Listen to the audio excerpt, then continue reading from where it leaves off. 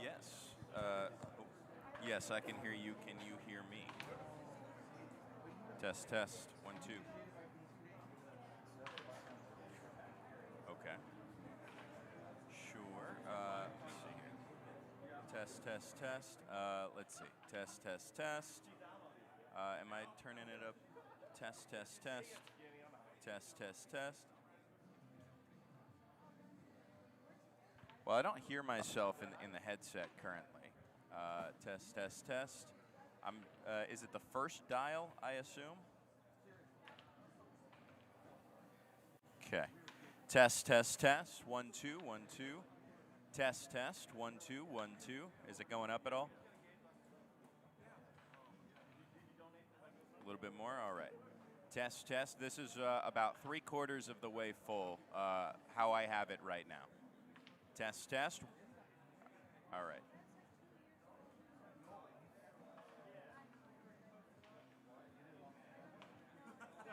Okay.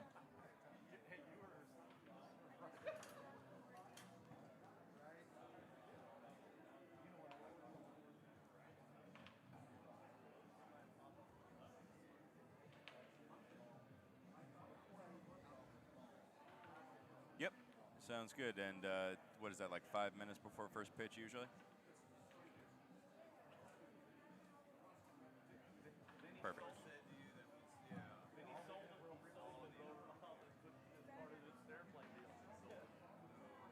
I see a soundboard right now on our monitor.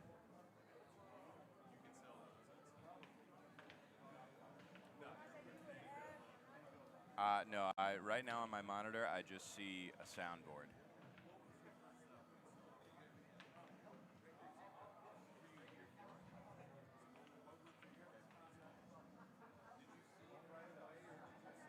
All good. So his name is Michael Hayes, right? For the breakthrough. It says Jay Haynes, or am I on the right one? Yeah, I am. Haynes. I don't see a Haynes on this roster here. Let's see.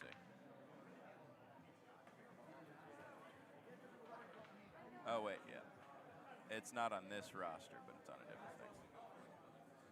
Yeah, do we know what his number? Well, like 17? Oh, you know what? I might have it here. Let me see. All right, cool.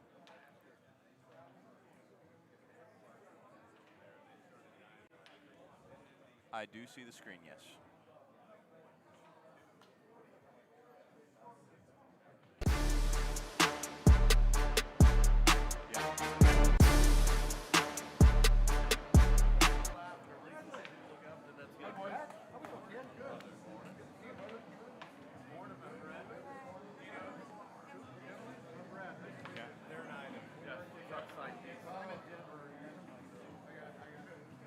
Okay.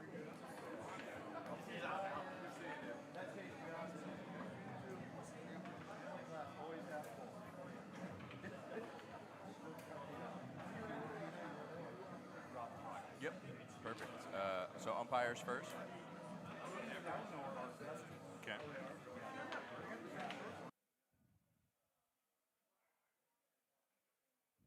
Okay.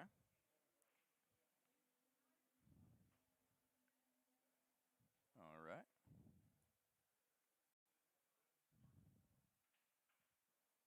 Yep.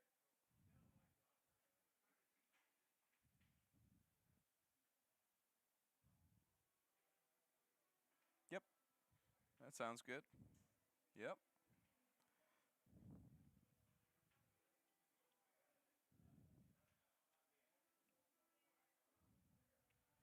Sounds good. Thank you very much. Thank you.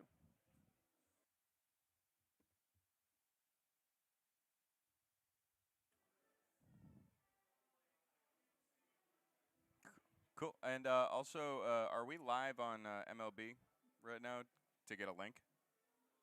Okay. Cool. Thank you.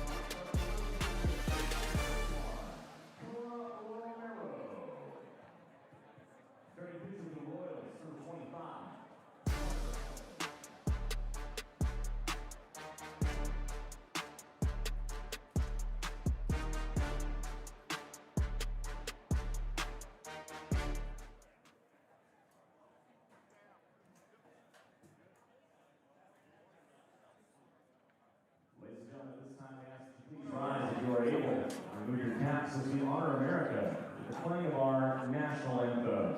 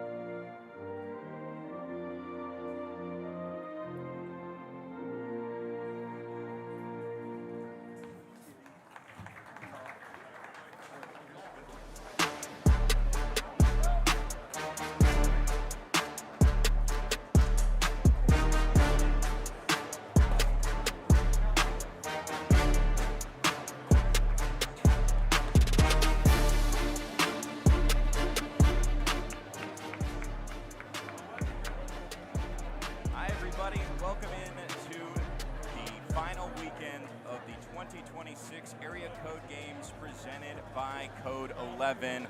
I'm Joey Miller, going to be walking you through the first couple of games on the docket today, the first of which will be the MLB Breakthrough team against the Royals. The Royals are taking the field right now as we speak. This is kind of a David versus Goliath. I know it's kind of a short tournament, but right now the Breakthrough team is 2-0, and the Royals are 0-2, still looking for their first win. Monday is coming up fast. That is going to determine who is going to be the victor of the upper class of the 2026 Area Code Games. And let's get you some starters for this afternoon, kicking things off bright and early with the Breakthrough lineup. It's going to be Jackson Haynes in center field, Zoen Watson at second base, Terrence Sullivan, the DH, Lorenzo Davis, the extra hitter, Blake Ragsdale, the shortstop, Aiden Salinas, the other extra hitter, the extra hitter, Trace Farmer at first base, Marco Solorzano as the catcher, the backstop, Jazaris Mackmore in left field, Bryson Bourne in right field, and Jeter Farina is going to be the 11th hitter in this lineup at third base. Defensive arrangement for the Royals is as follows. Dakota Jones is in left field, DeMarcus Lowry in center, Sushi Wilson in right field. Around the horn in the infield is going to be Banks Addison, Trip Ostergaard, Mac Morris at second base, and Koa Romero at first. Quincy Pratt to catch Carter Allen, who is on the mound. He is a Georgia Tech commit from Bremen, which is about 50 miles east from Bremen to Georgia Tech. The future Yellow Jacket is coming off of a 12-1 season, a 1.26 ERA, 117 strikeouts, and he's quite the great hitter as well. We might not see him at the plate today, but he did bat .459, quite impressive as a two-way. And he's going to try and mow down the Breakthrough and give his team that advantage heading into this morning matchup. We are just about ready to get things going here on this Saturday morning. Thank you so much for tuning in wherever you're tuned in from. First batter is Jackson Haynes, center fielder for the Breakthrough. It's going to be a righty on lefty matchup.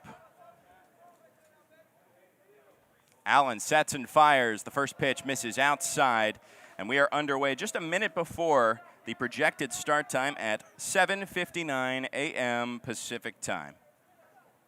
A 1-0 count now. Next pitch to Haynes, knuckled off towards the third baseman, who cannot glove it. Addison falls under his glove for the first error of the game and the first base runner. So right off the bat, Haynes gets aboard, and Zoen Watson has a chance to start something here. Zoen Watson, the second baseman, 2 for 6 on the series thus far.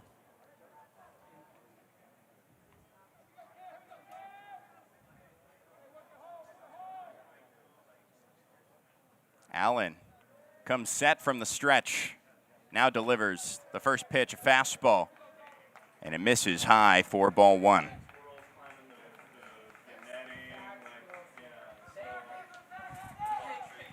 Pretty nice crowd to start the day thus far. There goes Haynes towards second. The throw down from Pratt is not in time. Good quick release on a pitch that misses low and outside to Watson. Now a runner in scoring position.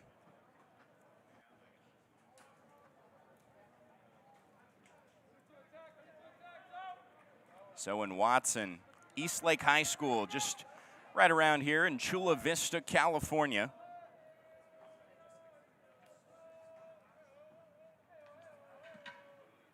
Next pitch, there goes Haynes towards third.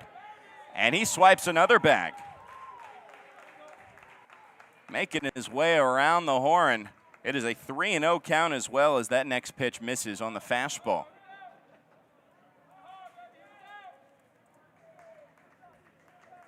Haynes, the leadoff man, showing the leadoff speed for his breakthrough team. Next pitch. Hits on the lower inside corner. Nice movement there, arm side run. 3-1 count now on Watson. Nobody out here in the top of the first. Next pitch cuts up and in on a zipping fastball. And now there are runners at the corners. First walk of the game. That'll bring up Terrence Sullivan out of Hawthorne, California.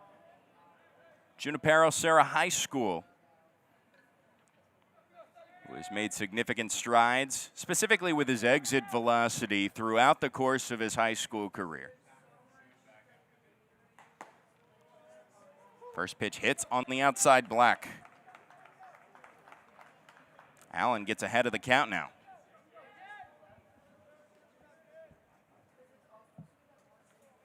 Allen comes set right around the letters. Now the next pitch is fouled back. Pops out of the glove of Pratt. But now an 0-2 count. Chance at a potential first out. Ostergaard and Morris are in double play range. Terrence Sullivan, the 3-hitter, the DH today. Rocking some neon yellow, yellowish green cleats. Pretty similar to the color of Allen's on the mound.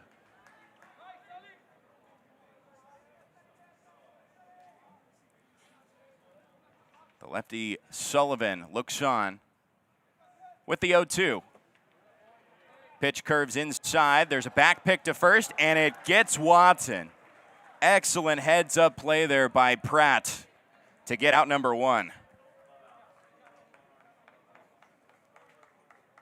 Pitch also misses for a ball, so it's a 1-2 count. Allen can still get the advantage here and get out number 2. Haynes is still threatening at third.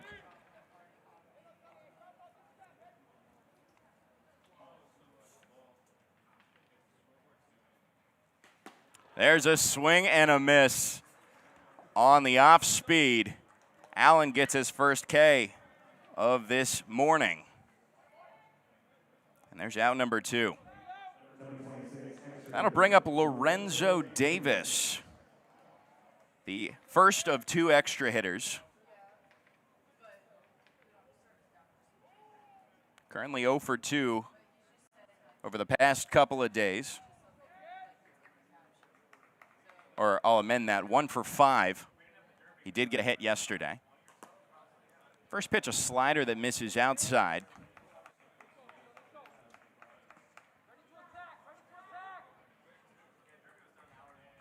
The righty waves his bat. Active in the batter's box, the 1-0. Swings atop a fastball. Now it is a 1-1 count.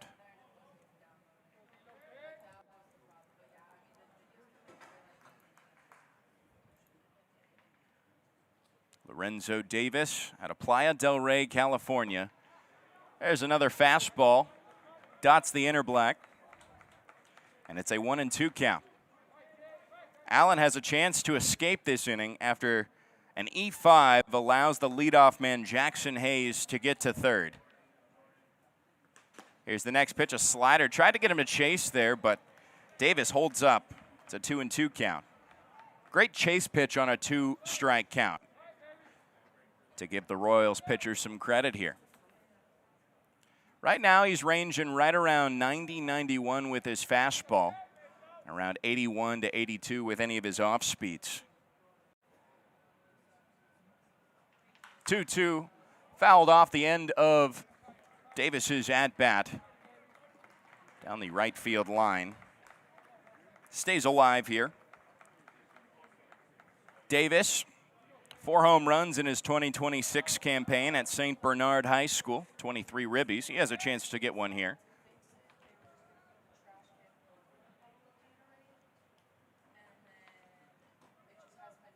Allen steps off the mound for a second to wipe some sweat off of his brow.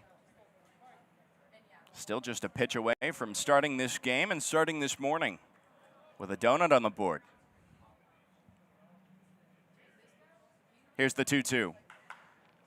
Lumbered off the end of his bat towards the breakthrough dugout on the first base side.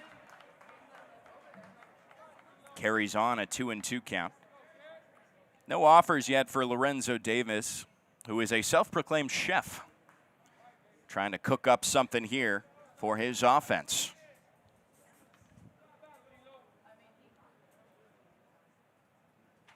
Slightly crouched stance.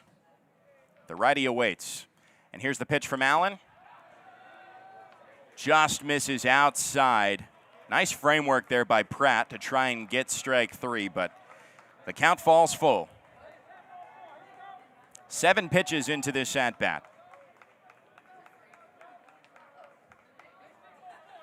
Allen comes set, looks over at Haynes at third.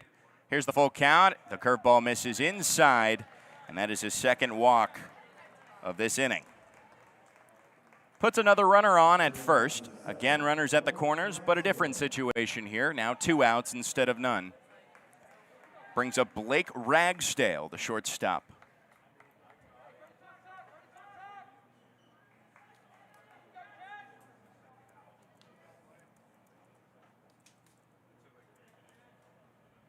Ragsdale, an Illinois product out of Burr Ridge.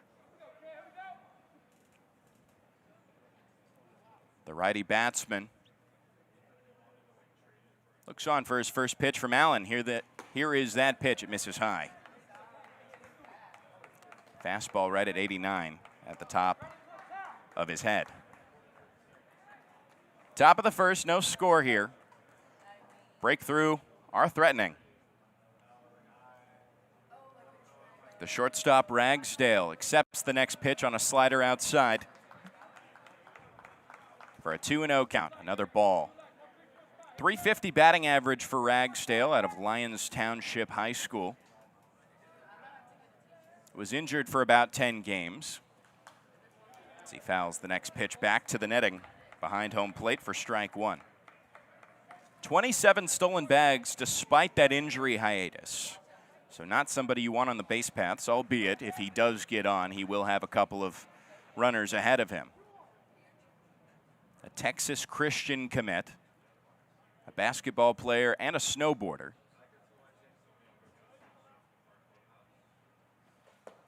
Two-one hits right around the knees.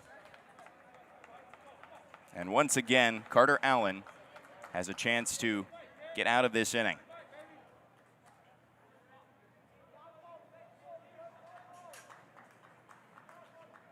Ragsdale 2 for 5 thus far this week. There's a swing and a miss.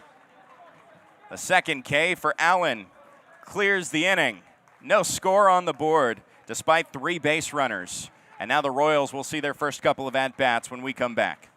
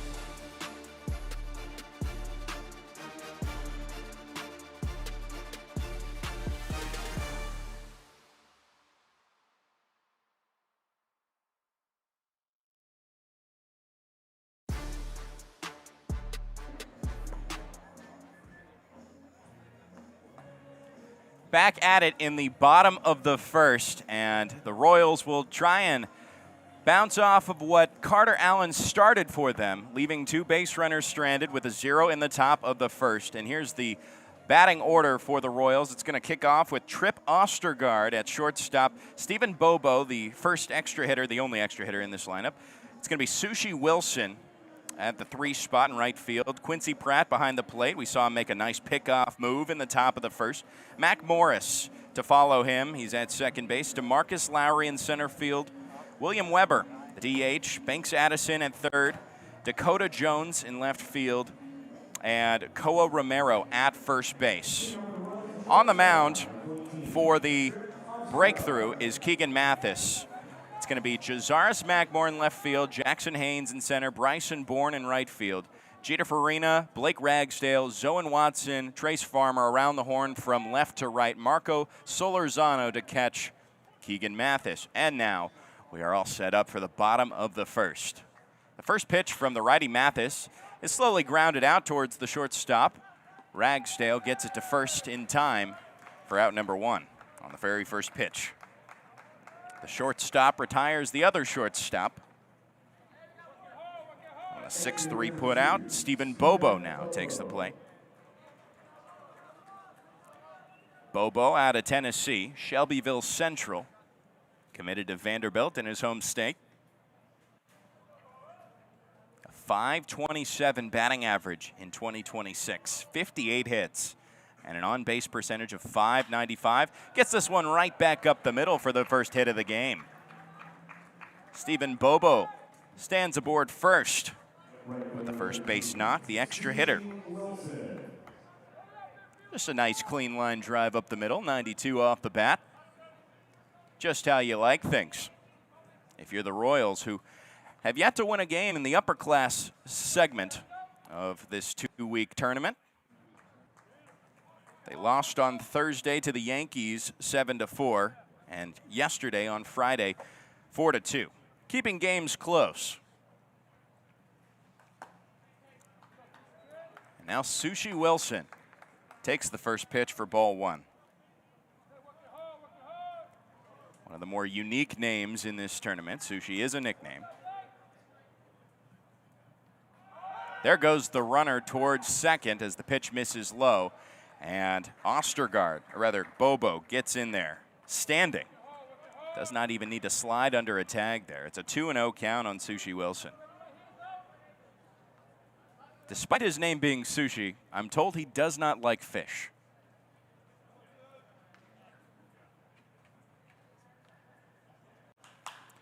This one popped up in the air towards shallow left field. Magmore under it. Makes the grab for out number 1. Or out number 2, rather.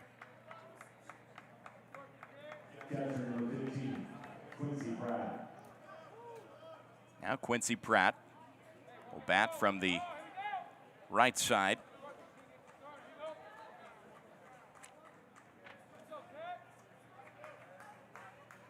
Out of Oxford, Mississippi, Magnolia Heights School. commit to Ole Miss. Runner at second, 2 outs. Here in the bottom of the first, no score. The Royals trying to cash in a run here as Pratt takes the first pitch low for ball 1. Made a nice back pick towards first. He caught Zoen Watson sleeping in the top of the first to help out his pitcher, Carter Allen.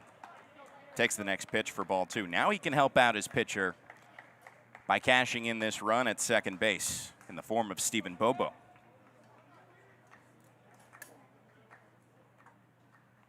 Keegan Mathis takes a deep breath and gets a swing and a miss on the fastball.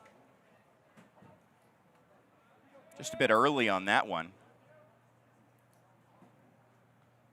Pratt steps back into the batter's box with a 2-1 count.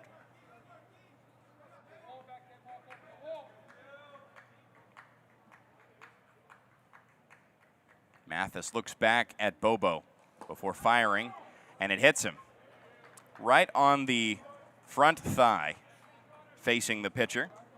Now runners at first and second on the hit by pitch there. First free base given up by Mathis. That'll bring up Mac Morris. There's going to be a courtesy runner for Pratt. Preston Cole will be the trail runner. Stephen Bobo still the lead runner. 2 outs, no score, bottom of the first. The Royals have Mac Morris take the first pitch on the fastball right over the plate for strike 1.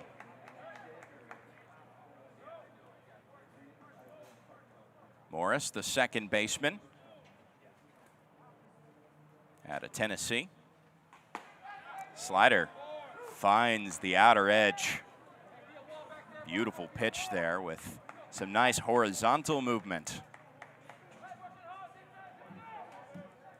Now Mathis in the driver's seat. 0-2 count. He looks back at Bobo. Now goes to the plate. This one fouled right off the end of his bat. Mac Morris will step out of the batter's box for a second.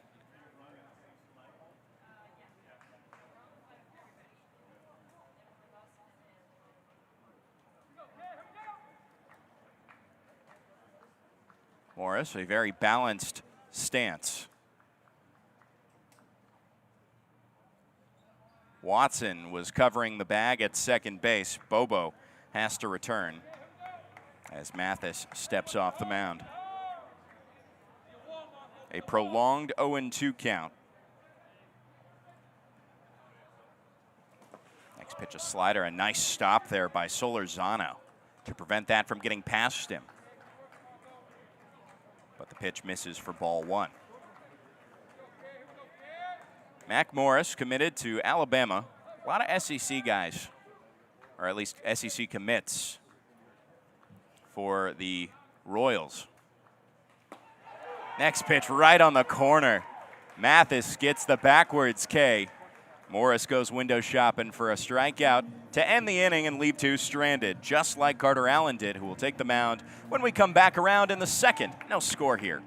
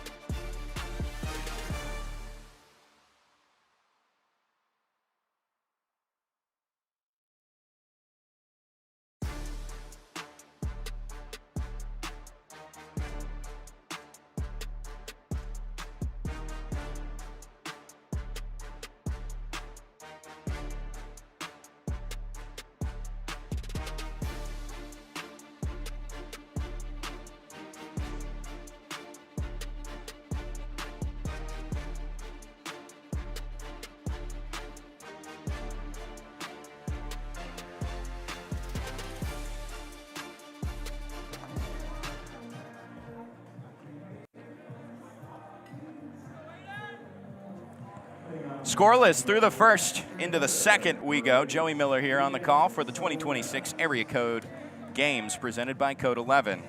Next three batters to face off against Carter Allen are going to be Aiden Salinas, Trace Farmer, and Marco Solorzano. They got two aboard. Actually, they got three aboard. One was picked off. Both were left stranded. And the breakthrough are going to try and break through with a lead here early in this game, but the first pitch is flared out towards the first baseman. Romero makes the grab for out number one on the soft fly out. Trace Farmer now steps up to the plate, the righty, and the first baseman. Trace Farmer was showing off his exit velo in batting practice on Wednesday, topped out at 106. As he takes the first pitch high and outside for ball one. This is one of 8 games to finish out the regular set for the upperclassmen. Next pitch misses low and inside for a 2-0 count. Royals versus Breakthrough to start the morning. And after this will be the Yankees versus the Athletics. Rangers Brewers at 1 p.m. and versus Reds at 3:30. And then 4 more games to go on Sunday to determine the placement for Championship Monday. To determine a victor. 3-0 count now. The next pitch misses low.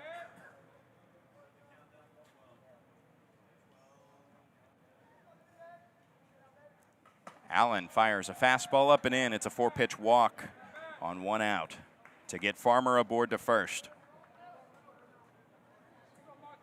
Now Marco Solorzano.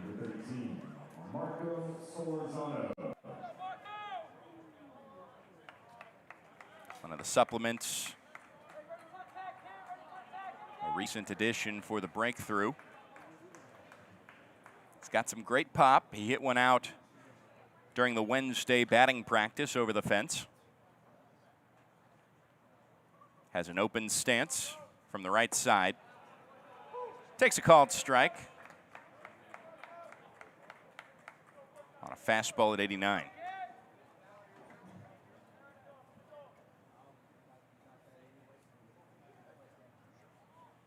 Quick throw back to first to check on Farmer. Slides back in head first safely.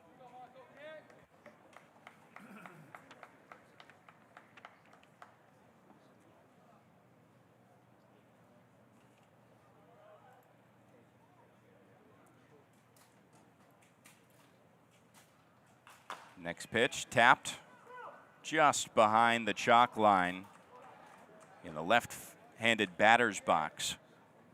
It's an 0-2 count now after that foul ball. Marco Solorzano from Orlando, Florida, out of Horizon High School. Goes from coast to coast. 3-hour time change for him. Right now it would be just about 30 minutes till noon in his home state. So we're approaching the 8:30 mark here on this Saturday morning. There's another throw over to check on Trace Farmer. Carter Allen settles in on the bump, comes set. Here's the 0-2. Misses outside, just pulled the slider a little bit. It's a 1-2 count now.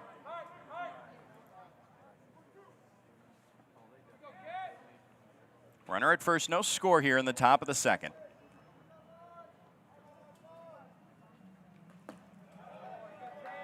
Another attempt at a chase pitch there. Misses low and outside, and Solorzano's not biting.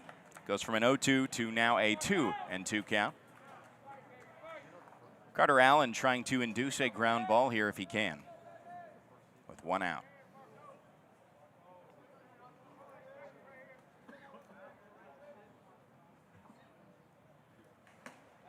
pitch misses high and inside. There's a back pick towards first base. Pratt tries to go back-to-back innings, but does not get him that time. Farmer slides in safely. Now a full count on Solorzano.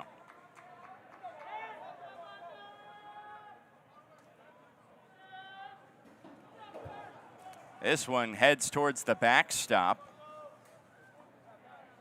as it is a walk that started with an 0-2 count. Another runner in scoring position for the breakthrough. Back-to-back walks for Carter Allen. Romero goes to check on his pitcher, give him some words of encouragement, teamwork. That's what it's all about. Trying to get Allen into the right headspace to face off against Jazaris Mackmore.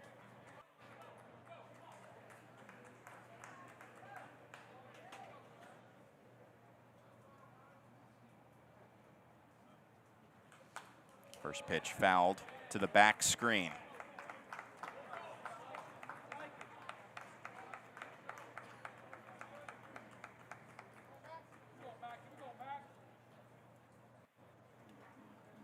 Jazaris Mackmore played summer ball with the White Sox Ace 17U team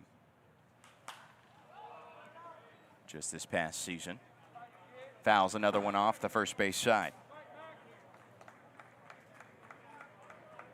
18 games played with the summer ball program.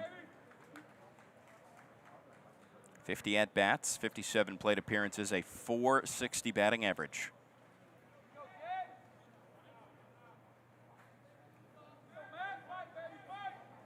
A sub-7 60-yard dash as well. So if he can get a ball to the gap, he's off and flying.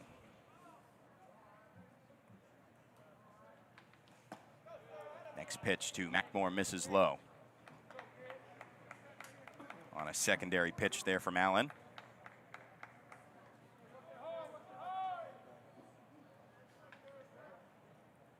Righty on righty matchup.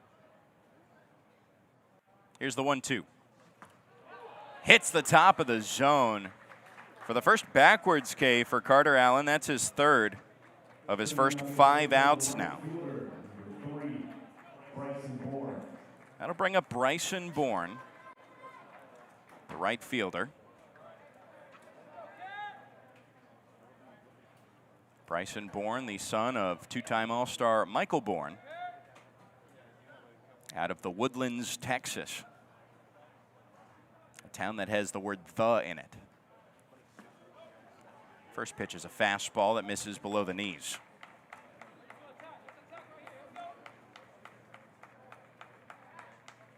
At the Woodlands High School, just this past season, 120 plate appearances, an everyday presence for that high school program. Here's a Baltimore chop towards the third baseman. Addison ranges over to his left and does not get it to first in time despite a clean throw there. That'll load up the bases on the infield single. The very first hit for the breakthrough. And now the 11th batter of this lineup, Jeter Farina, has a chance to do some great damage here. No score, top of the second, but the bases are loaded. Double, however, there are 2 outs. Farina sends this one in the air towards right field. Wilson under it. Makes the grab for out number 3. That leaves the bases stranded. That's 5 stranded for Carter Allen in his first 2 innings of work. 2 zeros on the board for the righty for the Royals. And still no score heading into the bottom of the second. You're listening to the 2026 Area Code Games presented by Code 11.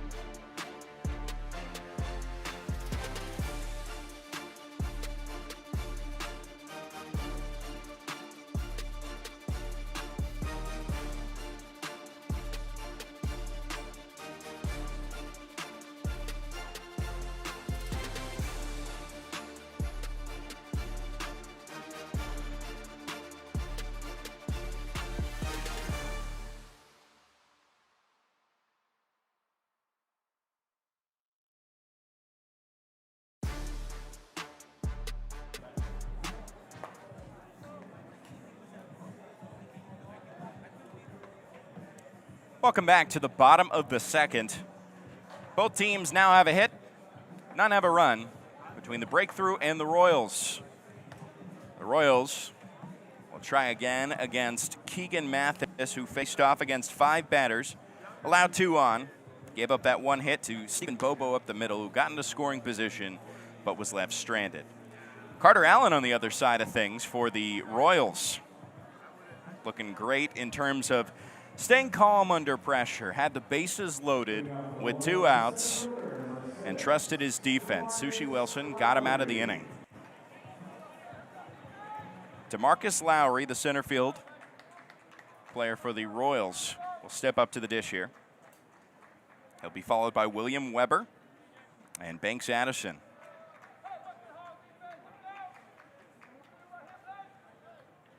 Time is called here briefly before we get the bottom of the second underway.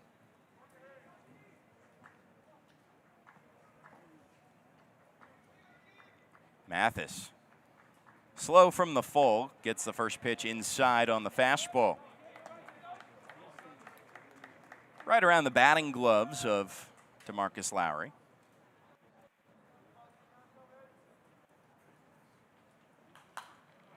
Next pitch fouled back. First base side. A 1-1 count to the Knoxville, Tennessee product out of Knoxville Catholic. Currently committed to Louisville.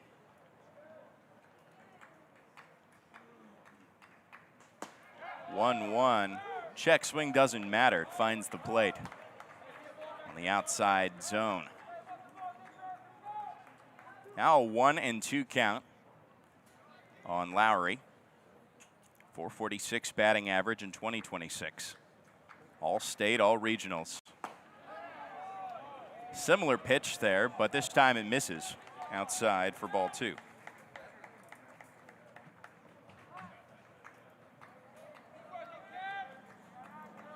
Lowry steps back into the box. Nobody out, nobody on here for the Royals in the bottom of the second. Slider misses outside. Now a 3-2 count. Lowry, a 2-sport athlete, also plays basketball.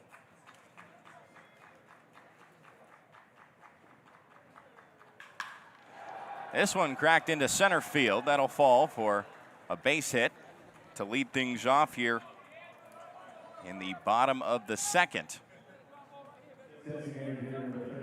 Right back up the middle, the second hit given up by Keegan Mathis.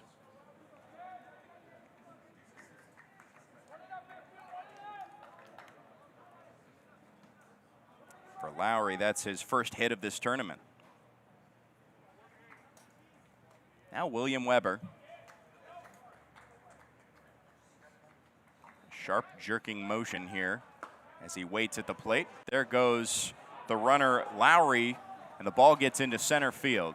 It's going to be a stolen base and then an error.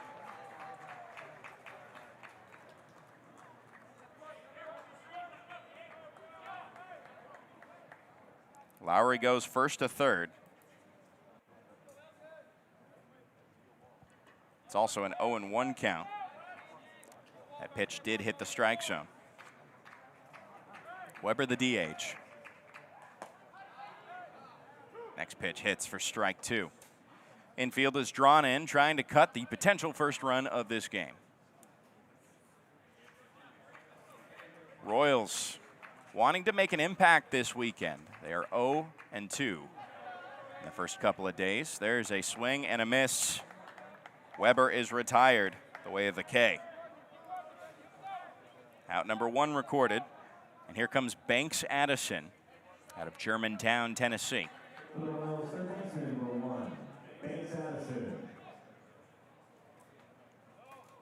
6'1", bats from the left side.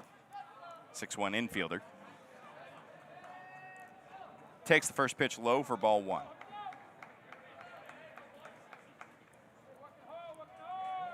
Currently committed to Tennessee. This one slashed down the left field line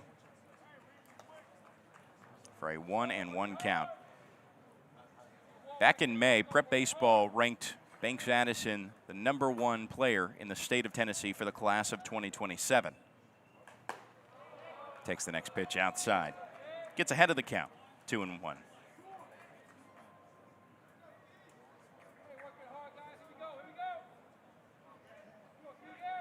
Breakthrough infield, still working in with the runner on third.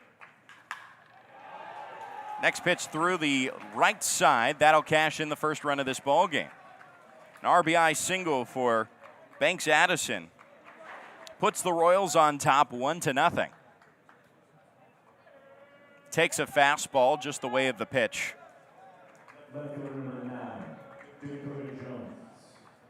Now here comes Dakota Jones.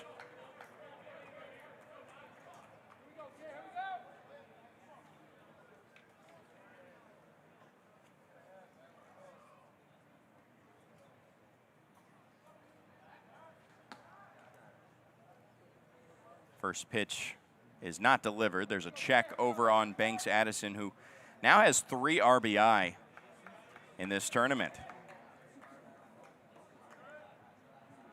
Another throw over to check on Addison.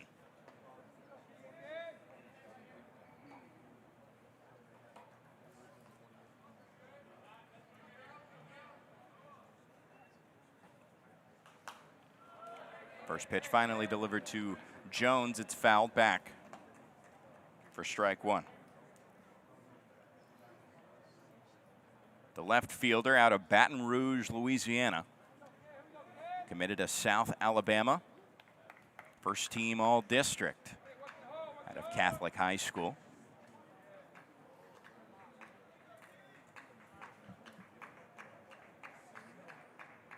One to nothing Royals now in the bottom of the second. Next pitch in the dirt, and Banks Addison is caught between first and second after he was halfway to try and steal the bag. He gets tagged out, clears up the base paths for out number 2.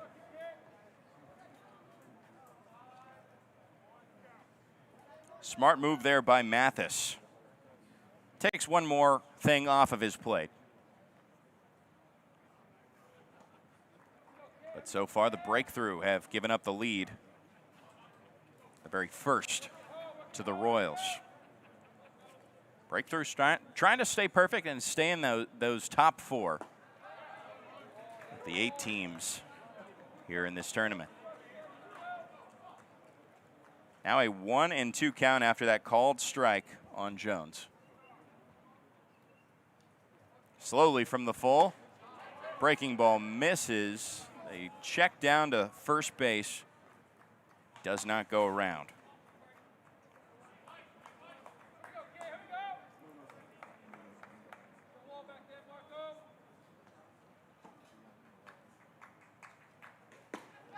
There's a called strike 3 from Mathis. His second backwards K, his third of the first 2 innings.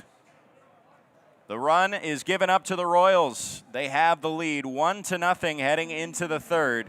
You're listening to the Area Code Games presented by Code 11.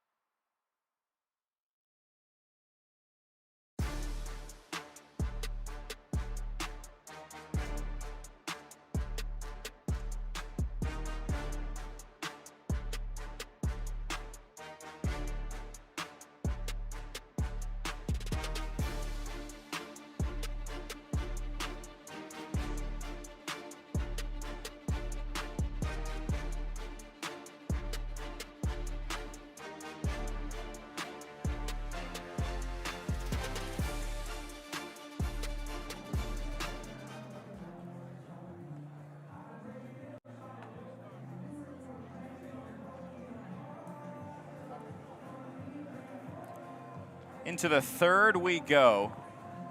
And a new pitcher on the mound for the Royals with a 1-0 lead. It's going to be the lefty, Nolan Brown.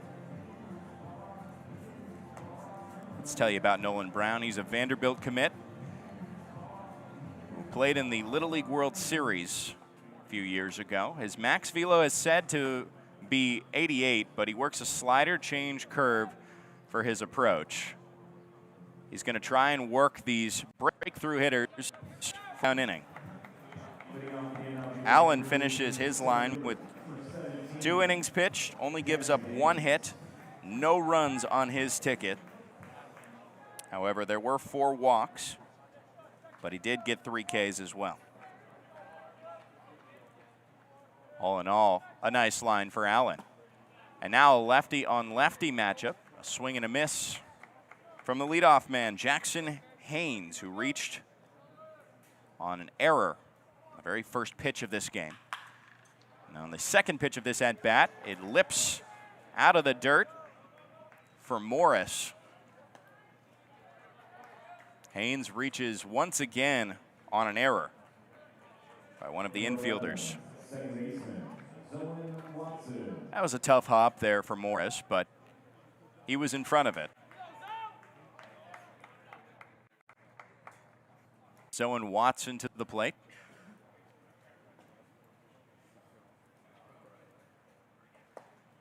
First pitch finds the outer corner for strike 1. Took a walk his last time up on a 5-pitch count. Was picked off at first base. Speaking of, here's an attempt to try and catch Haynes, who stole 2 bags when he reached on the error. Stole second and then third. They're going to check on him again. Brown with a leisurely side-armed throw, playing catch with the first baseman Romero. Still a very sizable lead. Now this one down the third baseline, and it's fouled. Addison in foul territory, makes contact with that. 0-2 count now. Nobody out. Top of the third here.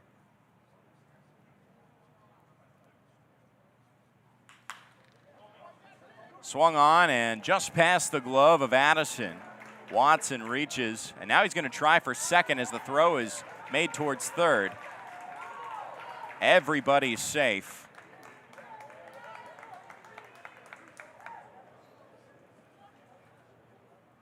See how they score that. I believe that's going to be a hit. So a double, as it turns out, for Zoen Watson.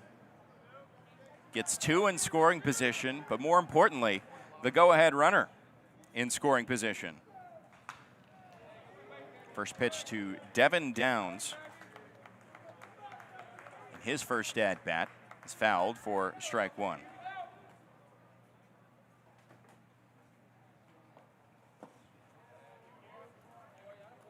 Next pitch in the dirt for a 1-1 count.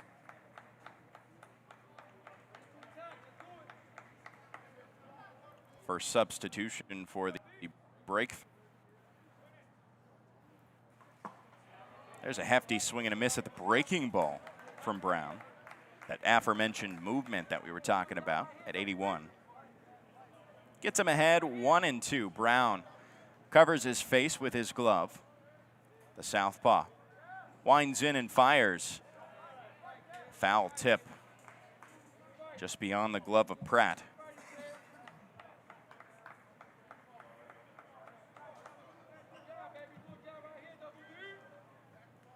Devin Downs out of Sterlington, Louisiana, Sterlington High School. Sends this one in the air down the right field line. Sushi Wilson in foul territory. Cannot make the play. There was a discussion between Romero and Wilson over who might make the attempt there.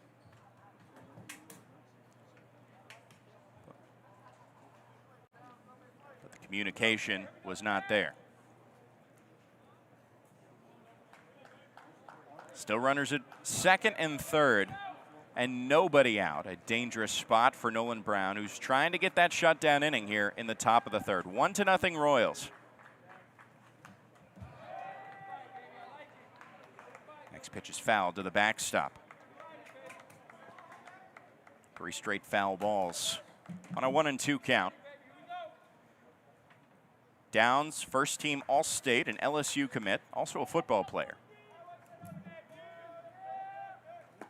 Breaking ball outside. Pratt tried to frame it back into the zone, but to no avail.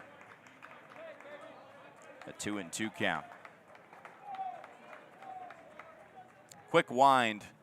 Here's the 2-2. It's sent up the middle. A diving attempt there from Morris, but it gets into right center. That's going to score both runs for the breakthrough, who take the lead. The 2-run single for Devin Downs puts the breakthrough on top for the first time this morning. It's now 2-1.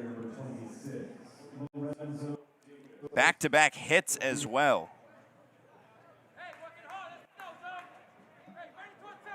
That's how you deliver in the pinch hitting role. Lorenzo Davis will take his second plate appearance. Lefty on righty matchup now. Fastball right over the heart of the plate for strike 1. Took an 8-pitch walk against Carter Allen, the starter for the Royals. This one softly tapped to Morris at second, and only 1 out is recorded on the fielder's choice. Ostergaard gets a foot on second, but can't make the transfer over to first. So a runner is exchanged for an out. Shortstop number 7, Blake Ragsdale. Blake Ragsdale to the plate.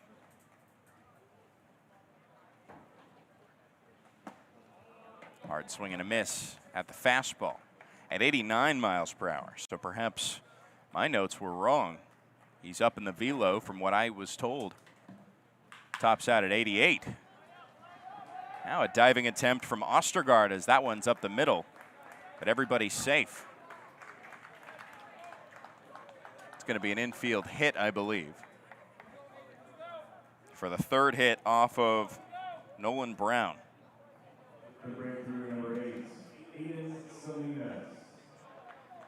Runners at first and second now with 1 out. 2-1 breakthrough.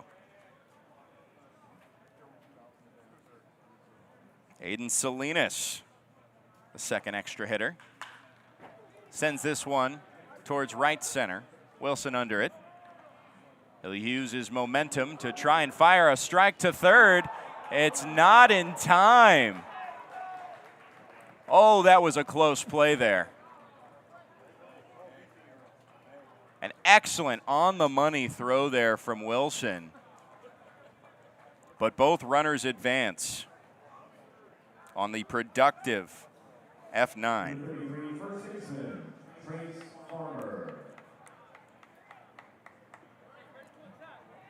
This is a showcase. And if anything, that just showcased the kind of arm that Sushi Wilson has. Trace Farmer will be the last hope with 2 outs for the breakthrough to try and break through a few more runs.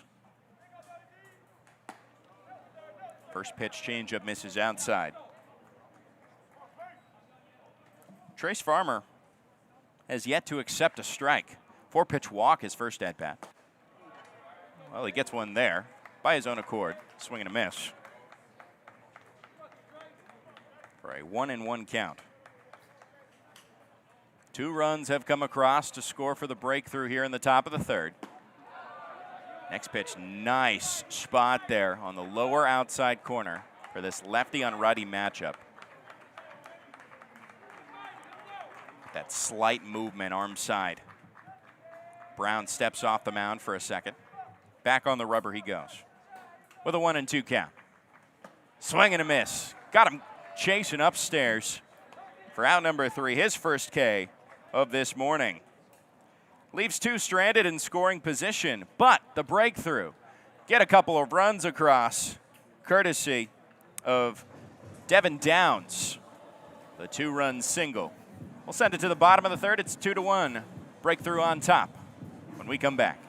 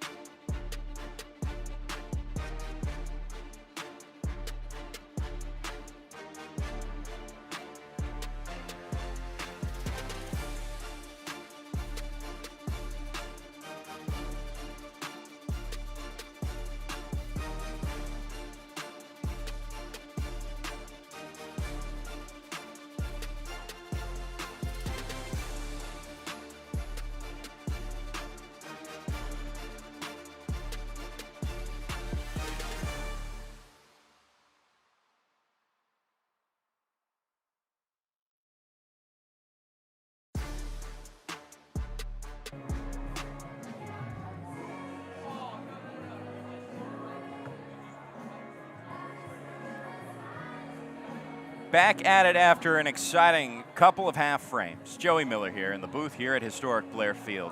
The breakthrough got the 2-run advantage, or rather the 1-run advantage off of 2 runs in the top of the third. And now Mathis is going to try and shut it down after his offense helps pick him up. He gave up the first run of the game in the bottom of the second on an RBI single from Banks Addison. Now he's going to face off against the 10 spot. Koa Romero, the first baseman, who is the last person of the starting lineups to have yet to have had a plate appearance.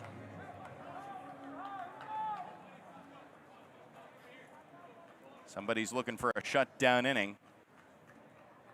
The tall Keegan Mathis is hoping to be the one to do so and keep their perfect record intact, the MLB breakthrough team here at the area code games. First pitch misses low for ball 1.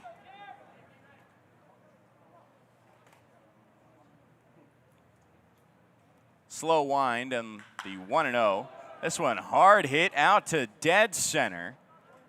The center fielder Haynes makes the grab at the warning track. 104 off the bat though.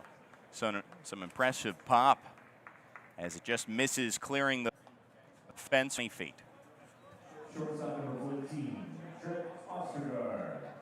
Back to the top of the lineup we go. Trip Ostergaard.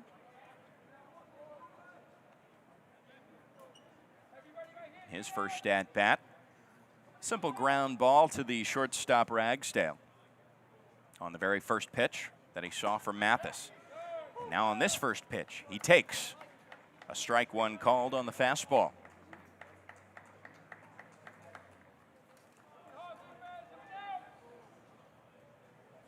High leg kick. Pitch misses low in the dirt, and the catcher, Solorzano, refers down to first. There is no check swing, though. A 1-1 count with 1 out, nobody on. Another half check swing. Holds up on another pitch that misses outside. Ostergaard is now ahead of the count.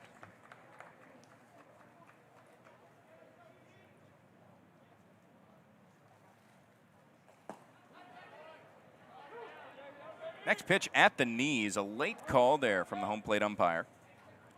A 2-2 count.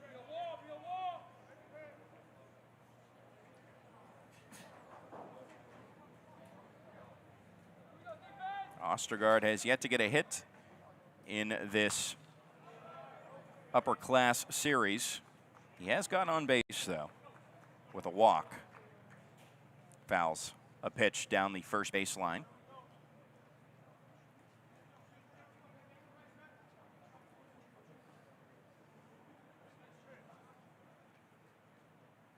Here's the 2-2, right off the end of his bat.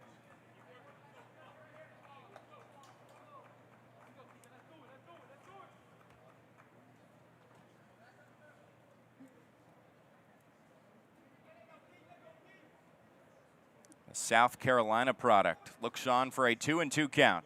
Here's that pitch. It's slowly rolled up the first base line, collected in fair territory by Mathis. Gets it over to his first baseman, Farmer, in time for out number 2. Smart play there from Mathis, as that was rolling foul, but he said, I'd rather take the out. And he does, in fact. Here's Stephen Bobo, who got the first hit of the ball game. First hit for the Royals, now of 3 on the day, off of Mathis. Takes a hard rip at that first pitch high for strike 1. Took a hack at the first pitch that he saw from Mathis his last time up. Sent a single up the middle. Now this one out to left field, and it falls fair, heading towards the corner.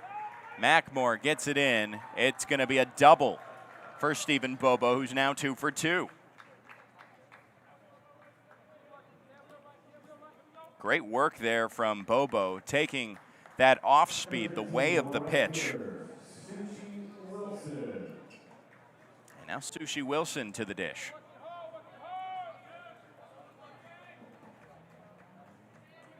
Sushi Wilson committed to University of Tennessee, the future Volunteer.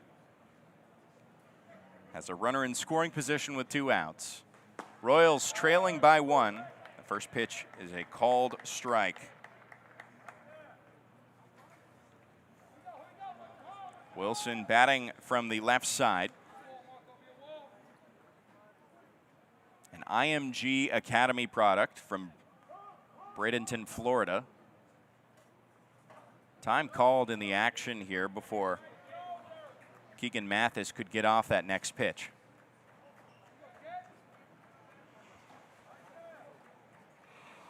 Wilson is back in the box.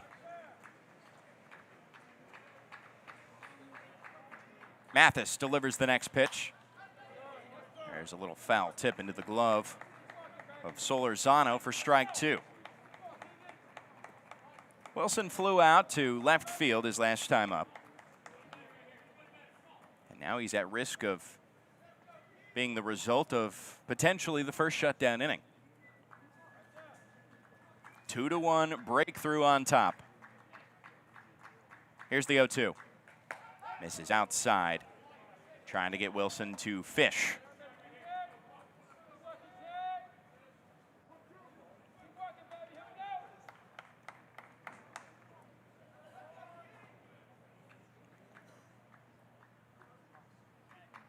Here's the 1-2. In the air, down the third base line to the top of the net over the Royals dugout. Still a 1-2 count. Sushi Wilson had a game-tying opposite field RBI single in the first inning yesterday, where the Royals would eventually fall. Still having yet to get a win this week. 1-2 down the first base line and foul. Sushi Wilson ranked 27th in Baseball America's top 2027 high school MLB draft prospects. That's across the nation. He's got quick hands in his swing and quick feet. A 6.36 60-yard dash. And he's quick out of the batter's box, too, when he sends one fair. He does not this time. That's 3 straight foul balls.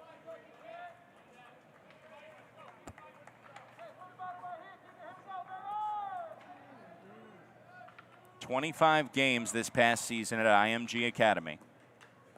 407 batting average with 33 hits. 3 home runs, 23 RBI.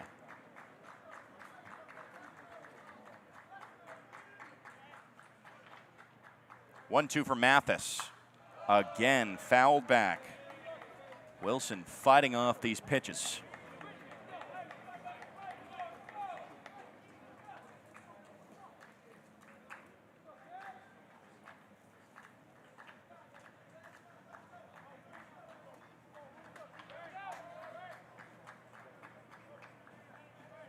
Mathis steps off the mound.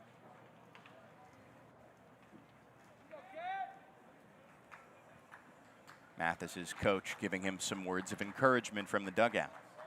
Runner at second, 2-1 breakthrough with 2 outs.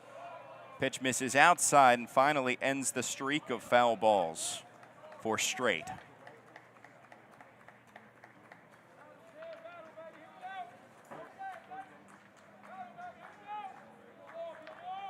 Wilson with an open stance. Here's the 2-2. This is outside. Now a full count for Wilson. Time is called by Solorzano.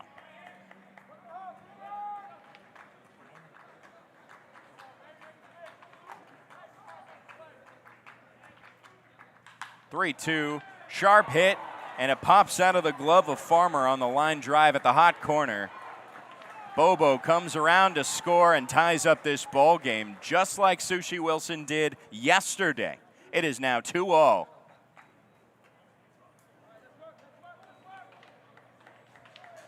That is going to be an RBI single for Sushi Wilson, getting his first rip of the day.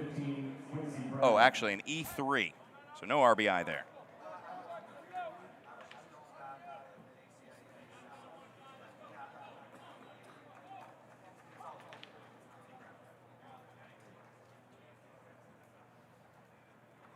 So Mathis, who gave up a run in the bottom of the second, gives up a run in the bottom of the third.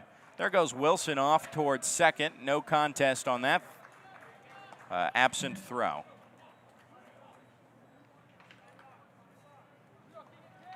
First pitch to Quincy Pratt, misses for a ball.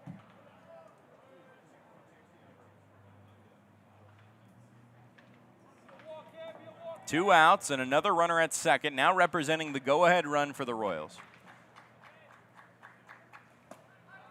Pitch misses high and outside to Quincy Pratt.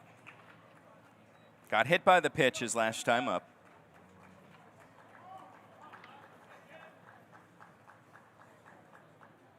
Time called here.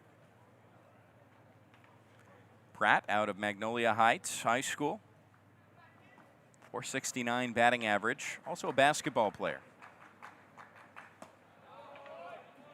This one finds the zone on a late call there. High in the zone, a 2-1 count.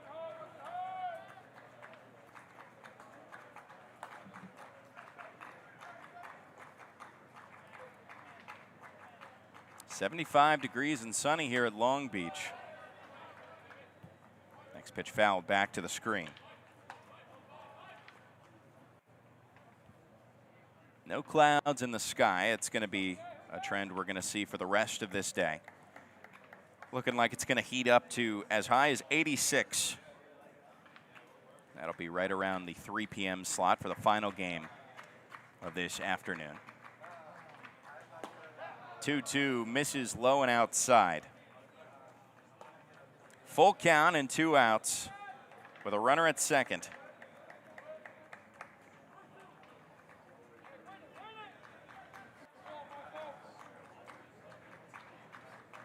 Mathis takes a breath. Here is the full count.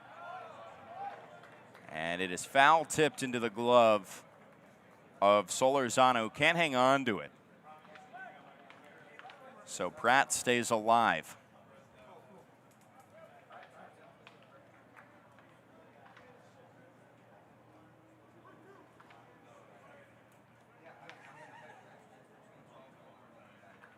First team All-State, Quincy Pratt was. Also first team All-Region. Here's the full count again. Called strike 3. Clips the corner on the 90-mile-per-hour fastball. And Mathis works through the inning, but gives up the game-tying run to the Royals, courtesy of an E3. We'll send it to the fourth. It is 2-all. Breakthrough versus Royals. You're listening to the Area Code Games presented by Code 11.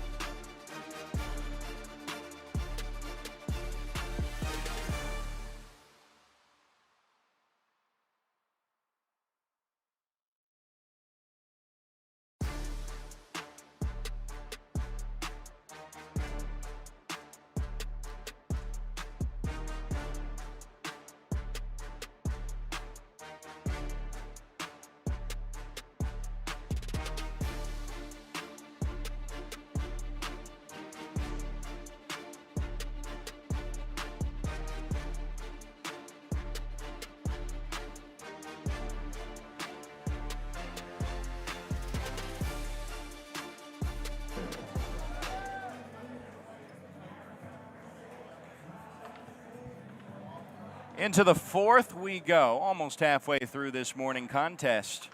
Hope you're finally awake. Hopefully you've gotten a cup of coffee through the first three, and if you missed anything, it is 2-all, Breakthrough and the Royals back in fourth. There's a called strike issued by Nolan Brown to a pinch hitter, Lonnie Jackson. And now a swing and a miss. Brown trying to mow down Jackson before I can even tell you anything about him. Next pitch misses high and outside on the fastball. Nolan Brown works fast, so shall I. Check swing, but a called strike three. Jackson, 4 pitches, rings him up in the most speediest of fashions. What was that, like 30 seconds? Nolan Brown gets his second strikeout of his second inning of appearance. The lefty gets a called strike on the outside black to Jazaris Mackmore. Next pitch up the middle and through for a base hit. Nice 102 exit velocity. Just takes the fastball right back towards center field. That's Mackmore's first hit of the day. Bryson Bourne has a hit today as well. One of the now 5 on the day. But 4 of those 5 have been off of Nolan Brown, who gave up 2 runs, 1 earned in the last inning. 0-1 count now as Bourne has started off with a strike, a broken bat, soft hit out towards the second baseman Morris, and Bourne beats it out for an infield single. So the bat dies a hero. Back-to-back hits.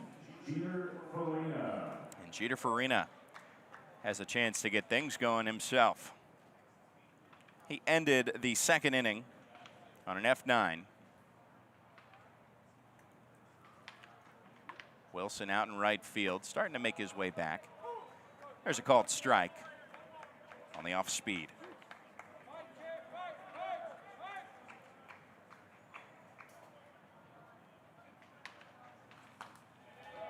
Second pitch fouled to the backstop. 0-2 count now. Jeter Farina, he stays low and crouched in his swing. Showed an exit velocity of up to 98 miles per hour in the batting practice on Wednesday. But what that low crouched stance does is that it gives him that advantage of a small strike zone.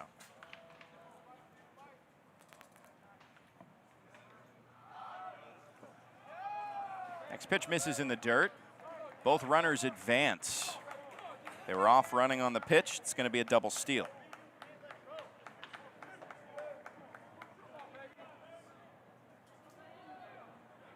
It's now 4 stolen bases for the Breakthrough on the day so far.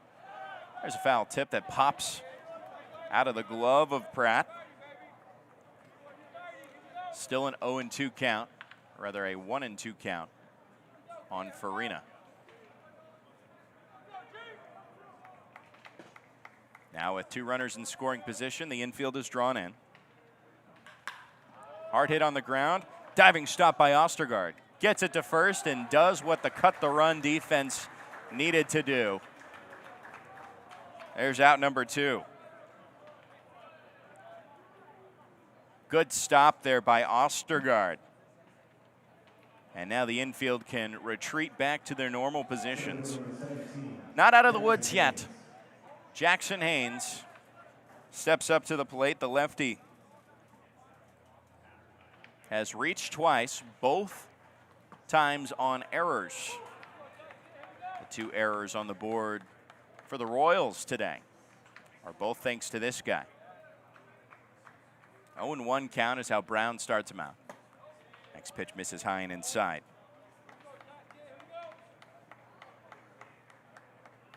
Haynes has not seen a third pitch up until this point now. Here is that third pitch from Brown. Slides outside. Haynes gets ahead of the count now. Now 2 for 8 in the tournament, an RBI as well. But no hits today thus far. 0 for 2. This one off of his handle down the first baseline. A 2-2 count. It is 2-all, the score here in the top of the fourth. The away team, the MLB breakthrough.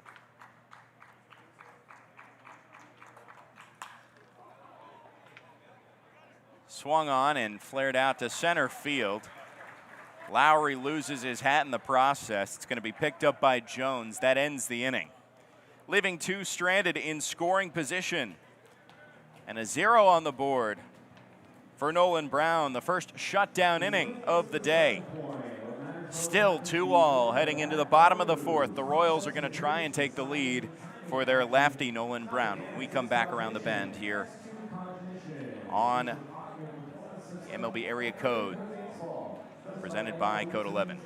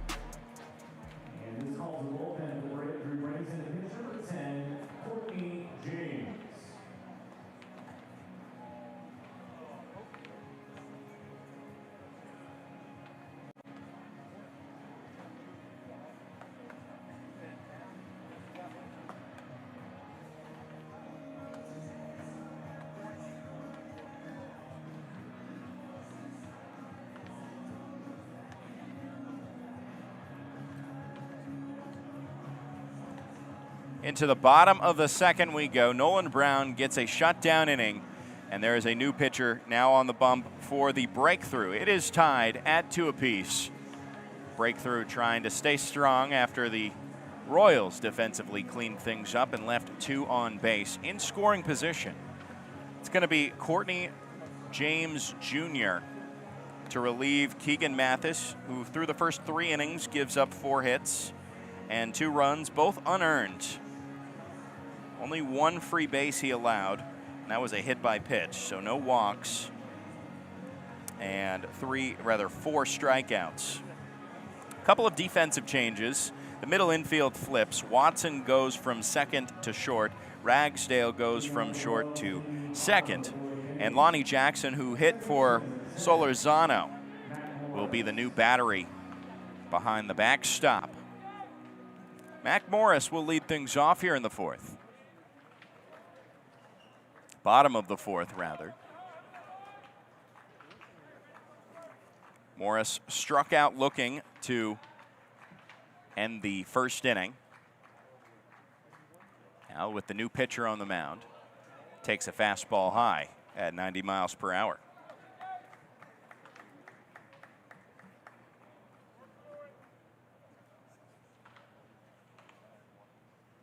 James works from the stretch. High leg kick. Quick snapping arm movement towards the plate, but misses low.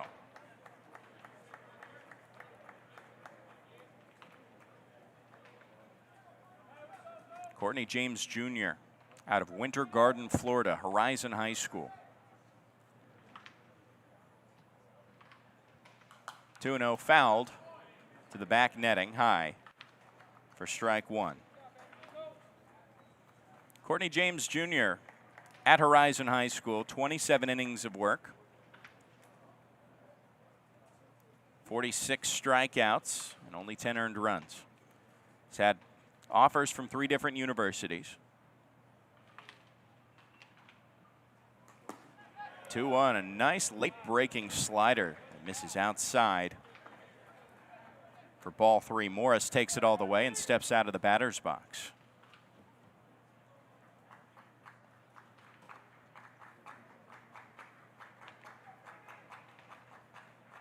Nobody out here. Bottom of the 4th. Here's the 3-1. Swing and a miss on the fastball. Morris couldn't catch up.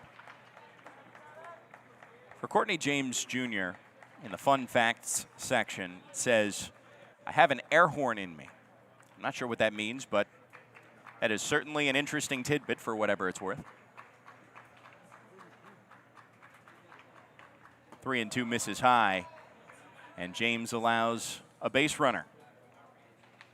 First walk issued to the Royals this morning. Center fielder number 6, DeMarcus Lowry will now step up to the plate here. He just finished out the top of the 4th on an F8 that sent his hat flying.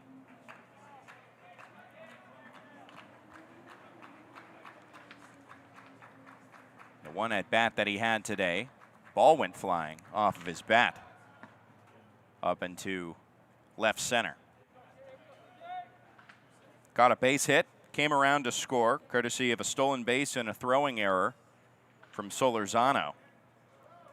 That eventually cashed in the first run of this ball game for the Royals, back in the bottom of the 2nd. Now he faces off against the new righty. James fires a breaking ball that misses below the knees. It's a 1-0 count now for the center fielder.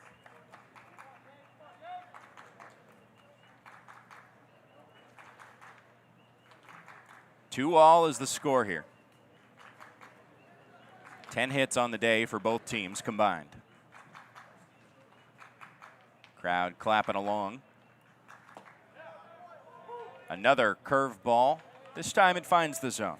A 1-1 count. Lowry takes it all the way.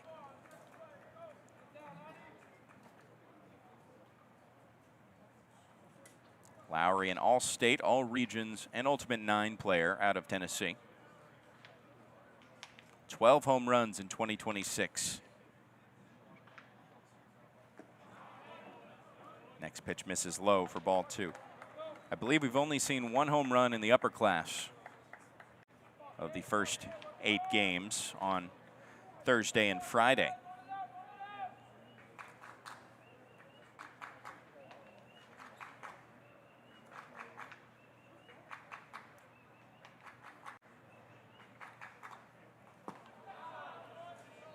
There's a called strike on a breaking ball right around the knees there.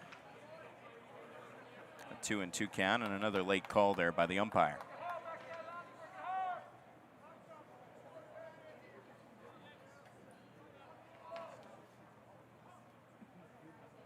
Time is called by Lowry.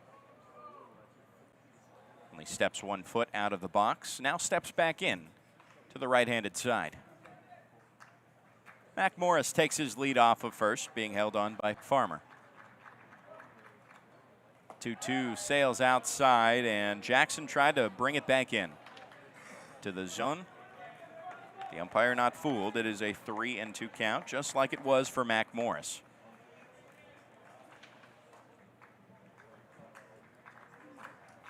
One more pitch could put the potential go-ahead run in scoring position for the Royals, who have not had the lead since the bottom of the 2nd.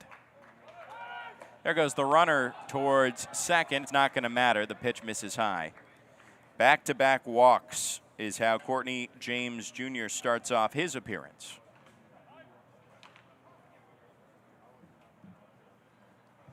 Now William Weber is going to have to wait with a mound visit here for Courtney James Jr., who has now thrown 12 pitches and issued 2 walks.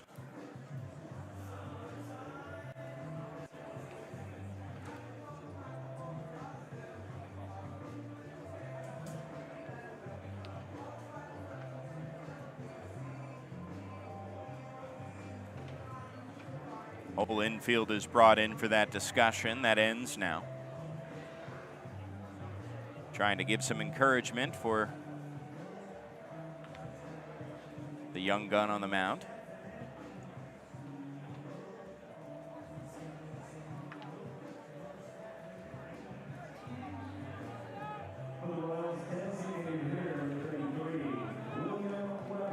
And now we can get back into action here. Keegan Mathis struck out William Weber on 3 pitches. A swing and a miss is how things were ended. Nobody out, runners at first and second for the Royals in this 2-all contest. There's a called strike 1. Weber has yet to accept a ball in the first 4 pitches that he's seen today. And there he does. The pitch misses far outside in front of him. A 1-1 count.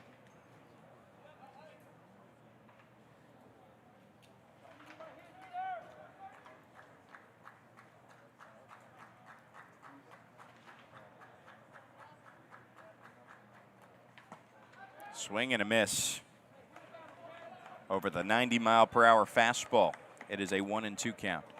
William Weber out of Fairview, Tennessee. He is homeschooled, but his travel ball team, the Exposure 17U national team, is committed to Virginia.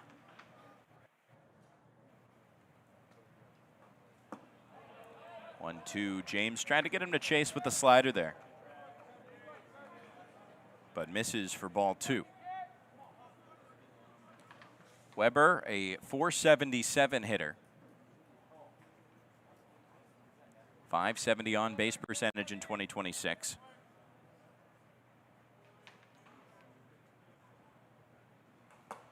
There's a nice swing and a miss. Some late ride on that fastball from James. Gets his first punch out and his first out. Weber now 0 for 2 with a couple of Ks. Banks Addison now will be the first lefty that James faces off against here in the bottom of the 4th.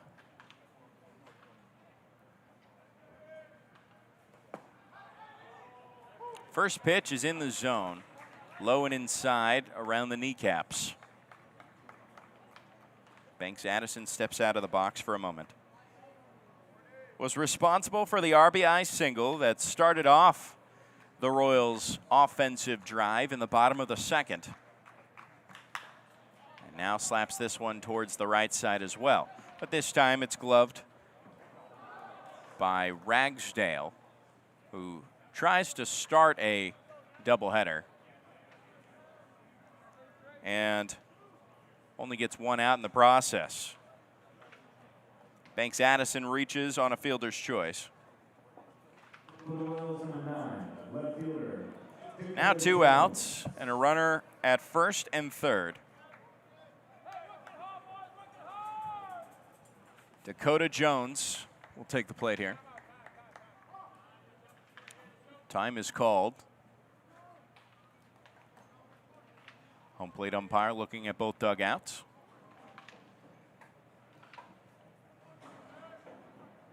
Dakota Johnson ended the 2nd inning. That was that inning where the Royals pasted their first run across the plate. Jones got a backwards K. Looks at the first pitch on a breaking ball, check swing. They refer down to first, and first base umpire says Jones did, in fact, go around for strike 1. 2 outs, runners at the corners. Left side of the infield drawn in a bit. Slider on the next pitch misses outside. James trying to get these righties to reach.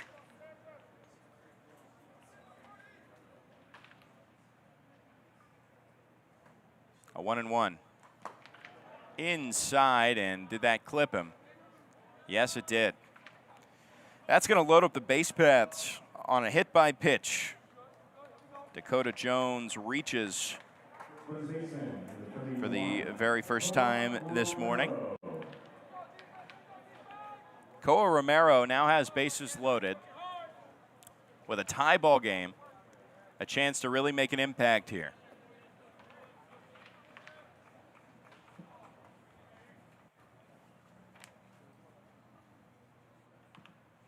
First pitch to Jones misses high for ball one. And, you know, Courtney James will need to be very selective with his pitches. Obviously, he doesn't want to get this past the infield. He has 2 outs, so there is some semblance of peace in that notion. But in this tight contest, you cannot give anything. 2-0 count now as the next pitch misses high and outside.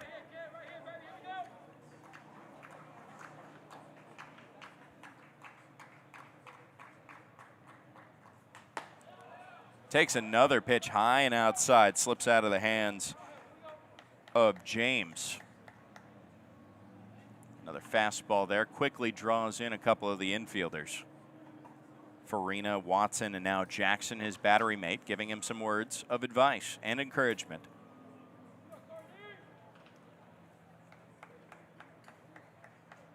Koa Romero is out of Louisiana. Des Allemands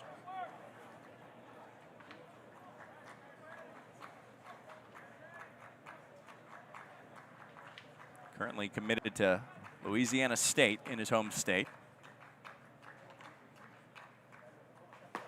There's a hefty swing and a miss for strike one. So whatever those words of encouragement were, seem to aid in the confidence of James trying to get out of this inning.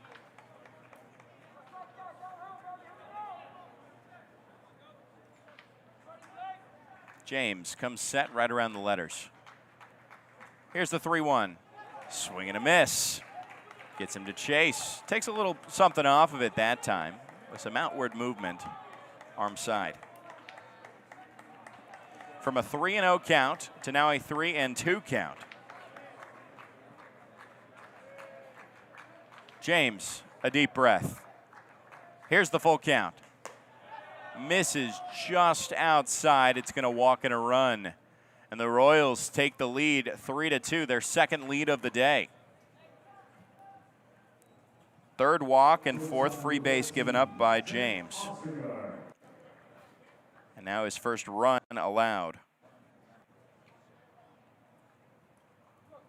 Mac Morris, who is the leadoff man of this inning, comes across the plate to score.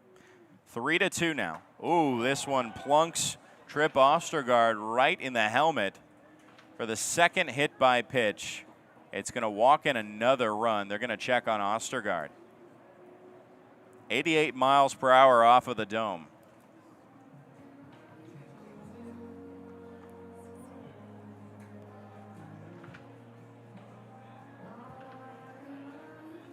Another mound visit for James. Well, Trip Ostergaard does in fact get an RBI in that. Maybe not the way he intended to, but I believe that's going to be it for James. There's going to be a pitching change. We'll tell you who that is when we come back around. 4-2 Royals on top here in the bottom of the fourth. We'll be right back.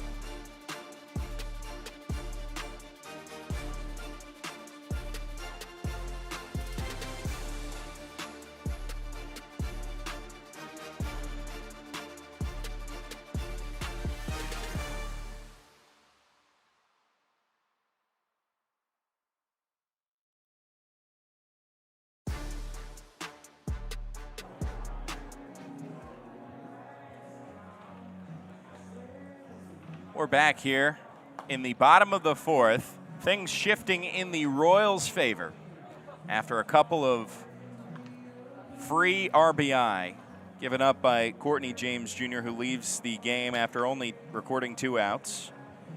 Stephen Bobo is going to be the first to face off against the new pitcher on the mound, Joseph Webb, the righty for the breakthrough, out of Oak Ridge High School in Oak Ridge, Tennessee. 49 2/3 innings pitched in 11 games played.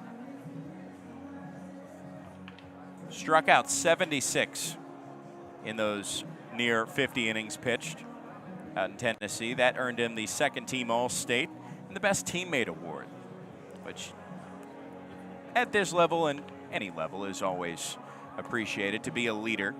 And he's going to try and lead the MLB breakthrough to at least escaping this situation with 2 outs and the bases loaded. Trip Ostergaard is at first, Koa Romero at second, and Dakota Jones at third, all of which reached on free bases. 2 reached the painful way, the hit by pitch. Ostergaard appears to be fine after taking an 88-mile-per-hour fastball to the dome. That earned him an RBI and allowed him to reach for the first time today. The lefty Stephen Bobo steps into the box. He's had himself quite a game. A single back in the first and a double back in the third. We're here in the fourth. It's 4-2 Royals. The first pitch from Webb. This one sent out in the air towards right field. It finds the glove of Bourne. Makes the grab for a quick 1-pitch out number 3 for Joseph Webb. That leaves the bases stranded, but not before the Royals come across with 2 runs, making it 4-2 heading into the fifth. The Royals with the advantage. When we come back around, you're listening to the 2026 Area Code Games presented by Code 11.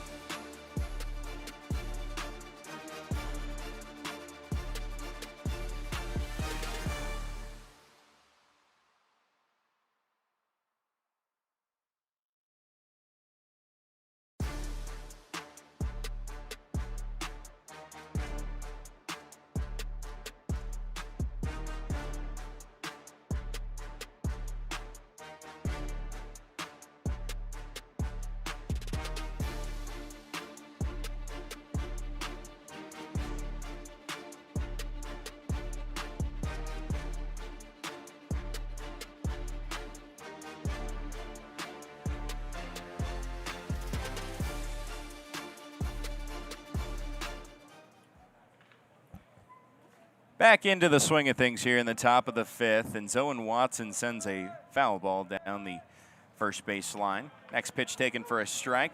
Owen Brown still on the mound after his team, the Royals, get their second lead of the game over the MLB breakthrough.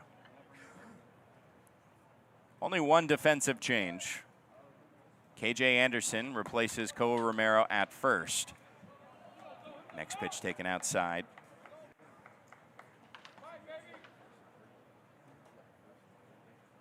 1-2 count. A swing and foul off the handle into home plate. Zoen Watson is 1 for 1, a double back in the third. The only extra base hit of the day for the breakthrough thus far of their now 6 hits.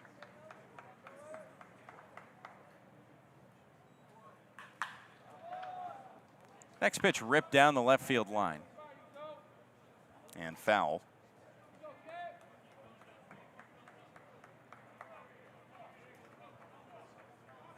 Two and two count now.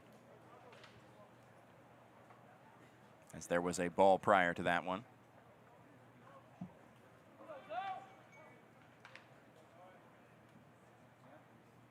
Brown misses outside. Ball slips out of his hands on the 87-mile-per-hour fastball. 3 and 2 count. Swung on and hit in the air towards right field.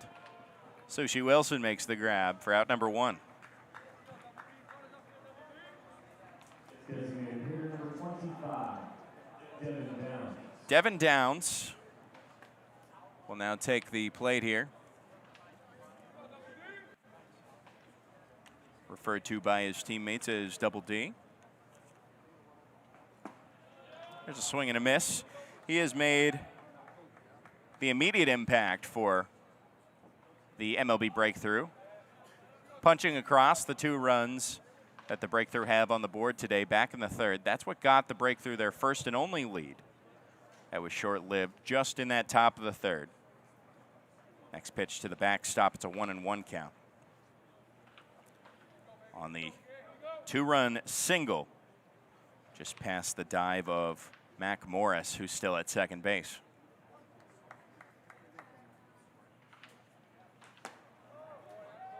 Third pitch misses outside. 2-1 advantage for Devin Downs. Now a 2-2 as he fouls the next pitch to the backstop.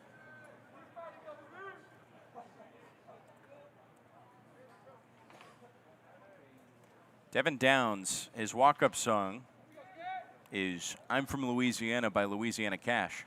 And fun fact, he is from Louisiana, so it is very apt as he takes the next pitch outside for ball 3. Swing and a miss on the 6th pitch from Brown. Brown gets his 3rd strikeout of this morning. Nice placement there on the fastball at 88, up and outside. 2 retired for Brown, who's trying to work through his 3rd frame. We're here in the top of the 5th with a 4-2 advantage for the Royals. Lorenzo Davis now. S1, a couple of bounces towards the 3rd baseman, Addison, who throws on the run for out number 3. That's the first 1-2-3 inning put away for Nolan Brown, who gets yet again another shutdown inning. With his team now the advantage 4-2 heading into the bottom of the 5th. We'll be right back. You're listening to the 2026 Area Code Games presented by Code 11.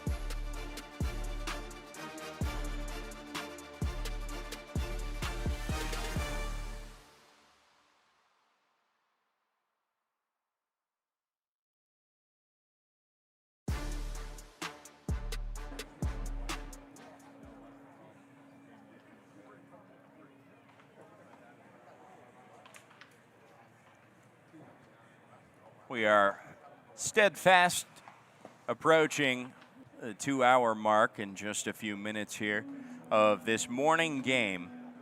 4-2, Royals on top of the breakthrough. Nolan Brown, who has just finished his 3rd frame and the quickest of all of them today. A 1-2-3 put away inning. keeps his team with the advantage, their second lead of the day. After getting 2 across in the bottom of the 4th, they're going to try and get some insurance runs off of Joseph Webb, who came in to relieve Courtney James Jr. in the bottom of the 4th. And Joseph Webb, the Tennessee product, only needed 1 pitch to send a fly ball from Stephen Bobo's bat out to right field to end the inning and leave the bases stranded.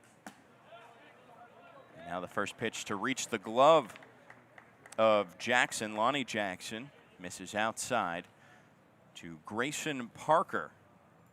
His first at-bat as an extra hitter. Second pitch, a called strike for a 1-1 count. The 3 spot of the lineup here, Grayson Parker replaces Sushi Wilson's role. Next pitch cuts inside for a 2-1 count.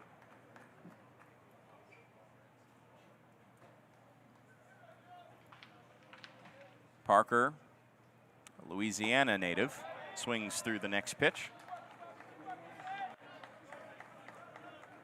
A 2-2 count out of Mandeville, Louisiana, an Ole Miss commit. Two-way player, but right now getting his hacks in. 2-2, he reaches, but it is framed up oh so nicely for a backwards K. Joseph Webb, his first on the day, puts away the first batter of the bottom of the 5th. Paul Barnett will now come into Quincy Pratt's spot in the lineup. First pitch taken high for ball 1.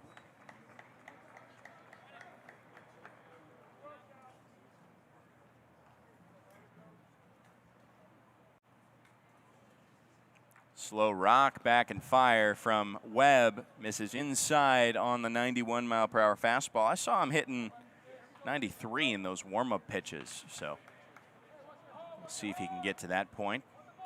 And this at-bat will keep an eye on the track man out in the right field scoreboard. Paul Barnett out of Mountain Brook High School in Alabama. Takes the next pitch, low, skips in the dirt. A 3-0 count for Barnett. The Alabama native is committed to the University of the Crimson Tide. University of Alabama, better known as the Crimson Tide. He takes a walk, 4-pitch walk. First base runner that Webb has allowed on his 3rd batter faced. Number 27, Hector Cadena. Another pinch hitter. We're getting to that point in the game where we're scratching in a few new names. Hector Cadena will take the spot of Mac Morris in the 5 spot of this lineup.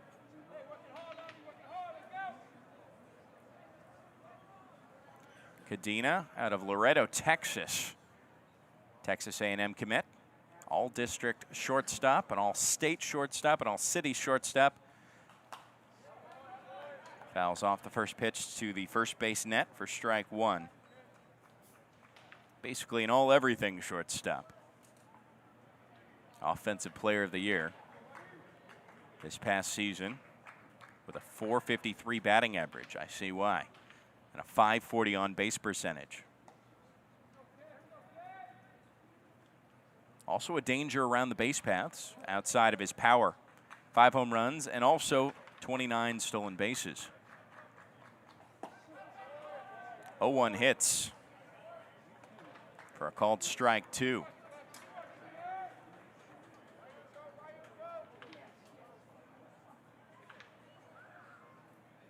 Webb stands tall on the mound.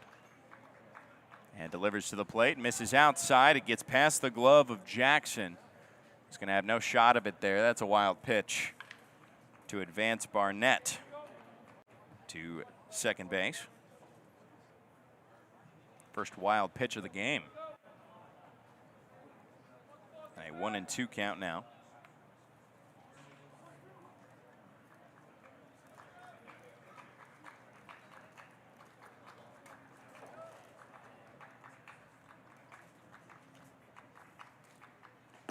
One-two slider misses outside for a 2-2 count. Cadena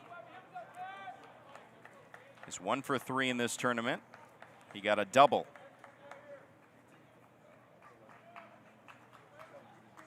That double came on the first day of the Upperclass games on Thursday against the Yankees. The Yankees in which we will see just after this contest taking on the Athletics. 2-2, bounced in the dirt again past the glove of Jackson. Barnett's going to stay put at third.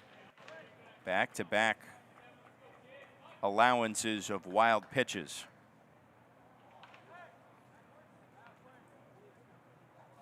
A 3-2 count for Cadena.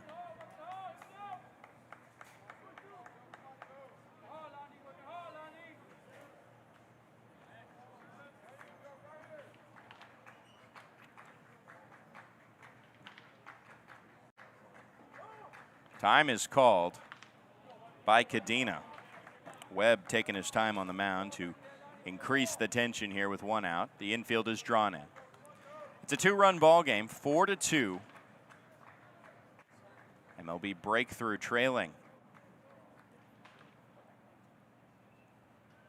Here's that full count in the dirt, but Jackson keeps it in front of him this time. It's going to be a walk nevertheless. Back-to-back walks with runners at the corners.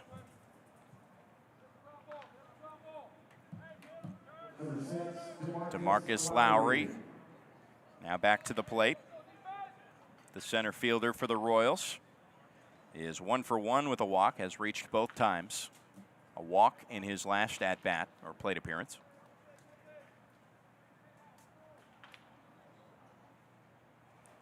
Jackson, the backstop for the breakthrough, giving a signal to his infielders. Watson and Ragsdale are working up the middle near the edge of the outfield grass, just behind the Keystone bag.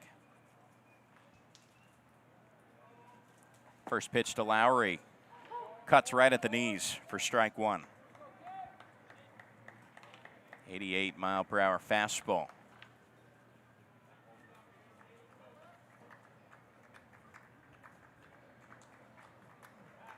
Quick throw back to first. Farmer catches it high, no tag applied. We're here in the bottom of the 5th. Couple more innings to go, and then 3 more games in this first day of the final weekend of the 2026 area code games. Next pitch misses outside. Cadena swipes second to put 2 in scoring position for Lowry. A 1-1 count now. Already a 2-run advantage. Now a chance to get a few more.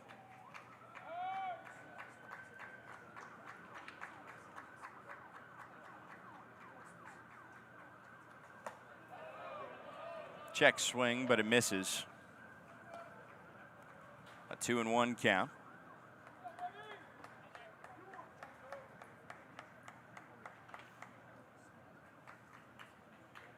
Lowry now 1 for 4 in this tournament. 0 for 3 coming into today. Hard swing and a miss. 89-mile-per-hour fastball, just a 4-seam dead set. Was a little late to it.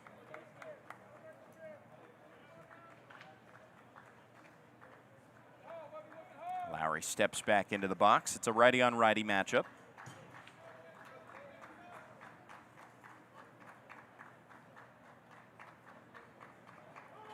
Time is called while Webb was getting into his windup. Webb taking his time between pitches. There is no pitch clock here, so he can take all the time he wants.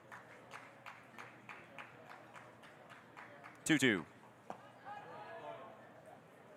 Pitch misses low and inside.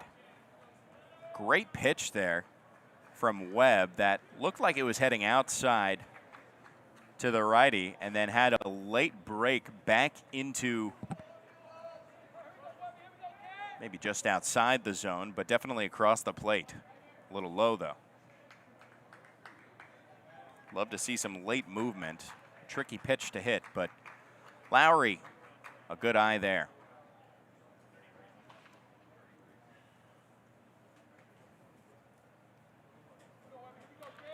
William Weber is on deck. The DH, who's 0 for 2. There's that same pitch, but it finds the zone. Absolute filth from Webb. Gets the backwards K, his second of this inning. And appearance as well. Look at this late break back into the zone. Great frame job there by Jackson to fool Lowry, his first recorded at bat, and 0 for of this morning. There's out number 2. Weber has a couple of strikeouts to start off his morning and starts off this at bat against the new pitcher that he faces with a swing and a miss.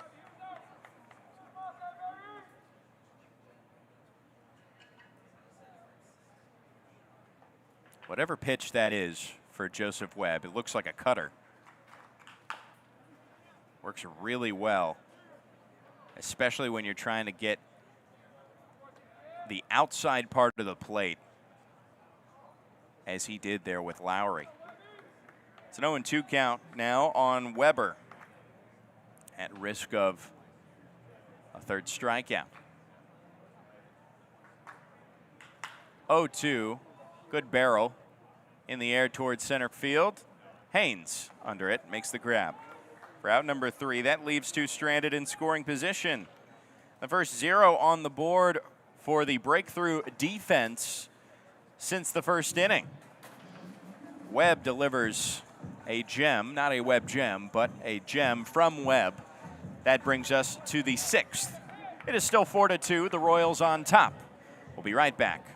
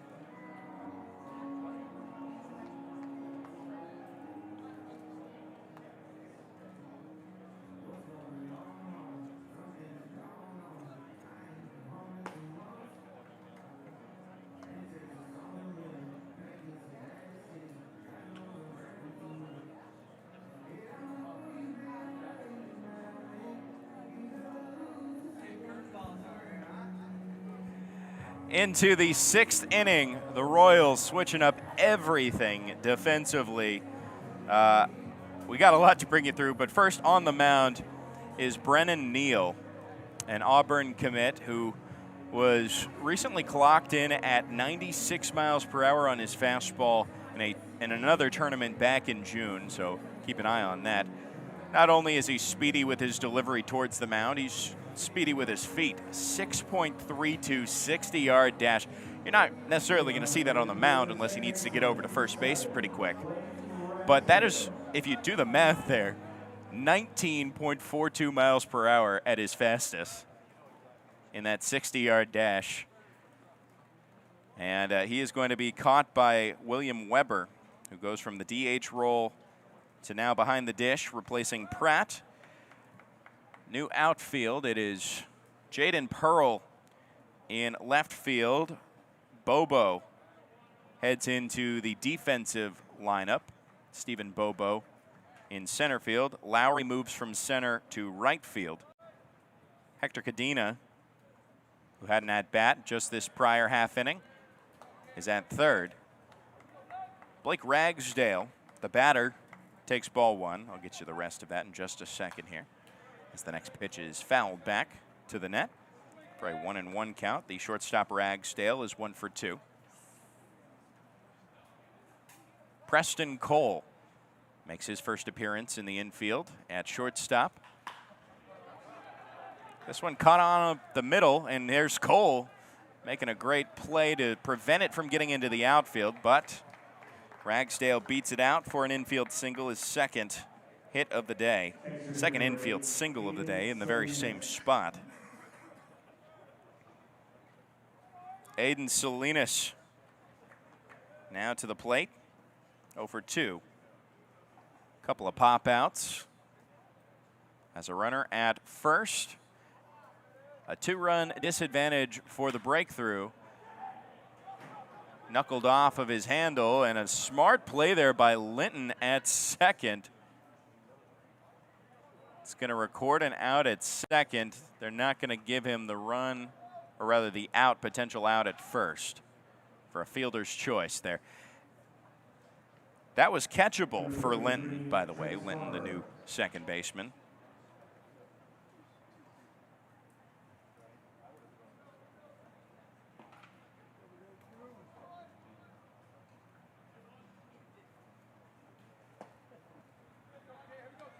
Trace Farmer takes the first pitch low for ball one. So runner at first and 1 out. Snap back pick down to first, not in time.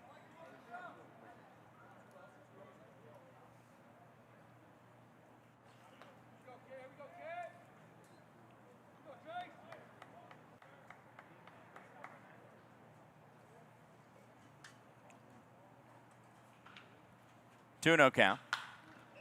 Hard rip towards the left field side and through for a base hit. 3 batters faced and 2 hits off of Brennan Neal. That last pitch at 94 miles per hour, by the way. So good on Farmer to catch up and get his first hit of the day.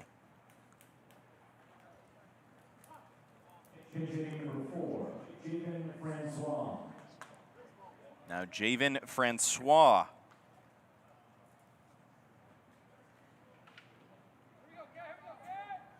Will get his first hack.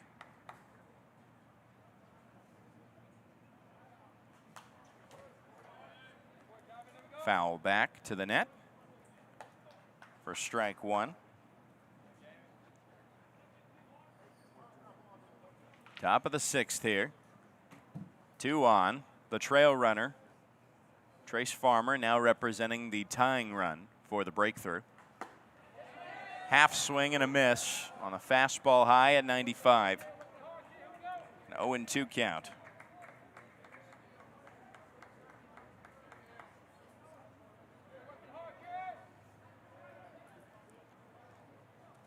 Francois takes strike 3, and he just accepts defeat. 3 pitches and a put away for Neal for out number 2. Jazaris Mackmore now to the plate. Fifth inning was the first completely scoreless inning since the first inning of this ball game. And now Neal could potentially start the first half of the sixth inning with a 0 on the board should he get the next out. It's a 1-0 count. First pitch misses for ball 1. Second pitch hits, however, on the fastball.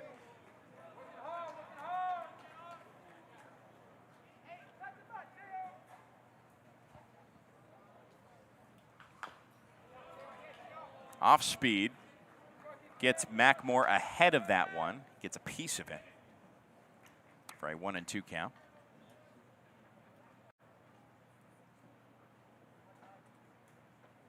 Brennan Neal with a snappy motion towards home plate. Now just a pitch away from evading this inning.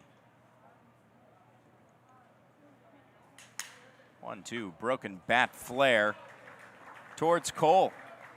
At shortstop, it's caught for out number 3. That leaves 2 stranded and a 0 on the board for Brennan Neal's first line, or first inning on his line. Sends us to the bottom of the 6th. 4-2, Royals on top of the breakthrough. We'll be right back. You're listening to MLB Area Code Games, presented by Code 11.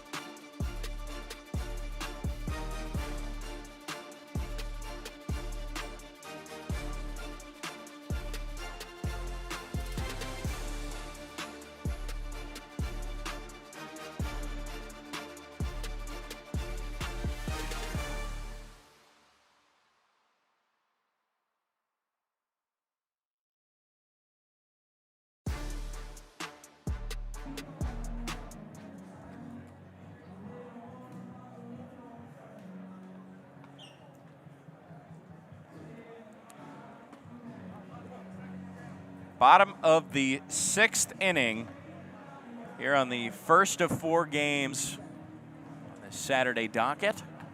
Joey Miller bringing you the action here wherever you're tuned in from, whether that be the area code YouTube, MLB.com, or Home Team Network.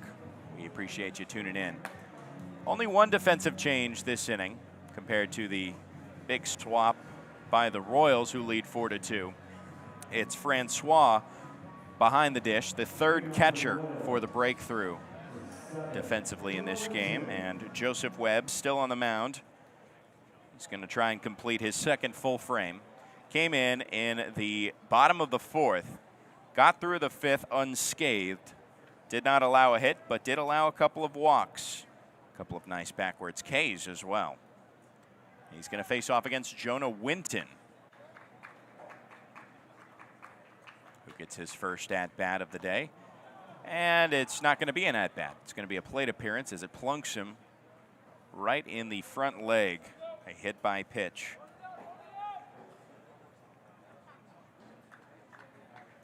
Winton made an excellent play, a smart baseball IQ heads-up play, but ended up being a fielder's choice in the top half of this inning. Now KJ Anderson takes the first pitch outside for ball 1. Came in the top of the 5th. This is his first offensive try since the big switch. Called strike on the 88-mile-per-hour dot over the plate. Nobody out and a runner on for the Royals, who lead 4-2. Quick throw back to check on Winton. Not there in time. 9 more outs to go in this ball game.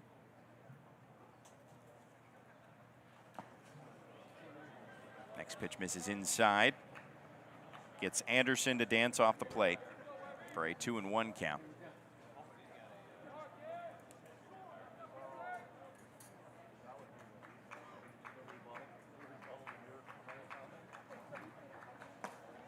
Heavy swing and a miss at the fastball. Couldn't catch up. It is a 2-2 count now.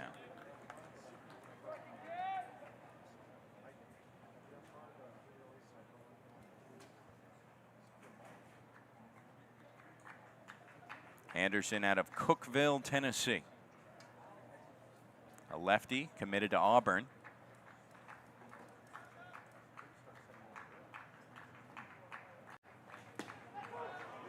Beautiful off speed, freezes Anderson. That is Joseph Webb's third strikeout of the appearance, all of which have been looking. There's out number one.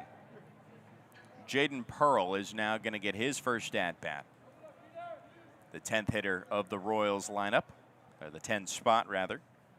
Came into left field in the top of the 5th. First pitch, fastball misses low and outside.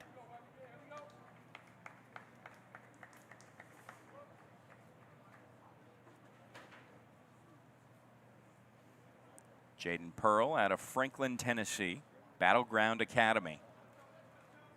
Has a 1-0 count. The righty swings and fouls towards the first base side for a 1-1 count. Committed to Tennessee.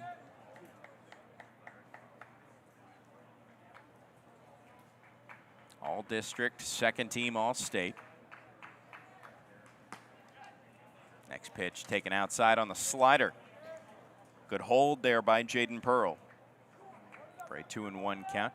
He used to be ranked in basketball before he was a full-time baseball player.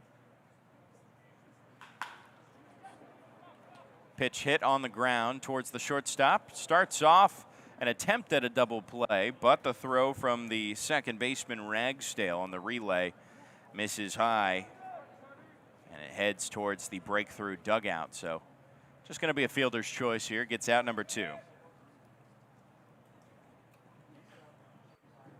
Shortstop number 11, Preston Cole.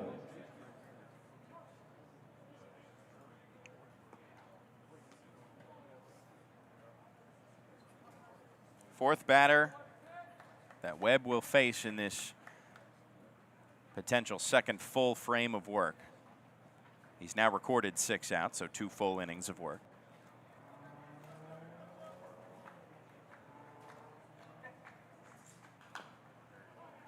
And the first pitch to Preston Cole is fouled into home plate. His first at bat.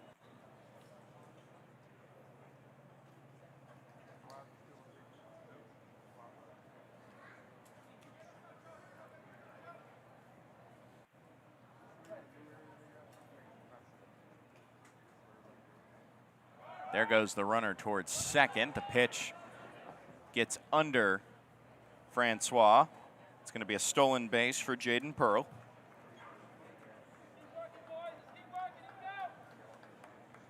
The 4th stolen base on the day for the Royals.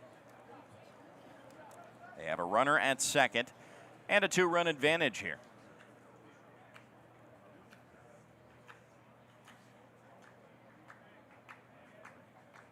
Here's the 1-1. Misses high and outside on the off speed.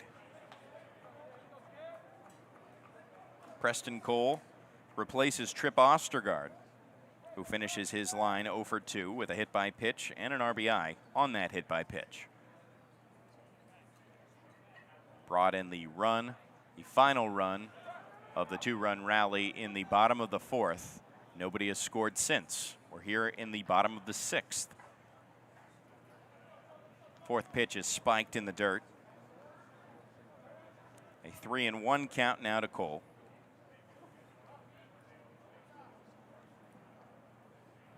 We'll see if there is a new pitcher for the Royals when we come back around. It might be Neal to finish out the game for the Royals.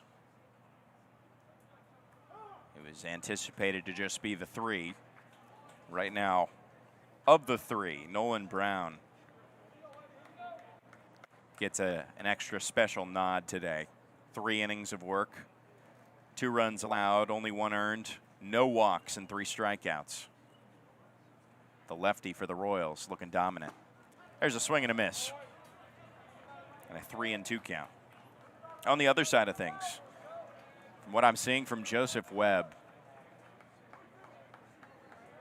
that cutter has served to be quite nasty and has led to now 3 strikeouts of his 6 outs recorded. Looking for his 7th here. But first, a time is called.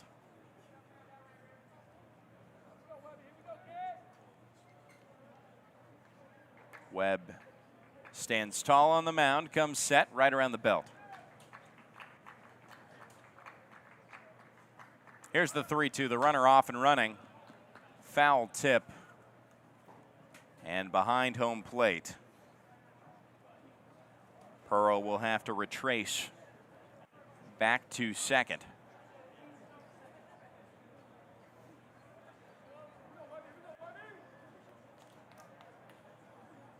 We're creeping up on the 2-hour and 15 mark of this game that is about to head into its final inning.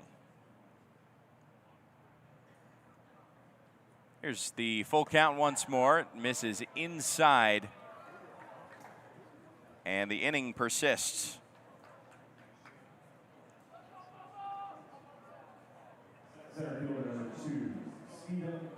That is the 3rd walk issued by Joseph Webb.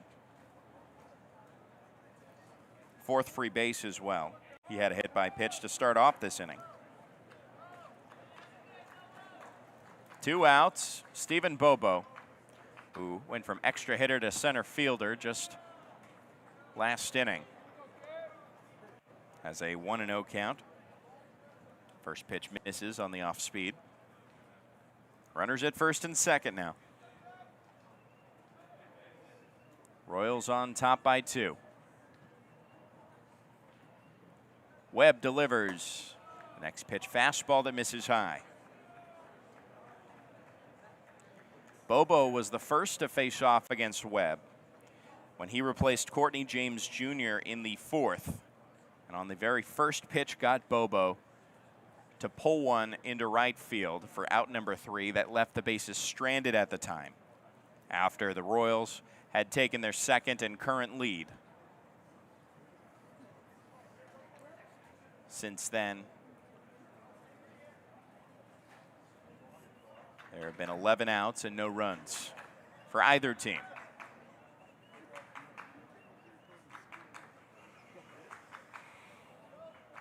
Two and 0 count. This is outside. Back-to-back 3-ball counts.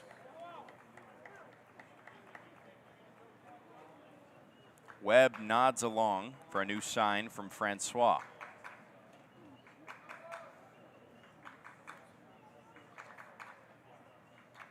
Webb looks back and now fires the 3-0, misses high and outside.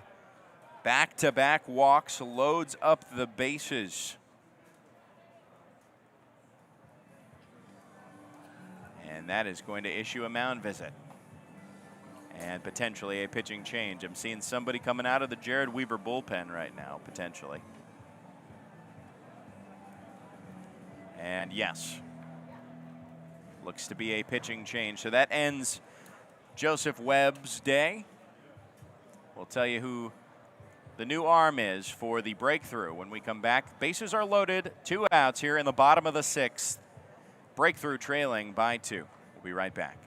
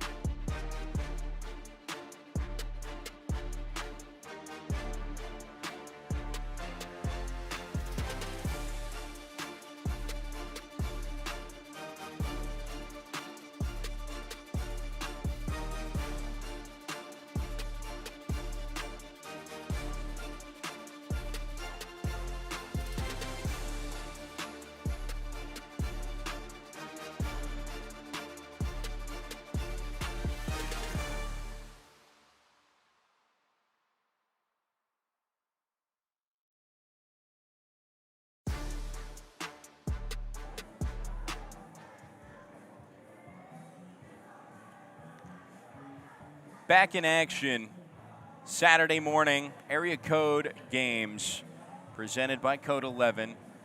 And a fourth pitcher on the mound for the MLB Breakthrough team. It's going to be Ramon Foster Jr., the right-hander from Nashville, Tennessee, Ensworth High School. He's going to try and escape a situation that was started by Joseph Webb. He's recorded 2 outs, Webb did, on a backward strikeout to KJ Anderson and a fielder's choice right after that. But back-to-back walks have loaded up the bases. The Royals already have an advantageous situation with a 2-run lead at the back half of this game.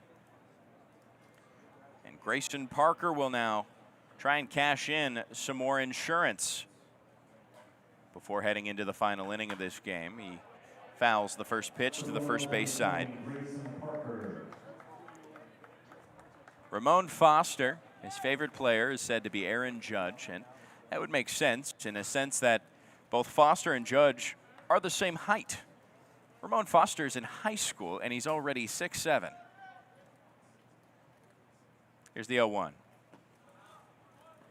Next pitch misses low for ball 1. I was here yesterday, and I think I saw one of the pitchers was 6'10" for the Athletics, if I'm not mistaken. We'll see the Athletics on the other side after the conclusion of this game. The Athletics versus the Yankees for the second game today. There's a called strike on a nice breaking ball. A 2-strike approach for Foster for his 4th pitch coming up next. Grayson Parker struck out looking his first at-bat. Here's that 1-2 approach. It's a breaking ball that's fouled to the first base net. Jaden Pearl at third. Preston Cole at second. Stephen Bobo, the trail runner. The Royals trying to get their first win for the Upperclass in the 2026 area code games. Breaking ball misses high. Evens up the count at 2 apiece. The same exact count it was when Parker struck out looking. That was Joseph Webb.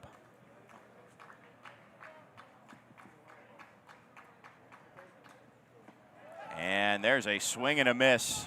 Chasing a slider. Grayson Parker ends the inning and leaves the bases stranded once more for the Royals, who will take a 2-run lead into the 7th when we come back. You're listening to Area Code Games Baseball 2026, presented by Code 11.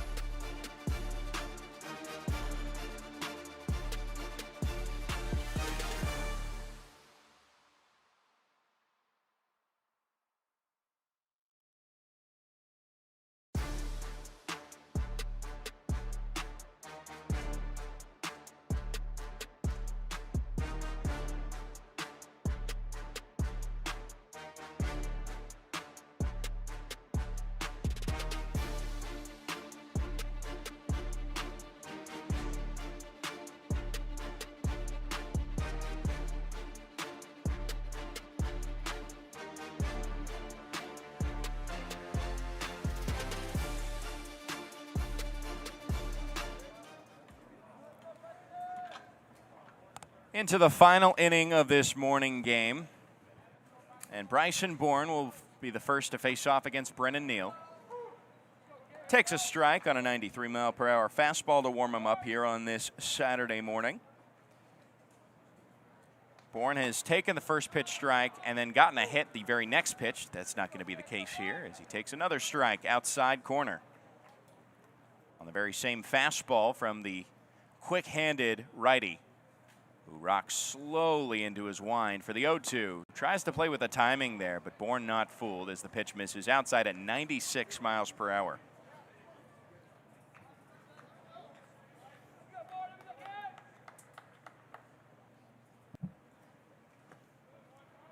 Next pitch misses low on the breaking ball.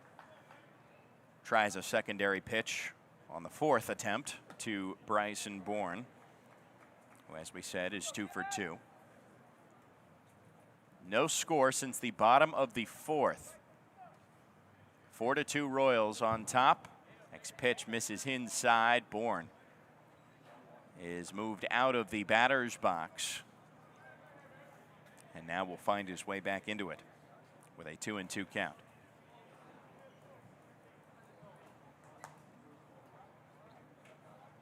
Bourne now has 3 hits in this tournament.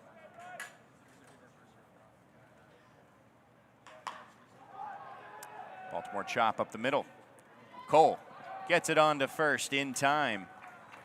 Ranges over to his left. A nice fluid motion on that defensive play there by Preston Cole. Gets out number 1. Finishing for the breakthrough, number 14, Bronson Jackson. Pinch hitter Bronson Jackson for the breakthrough, who are just 2 outs away from potentially their first loss of this tournament. Coming into today, the 3rd day of the Upperclass area code games, there were only 2 undefeated teams. There's a called strike, a 1-1 count to Bronson Jackson.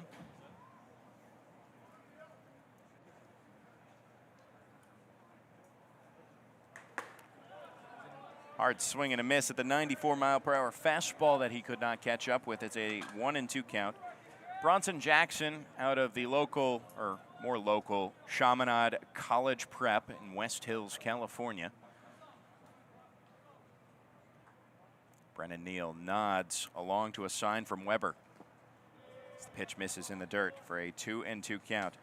Chaminade College Prep has 2 main locations in the United States. The other one is in St. Louis, Missouri, both of which have produced excellent athletes in all sports. 5th pitch is fouled back. Still a 2-2 count.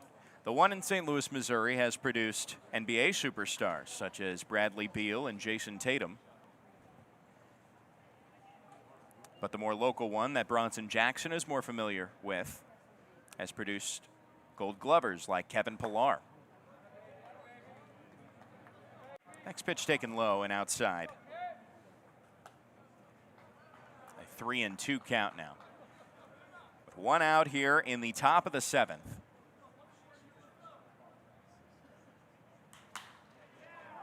Flared off the end of Jackson's bat into left field.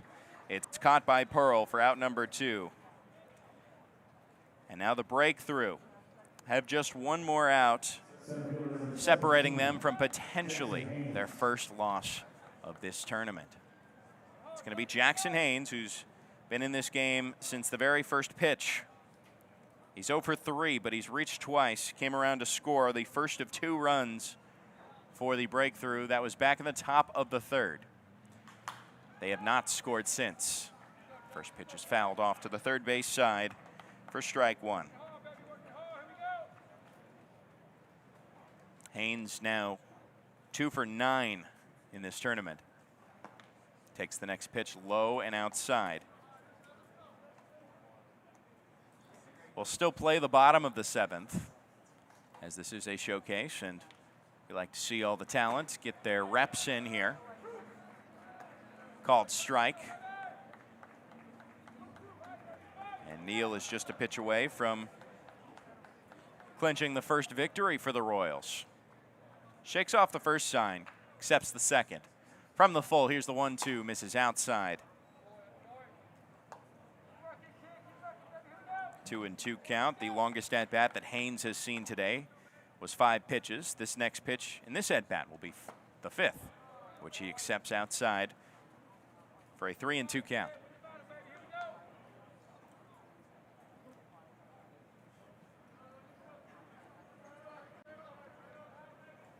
Neal looks around from the back part of the mound. Takes a hit of the rosin bag, wipes it off on his pant leg. Wipes off some sweat from his brow. It is right around 75 to 80 degrees here. That sun is beaming. There is not a cloud in the sky here at Blair Field in Long Beach, California. 3-2, misses outside, and despite that delay, there is a base runner here in the top of the 7th for the breakthrough.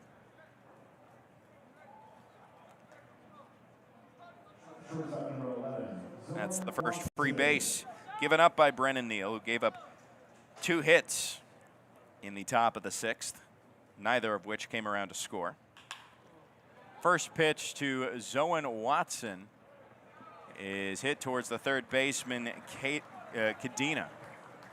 Gets it on to first for out number 3, so that will solidify the Royals' victory, but we will see some more at-bats in the bottom of the 7th. It's 4-2 Royals. We'll see if they can add on some more when we come back around. You're listening to the 2026 Area Code Games presented by Code 11.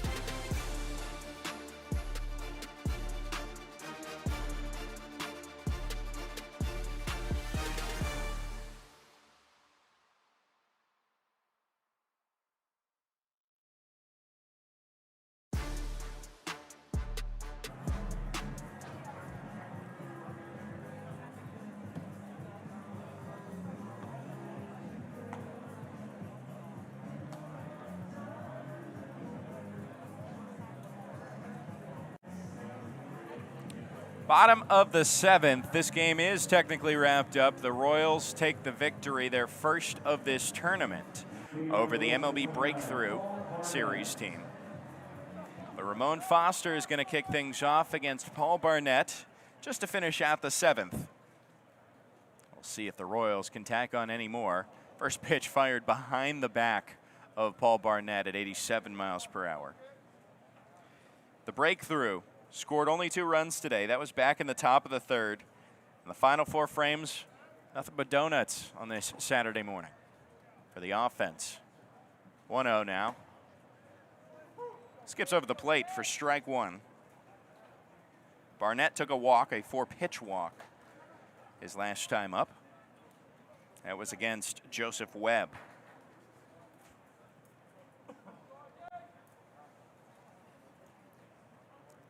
For the Royals, of the 3 pitchers, 2 had given up no runs. The starter Carter Allen and the closer Brennan Neal. Both went 2 innings of work. 2-1 count as next pitch skips outside.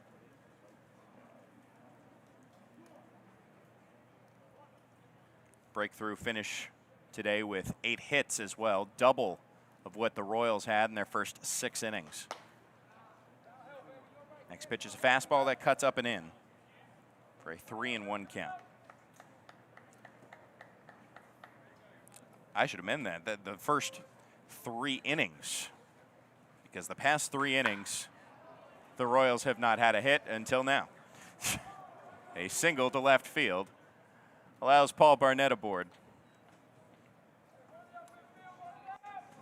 I wouldn't even call that a broadcaster jinx because I don't think I got my words out in time before that happened, but that was a weird coincidence there. Hector Cadena now, who recorded the final out of the top of the 7th to secure the victory, is going to try and add something to his offensive line, taking a breaking ball inside for ball 1. Again, thanking you all for tuning in wherever you're tuned in from. There will be a secondary game this morning right after this one. Fly ball out into left field. It's caught on the run by Mackmore for out number 1.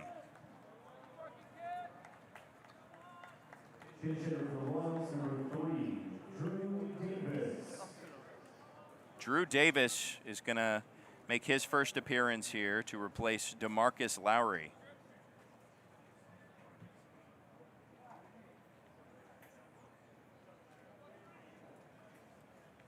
Batting from the right side, takes the first pitch, breaking ball for strike 1.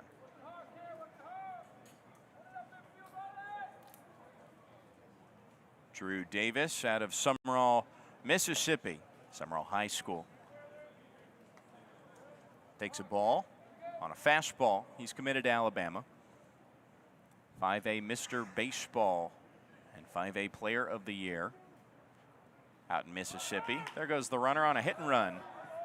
It's skied in the air towards the foul area of the Royals dugout, and there's an interference there with one of the coaches. It's going to result in an out. Farina was over by the front of the dugout, and I don't believe the coach had any intent of moving out of the way.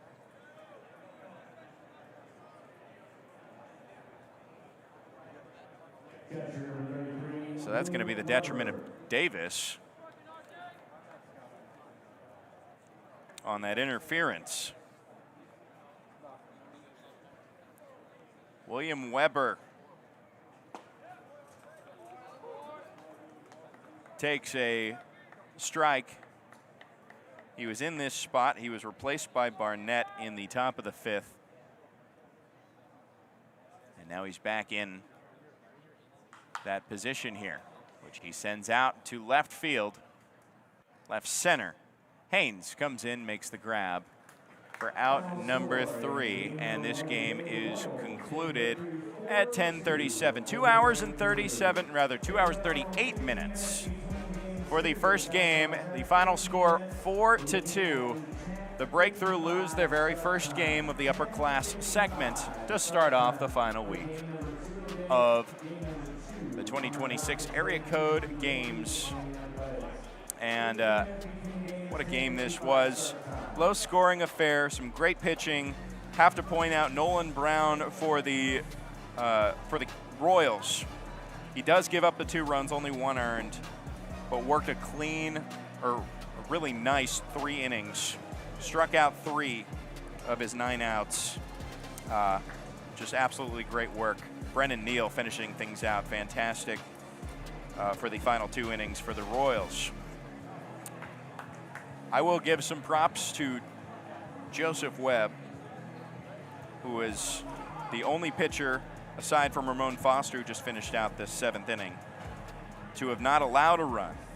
And in his 2 innings of work, he struck out 3, all on backwards Ks with a filthy cutter that will hopefully get him far in his career. So we will have another game right around the corner here, and I'm gonna see here, I believe in about 20 minutes or so, give or take, and we'll get you all of that for the Athletics versus the Yankees when we come back. But for now, thank you so much for listening. 4-2 is your final score. Kansas City Royals take it over the Breakthrough. We'll be right back. Baseball and softball aren't just games. They're memories in the making. The first swing, the game-winning run, the moments families talk about for years. At Home Team Network, we make sure none of those moments get missed. Our professional streaming solutions bring your league, tournament, or club to a global audience with setups tailored to your field. Whether it's 2 cameras for clear, simple coverage, or a full broadcast with replays, commentary, and custom graphics. Swing and a miss, he struck him out. Working with us is simple. Tell us your vision, we'll design the setup, and together we'll deliver every play to fans, scouts, and families everywhere. Home Team Network, because every game deserves to be remembered.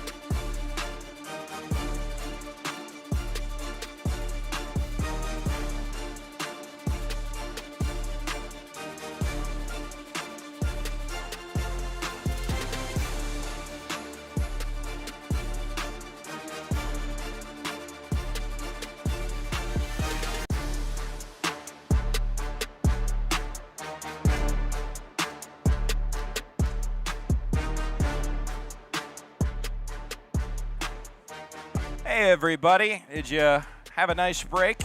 Go to the bathroom, grab some snacks?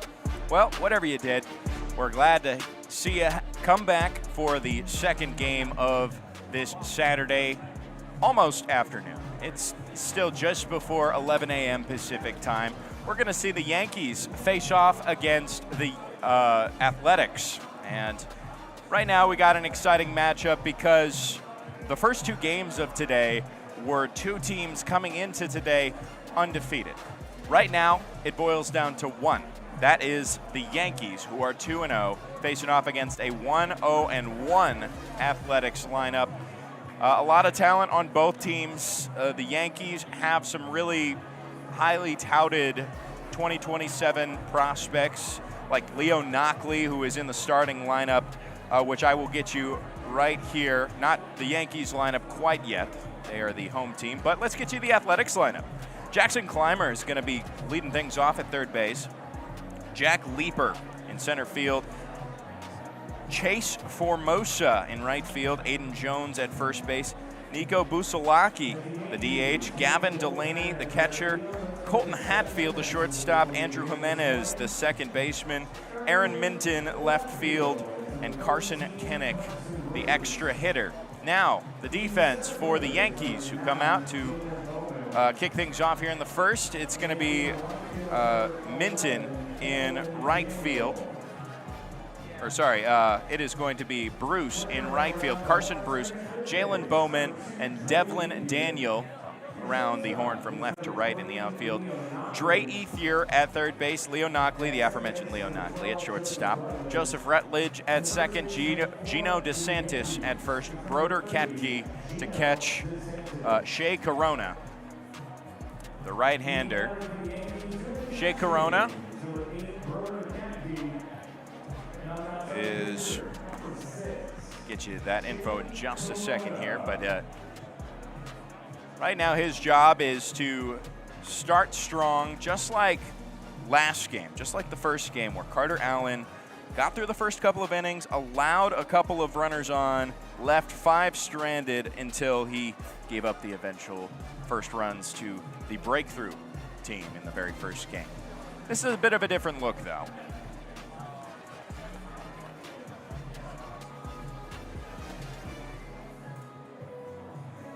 But the righty will be throwing to Katke, and let's tell you a little bit about the infield here, because the left side is pretty locked down.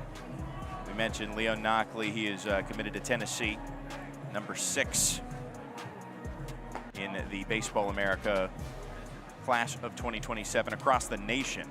That's a guy to look at. Of course, Dre Ethier, the son of Andre Ethier, he's out there as well.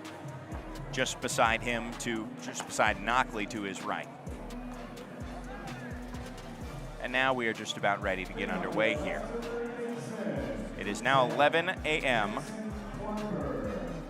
We kicked off the first game a minute ahead of schedule.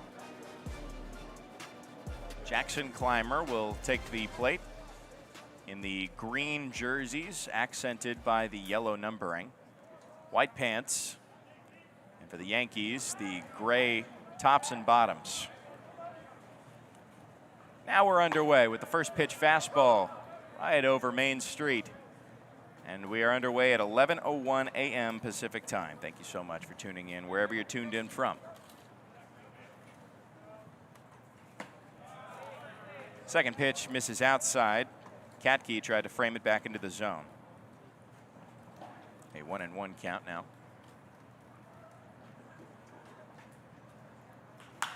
Clymer shoots this one out towards Ethier, who gets it to first in time for out number 1. Across the diamond it goes. Glove bump from Ethier to Corona. Now Jack Leeper will get his first hacks of the day. Leeper out of St. Francis High School in Mountain View, California. First team NorCal. Takes strike 1. Leeper coming down the coast here in Long Beach. Corona. The next pitch misses outside. For a 1-1 count.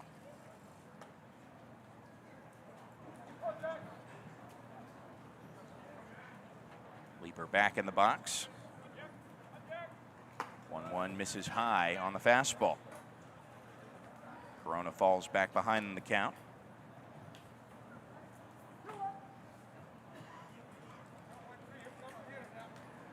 Leaper 2 for 7 in this tournament.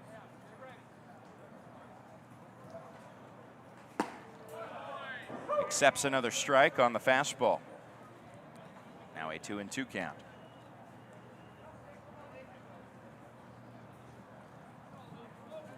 He's had a hit in both Thursday's contest and yesterday's contest. Fouling the next pitch back into the netting. Thursday against the Brewers, he went 1 for 4. Friday against the Reds, he went 1 for 3. Both times a single. Also reached on a walk yesterday.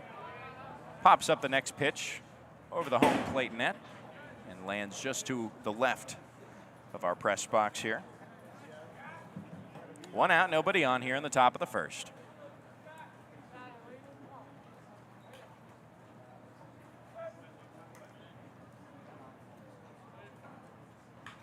Two slashed over the head of Ethier, down the left field line, bounces off the wall. It's going to be an extra base knock for Leaper, who carries on his hit streak to 3 days now. A 1 out double for Leaper. Brings up Chase Formosa.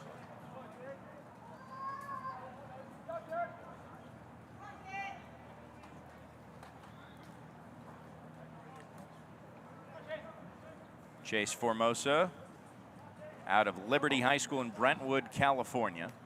Batting from the left side, righty thrower, 6'3", 210. Now has a runner in scoring position. First pitch to Formosa misses low, below the knees on a fastball. The right fielder today.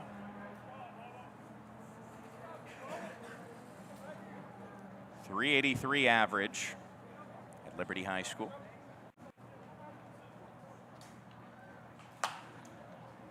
Pastes one down the left field line. Ethier gives chase and watches it fall out of play for a 1-1 count. 6 home runs in his 2026 campaign. His league's MVP, the team MVP, and won the Big Stick Award.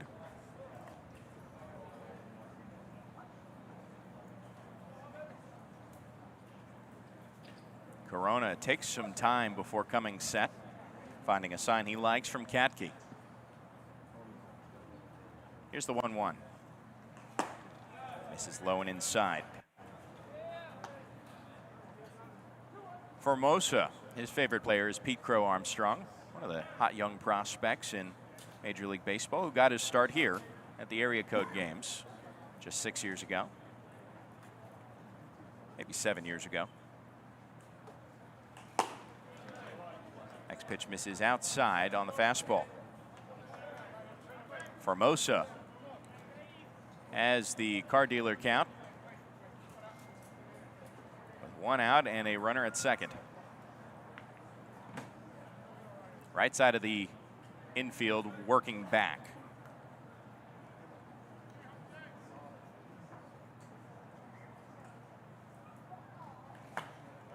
Fifth pitch misses outside, and there's a free base to Formosa to get runners to first and second for the Athletics. First base number 4, Aiden Jones. I'm gonna bring up Aiden Jones.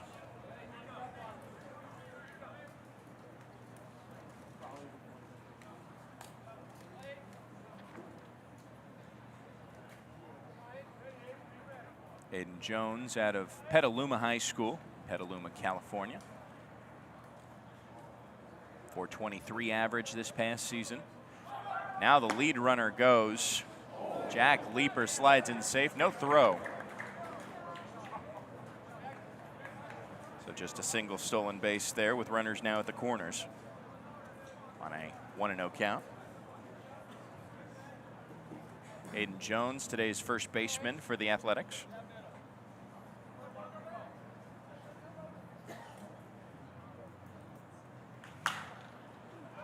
Tapered off towards the hitting facility in right field.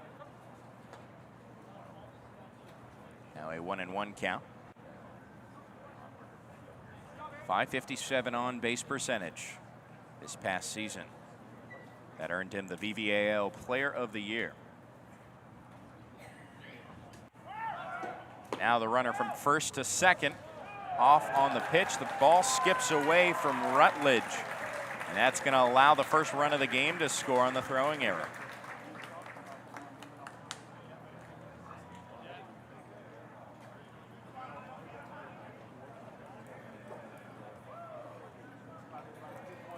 So a stolen base and then an error.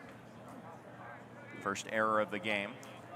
Cashes in a 1-0 advantage. And now a 2-1 count for Aiden Jones. There's a chance to get another run across in scoring position. 1 out here.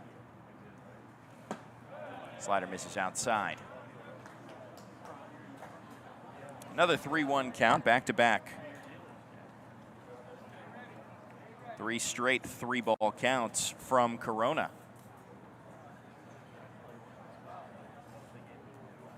Comes set in the glove. Now this one off of the bat and towards the hitting facility once more, first base side.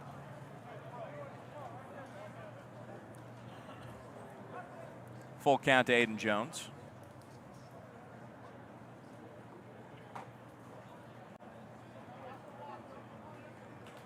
Taught himself to play guitar during the pandemic and continues to play to this day.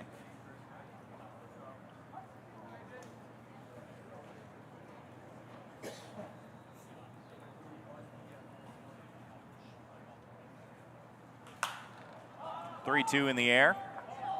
In the infield, Knockley in on the pitcher's mound, makes the grab with his hat flying off in the process. There's out number 2. Designated hitter number 9, Nico Busalaki. Brings up Nico Busalaki, who was a ranked swimmer when he was younger.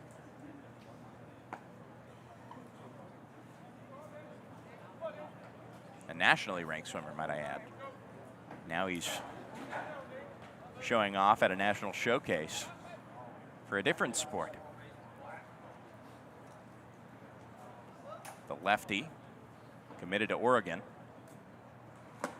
Takes the first pitch high and outside.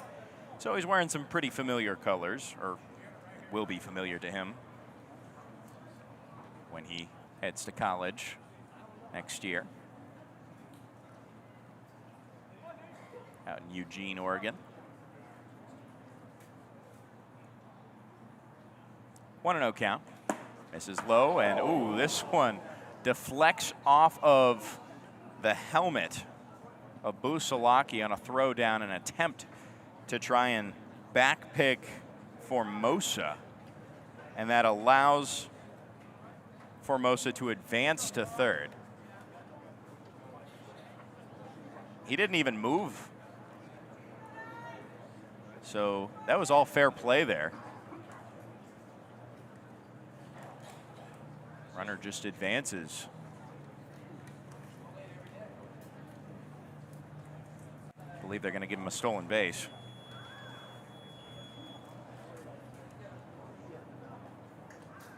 Runner at third. 1-0 is the score here in the top of the first. The Athletics. An early lead over the Yankees.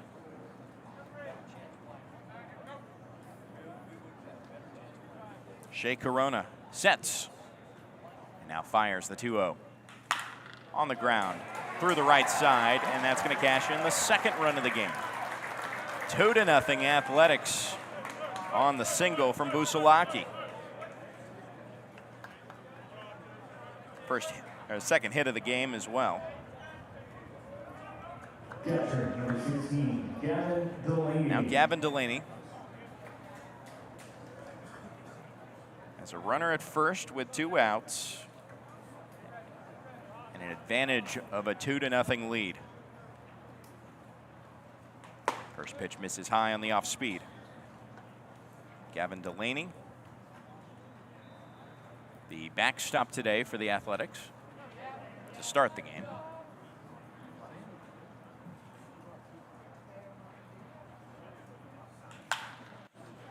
Barrels this one towards right center. Daniel comes in on it, makes the grab for out number 3. So one stranded. Corona faces off against 6 batters. 3 of them reach, 2 of them score. It's 2-0 Athletics heading into the bottom of the first. First Yankees at bats when we come back around the bend. You're listening to the 2026 Area Code Games presented by Code 11 Baseball. Who knew I would make it this far? They hated, they never believed me. Yeah, I would never drop the ball. I know I make it look easy. Yeah, Mayweather with the defense. I don't care what a critic gotta say. I got them picking up the pieces.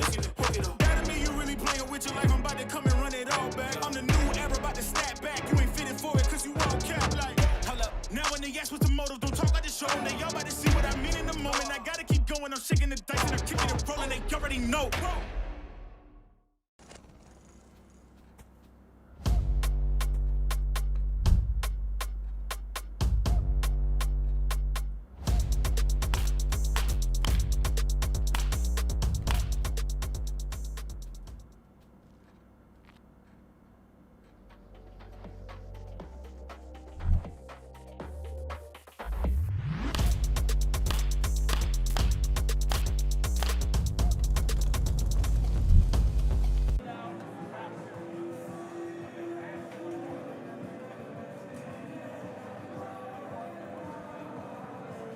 Back into it. In the bottom of the first, the Yankees batting lineup is as such. Devlin Daniel, who just made the last out of the top of the first, will lead things off. Joseph Rutledge to follow him. Gino DeSantis, Jalen Jacobs, Leo Knockley, Broder Katke, Carson Bruce, Jacob Carrasco, Jalen Bowman, and Dre Ethier. The 10 in the starting lineup for the Yankees. On the mound for the Athletics is the 6'9" Gavin McMillan, and surrounding him is going to be Aaron Minton in left field, Jack Leeper in center, Chase Formosa in right. Around the horn in the infield from left to right, Jackson Clymer, Colton Hadfield, Andrew Jimenez, and Aiden Jones at first base. Gavin Delaney will catch McMillan. Devlin Daniel will kick things off. Gavin McMillan is the 138th best prospect in the nation, according to Baseball America.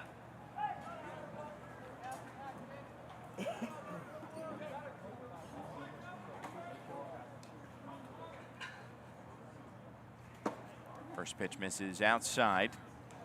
Arm side run for the righty. And a ball 1 for the right fielder, batting from the left side. Another pitch in the same spot on a fastball. A 2-0 count now.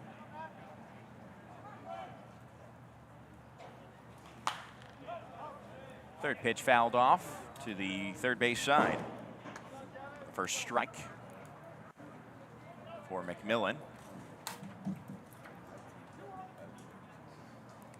McMillan out of Monte Vista High School in Danville, California. 18-year-old. Misses outside for ball 3.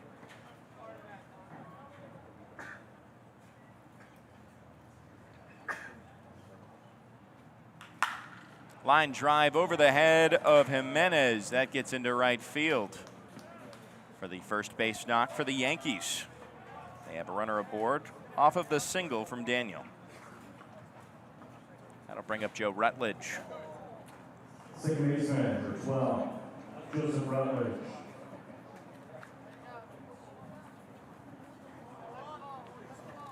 Rutledge also batting from the left side.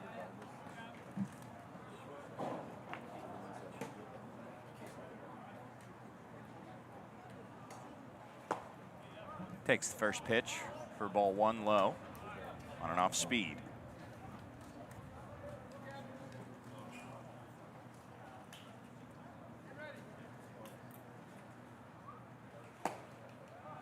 There's a called strike on a similar pitch, low and outside.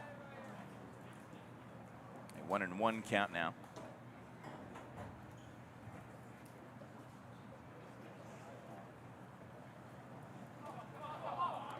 There's a bluff off of first. They're going to call it a balk.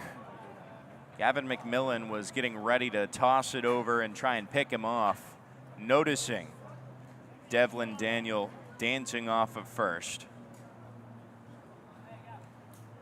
That puts a runner into scoring position for the Yankees, who trail by 2.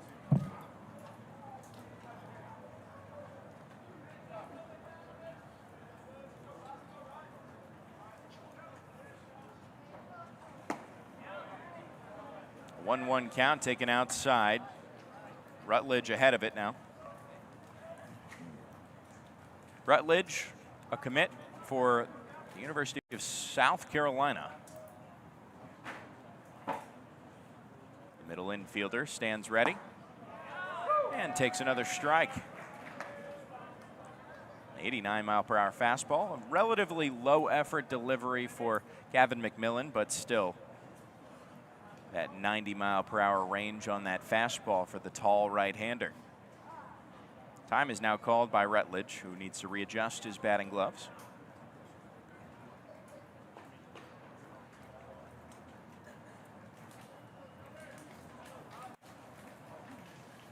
Holds an amber bat high.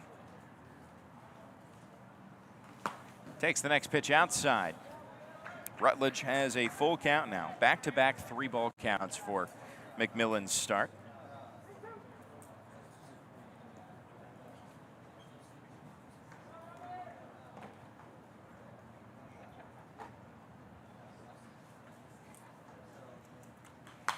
McMillan delivers the full count. It's fouled back near the on-deck circle where Gino DeSantis picks it up.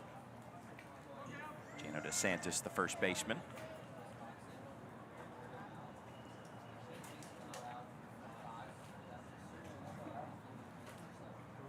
Rutledge out of Columbia, Tennessee.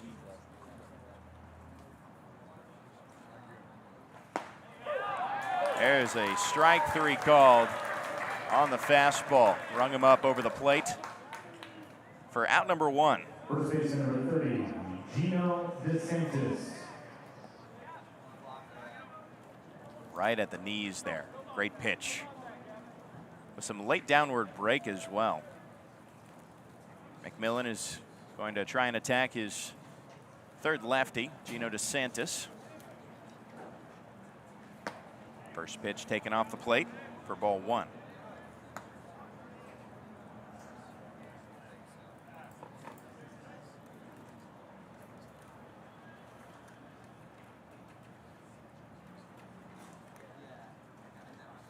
Coastal Carolina commit. Gets one off the end of his bat. Fouled back just over the backstop for strike 1.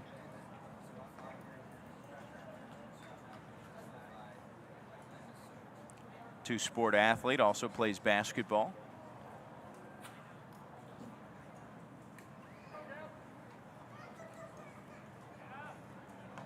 DeSantis waves his bat. Now readies for the 1-1.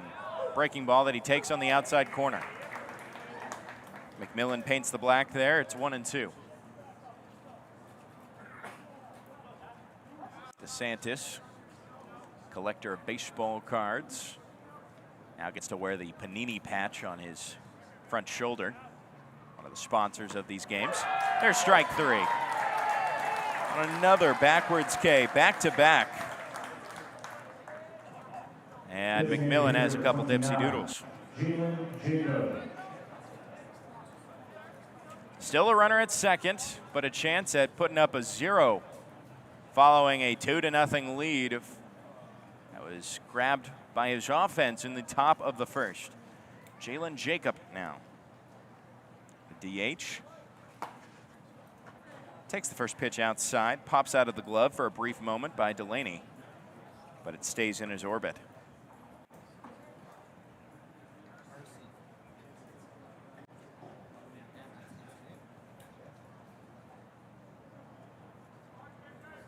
Jacob one of the international products here at the Area Code Games out of Maple, Ontario, Canada. Takes a ball for a 2-0 count. 6'2", 245. A lot of core strength for this lefty here. Hard rip on the ground. Worm burner picked out of the dirt by Jimenez at second. Gets it to first in time for out number 3. There's the shutdown inning for Gavin McMillan. We're through the first inning, and the Athletics on top, 2-0. We right back around in the second. You're listening to the 2026 Area Code Games, presented by Code 11.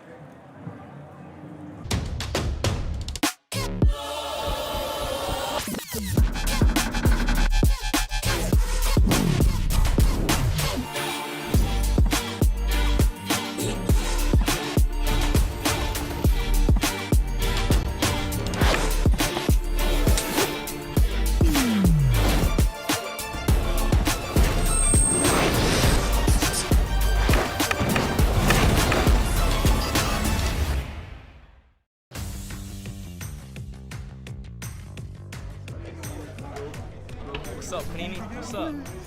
I've never seen myself on a card like that before. To be able to trade with my teammates and other kids on the team is just great in an event like this. To be honest, like having our teammates and our friends like cards is just phenomenal. It's kind of a surreal feeling. You feel like a big leaguer, like that big league experience. Ooh, that's sweet right there.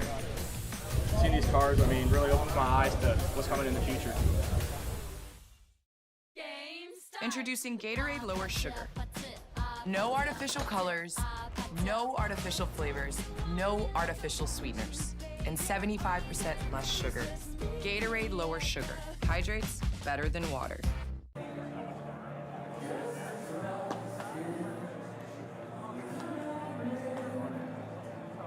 Leading on for the A's, the shortstop for A's, Colton Hatfield.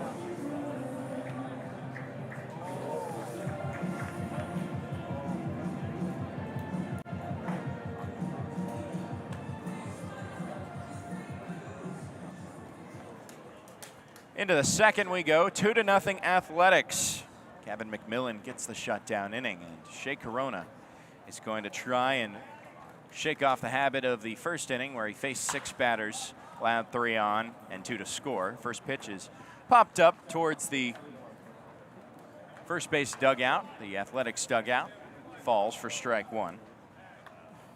Colton Hadfield, the shortstop for the Athletics, will be the first to bat here, followed by Andrew Jimenez and Aaron Minton. Try and tack on some insurance runs.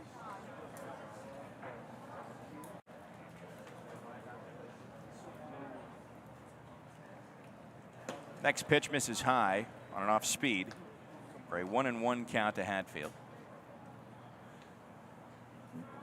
Out of Newark, California. Valley Christian High School in NorCal, San Jose. A 2-1 count now. Next pitch misses low.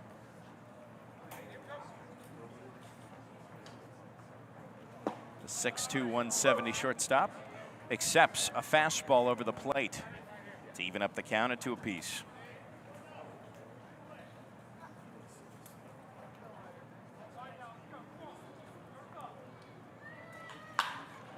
This one on the ground, picked up out of the dirt by Knockley. First in time for out number 1. Andrew Jimenez. That'll bring up Andrew Jimenez. Jimenez 1 for 4 in this tournament. RBI single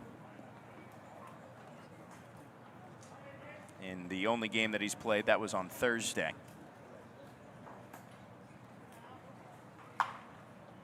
Fouls the first pitch back for strike 1.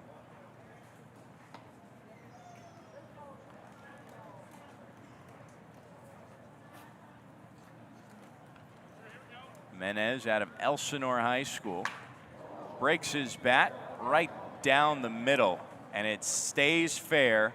Allows Shea Corona to step on first for the 1 unassisted, and that piece of lumber is done for. Aaron Minton now will be the last hope for the Athletics to prevent a quick inning. Minton out of Junipero Serra High School in San Mateo, California. Swings through a first pitch off speed, and that off speed is quite deceptive. Comes at you like a fastball with some late break, horizontal movement away from this righty on righty matchup. Then he goes at it with a straight four seam that misses outside. 1-1 count. Carson Kinnick, the 10th batter in the on-deck circle, should the inning persist for the offensive side for the Athletics. 1-2 count now. Corona finds the breaking ball in the zone. Inside, perfect placement. A backwards K, his first of the day. Gets a 1-2-3 inning. Yankees still trail 2-0. You're listening to the Area Code Games, presented by Code 11.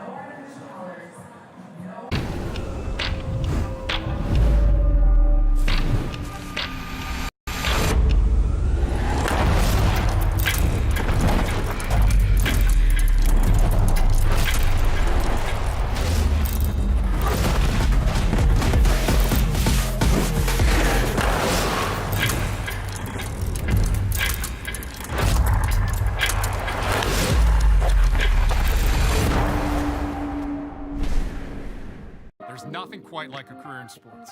Winning always requires teamwork. In the game of money, Roosevelt Wealth Management Group is your financial coach.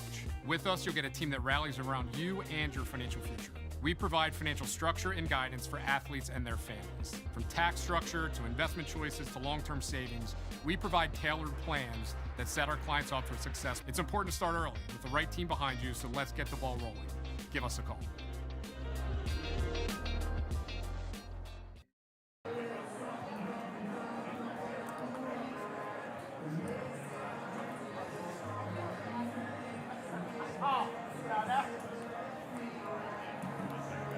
Picking up the Yankees, number 3, the shortstop, Leo Knockley.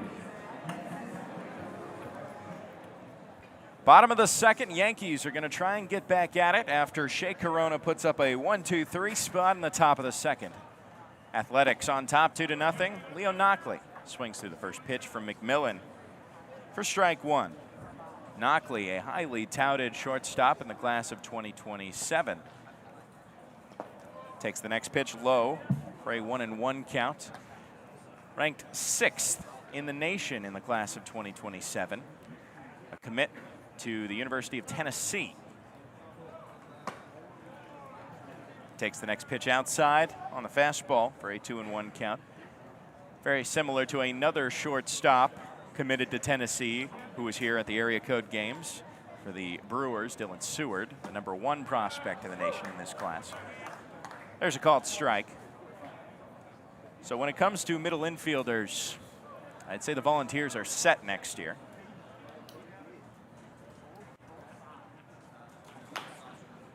Knockley fouls this one off. A 2-2 count. Knockley, this is a return to the Area Code Games. He was here last year.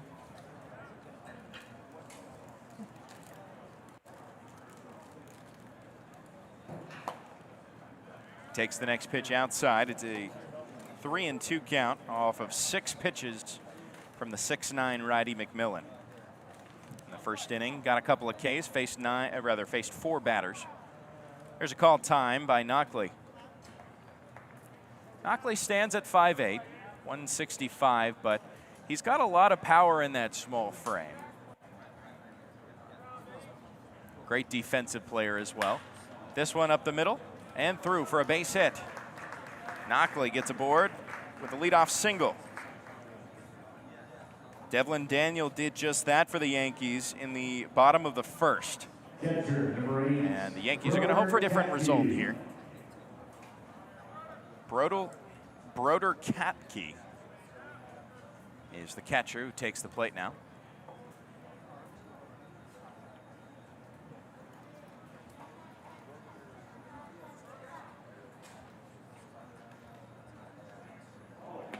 Bloomfield Hills, Michigan. There's a throw over to check on Knockley. Coming out of Brother Rice High School, where he hit .417 this past season with 5 home runs. Takes the next pitch high. Rather, the first pitch that he sees from McMillan.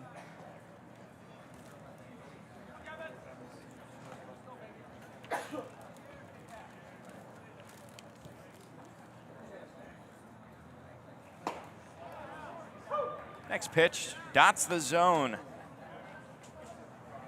A nice breaking ball outside. This righty to righty matchup.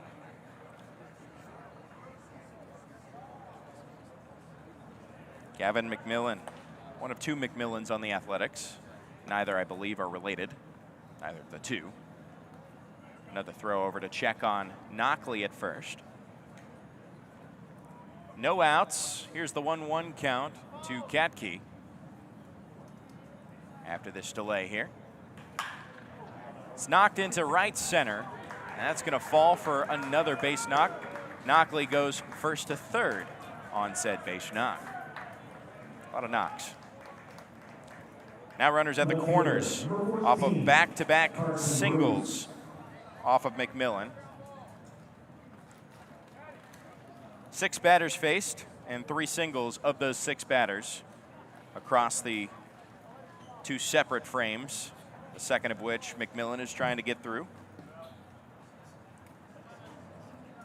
Now at risk of losing what he started in the bottom of the first, which was putting up a donut and a shutdown inning. Carson Bruce will bat from the left side and try and punch in said run. There's a swing and a miss over a beautiful breaking ball. Actually, yes, there's Joey DeMeo coming in for Broder Katke as a courtesy runner. Next pitch misses outside. Similar spot, but that time a fastball. McMillan works from the first base side of the rubber. Kind of a cross-legged stance. Now there goes DeMeo towards second. Ball skips out of the glove of Hadfield. Nice backup there by Jimenez. It's going to be a stolen base. The tying run is now in scoring position for the Yankees. It's a 2-1 count as well for the starting left fielder, Carson Bruce. .485 average in his 2026 high school campaign. Takes another ball for a 3-1 count. Out of North Cobb Christian School in Ackworth, Georgia. Perfect game, high school All-American select. Gets a good piece of wood here towards center field, but it's going to hang for Leaper. That should cash in a run, though. The throw in misses the cutoff, and the Yankees are now on the board. Knockley comes in on the sacrifice fly to make it a 2-1 ball game in favor of the Athletics. Katke, rather DeMeo, stays put at second. Extra hitter number 28. But there's out number 1 recorded in the bottom of the second inning.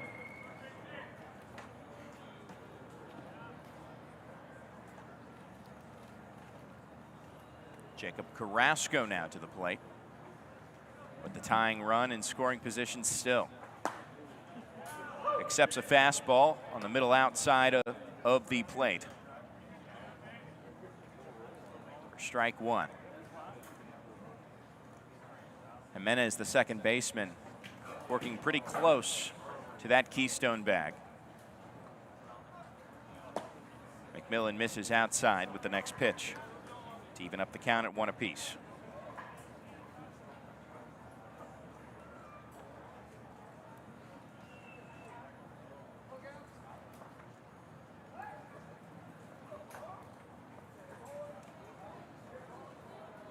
Carrasco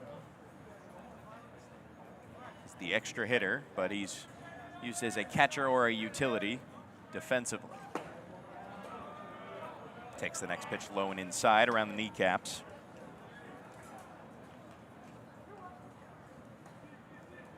A product out of Lancaster, Pennsylvania. Manheim Township. And now a throw back to second base. Jimenez catches DeMeo sleeping. A throw over to third.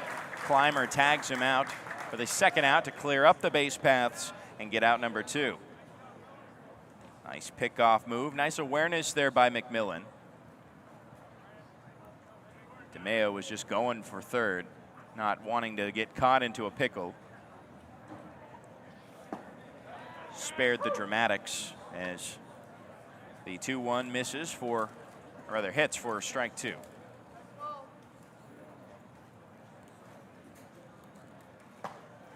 There's a swing and a miss. McMillan gets the pickoff move for out number 2, and then 2 pitches later gets out of the inning with the lead intact. He gives up 1 run on the sacrifice fly by Carson Bruce. A couple of leadoff singles are the result of that 1 run coming in, but the Athletics lead 2-1 heading into the third. You're listening to 2026 Area Code Games presented by Code 11.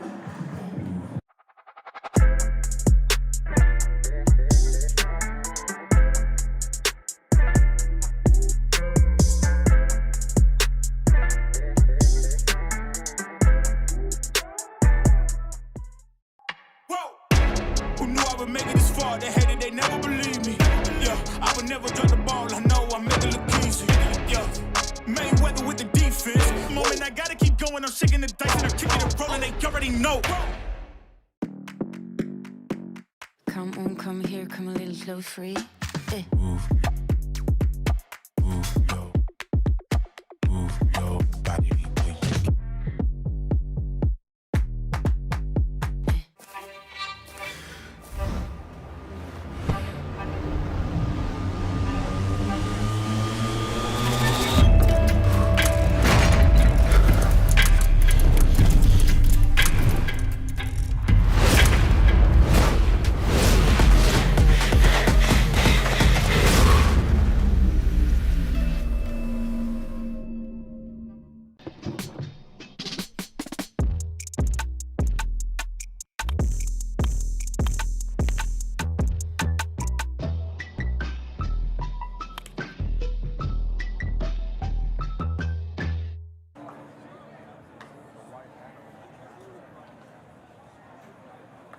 First call to the bullpen in the top of the third. The Yankees' new right-hander is Caden Hines, a product of West Virginia, James Monroe High School in Linside, West Virginia. A strikeout pitcher, by all means. In his 2026 campaign, 59 1/3 innings pitched, 123 strikeouts. That is more than 2 strikeouts per inning. Very impressive run that he had, making first team All-State in baseball and basketball. And now Hines delivers a first pitch strike right at the top of the zone to Carson Kinnick, the extra hitter for the Athletics, who lead 2-1. 0-1 count, hits again. Going at him with back-to-back strikes, this time on a 93-mile-per-hour fastball.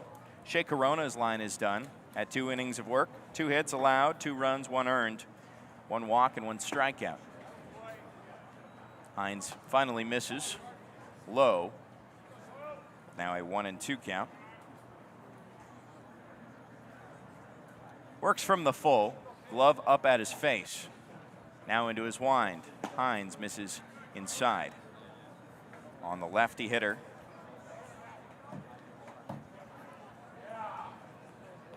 Two and 2 count on Kinnick. Next pitch misses outside. Now from a 0-2 count, brings it to a full count, 3 straight balls.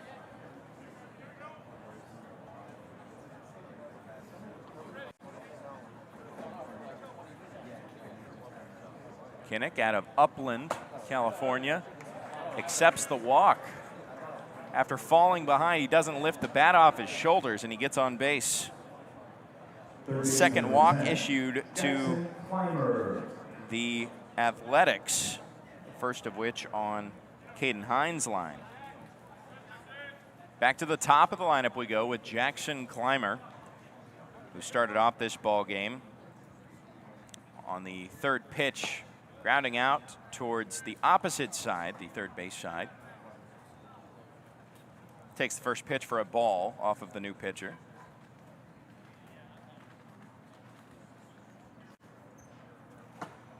One-0 misses outside, a little bit of arm side cut. Doesn't matter. Righty on lefty matchup. Hines nods. Now from the stretch. Misses outside, and Katke, the catcher, tried to pull it back in. It's a 3-0 count. Clymer will likely take the next pitch. It hits for a strike on the 92-mile-per-hour fastball.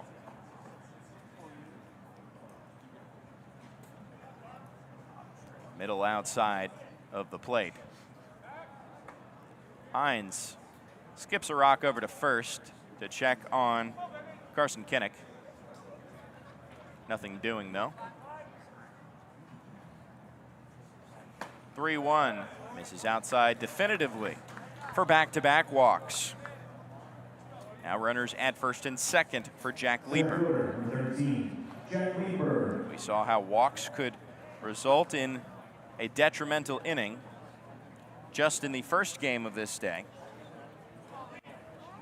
where Courtney James Jr. gave up 3 walks and 2 hit by pitches that resulted in 2 runs, those of which helped the Royals get their first win of the Upperclass tournament. Leeper now gets a ground ball, and Dre Ethier has no play, though he does prevent it from getting into left field. It's an infield single. Ethier was working behind third base, and the way that ball bounced, he really had no shot, with Leeper burning up the line. So now a precarious situation, the most of which for any pitcher on the mound. Bases loaded and nobody out. The ultimate test. Chase Formosa at the plate now. Gets a line drive to Ethier, steps on third base, attempts the double play, nothing there though, with Kinnick getting back safely. But out number 1 is recorded on the L5.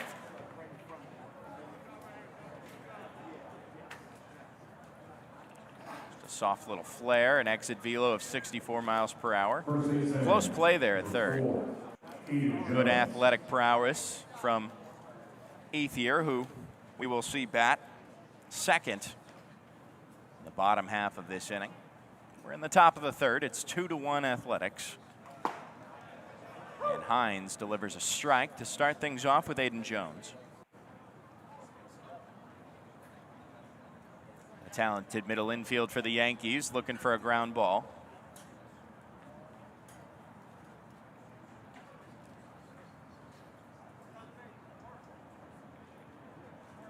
Hines, slow into his wind. Here's the 0-1. This is outside on a pulled fastball.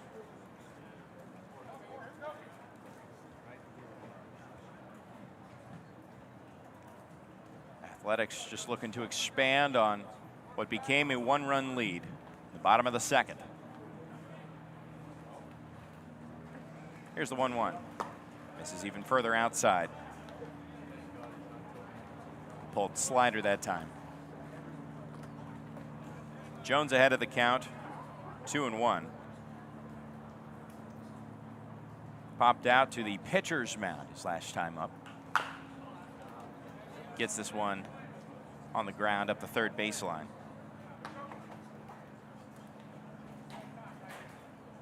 Now a 2-strike count for Caden Hines.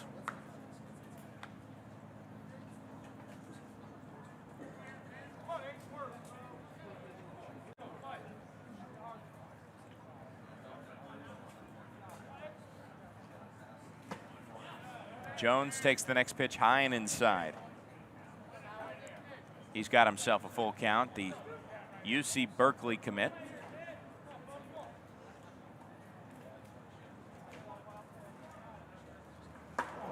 Ooh, and this one hits him. Falls to the deck. It's going to score a run for the Athletics, but the painful way. Back-to-back games where we've seen a hit by pitch result in a run. A painful RBI, but he gets an applause nonetheless. There's an athletic trainer coming out to check on him. 93 off the dome, never feels great. Both coaching staffs coming out to check on him.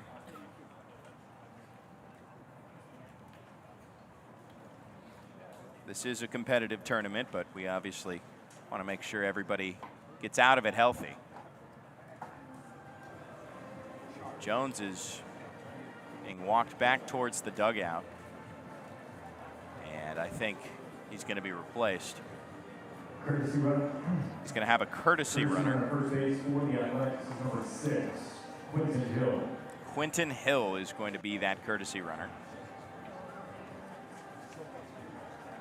We'll see if he comes back into the game, but it is now 3-1. Athletics on top. They get another 2-run lead.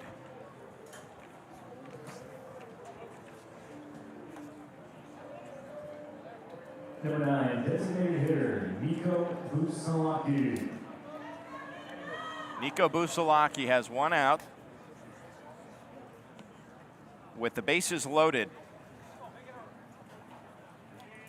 Carson Kinnick, the leadoff walk, comes in to score. First pitch. Busalaki holds. Pitch that misses outside.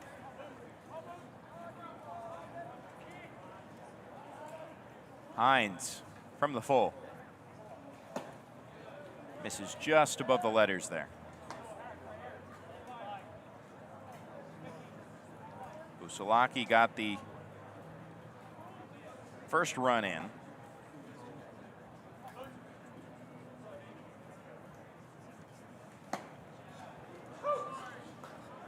Just called strike.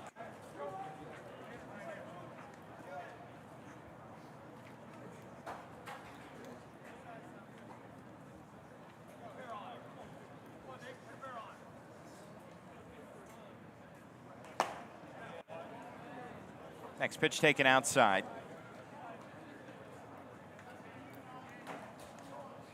Back-to-back 3-ball counts. 6 batters faced. 4 of them have gotten to a 3-ball count off of Hines.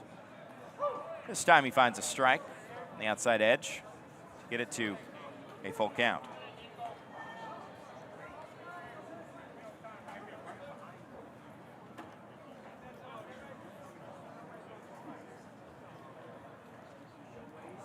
Hines the full count, misses outside and walks in a run. Make that 4-1 Athletics. Now this is interesting because coming into the standings today, the Breakthrough and the Yankees were the only undefeated teams. The Breakthrough lost this morning, having only scored in 1 inning. Yankees have only scored in the bottom of the 2nd thus far. It's still early in this contest. Gavin Delaney puts a good piece of wood on this one down the left field line. It's grabbed on the run by Bruce. Nice play there. That'll score a run. Sacrifice fly makes it 5-1. Aiden Jones goes from 2nd to 3rd. Rather, that was the courtesy runner. Shortstop number 8, Colton Hatfield.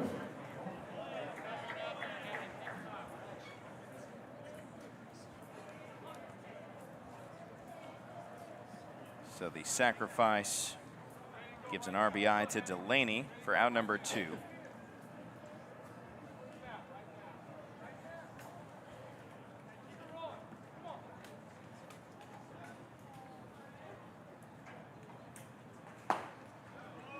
First pitch is in there for strike 1 to Hadfield.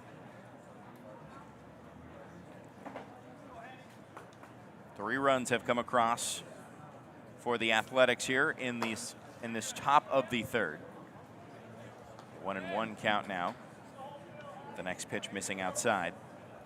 Hatfield grounded out to the shortstop, his first time up.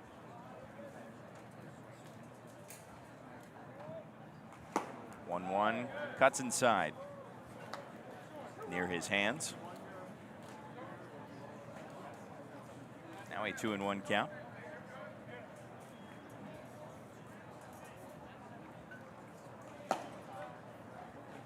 Fourth pitch is a slider that misses outside for a 3-1 count.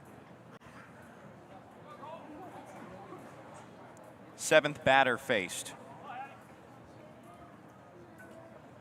Rather, eighth batter faced this inning for Hines. There's a soft pop fly towards left center. It'll be caught by the center fielder Bowman for out number 3. That leaves 2 stranded, but 3 come across to score for the Athletics, making it 5-1, a 4-run advantage for the visiting Athletics. The Yankees will try and get back here in the bottom of the third when we come back around the bend. Who knew I would make it this far? They hated, they never believed me.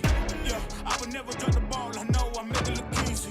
Yeah, Mayweather with the defense. I don't care what a critic gotta say. I got them picking up the pieces.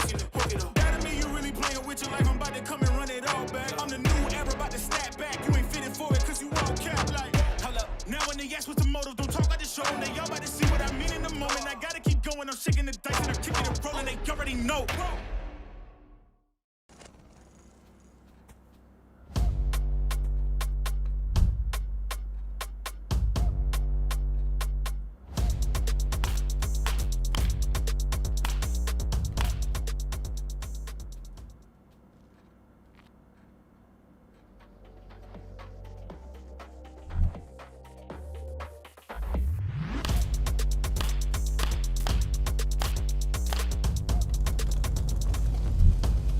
Athletics brings in pitch number 28, Will Rowe.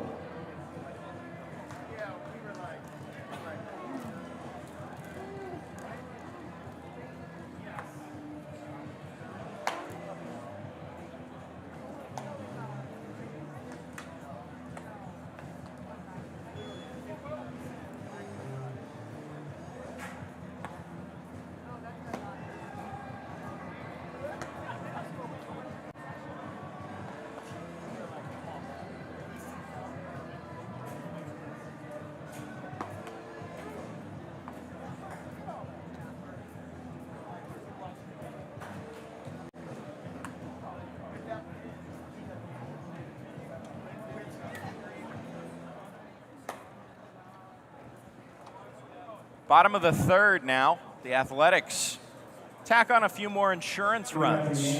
And a new pitcher on the mound is Will Rowe to relieve the 6'9 starter Gavin McMillan, who goes 2 innings, gives up 1 run on 3 hits, no walks, and 3 strikeouts. Good performance for him.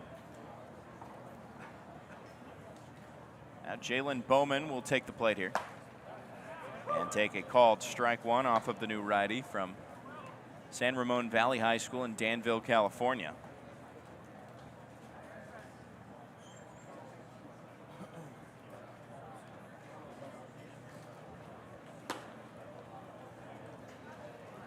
Next pitch misses outside. It's a 1-1 count. In both innings prior to this one, the Yankees have gotten a leadoff single. The first inning by Devlin Daniel, the second inning by Leo Knockley. Now this one up the middle, diving stop and a spin throw from Hatfield, not in time, but a great effort.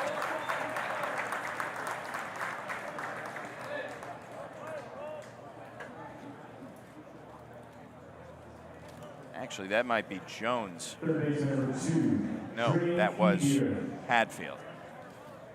Great work there, despite the infield single. Now here's Dre Ethier, who pops up towards the outfield grass in right field. Jimenez is under it for out number 1.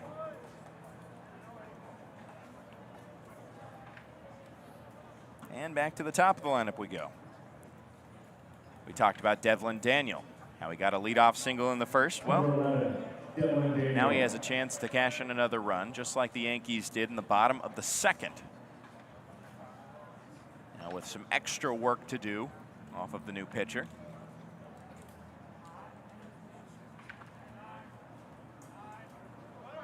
There goes the runner. The pitch misses low and outside. The throw down is a good one, but not there in time. Delaney, an accurate throw nonetheless. And a stolen base for Jalen Bowman.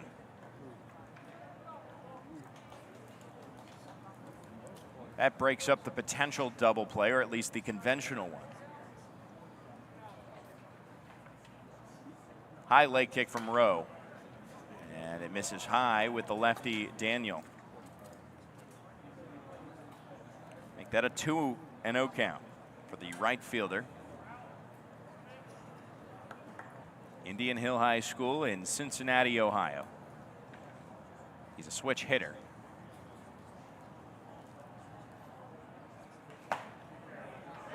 Thinks about going at a pitch that hits anyways upstairs. 91-mile-per-hour fastball.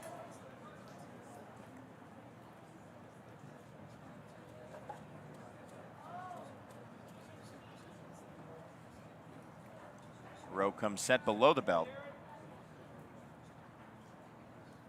2-1 misses high and outside on the fastball.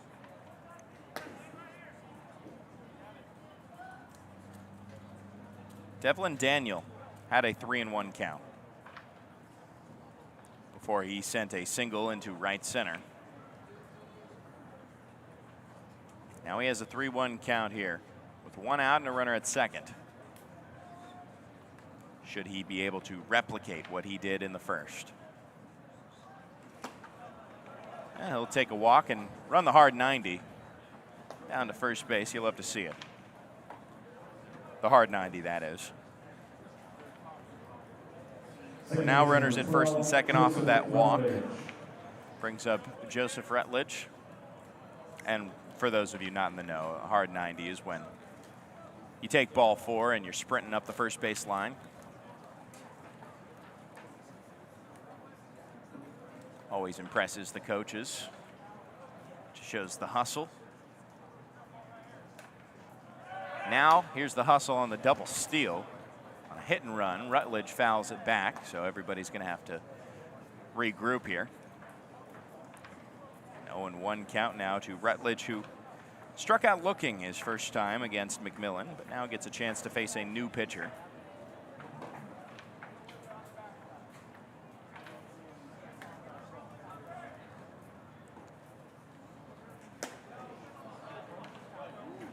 Next pitch misses over his head. He ducks down, but it still misses inside for a 1-1 count.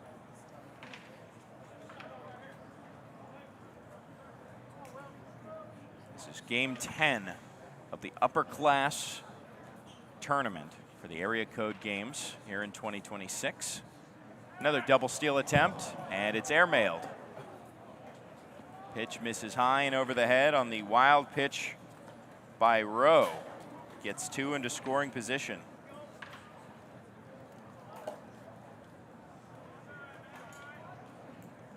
A 2-1 count now for Rutledge.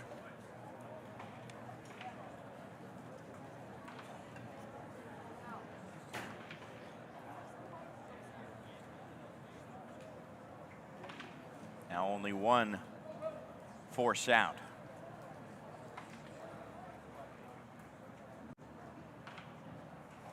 Two-one cuts inside.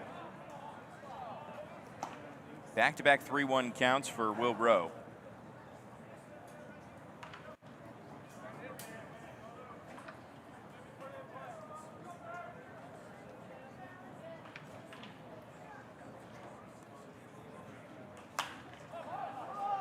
Rutledge a little early on that swing there.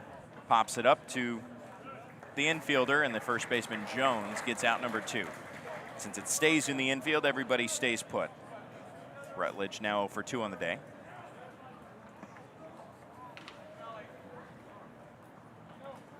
number 30, Gino DeSantis. Brings up Gino DeSantis, who struck out looking and on 4 pitches off of McMillan. One of McMillan's 3 strikeouts of his 6 outs.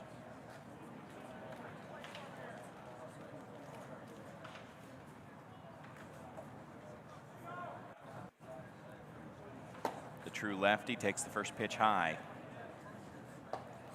Delaney has to pop up, especially with that runner at third. Athletics trying to get their second shutdown inning.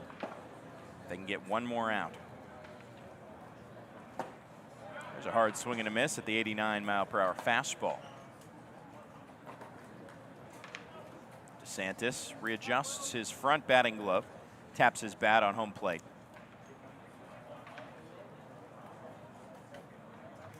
Holds his bat out in front of him, spins it a few times.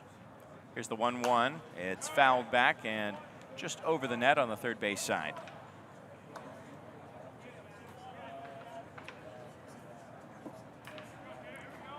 Rowe has just 1 pitch to go here to escape the third inning unscathed.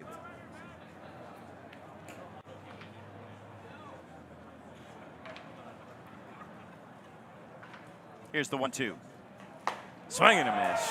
Got him with the 90-mile-per-hour fastball. He slowed down the pace and then sped it up, getting DeSantis to chase outside. That leaves 2 stranded in scoring position for the Yankees, who still trail 5-1 after that shutdown inning. We'll send it to the 4th. You're listening to the 2026 Area Code Games presented by Code 11.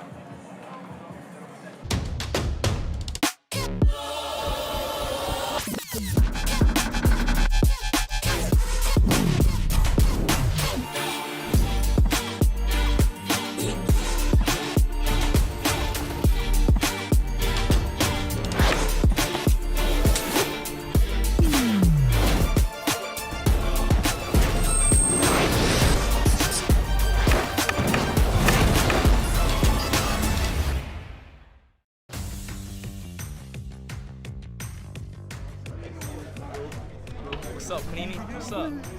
I've never seen myself on a card like that before. To be able to trade with my teammates and other kids on the team is just great in an event like this. To be honest, like having our teammates and our friends like cards is just phenomenal. It's kind of a surreal feeling. You feel like a big leaguer, like that big league experience. Ooh, that's sweet right there. Seeing these cards, I mean, really opens my eyes to what's coming in the future. Introducing Gatorade Lower Sugar. No artificial colors, no artificial flavors, no artificial sweeteners, and 75% less sugar. Gatorade Lower Sugar. Hydrates better than water.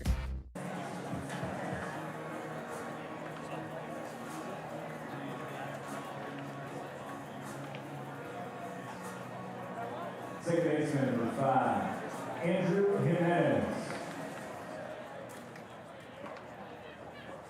3 down and 4 more to go in this Yankees Athletics competition. And we have now made our way into the afternoon. Here on Pacific time, it's 12:06 p.m. now. This day started off just a minute before 8 a.m. Now the first pitch misses outside to Andrew Jimenez. Second pitch at the top of the zone, evens it up at 1 apiece. Jimenez broke his bat, a swinging bunt essentially, that the pitcher at the time, Shea Corona, took himself to first base to retire Jimenez. There's another called strike. It's a 1-2 count. Hines back on the mound for the Yankees, working fast. Misses low. It is 5-1 Athletics. The first 3 innings, the Athletics have scored in 2 of those 3 innings and had the shutdown inning in all of them. Here's a Baltimore chop to Knockley. Perfect timing on to first for out number 1. Aaron Minton now will take the plate. He was the lone strikeout for Corona in his 2 innings of work, a backwards K that ended the second inning for the Athletics offense.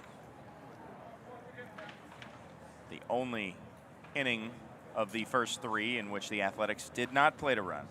It was a 1-2-3 inning. First pitch misses high for ball 1.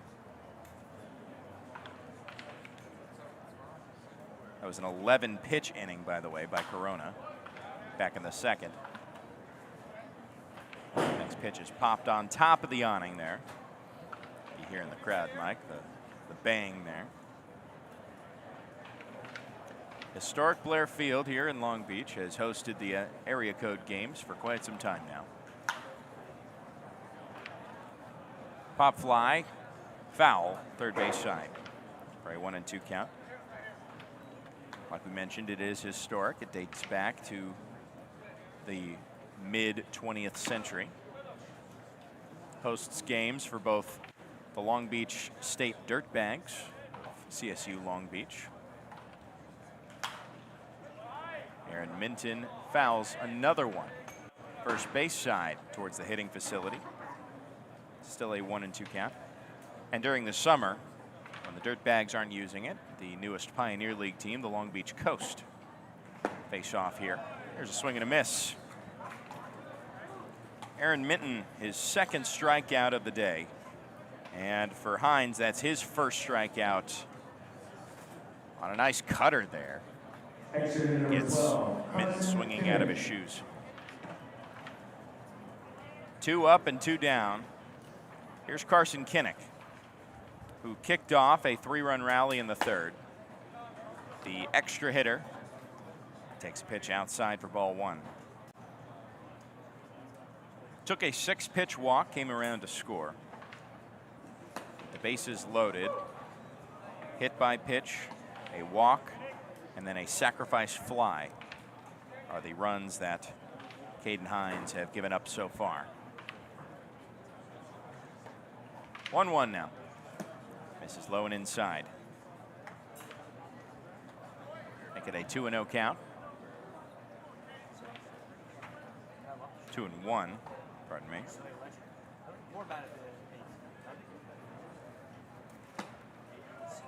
There's a half-hearted swing and a miss. Outside at the 92-mile-per-hour fastball. He was looking for a contact swing there.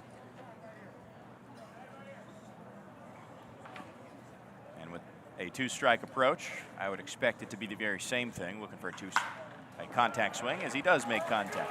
This one heads towards the Jared Weaver bullpen. Daniel, the right fielder, was shifted, and now he's going to try for 3. The relay in, skips past the cutoff, and there's a triple for Carson Kinnick.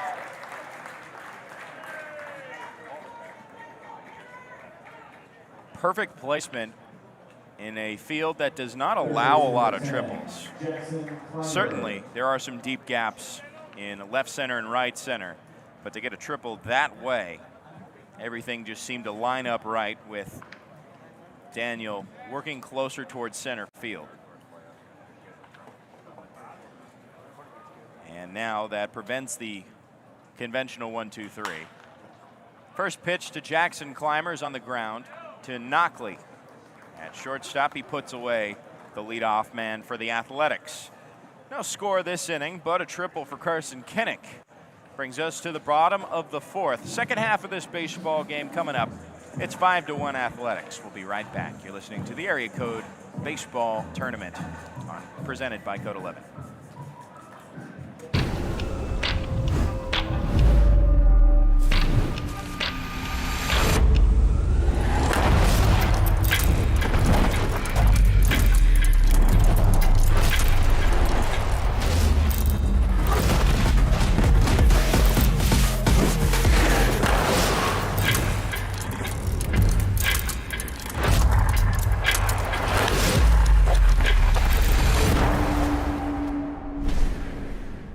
Nothing quite like a career in sports.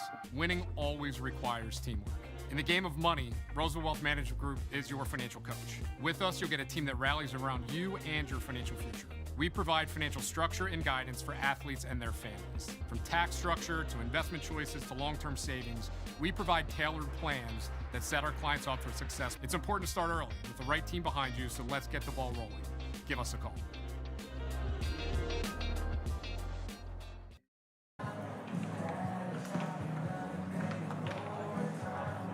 Sitting up for the Yankees, the designated hitter, number 29, Jacobs. Jalen Jacobs is going to kick things off here in the bottom of the fourth. The Yankees, the first 3 offensive tries, have only scored 1 run to the Athletics' 5.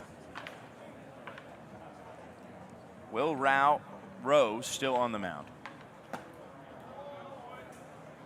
Jacob takes a first pitch fastball high for ball 1. He grounded out to the second baseman Jimenez.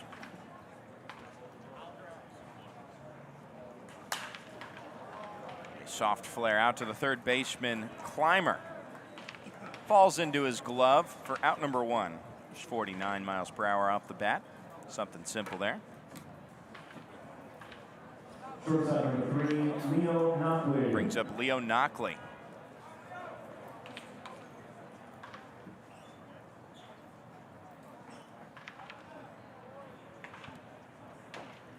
Righty on lefty matchup. Knockley holds his bat high above his head. And accepts the first pitch high for a strike, a called strike that Knockley did not like the result of.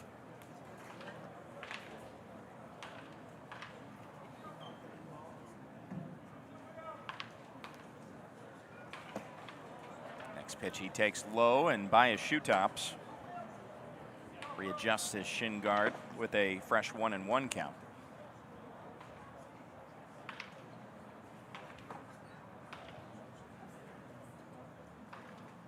There's a swing through a fastball, a foul tip rather, into the glove of Delaney.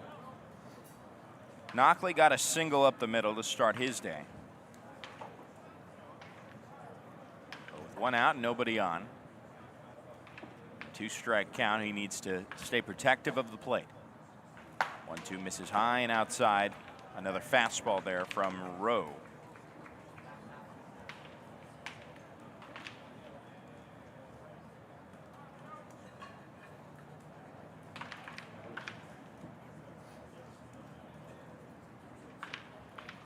Two count. Misses high and inside.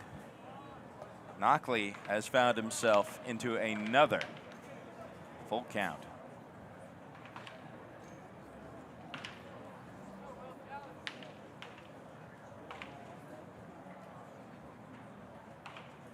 Rowe delivers that full count. Hits for strike 3. Knockley tossed his bat before the punch out call there. It's a backwards K and a big one at that. Gets out number 2. That pitch, just a fastball high and inside, but does in fact find the upper quadrant. Now Broder Katke. Try and prevent this inning from not having a run plate. We have not seen that in the first 3 innings, where one team or the other has touched home safely. It's a 1-0 count to start things off with Katke. Similar pitch there, fastball finds the middle inside part of the zone for a 1-1 count. Had a single to follow up Leo Knockley's back in the second. Got picked off, caught between second and third, which kind of mowed down a little bit of momentum that was heading the Yankees' way at the time. And now he gets aboard safely again, this time on a hit by pitch right above the number 8 on the back of his jersey.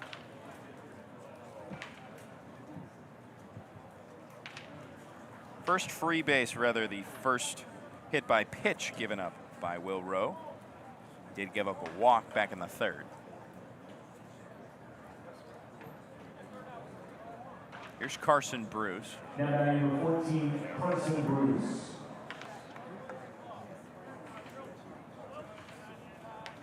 Carson Bruce, a gray bat with a black handle, swing and a miss. Yankees for the catcher is number 10, Jackson Adcock. Courtesy runner at first base, Jackson Adcock. Next Pitch misses high. It's a 1-1 count to Bruce. Catchers get courtesy runners, usually in high school.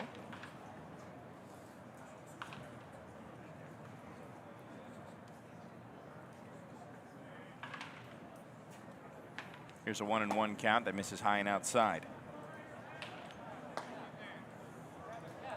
Bruce got himself an RBI, has not recorded an at-bat because he flew out to center field to cash in a run on a sacrifice fly.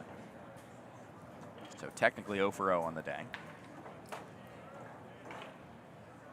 Has a runner at first with 2 outs. Check swing and a miss. Goes around the full 360. Now Rowe, a strike away from getting out of this inning.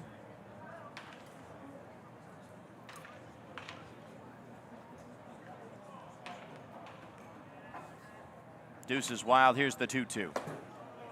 Misses just outside. Everybody froze for just a second there. Carson Bruce was waiting to hear the call, and as was the backstop Delaney.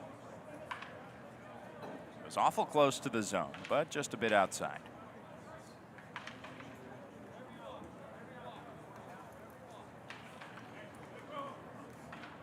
Full count with 2 outs. The runner will be off on the pitch.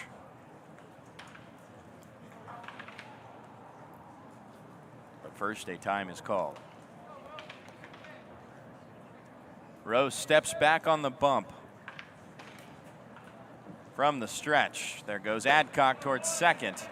It's a moot point. It misses high for ball 4. For the second walk issued by Will Rowe. Back-to-back free bases on 2 outs. That'll bring up Jacob Carrasco, who was a strikeout victim, 1 of 3 from Gavin McMillan.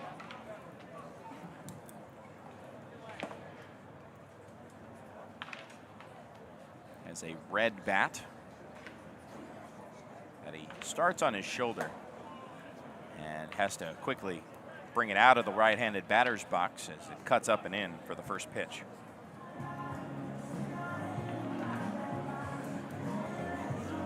It's going to be a mound visit now for Will Rowe.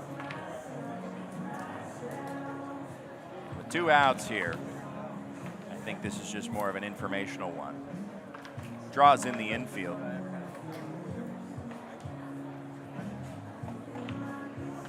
The athletics coach trying to make sure that his infield knows what to do. The fact of the matter is that there is a force out at any square base and 2 outs. Still a very manageable position for Will Rowe to be in, especially with a 4-run advantage in the score box. 5-1 Athletics.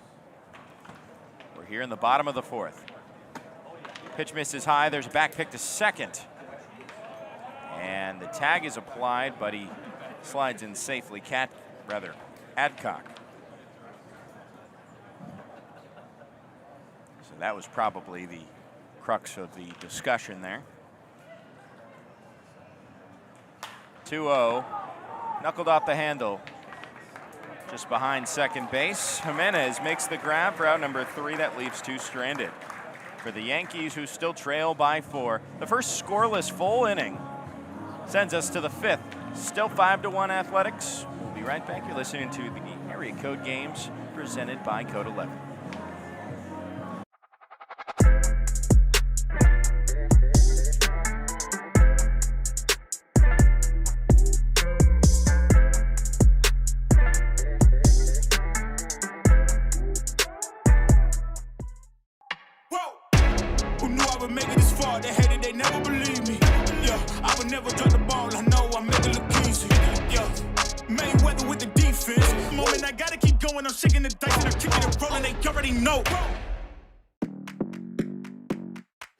Come here, come a little close, free. Move your body.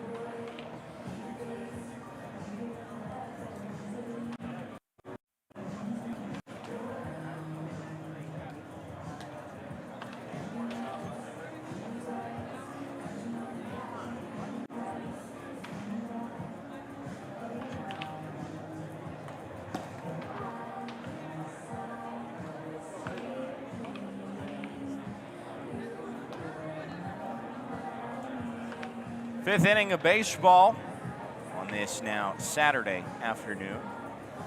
Hope you're enjoying some lunch. There's going to be a little bit of a break between this game and the final two games to finish out this first day of the final weekend of the 2026 area code games. Those games will be as followed. We got the Rangers versus the Brewers coming up at 1 p.m. The White Sox versus the Reds. You won't want to miss it. All the action here on Home Team Network and Area Code Baseball's YouTube channel. Jack Leeper takes the first pitch. A 95-mile-per-hour fastball from a new arm on the mound. Cole Kuhn. Misses inside with a similar pitch. Now a 2-0 count on Leeper, who is 2 for 2 today. A double and a single in the first and the third, respectively. Some defensive changes to make note of after I tell you that this pitch is fouled back to the backstop for a 2-1 count. Bowman comes in to left field. Rutledge goes from second to center field to replace Bowman, who was there for the first 4 innings defensively of the game. Next pitch, low and inside. Tries to jam him there, but it's a 3-1 count. Joey DeMeo at second base. Came in as a courtesy runner for Katke, who is still behind the plate. High ground ball to the new third baseman, Graham Keane.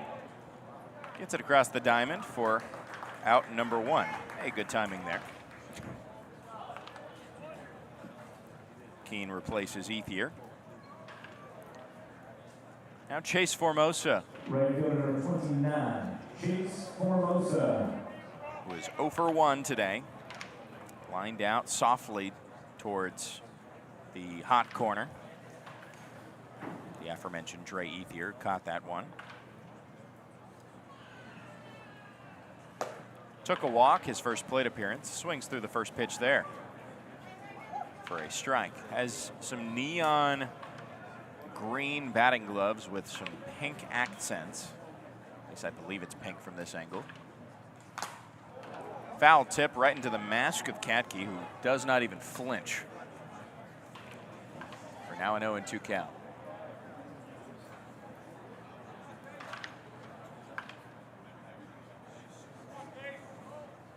One out, nobody on.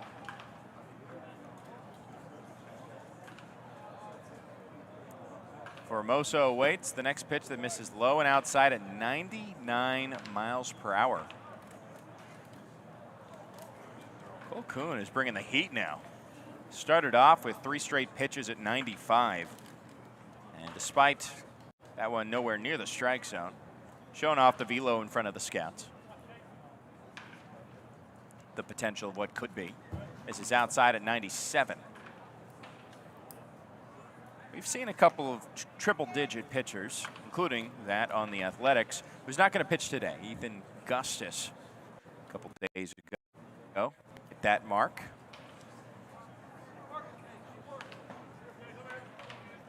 Should see him pitch tomorrow, though, I believe.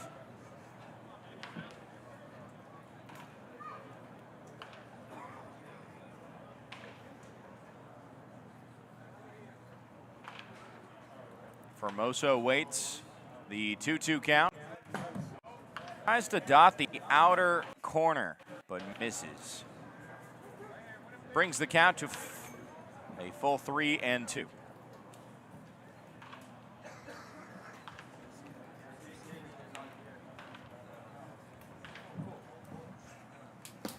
Next pitch misses outside on the fastball.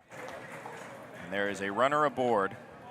Base on balls. That is the 6th walk issued to the Athletics. Of those 6 walks, 3 of them have scored a run. That results in this now 5-1 lead for the Athletics here in the top of the 5th.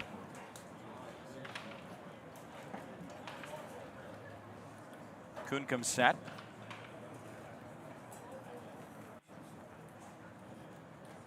Aiden Jones now at the plate. He calls for time to break up the tension here.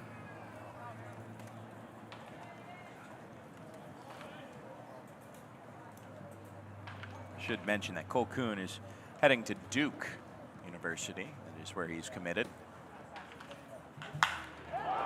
Line drive into left field. That'll poke through for a base knock. Now 3 straight innings with at least 1 hit for the Athletics. Designated hitter number 9, Nico Busalaki. It's the first hit of the day for Aiden Jones. Nico Busalaki will now take the plate here.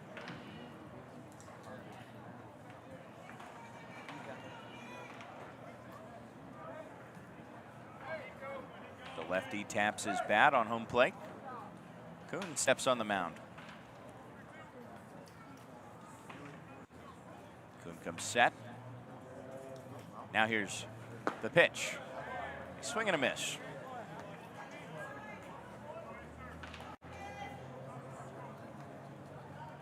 Busalaki readjusts his batting gloves. He's got a couple of RBI today in both plate appearances, the last of which was a walk.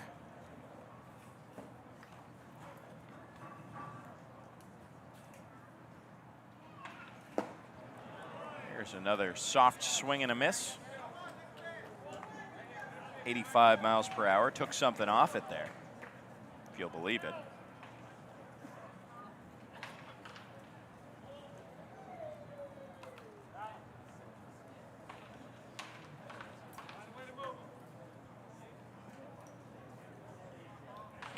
Cole Kuhn, the 6'7" right-hander, has runners at first and second, and 1 out.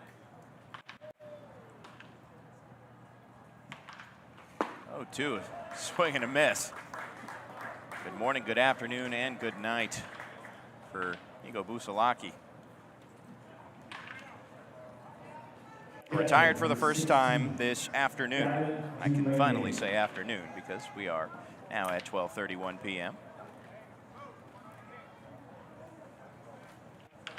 It's been a long morning, but an exciting one at that. It's always exciting when you come out here and get to see these stars of tomorrow here at Blair Field.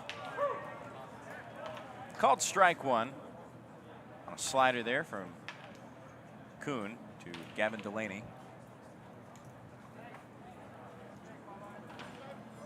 Kuhn getting ahead of counts here, trying to escape the inning. Pauses for a second. The 0-1 misses low and outside.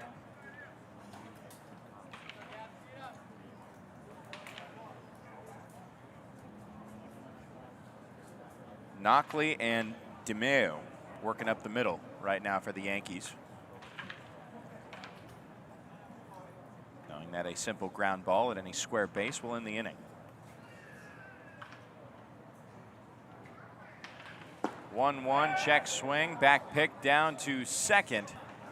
Gets past the glove of Knockley, but a good backup there by DeMeo. It's 1-2 now,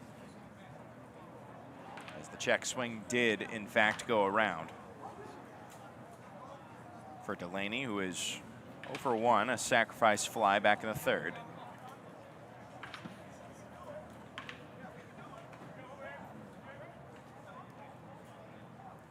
Kuhn delivers the next pitch. It's in the air. Foul territory. Kuhn cannot make the grab.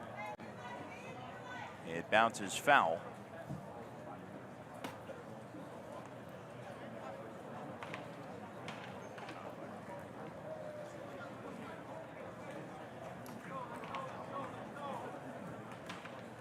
Give that an error, it looks like.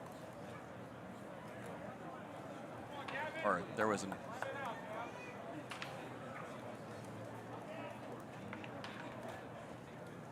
Well, there are 2 errors on the board.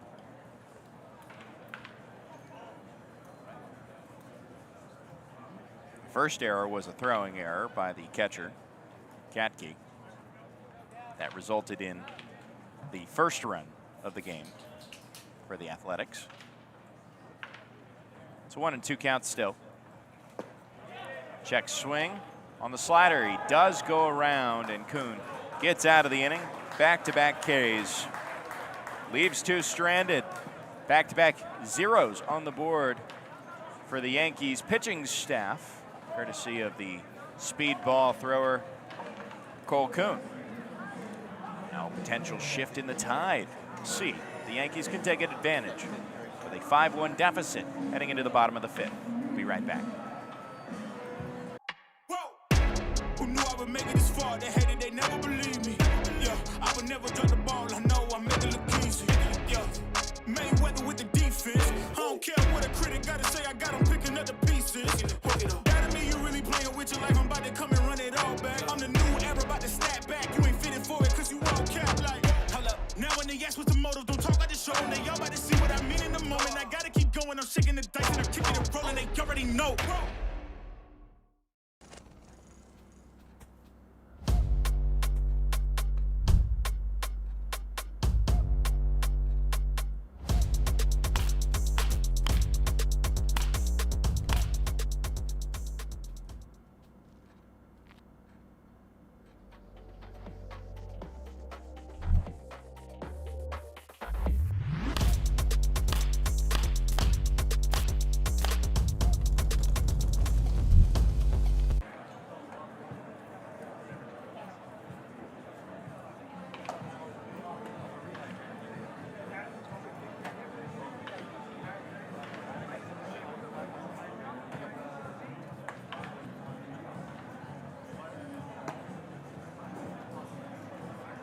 Here is the place for the Athletics. This is defensive change. Now playing second base, number 15, Justin Rodriguez.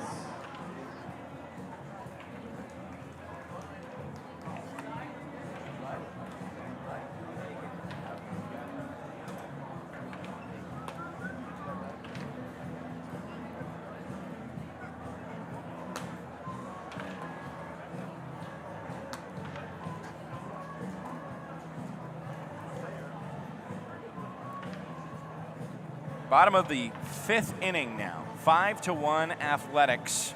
Only one defensive change heading into further into this back half of the second game, the 10th game, the Upperclass segment of the area code games, the 2026 campaign. Jalen Bowman is going to be the first to face off against Will Rowe. And that defensive change, by the way, is Justin Rodriguez, who comes in to replace Jimenez at second base. Andrew Jimenez. First pitch from Rowe misses high. Bowman led things off with an infield single back in the third.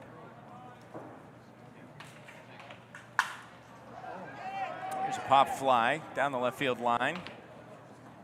And it chases foul.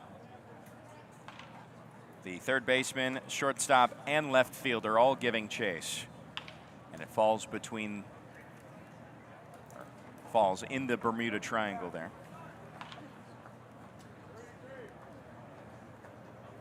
It's going to be a 1-1 count now. Bowman needs a new bat as his just split. Seen a couple broken bats today thus far.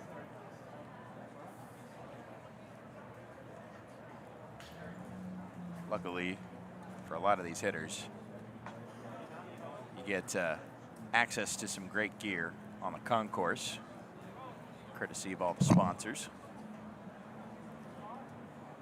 Bowman retrieves a new red bat from the dugout. One that he likes.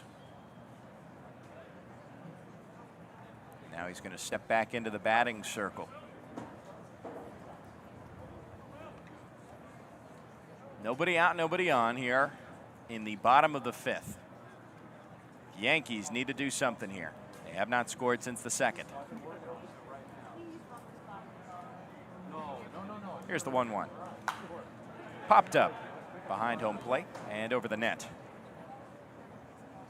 There's strike 2.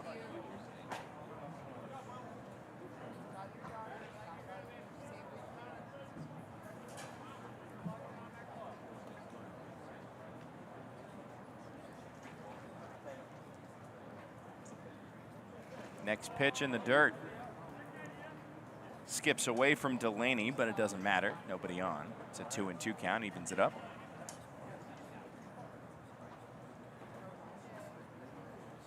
Bowman out of Malvern, Pennsylvania, Malvern Prep. 5'11". 40 hits and 40 stolen bases in his 2026 campaign.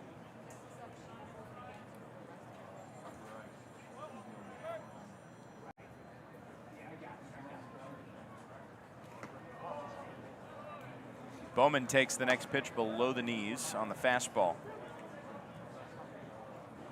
Brings it to a full count.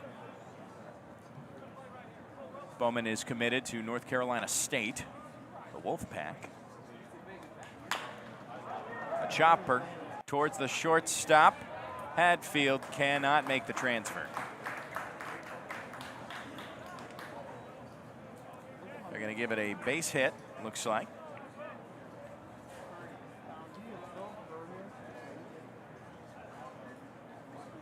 I'll wait and see officially. Yes. Scoreboard says a base hit, so we're going to go with it. Now, Bowman is 2 for 2. And in both at-bats, he has led off an inning with an infield single. Consistency is key in baseball. He has been consistent today. Anderson Lambert now is going to replace Dre Ethier's spot in the lineup as an extra hitter. He fouls the first pitch down the right field line. An Alabama commit who received a number of offers. There's a hit and run. It's fouled back despite an impressive head-first slide and a good jump there by Bowman. He has to go back to first. It's an 0-2 count now.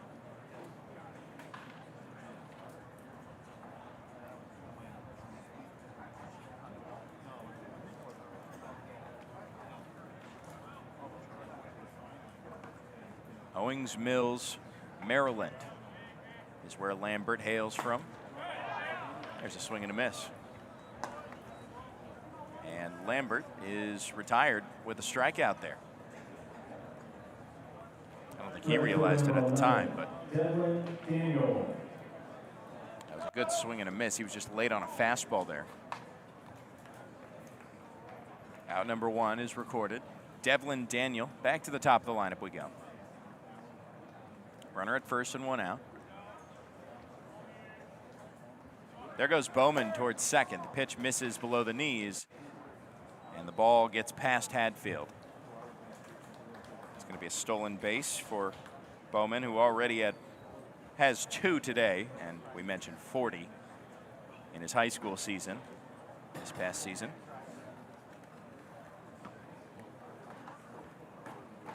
A 1-0 count now for Daniel, who has reached in both plate appearances.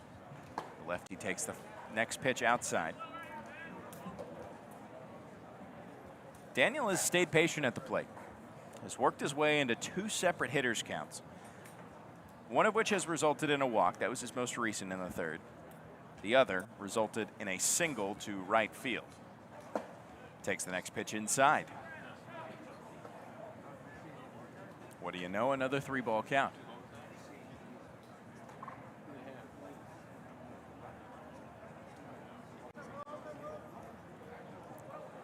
Rowe takes a breath. And now goes at it with the 3-0, misses high and outside. There's that hard 90 from Devlin Daniel. That'll bring runners to first and second, and I believe that should be it for Will Rowe. Has reached a pitch count limit. And we will tell you about the new arm for the Athletics, who still lead 5-1. One out here in the bottom of the 5th, 2 on. We'll be right back.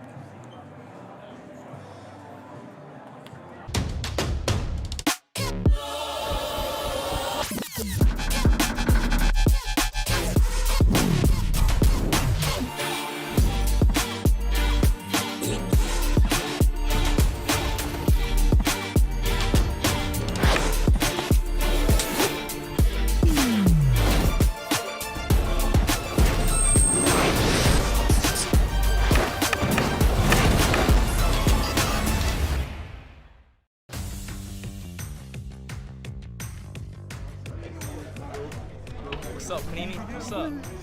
I've never seen myself on a card like that before. To be able to trade with my teammates and other kids on the team is just great in an event like this. To be honest, like having our teammates and our friends like cards is just phenomenal. It's kind of a surreal feeling. You feel like a big leaguer, like that big league experience. Ooh, that's sweet right there. Seeing these cards, I mean, really opens my eyes to what's coming in the future. Introducing Gatorade Lower Sugar.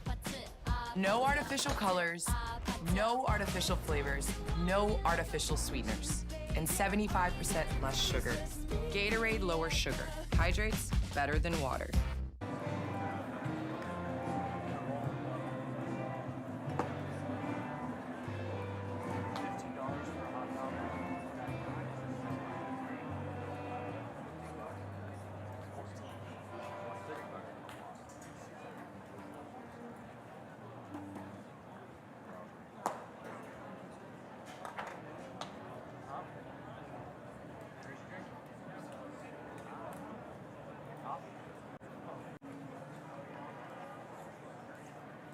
Mid-inning pitching change for the Athletics. Will Rowe retires only 1 in this inning. He goes 2 1/3 and is exchanged for a lefty, Parker Lip, out of Sacramento, California. Two-way player who threw 32 1/3 innings and 42 strikeouts. Always good to see a positive K ratio in terms of innings pitched.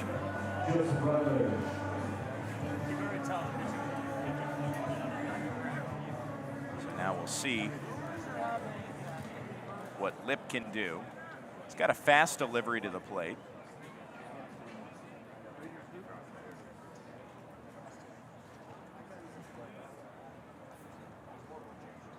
Joseph Rutledge fouls off the first pitch, first base side, against the new pitcher. Lip rocks a lot of great stats, but most importantly, a 4.7 ERA. That's got him a couple of academic / athletic scholarship offers, or rather college offers. Rutledge fends that one off to the right side. Kick starts what looked to be a double play. Jones, the first baseman, got it to Hadfield, and that's the only out recorded there.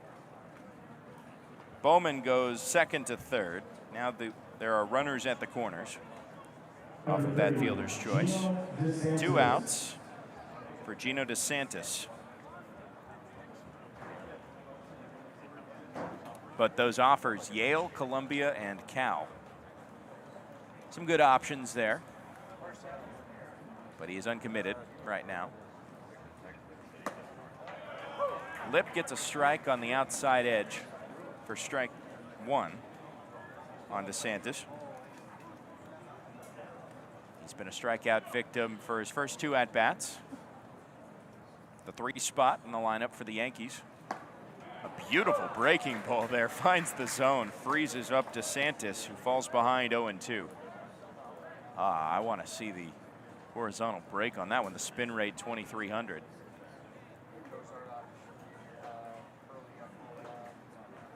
Fastball for his next pitch, misses outside. All of DeSantis's strikeouts have been on a 1-2 count. What do you know? There's a 1-2 count on Gino DeSantis. Curveball gets a piece of it. Hit fair in front of the mound. Lip speeds on and over to first. Flips it on to Jones for out number 3. That leaves 2 stranded for the Yankees, who have still not scored since the 2nd inning. We are through 5. It is 5-1 Athletics. You're listening to the 2026 Area Code Games presented by Code 11.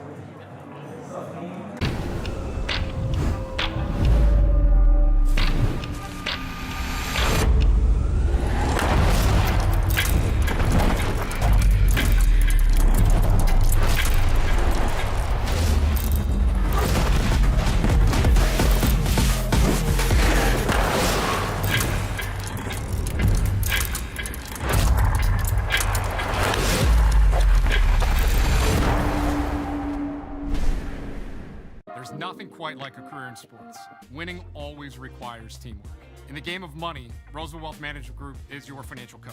With us, you'll get a team that rallies around you and your financial future. We provide financial structure and guidance for athletes and their families. From tax structure to investment choices to long-term savings, we provide tailored plans that set our clients up for success. It's important to start early with the right team behind you, so let's get the ball rolling. Give us a call.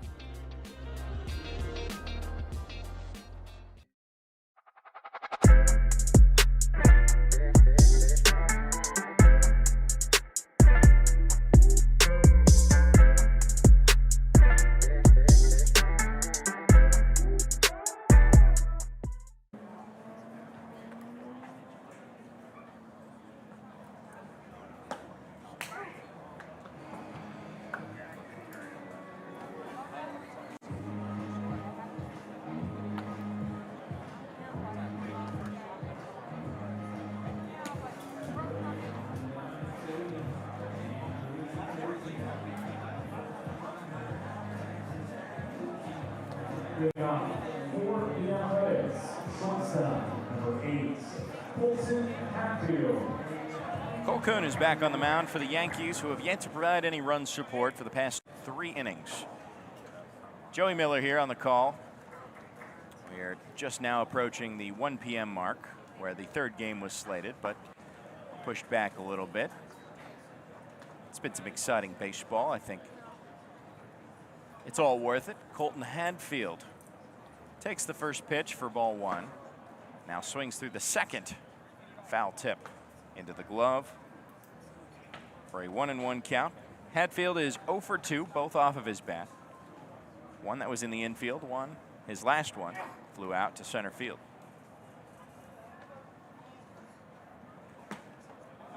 Next pitch misses outside for a 2-1 count. What I like about Cole Kuhn's delivery to the plate is how free-flowing it is, especially with all of that power that he has there. He doesn't need a snapping, jerking motion or anything like that. It's almost like a sidearm, like skipping a rock.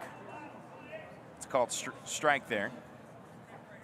We saw him reach 99.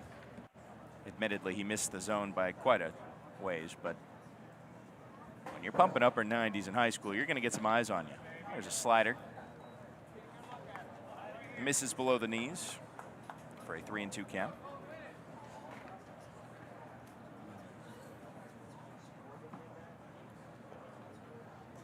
Kuhn is going to request a new baseball for a better grip.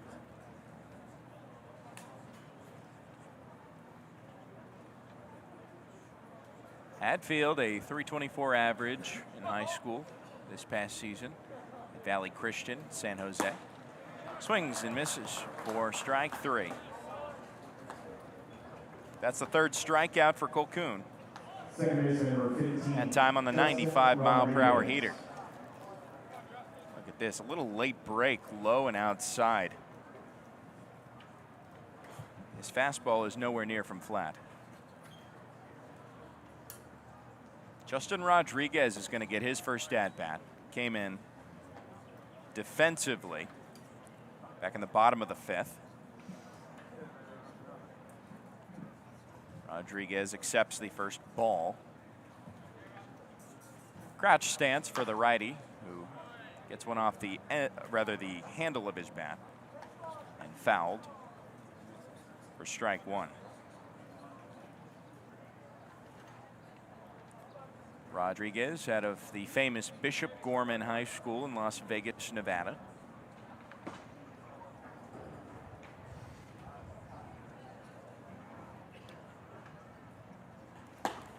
A hard swing and a miss at an off speed.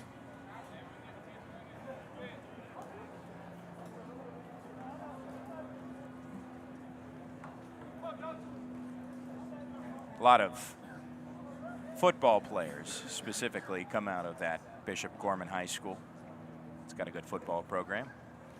There's a swing and a miss, back to back, but that time on a 97-mile-per-hour heater. That's his kill pitch there. He's struck out 4 in a row now. See that sidearm and slight movement in on the righty. Brings up Aaron Minton, rather Quentin Hill is going to replace Aaron Minton.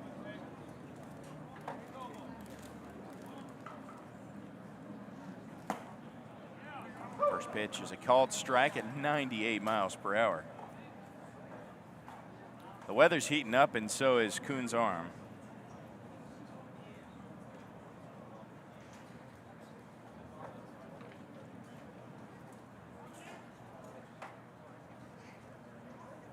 Quentin Hill out of Berkeley, California. Berkeley High School specifically. Takes another heater. Does not lift the bat off of his shoulders. And quickly falls behind. It's an 0-2 count.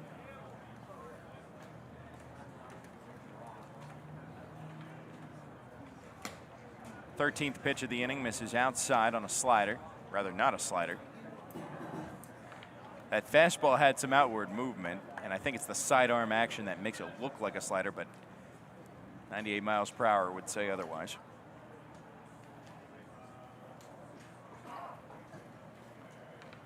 A 1-2. Below the knees.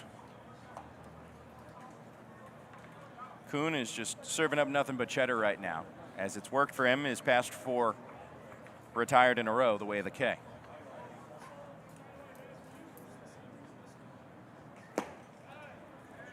Another fastball low and outside. Now he's going to have to focus on a different approach with a 3-ball count. Trying to retire the side in order.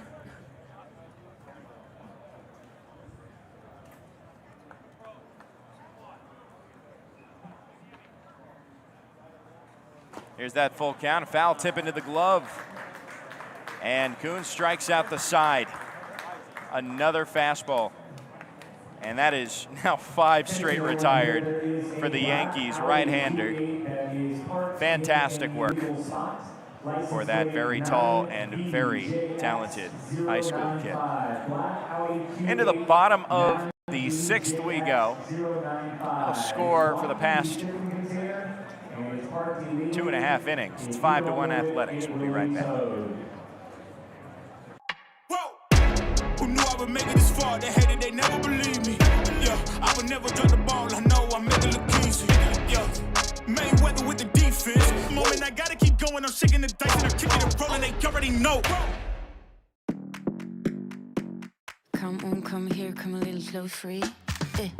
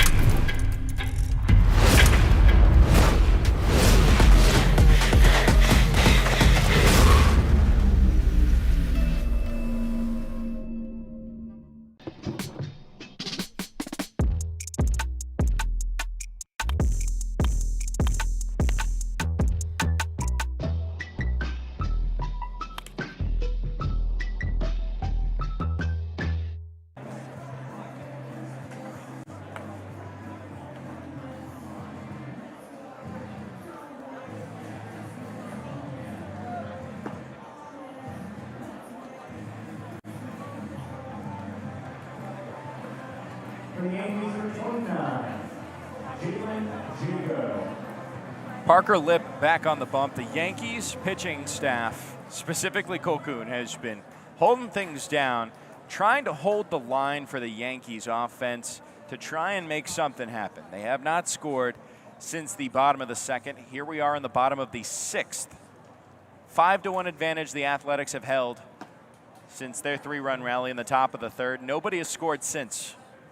Jalen Jacob is going to try and start to break that trend. Takes ball one from Parker Lip. Came into the contest mid-inning, just in the previous frame. Sends this one softly towards Lip. His hat flies off. He underhands over to Jones at first base for out number one. Third baseman, number 31. Now, Ram Keene will replace Leo Knockley's spot in the lineup, who went 1 for 2 today. Also a defensive change. He had an at-bat just in the top half of this inning. Quentin Hill, now in right field, replacing Formosa.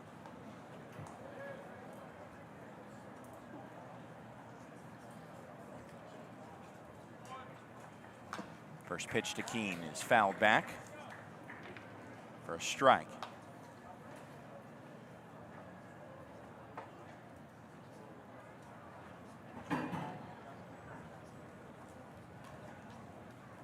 Keene is from Pittsburgh, Pennsylvania, at a Mount Lebanon High School, and he gets plunked, I believe.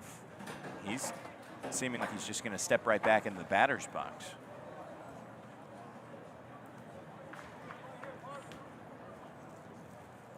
I guess that missed him. It's a 1-1 count.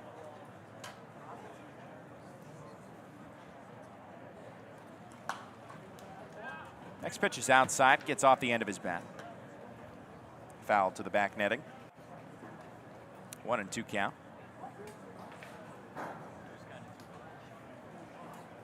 Keene 6'6", 211 as well. Gatorade Player of the Year in Pennsylvania. Fouls off another one towards the hitting facility. 1 out, nobody on here in the bottom of the sixth.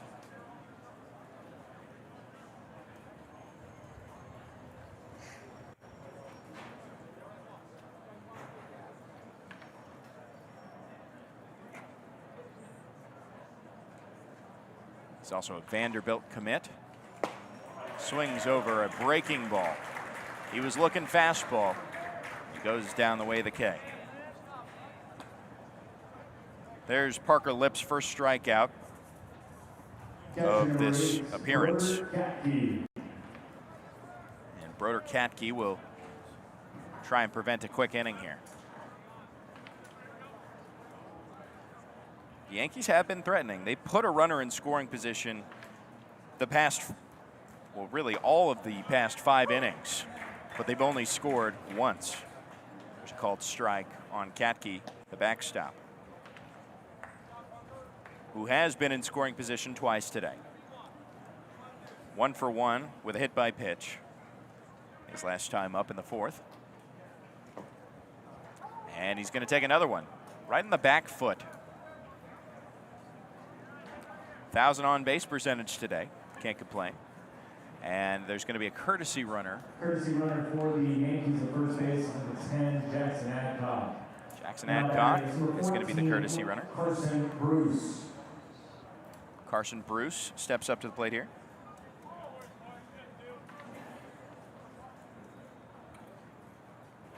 Bruce, a sacrifice fly and a base on balls today.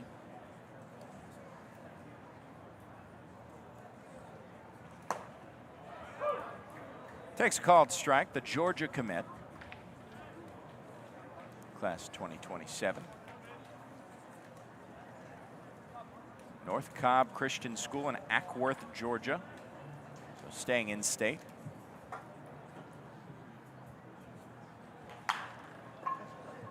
Hit up the middle, and the shortstop does not have a play there. Hadfield bobbled it. And they're going to give him an error. That's the first error for the Athletics.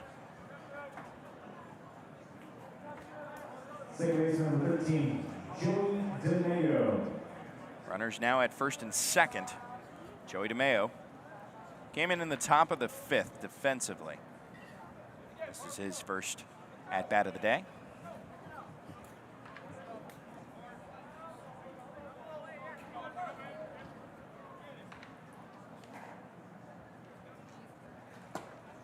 DeMayo takes strike 1. Holding a red bat, kind of parallel to the ground. Almost looks like mismatched cleats. I think that's just his bright yellow shin guard over his red cleats. Breaking ball right on the outer blank.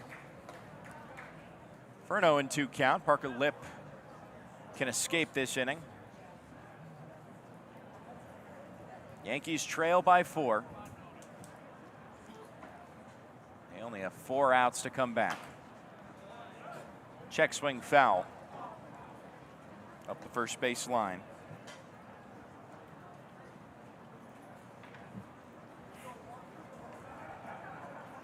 Yankees at risk of losing their perfect 2-0 record.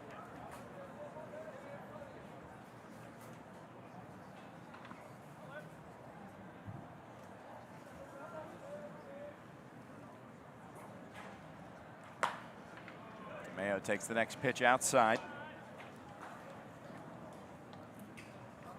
DeMayo has a hit in this tournament. He is 1 for 3 prior. Has played in both of the prior games that the Yankees have faced off against the Royals and the White Sox. Pops up on the next pitch in the infield. Hadfield comes in on the infield grass. Settles under it for out number 3. That leaves 2 more stranded. 4 straight innings with 2 stranded and a runner in scoring position, specifically stranded for the Yankees, who have been scoreless offensively for the past 4 frames. They still trail 5-1 heading into the final inning. We'll be right back. You're listening to the Area Code Games, presented by Code 11. Who knew I would make it this far? They hated, they never believed me. Yeah, I would never drop the ball. I know I make it look easy. Yeah, Mayweather with the defense. I don't care what a critic gotta say. I got 'em picking up the pieces. That to me, you really playing with your life. I'm about to come and run it all back. I'm the new era, about to snap back. You ain't fitting for it, cause you won't cap like. Hold up. Now when they ask what's the motive, don't talk like the show. They y'all about to see what I mean in the moment. I gotta keep going. I'm shaking the dice and I'm kicking and rolling. They already know.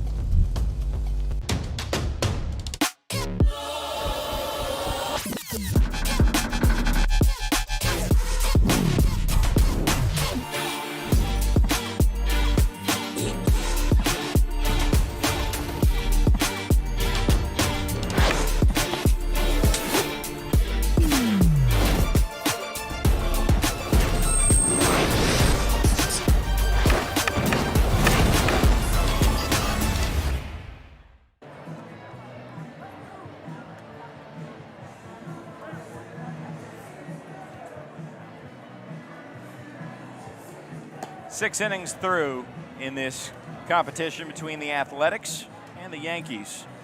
Joey Miller walking you through the final inning of this game, and Will Haggerty will take the mound for the Yankees, who trail 5-1 to the Athletics. They have trailed, well, really since the Athletics got on the board in the top of the 1st. They have not relinquished that lead. The Yankees have only scored in the 1st. The past 4 offensive frames for the Yankees have been scoreless, despite getting a runner in scoring position. And now Haggerty is going to try and close things out. Gets a called strike on Carson Kinnick to start off the 7th.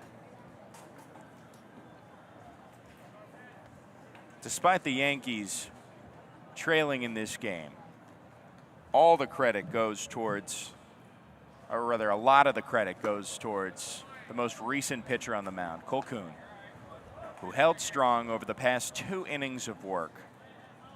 Caden Hines also doing an excellent job after giving up the last 3 runs to the Athletics. Had a scoreless frame in the 4th. But Kuhn, of his 6 outs, retired 5 straight the way of the K, and now another K. Starts off the 7th inning. Swinging strike. That's 6 retired through a strikeout. To the top of the lineup we go for the Athletics. 4th time through the lineup. Jackson Clymer is 0 for 2 with a walk. Came around to score. But for the majority of those 5 strikeouts for Cole Kuhn, it's that fastball, that heater, the put-away pitch. There's a breaking ball that misses outside. Clymer gets ahead of the count, 1-0.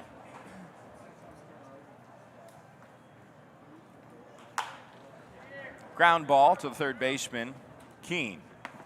Over to first in time for out number 2.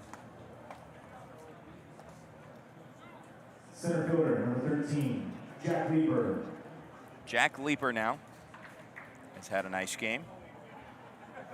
The only Athletic to have multiple hits in today's contest. He is 2 for 3.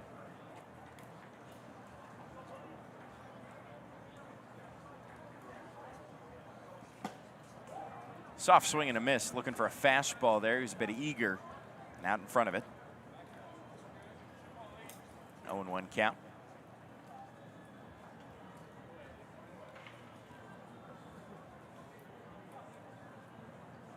Next pitch from Haggerty misses outside. A 1-1 count.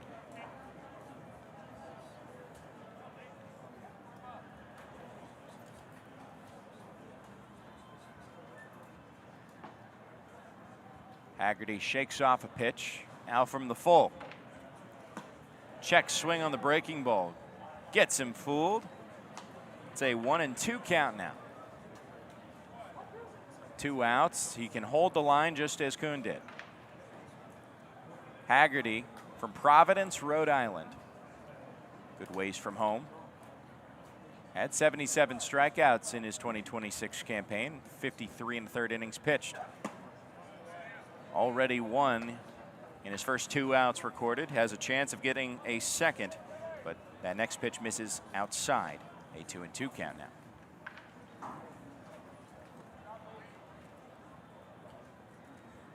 Five hits apiece for both the Athletics and the Yankees. But the difference is 4 runs right now. The Yankees are going to try and come back in the bottom of the 7th. There's strike 3. On the put-away pitch at 93 miles per hour. Haggerty gets a backwards K. And a 1-2-3 inning in the top of the 7th. The Athletics scoreless through their final 4 innings of work. They're going to try and close the book on the Yankees and give them their first loss potentially. In the bottom of the 7th, the Yankees are going to try and prevent that from happening. We'll be right back. You're listening to the Area Code Games presented by Code 11.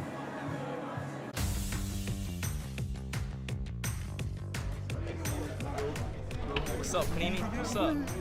I've never seen myself on a card like that before. To be able to trade with my teammates and other kids on the team is just great in an event like this. To be honest, like having our teammates and our friends like cards is just phenomenal. It's kind of a surreal feeling. You feel like a big leaguer, like that big league experience. Ooh, that's sweet right there. Seeing these cards, I mean, really opens my eyes to what's coming in the future.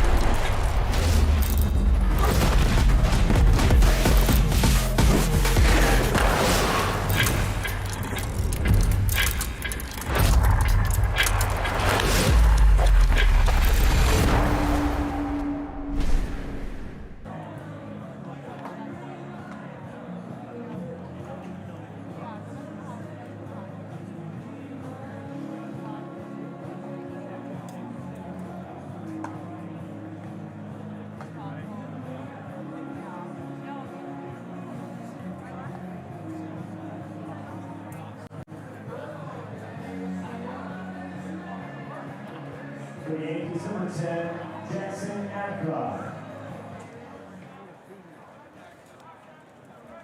Last 3 outs of this ball game, and the Yankees have some work to do. Bottom of the 7th, Jackson Adcock is going to take his first hacks of the day. He courtesy ran for his catcher, Katke. Fouls off the first pitch to the first base side.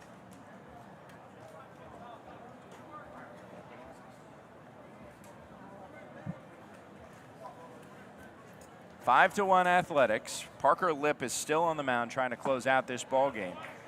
Gets a swing and a miss on the breaker. Now an 0-2 count.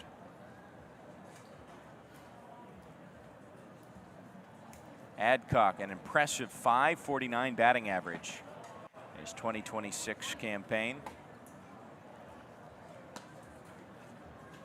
That was Cameron High School, Cameron, Oklahoma.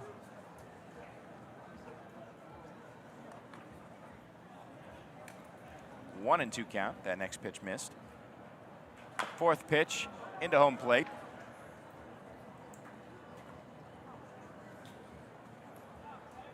Adcock replaces Jalen Bowman's spot in the lineup, who finished his line 2 for 2.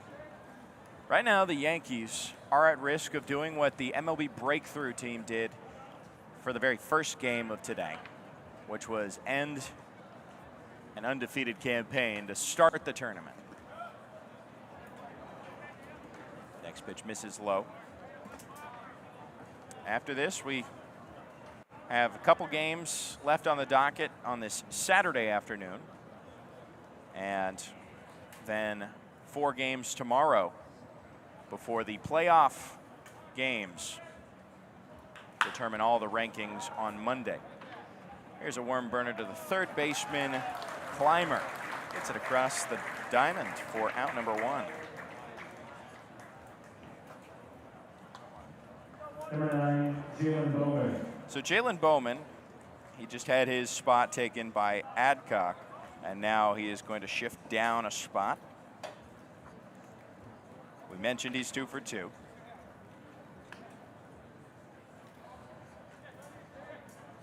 can play around with the lineups here, however you see fit, as we have to mention this is a showcase.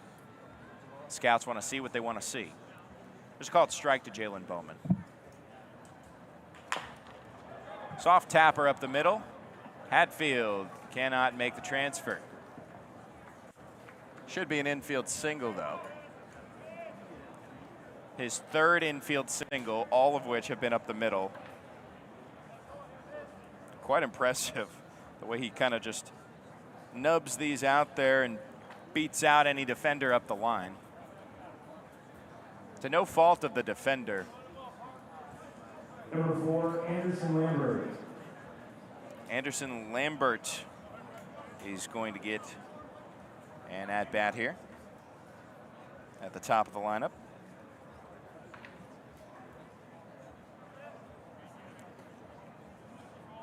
Came in to pinch run. And it hits him on the first pitch, so he's not going to get a chance to swing the bat. Gets runners to first and second.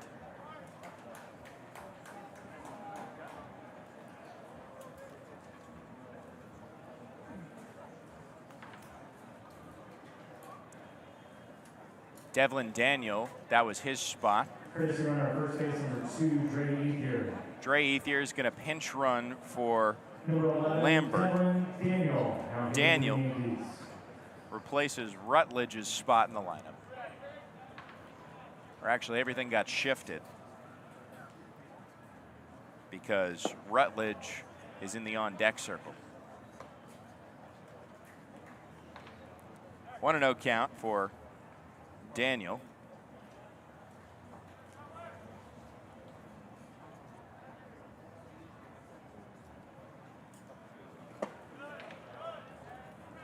Next pitch misses low as well. 1 out here, runners at first and second. The Yankees trail by 4.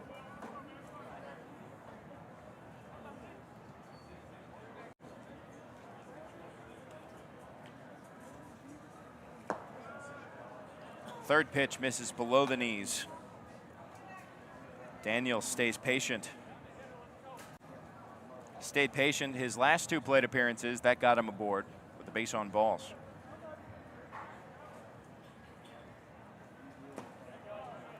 And he takes another hard 90 to load up the bases. 3 straight walks. He's reached base all 4 plate appearances today. So now with 1 out and the bases loaded, this game could change with 1 swing. Joseph Rutledge is at the plate here.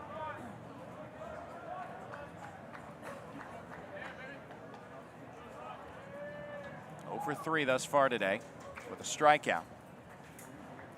Faced off against Lip and grounded out into a fielder's choice, or rather grounded into a fielder's choice. He was safe and left stranded in the 5th inning. 1-0 count. Nobody has plated a run since the 3rd inning, and now the Yankees have a chance to do that in the 7th. Their last attempts of keeping their undefeated record alive. Next pitch tapped foul. It's a 1-1 count.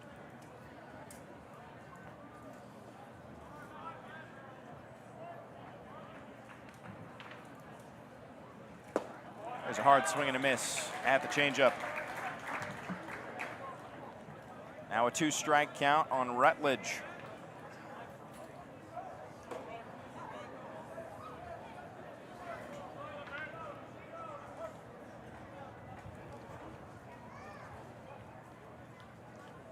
Lip nods, rocks back and fires.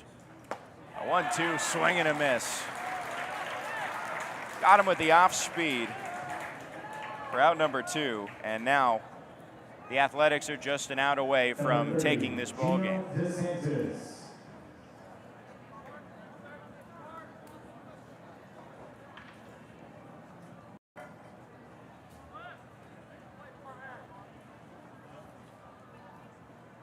First pitch to Gino DeSantis, misses low and outside.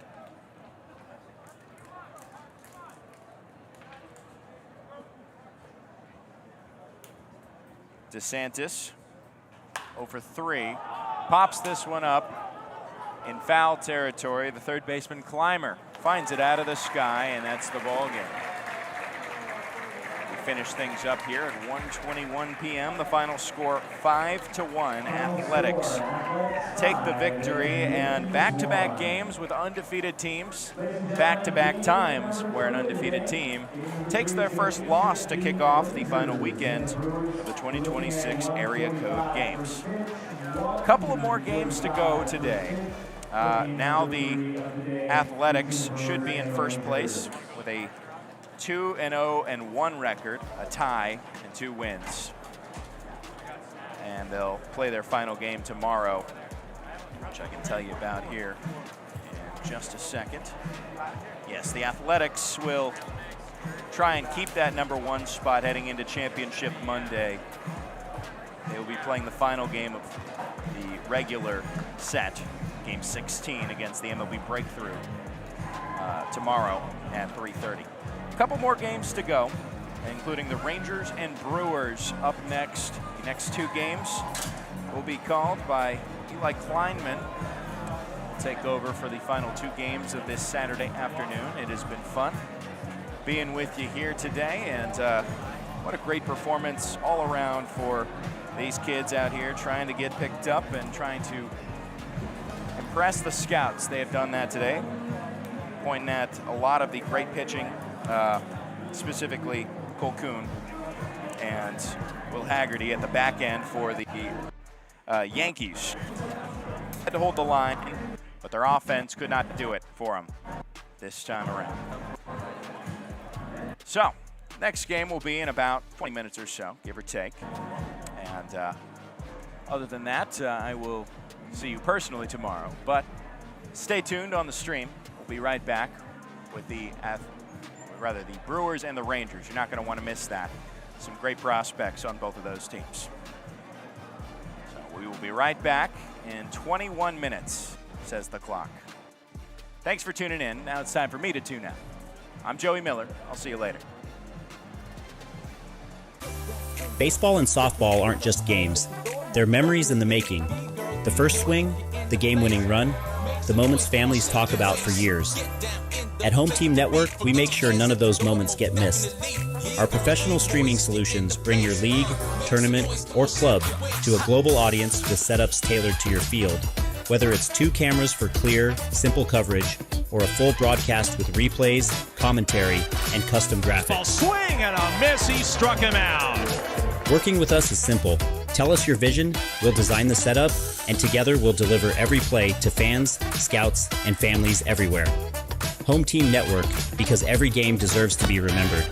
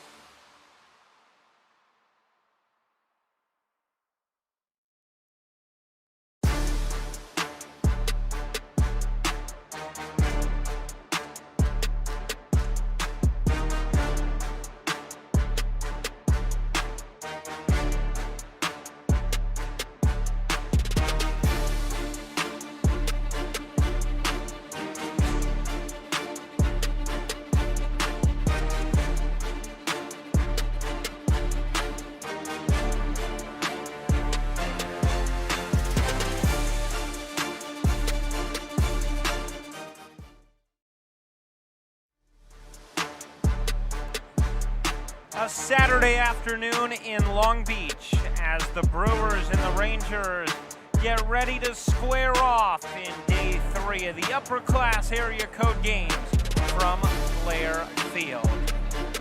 And with that, we say hello and welcome. It's the afternoon session between the Brewers and the Rangers, two teams with so much top talent. 9 top 30 players in their class between these two sides. Over 45 guys committed to play at power conference schools, and the talent is just up and down the lineup. So let's take a look at the Brewers lineup, the visiting team here this afternoon, as they take on Jake Ivey. Kuhalua leads it off. He's followed by the #1 prospect in his class, Dylan Seward. Then it's Rootman, Williams, and Hadnot, Pence, Holland, and Mason, Witcher, Goldstein, and Leoff round out the lineup. And on the other side, let's take a look at the way the defense surrounds Jake Ivey.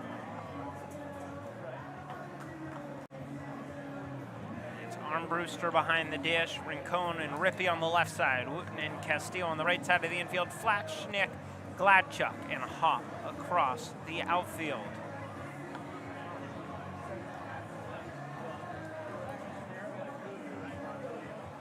And there is Jake Ivey, the 6'3", 190-pound left-hander from Gunter, Texas, and committed to Arkansas. First team All-State selection this past season. So Rangers rotation, or Rangers pitching staff that has just been dominant. They've allowed just 2 total runs through 2 games so far. Opponents hitting just .245 against them, and it's 23 strikeouts to 5 walks. Meanwhile, a Brewers team that came in with high expectations, but 0-2, looking to get out of their hitting slump against the best rotation here so far, and looking to get their first win of the week. Kuhalua to the plate, and the first pitch up and away with the fastball at 93 miles an hour from Ivey. Start time at 1:48 p.m. Swing and a miss. Kuhalua 1 for 4 through 2 games for the Brewers side.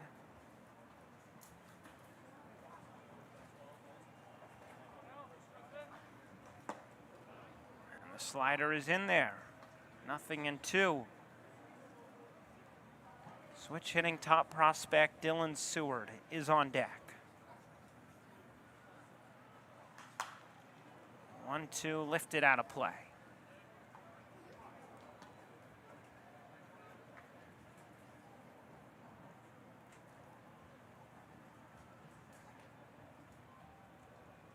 And on its way, a called third strike.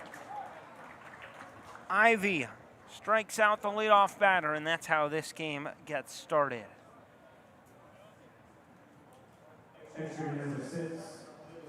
Throws him on the slider. Route #1. And here's Dylan Seward.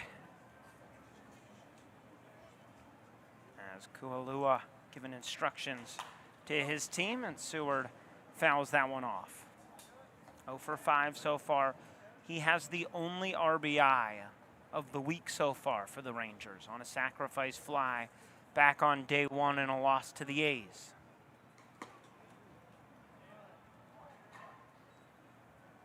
The shortstop, who is the extra hitter to start this game, still looking to get on first base, show off that elite speed. He's ahead in the count, 2-1.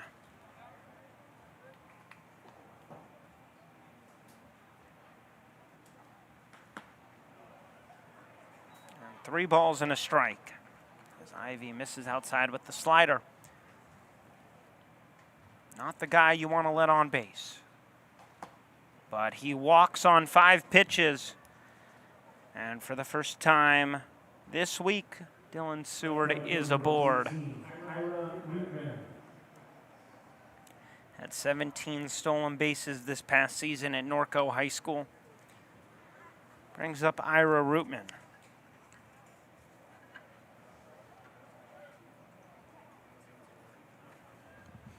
He had a double back on day one. It's the only extra base hit for the Brewers.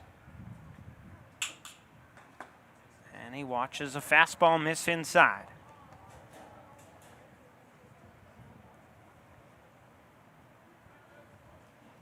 Rootman playing right field.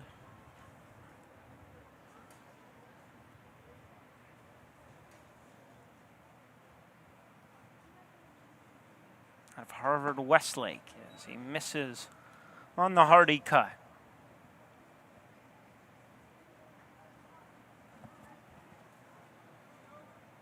Seward gets his lead.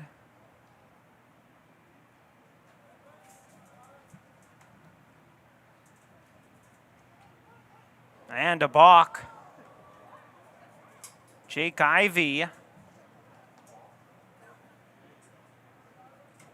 tripped on the mound, keeping an eye on Seward at first.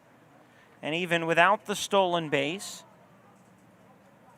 the impact of Seward's speed being felt in the top half of the first.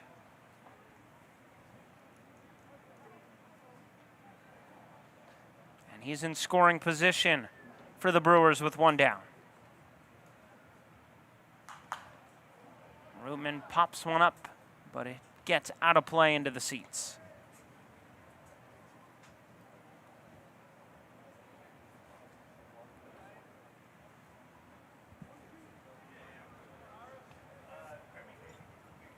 Brewers still looking for their first hit with the runner in scoring position. And now their third game of the week. Seward's on the move. The 1-2 is hit in the air to shallow left field. Flashnick gives way to the shortstop Rippey to make the catch. And Seward has to move back to second.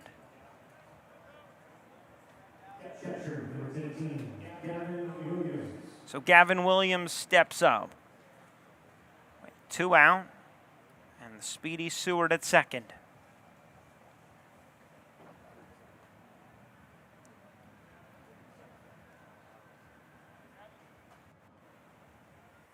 Trying to give the Brewers an early lead.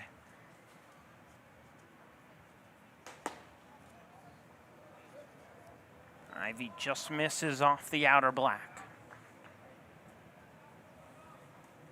Big hole on that right side, with Wooten playing close to the bag at second.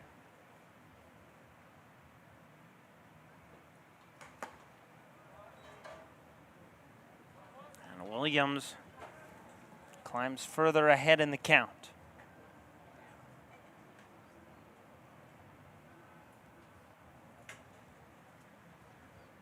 Catcher in the cleanup spot.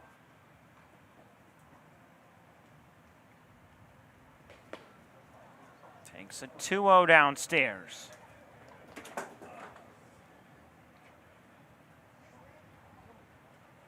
Three balls and no strikes.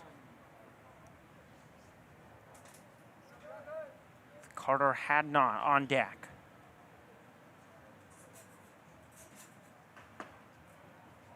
And Ivey pours one in.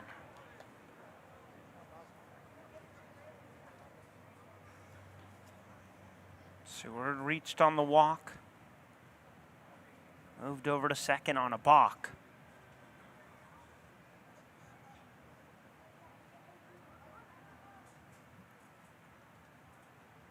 The 3-1. Williams flares one into shallow right field. Hop with a long run. Comes in to make the grab and end the inning. Seward stranded at second. Ivey works through a scoreless top half of the first. It's the Rangers coming to bat, and the Brewers taking the field. You're watching the Area Code Games, presented by Code 11 on YouTube.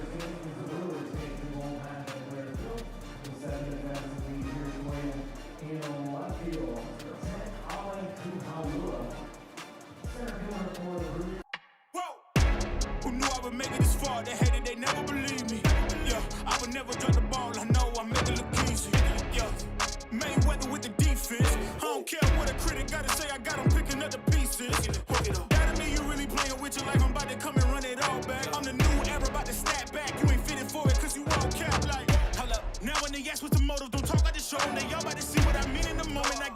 when I'm shaking the dice and I'm kicking and rolling, they already know.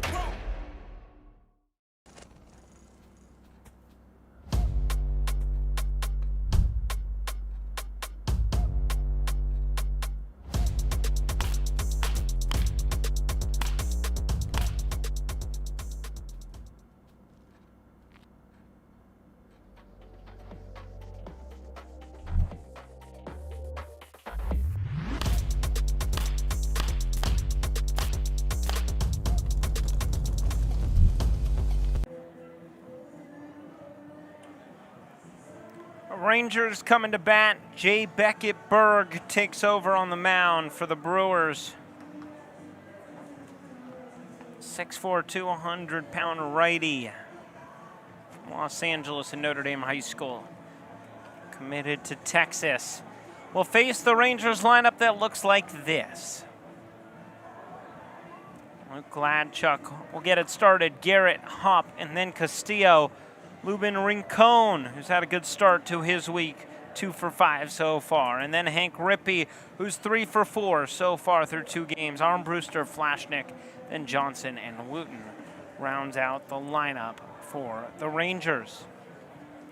And the Brewers defense shapes up around Berg like this, with Williams at catcher and Holland and Hadnot on the left side, Leoff and Goldstein on the right side, Kuhalua, Mason and Rootman across the outfield from left to right.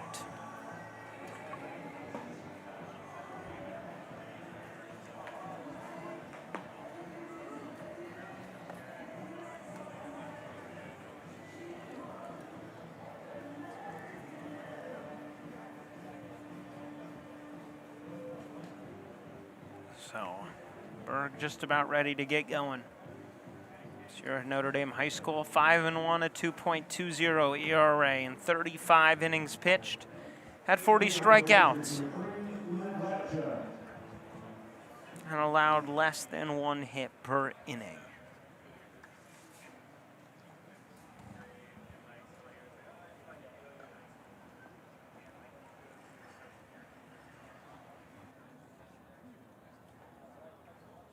So Luke Gladchuck gets the Rangers' day started at the plate.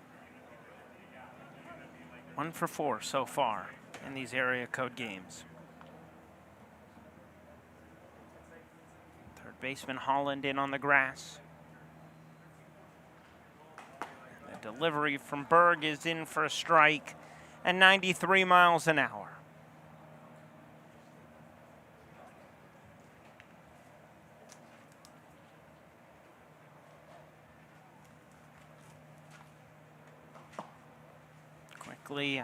Berg ahead, 0-2.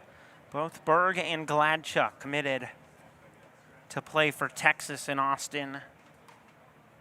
Not next season, but the season after that.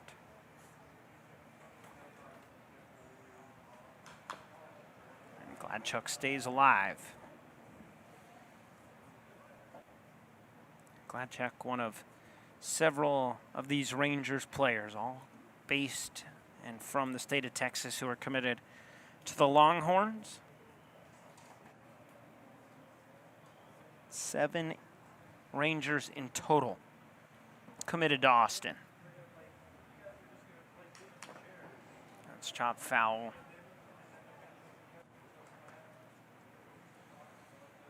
And 7 of the 20 total guys on this Rangers squad committed to play college in the SEC.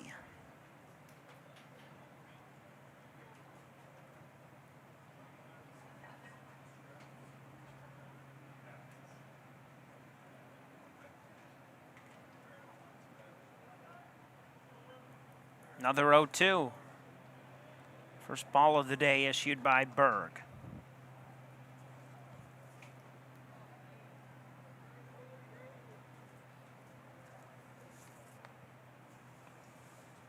Berg, a top 70 player in his class, according to Prep Baseball Reports Top 500. Saws off Gladchuck, but it's off the netting. And the center fielder stays alive at the plate.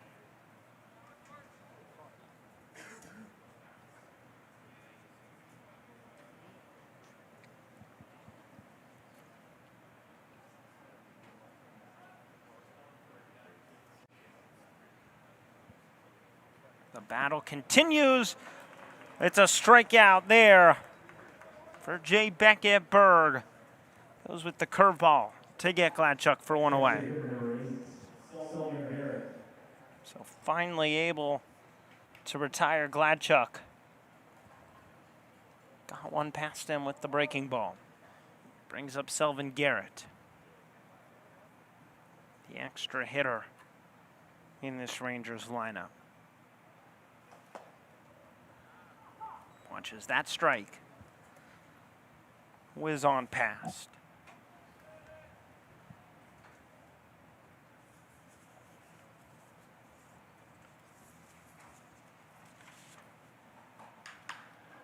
Soft ground ball up the middle.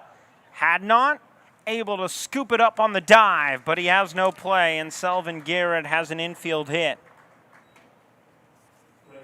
Hadnot covered a lot of ground, but Garrett, another one of those Texas commits, able to reach. Nice play by Hadnot, but just not hit hard enough. By the time he was back on his feet, Garrett had already reached first. So Drake Hopp steps in.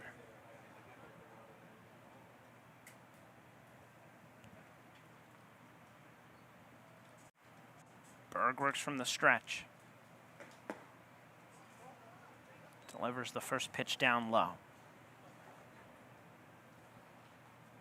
Hopp ranked 23rd in his class. And an LSU commit for this Rangers squad. 2 balls and no strikes.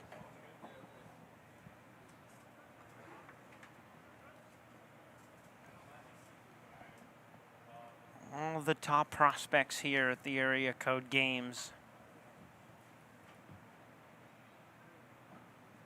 This showcase in front of MLB scouts and college coaches as Hopp moves ahead in the count. 3 balls and no strikes.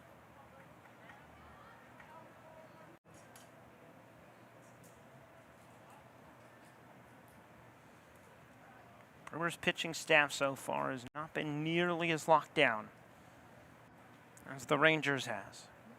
A 4.00 ERA through 2 games. That one's in for a strike. An opponent's hitting .304 against this Brewers staff. But Berg making his first appearance on the mound, looking to change that. Runner goes, gets a great jump, a swing and a miss. The throw down is late. It's a strikeout of Hopp. And a stolen base for Garrett. Watch this jump. It's already creeping towards second. And the throw had no chance. Sebastian Castillo, or make that 3-2 for Hopp. Not the strikeout, just strike number 2. 3-2 pitch. That one's downstairs, so a walk for Hopp. Puts runners at first and second with 1 away. Sebastian Castillo to the plate.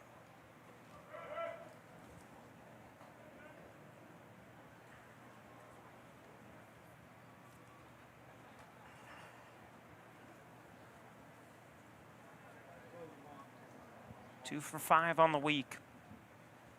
Has 2 in scoring position with 1 away. Or 2 on base with 1 away. And a runner in scoring position.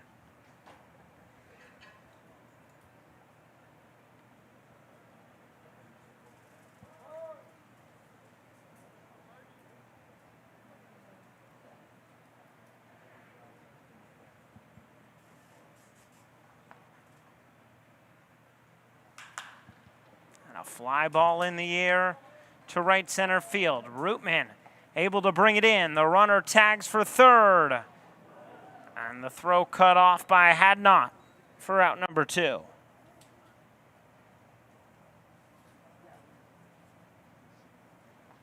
Garrett moves over to third. And Lubin Rincon to the plate.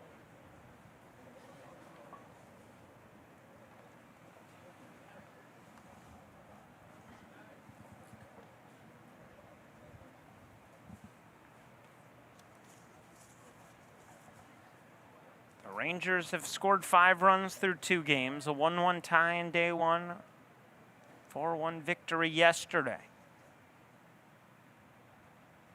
Rincon watches a strike. 3 of those 5 runs have come in on base hits with 2 outs. And Rincon a chance to add to that total here in the bottom of the first.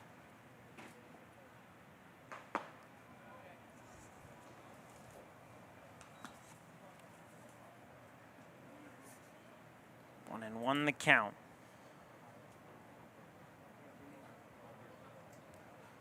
Berg looking to strand a pair.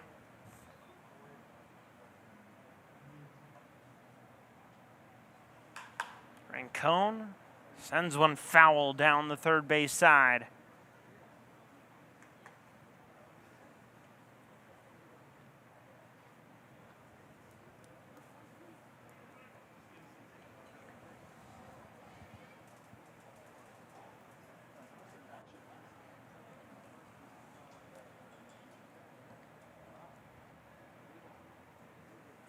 On 2 in the dirt.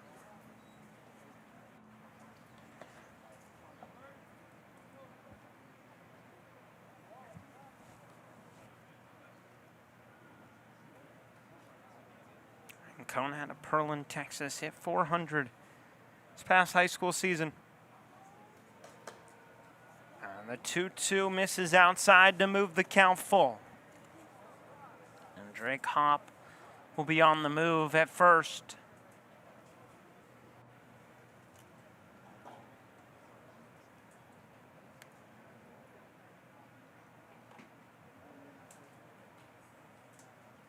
Berg delivers a ground ball to the first baseman Goldstein, who flips back to Berg, and he gets to the bag first to end the inning. Berg gets the ground down and helps himself out to get out of the first. To the second inning we go. Still scoreless at the Area Code Games, presented by Code 11 on YouTube.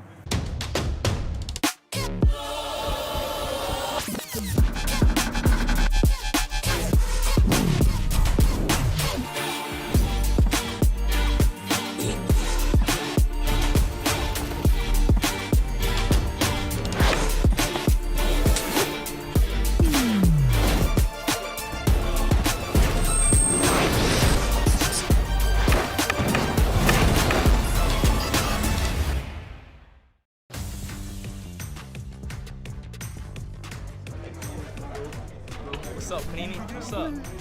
I've never seen myself on a card like that before. To be able to trade with my teammates and other kids on the team is just great in an event like this. To be honest, like having our teammates and our friends like cards is just phenomenal. It's kind of a surreal feeling. You feel like a big leaguer, like that big league experience. Ooh, that's sweet right there.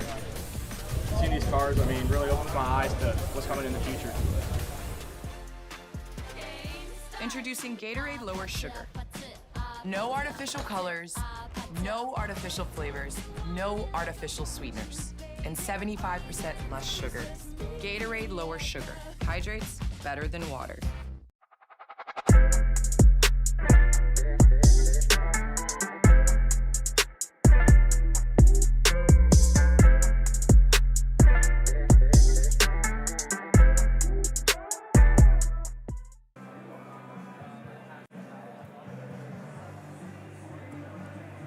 Second inning from Blair Field here in Long Beach at the Area Code Games.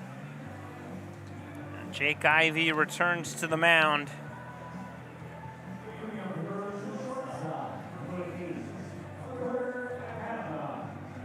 It's his second inning of work as he faces Carter Hadnot.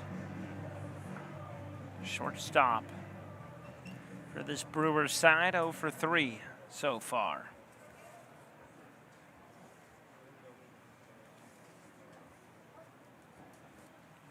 One of the few top prospects still uncommitted in this senior class here at the area code games as he fouls it away.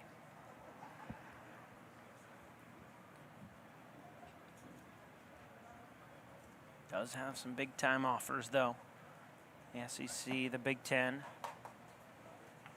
That one low, a ball and a strike.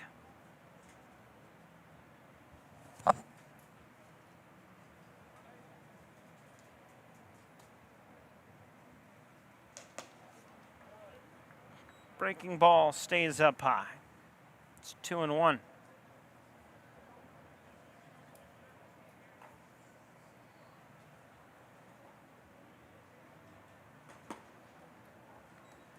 Hadnot jumps ahead in the count.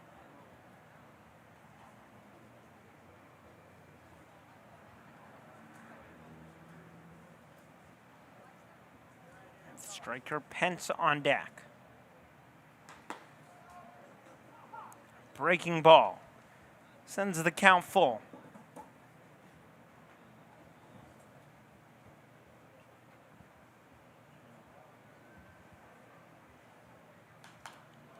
And Hadnot battles it off. Keeps the at-bat going.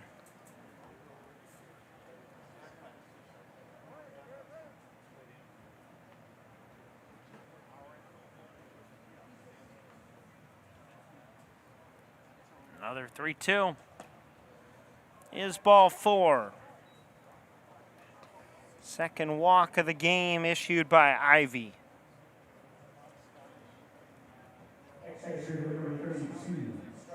And that brings up Pence.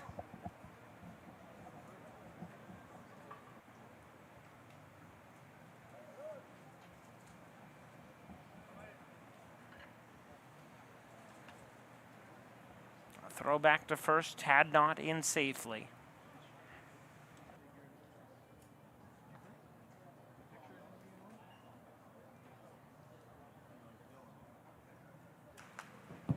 Pence rifles one back to the backstop.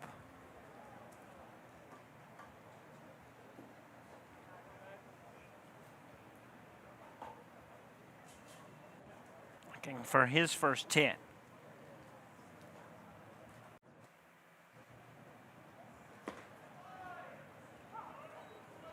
And the count 0-2.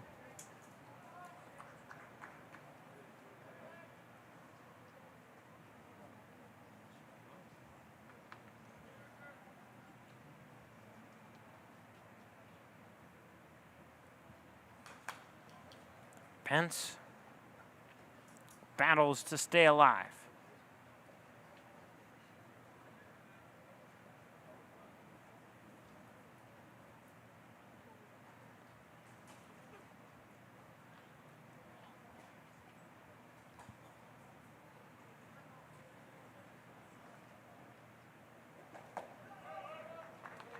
And the count, a ball and 2 strikes.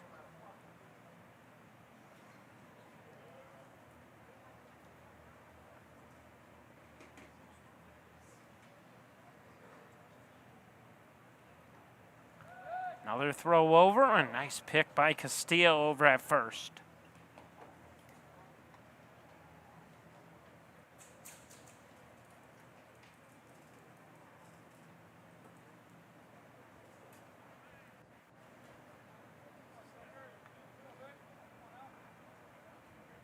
Oh, it's inside, and it hits Pence. Got him on that right arm.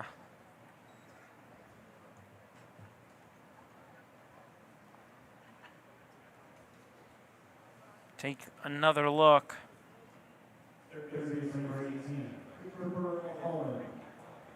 Just caught him on that right elbow. Might have gotten the elbow guard, but still does not feel good. 2 on, and nobody out. One of the underclassmen still around for this Brewers side. Cooper Holland at the plate. And he swings and laces one into shallow right center. It's dropping for a base hit. Hadnot was on the move on the pitch. He started to retreat back towards second. And then as soon as it landed, he returned to third. And the bases are loaded after the single from Holland. And Elijah Mason, a chance to drive home a run. That was the first hit for the Brewers this week with a runner in scoring position. And yet they did not score a run.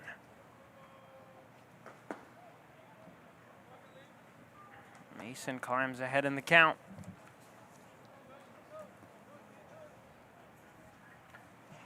Another one of these top prospects for the Brewers, one of 4 guys in the top 30.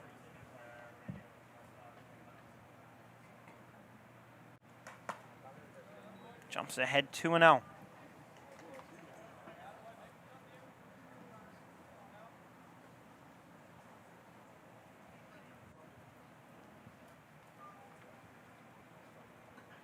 Hadnot at third, Pence on your screen at second. Holland over at first. And it's 3-0 with nowhere to put him.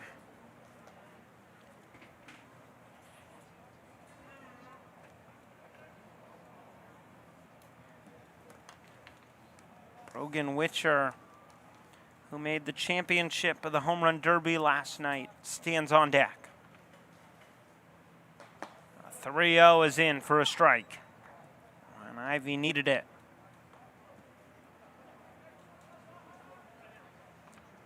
Corners are in for the Brewers. Middle infield to double play depth.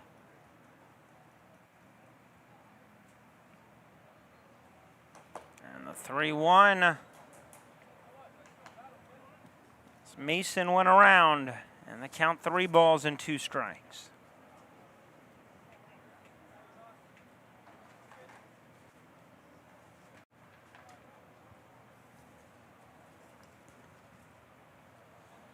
Bases loaded, nobody out. And a 3-2. Mason grounds one. Wooten to short for 1. Rippey back to first in time for the double play. But Carter Hadnot comes in to score. And the Brewers do lead first. It's 1-0.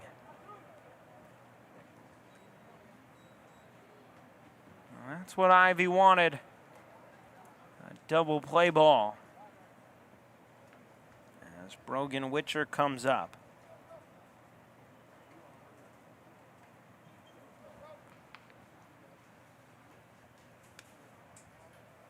Two down and a runner at third. That one gets away from the catcher Armbruster, but not far enough for Holland to make the dash for home.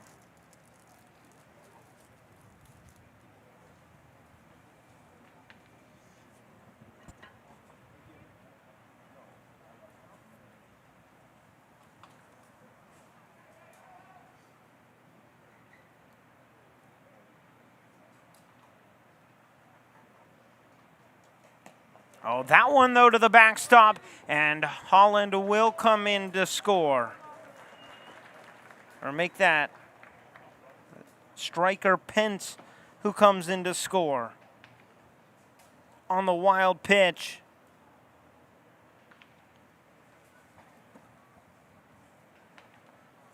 And it is 2-0 Brewers.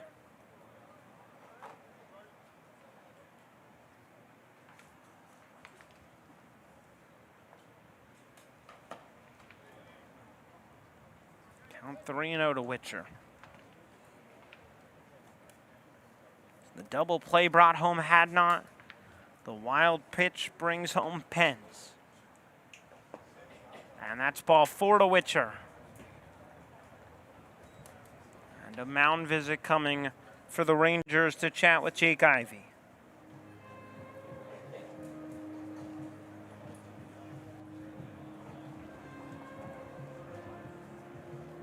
Braden Goldstein to the plate.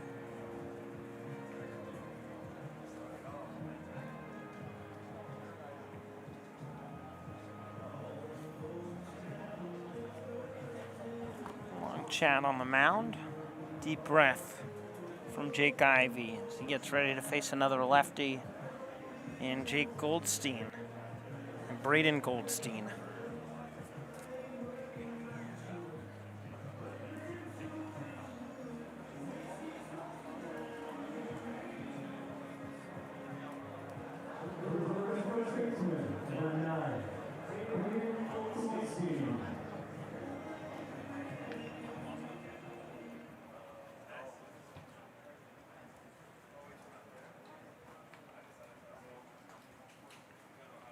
Got a runner at first.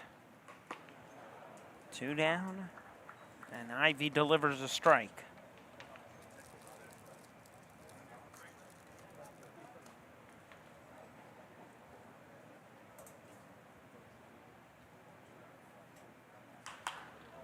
That one foul down the left field line.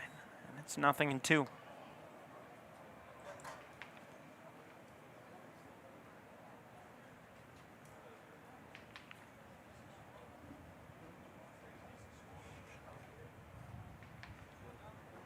Oh, 0-2 pitch is just inside.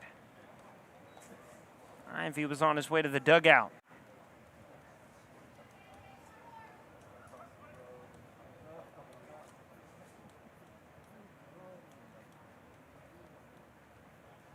So here comes another 1-2. Here comes a 1-2.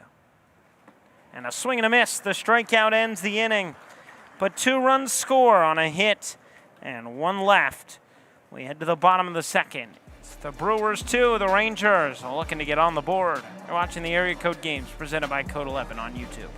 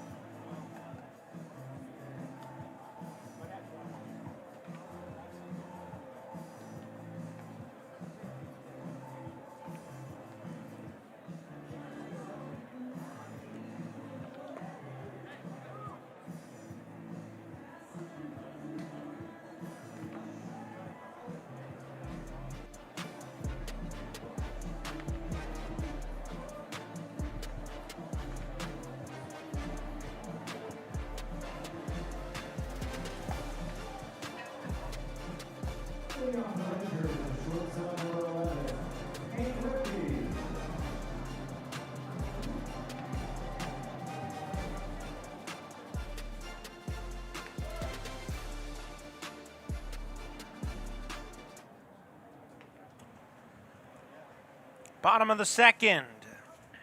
And the Rangers back to bat. Hank Rippey at the plate. Facing Jay Beckett-Berg.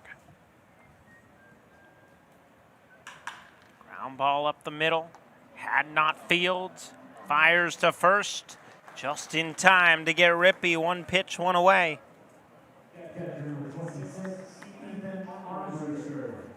Whether it's Hadnot or Seward, At shortstop, the Brewers pretty good defensively at that position. As Armbruster stands in and watches a first pitch strike. Man, one of the issues for the Brewers, they've fallen behind in the count when they're on the mound over 45% of the time.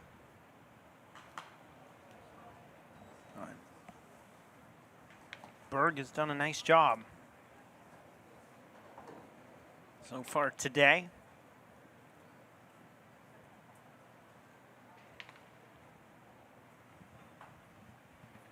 Currently ahead 0-2. Ground ball, testing had not the other way, and that one's past him for a base hit.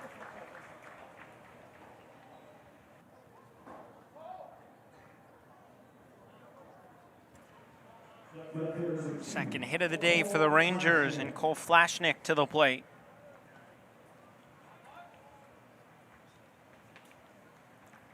Pinch runner for the catcher. It's Hudson Holt. So Flashnick stands in.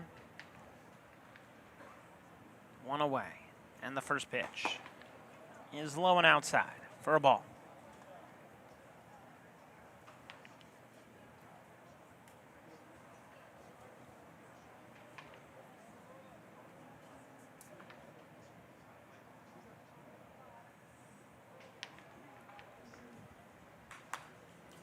Sent back to the screen.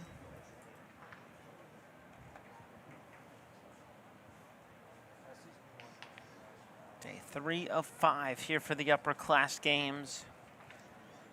And we have passed the halfway point here in the Area Code Games 2026 for the Upperclassmen.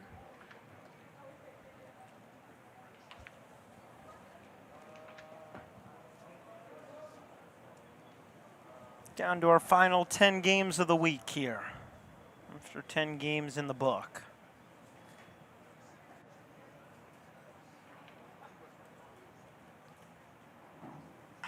Two-one is a line drive over the head of Goldstein at first and down the right field line. Getting the wave around third is the pinch runner Holt, and he's in to score. The ball bobbled in right field. And the Rangers are on the board.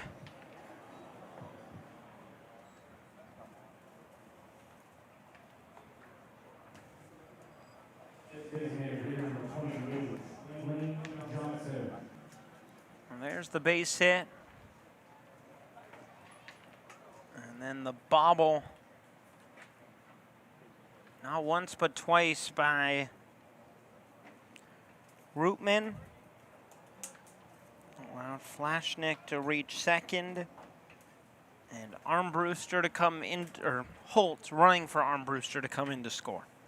So Lane Johnson to the plate, the runner in scoring position, and still just one away.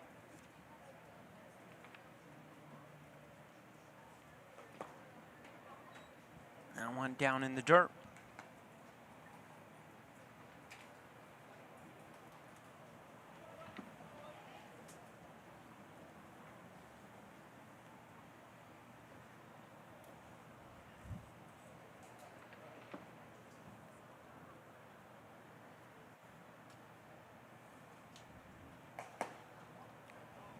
At the top of the zone, the fastball in for a strike.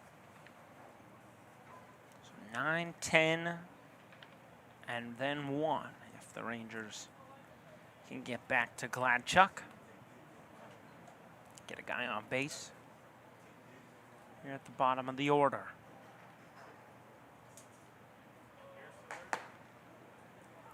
It's in for strike 2.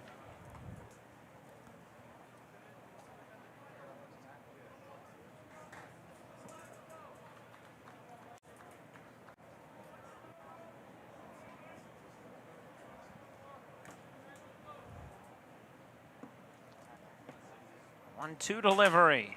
A little looper over the head of Leoff at second base and into right center. Flashnick is in to score, and we're all even at 2. on the RBI single by Lane Johnson.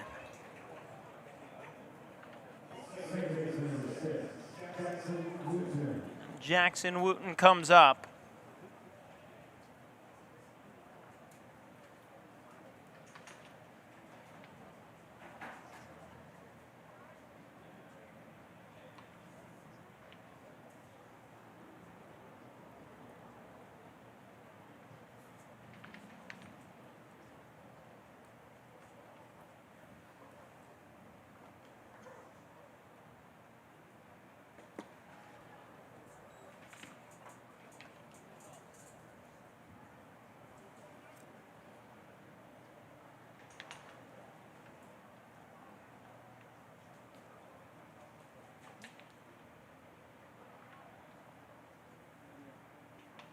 Oh no. Off the outside.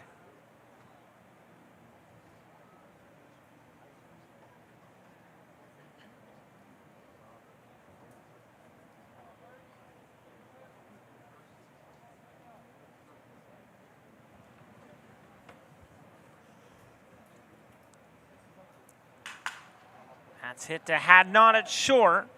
He makes the grab. Thinks about a throw back to first.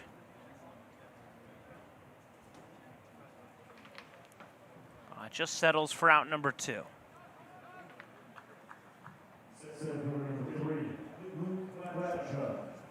And Gladchuck comes to the plate.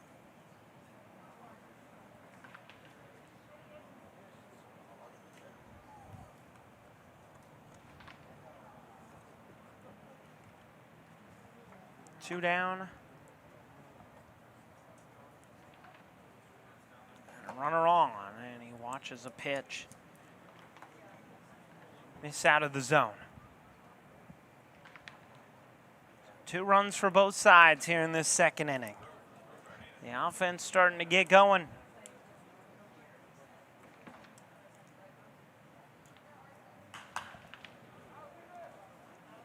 Sent out of play.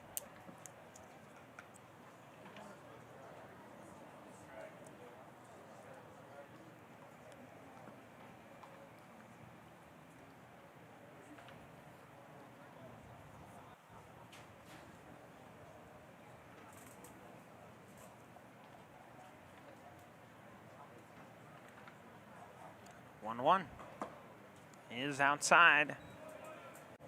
Count moves to 2-1.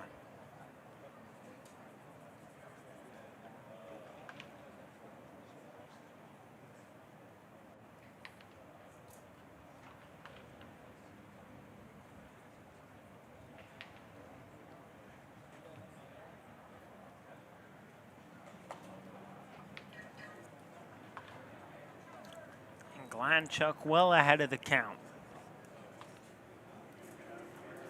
Selvin Garrett's on deck.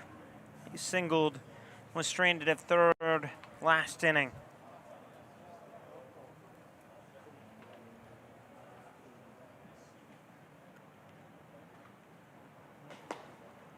That's in for a strike. Gladchuck will need to receive the bat. Selvin Garrett flips it to him. 3 balls, 2 strikes, 2 outs. Bottom of the second.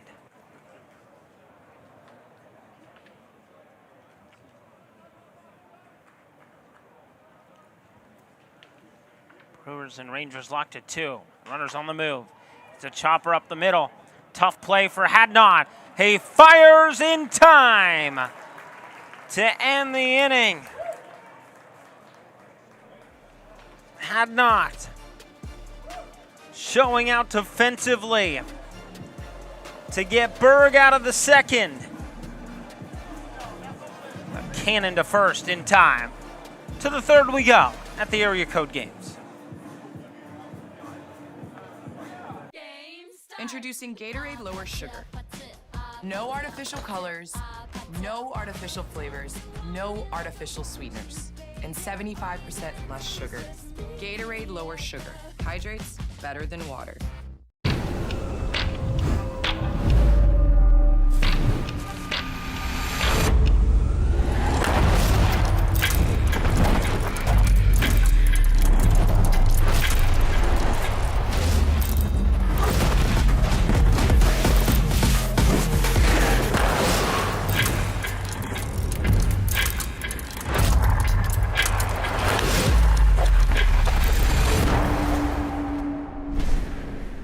There's nothing quite like a career in sports.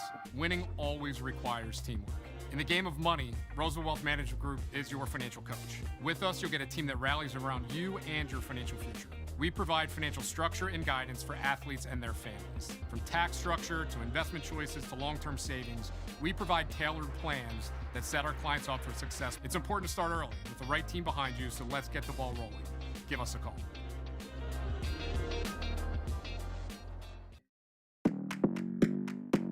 Come on, come here, come a little close for you.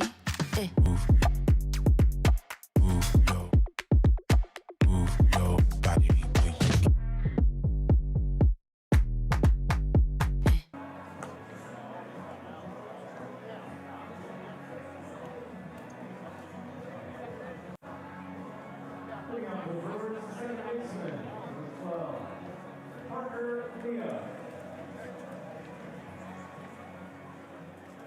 Well, we're all tied at 2 as we head to the 3rd. Parker Leoff to lead things off. It was 2 runs for the Rangers on 3 hits and an error. In the bottom half of the second, 2 runs, 1 hit, 1 left for the Brewers in their top half of the frame. Leoff falls behind 0-2.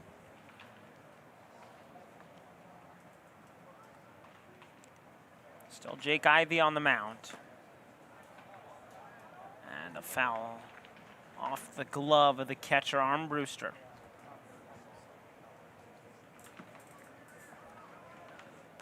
So 0-2 the count.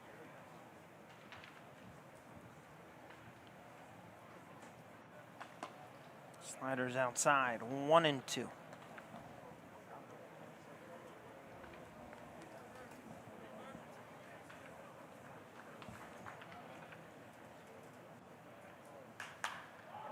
Ivy induces the fly ball to left field.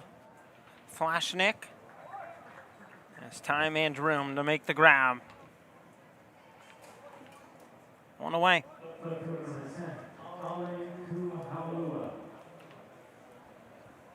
Zale Kuhalua comes up.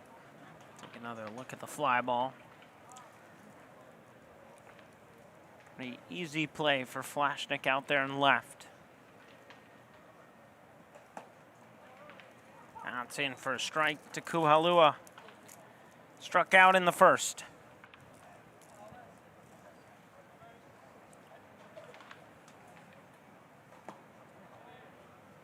Just outside.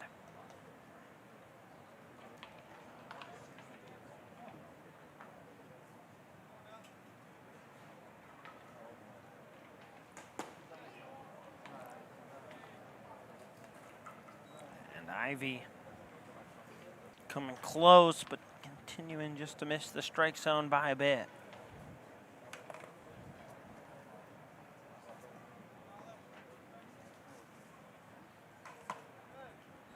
Kualua committed to Hawaii. Jumps ahead in the count, 3-1.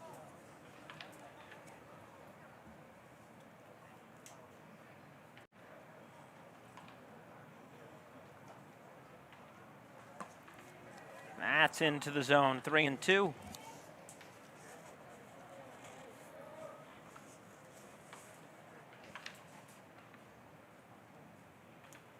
Seward on deck. And a swing and a miss. Kuhalua strikes out for the second time.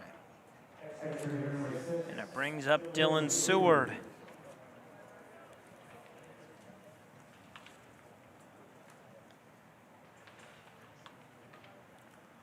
A walk, but stranded at second, back in the first. A guy that's a switch hitter, plus speed, plus speed, actually. Better way to put it. Really good defensively. Scouts say that he has all the right tools at the plate.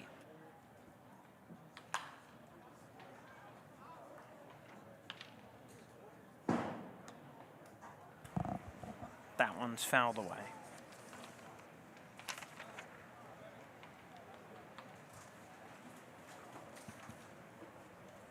2 down. And Seward swings and misses.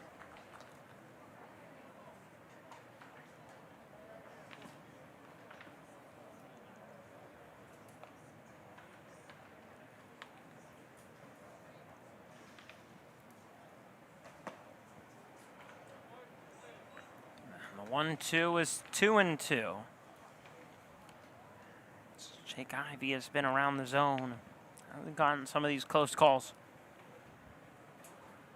Works quickly to deal to Seward, and that one bounces away from Brewster. It's 3 balls and 2 strikes.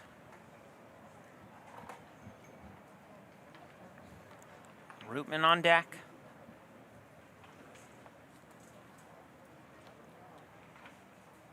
And the 3-2's upstairs, ball 4. Second walk for Seward.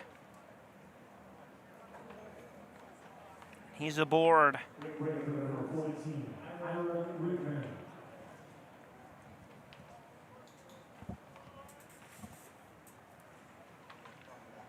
Ira Rootman comes to the plate.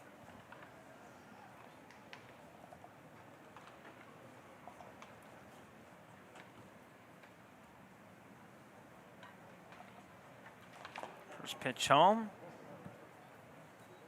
Hits the handle of the bat. Foul ball, and it's 0-1. Last time Seward was at first, Ivy paid a lot of attention to him and then stumbled on the mound and committed a balk. Out Seward to get to second. Here he goes. And Rootman sends one foul and out of play.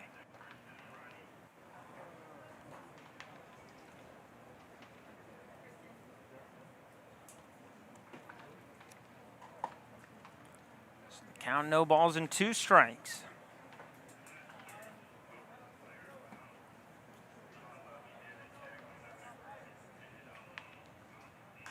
The 0-2 sent in the air, just past the infield dirt. It's Wooten to make the grab and end the inning.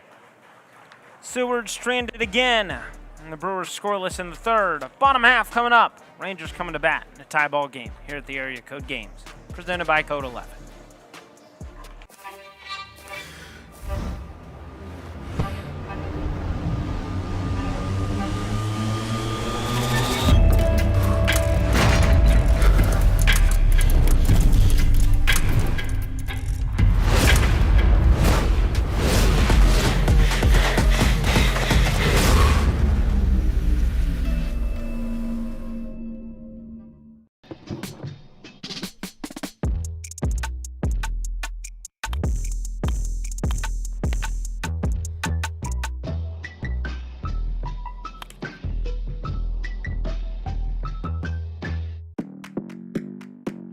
Come on, come here, come a little slow free. Move your body.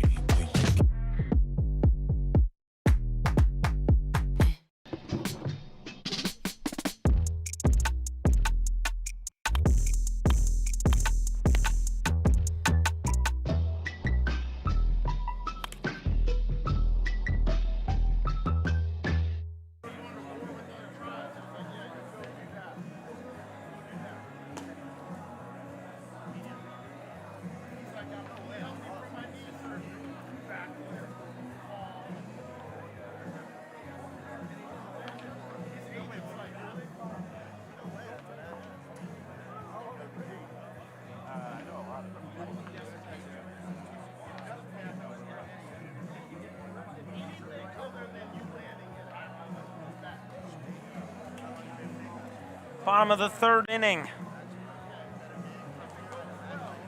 As the Rangers come to bat.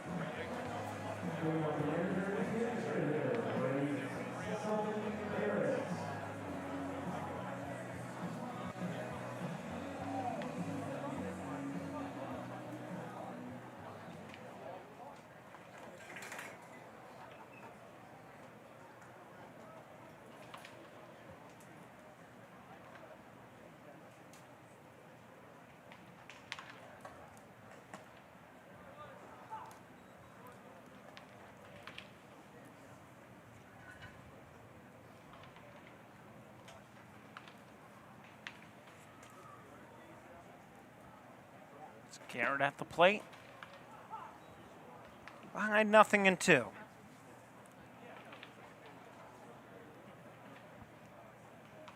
Rangers have scored 2, but already stranded 3 through 2 innings. 0-2 pitch is outside, a ball and 2 strikes.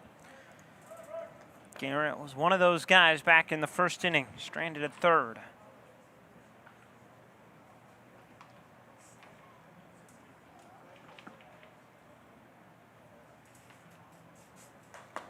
And a swing and a miss. Strikeout starts the inning. Brings up Drake Hopp. A walk back in the first. And left there by Berg, out for his third inning of work. And he rifles in a strike.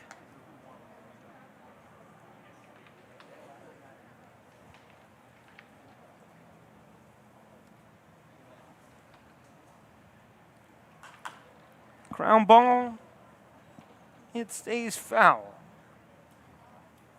And the count 0-2.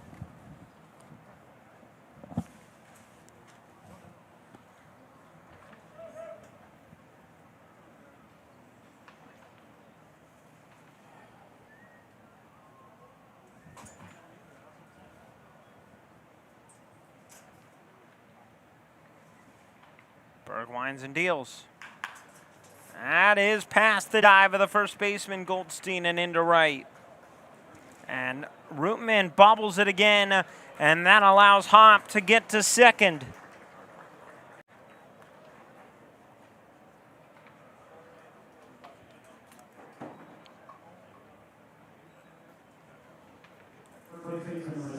It's right there, skips up on Rootman, and allows Hopp to make his way for the extra base. Sebastian Castillo to the plate.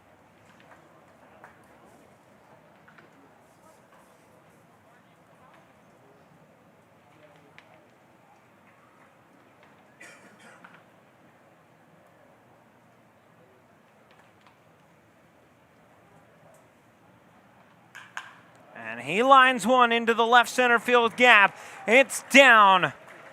And it will drive home a run. Hop in to score. Castillo in standing at second with a 1-out double. And the Rangers back in the lead. It's 3-2.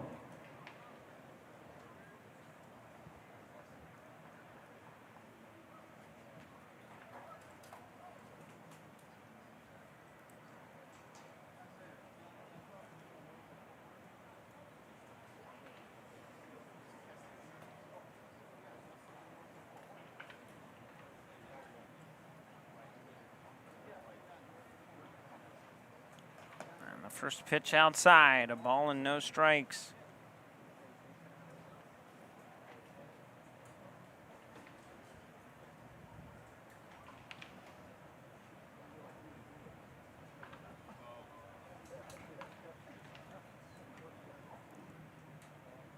And the 1-0 in the dirt.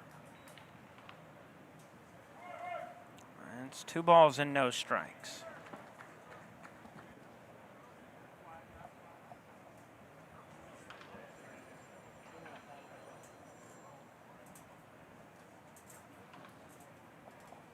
Berg trying to work out of the jam with the runner in scoring position. Already a run in. He misses. It's 3-0.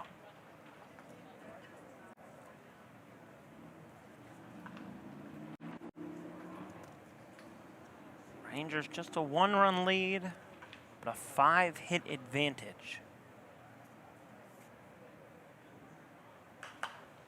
That's fouled away.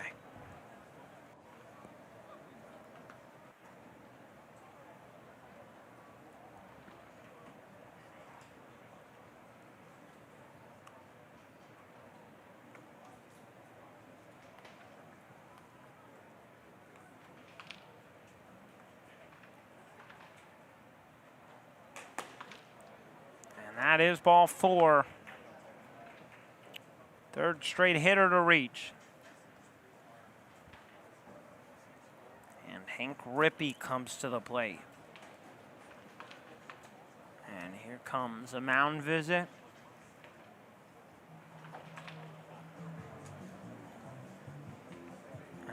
Berg will pass off the baseball. The new pitcher's coming in here in the third with one down. We'll be right back here at the Area Code Games, presented by Code 11 on YouTube.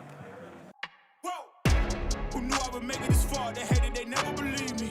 Yeah, I would never drop the ball. I know I make it look easy.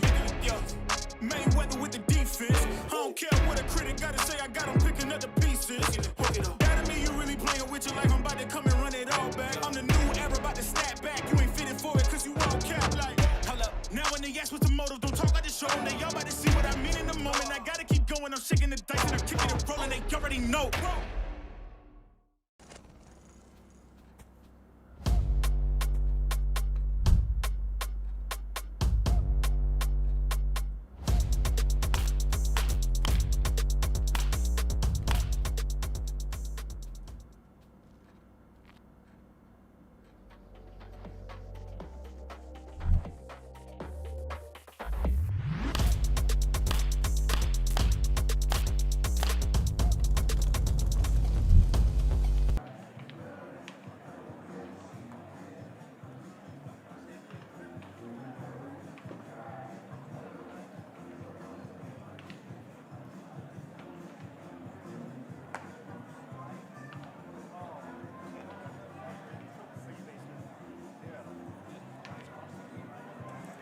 New pitcher on the mound for the Brewers is Lucas Waite, San Diego native, 6'2", 200 pounds.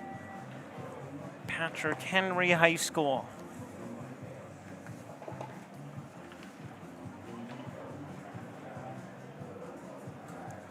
He takes over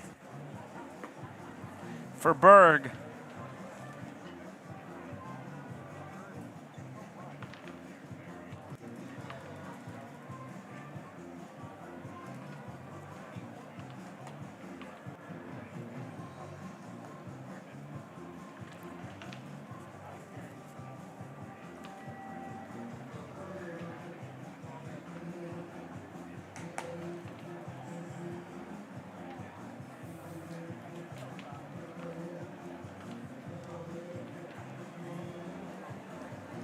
Rangers with a win would jump in to a tie for first place with one more day to go before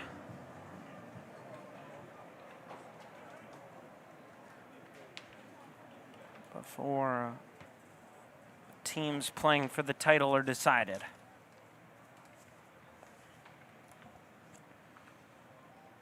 Pretty simple math for the Rangers. If they win out, they will be in to the title game on Monday morning. Same thing applies to the A's. Yankees and MLB breakthrough need some help. That one fouled into the seats.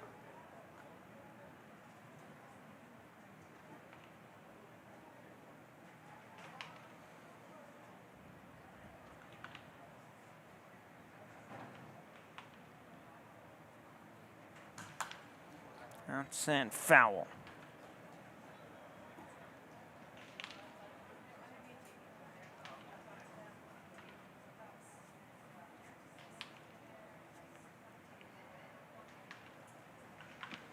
Ball and 2 strikes.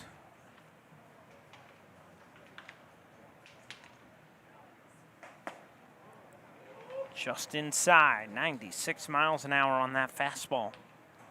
It's 2-2.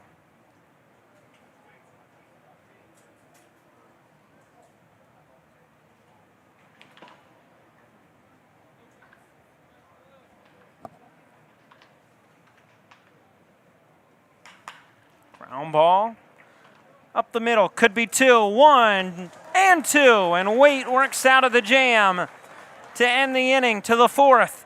It's 3-2 Rangers.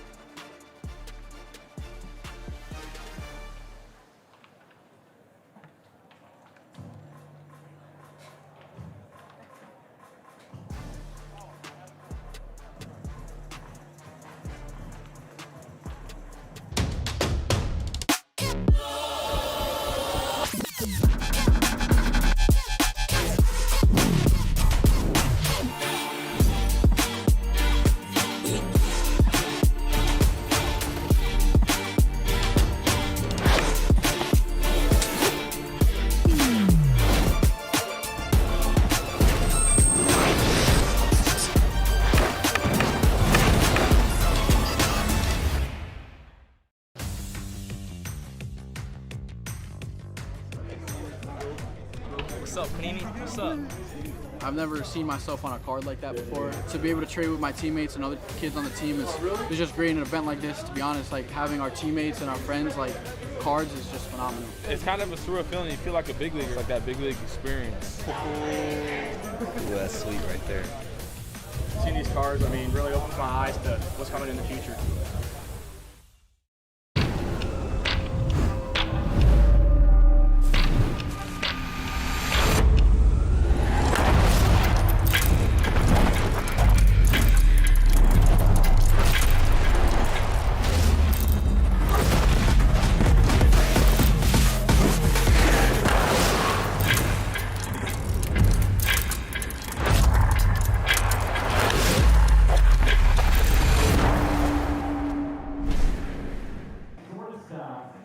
For the Rangers, it's going to be number 7, Sebastian Castillo.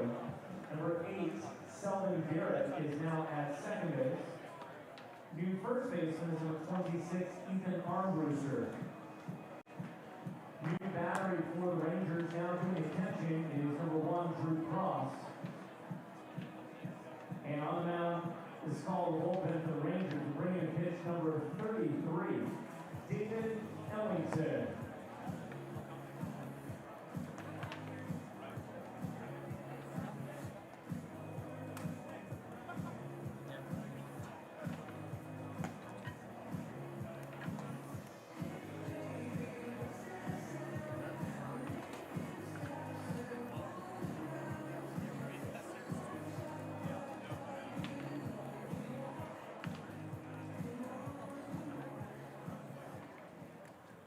Out for the Brewers and catcher, number 15, Gavin Williams. Gavin Williams leads things off. For the Brewers, trailing by a run. And the first pitch is outside.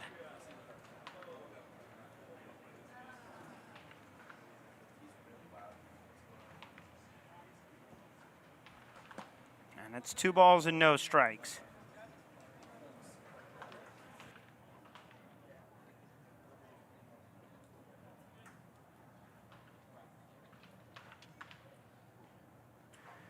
David Ellington is the new pitcher for the Rangers. 6'2" lefty from Fort Worth.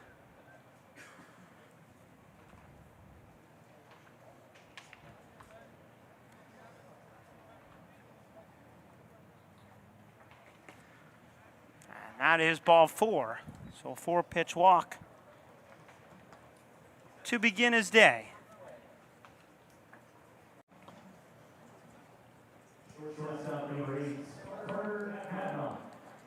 Some changes for the Rangers defensively. Holt comes into left field. Castillo is in at short. Garrett is over at second. That one sent in the air to right field. Still a hop out there, and he makes the grab for the first out.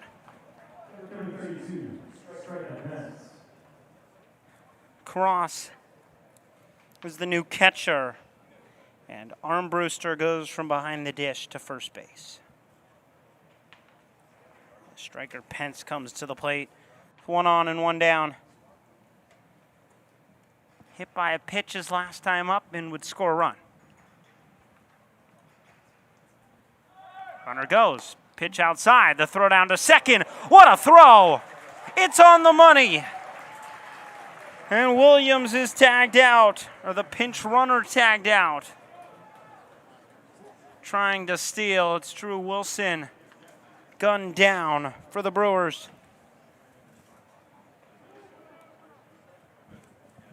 Cross into the game with a perfect throw. And the count 2 balls and no strikes to Pence.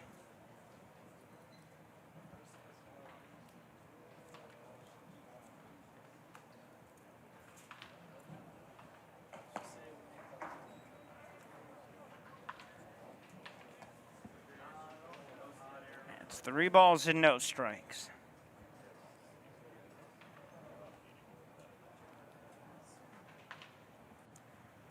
Just 1 hit allowed by the Rangers, but that is walk number 6 so far.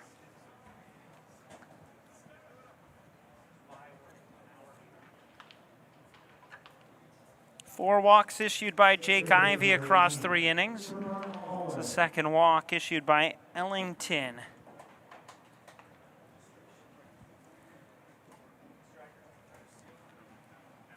Here in the top of the 4th. As Cooper Holland stands in. He has the lone hit so far.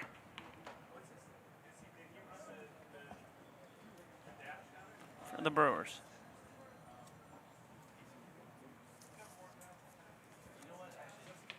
Swing and a miss, the 92-mile-an-hour fastball.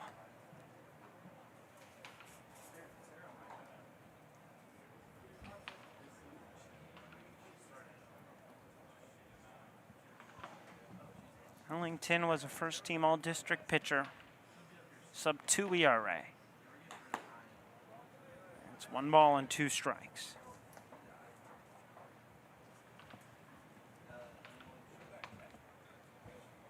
Mason's on deck.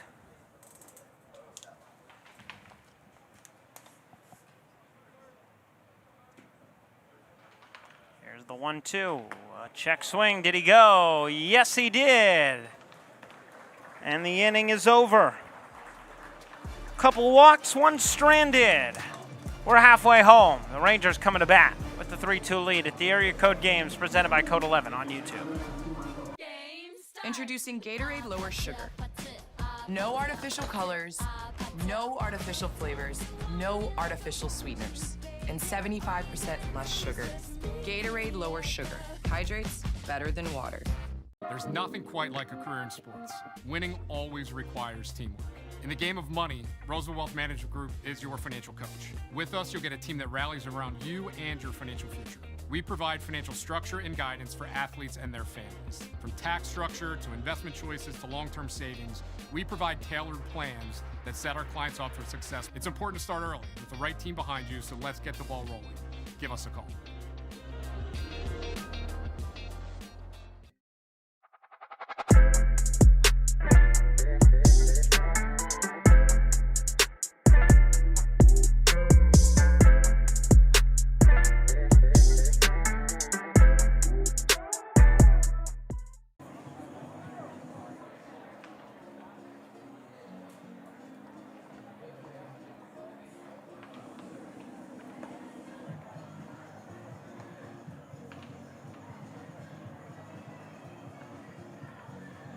Leading off the Rangers first baseman, 26, Ethan Armbruster.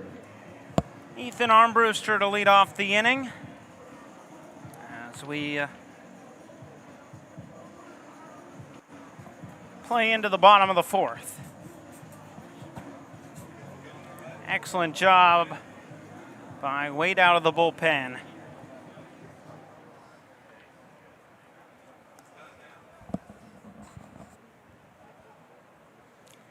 Came in and got the 4-6-3 double play to end the inning and end the threat. He drops in a slider.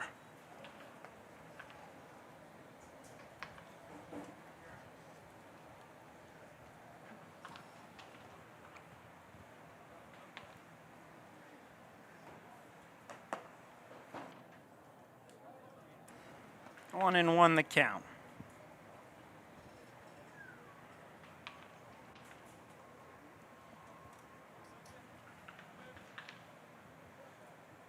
On its way into left center field, a long run, and Mason lets it hop. That is the 7th hit of the day for the Rangers.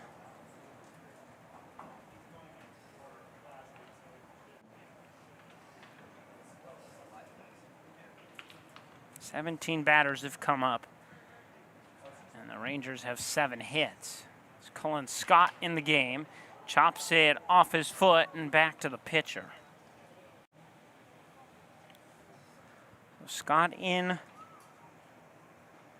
the spot of Cole Flashnick.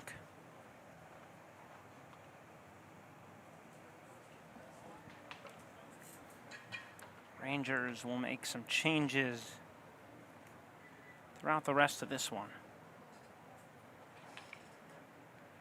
Scott will come in to be the designated hitter for a couple innings, and then he'll go play first.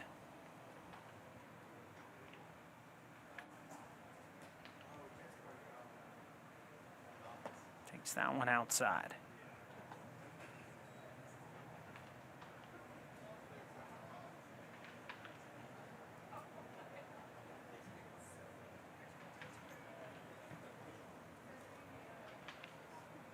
Pitch home. Scott sends it back to the screen. He's down 1-2.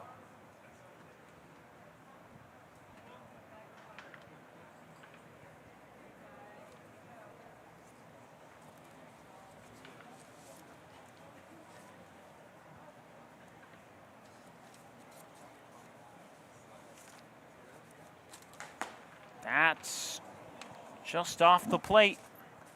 2 balls and 2 strikes.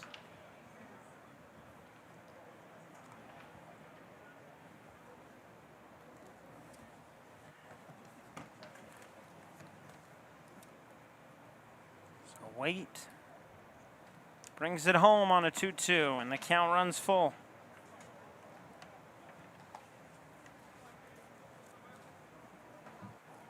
Third of 4 games today. Reds and White Sox is coming up next.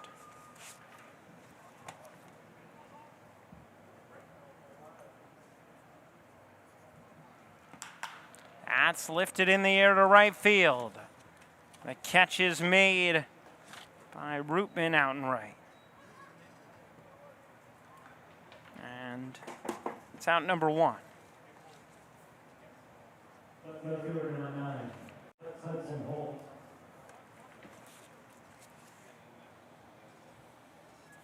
Hudson Holton to hit for his first step out of the day.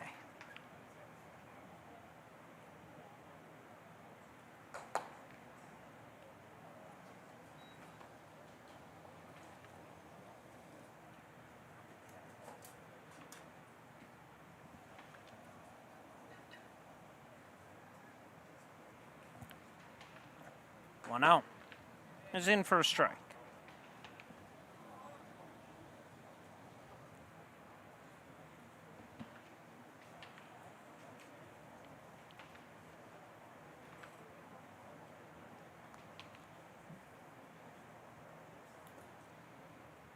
The 1-1 draws an uninspiring swing to move the count to 1-2. 1 gone. Bottom of the 4th.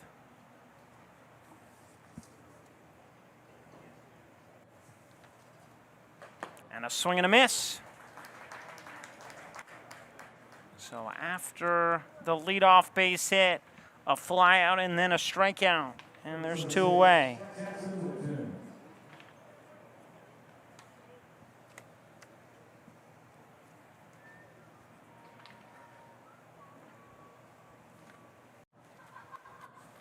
Jackson Wooten to the plate.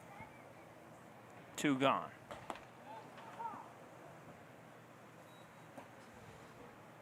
Strike number 1 as the ball does get away, but no advancement from Arm Brewster over at first.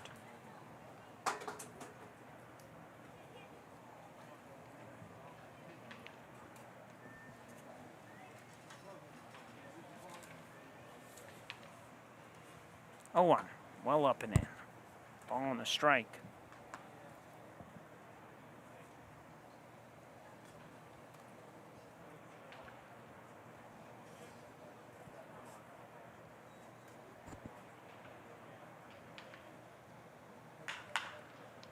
That one grounded left side. Hadnot goes the short way to end the inning. To the 5th.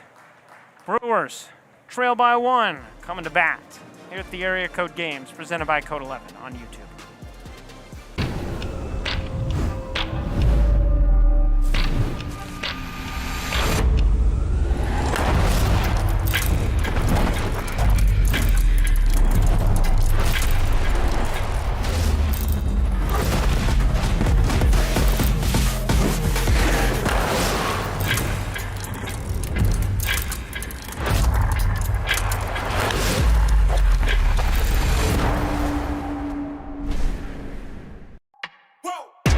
Who knew I would make it this far? They hated, they never believed me.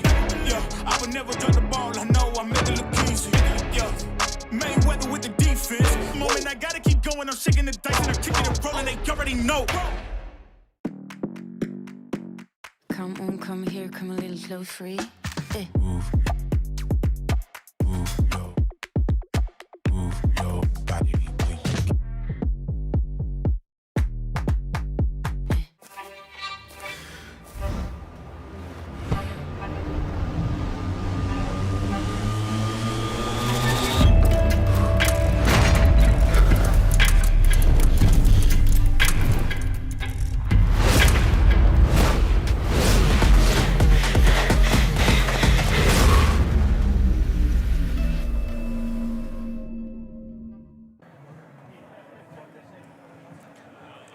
Ellington back on the mound here in the top of the fifth.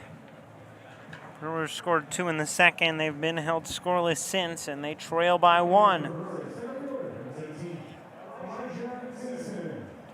Elijah Mason coming to the plate.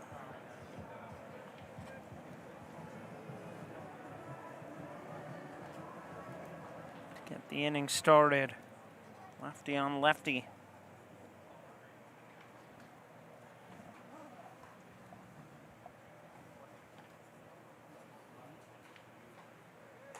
First pitch outside.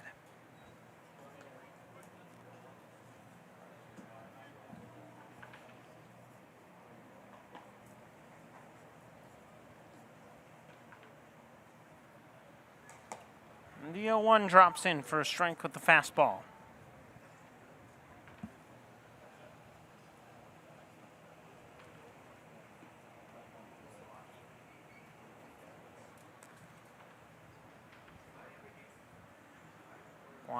One.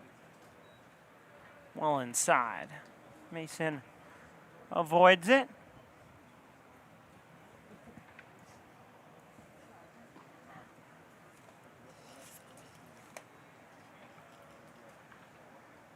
Two-one pitch. Swing and a miss late on the fastball from Ellington, who walked a pair but got through the fourth without allowing a run.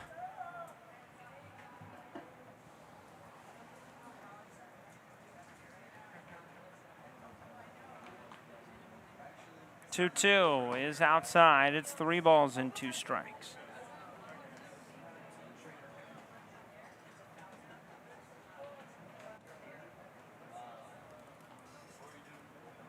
Count runs full. 3-2. A half swing. He went around. And the strikeout is out number 1. Rogan Witcher comes to the plate.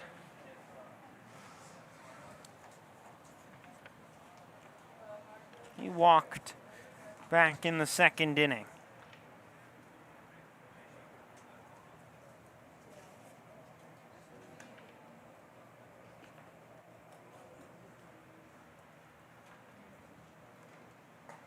First pitch just inside.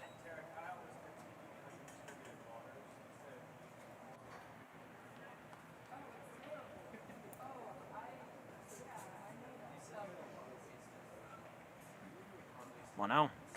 That's on the inside corner for a strike.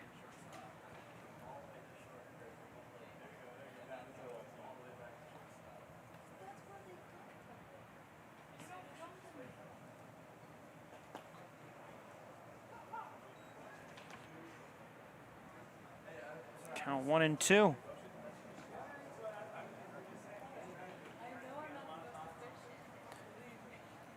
Ellington, strikeout already. That one's upstairs, though. It's 2-2.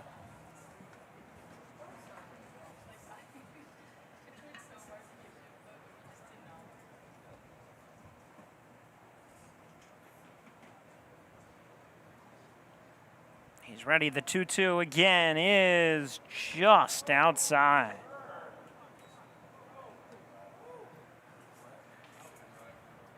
And tough to get some of these calls. The count runs full again.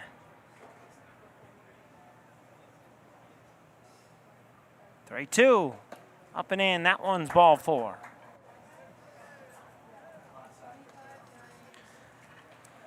Well, through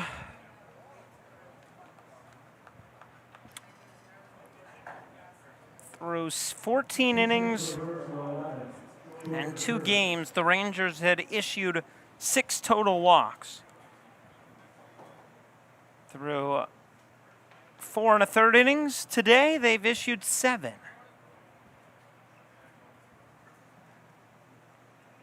But still holding on to the lead because of just the 1 hit surrendered. So that one's in for a strike.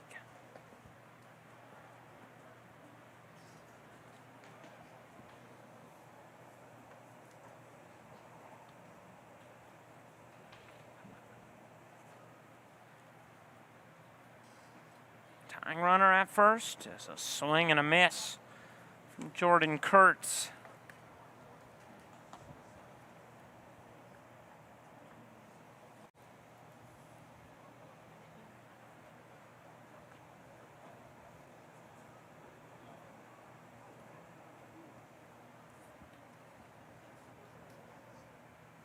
Down in the count, 0-2.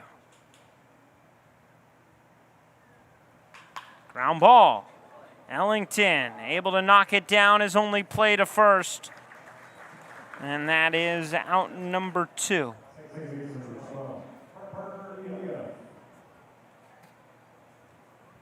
Take another look. Might have been a double play. Had it gotten up the middle. But Ellington knocks it down and gets the out. And Parker Leoff to the plate. 2 down and a runner in scoring position. Spurs offense has been needing a big hit. Chance here. That one through the legs of Cross into the backstop. And Witcher now stands at third.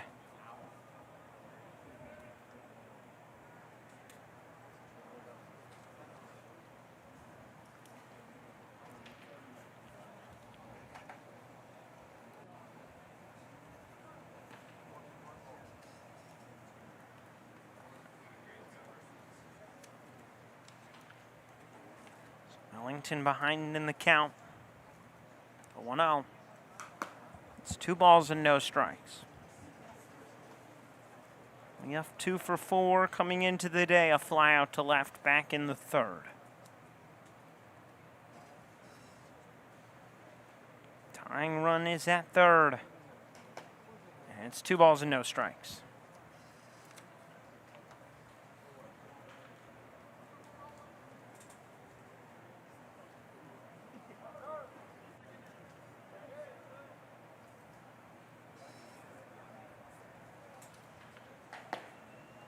That's the strike. 2-1.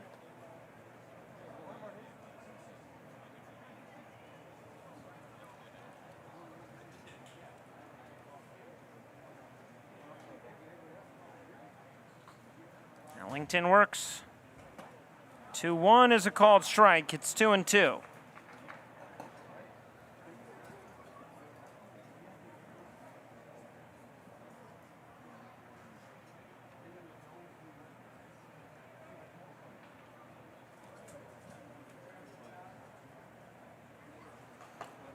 And the 2-2 is, or the 3-1 is outside.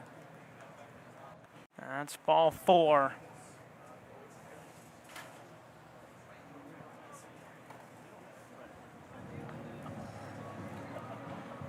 The mound visit to chat with Ellington.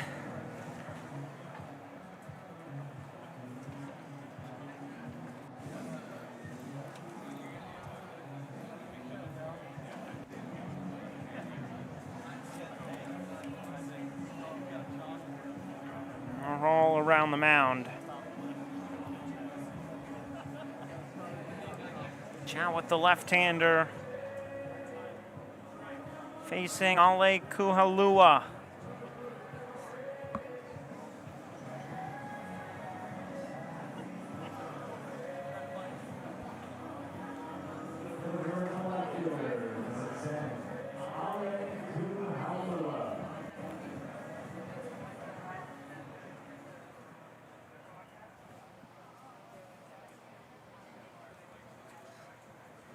This one's been a long one. Still got 3 innings left. Brewers looking to mount a comeback and get their first win of the week. That's outside. Fastball. The Brewers on the outside looking in for a top finish here. As Kualua chops it up the middle. The flip from Garrett to Castillo in time to end the inning. And Ellington works around another runner on base. To the bottom of the 5th. 3-2 Rangers. You're watching the Area Code Games presented by Code 11 on YouTube. Come on, come here, come a little close free. Move your body.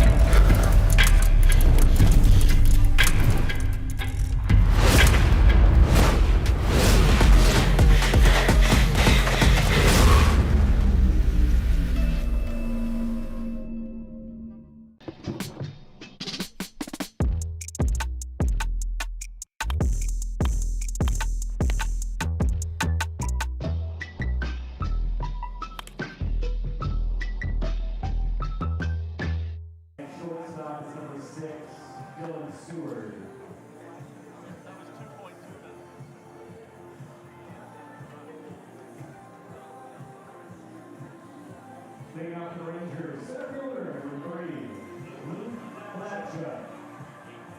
Luke Gladchuck to the plate, facing Lucas Waite. A couple changes being made.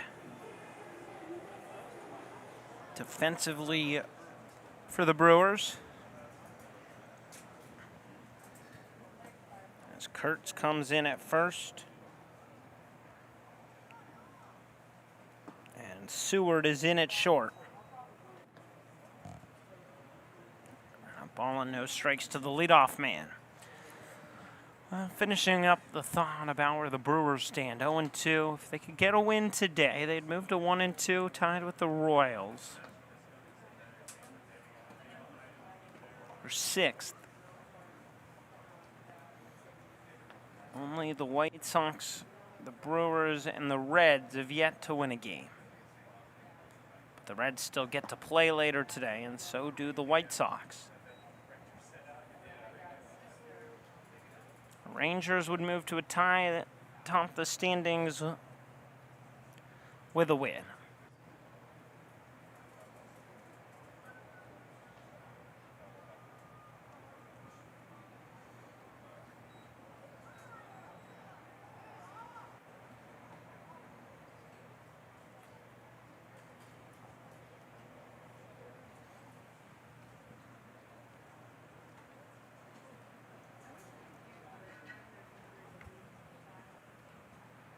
One, two. Sent back to the screen. It is still a ball and 2 strikes.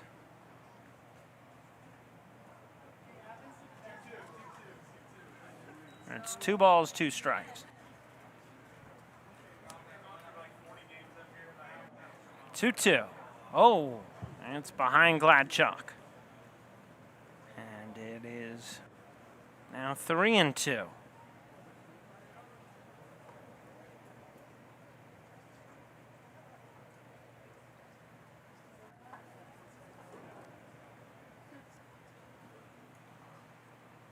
Gladchuck steps out.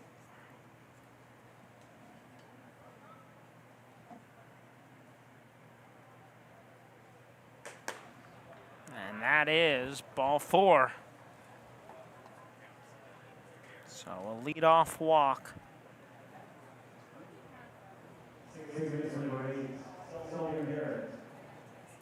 Just the third walk issued by the Brewers.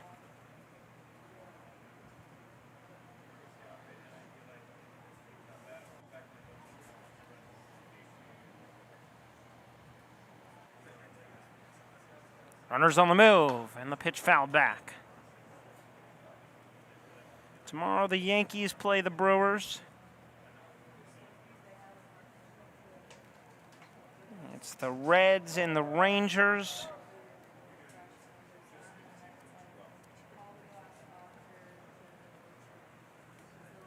Royals and the White Sox, and the A's and the MLB breakthrough team. That one fouled back and out of play.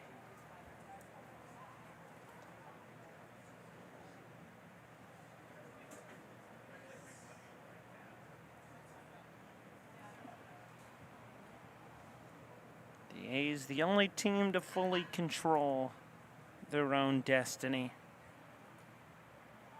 Actually, along with the Rangers. A swing and a miss. Runner goes. Throw to second. Is into center field. Off for third. A good throw there, but he's in. Gladchuck in safely. So the strikeout of Garrett.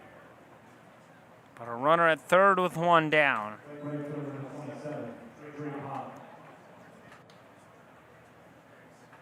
There's the throw over the head.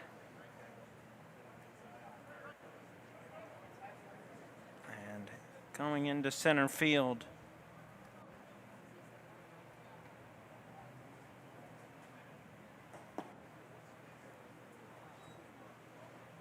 Misses the zone.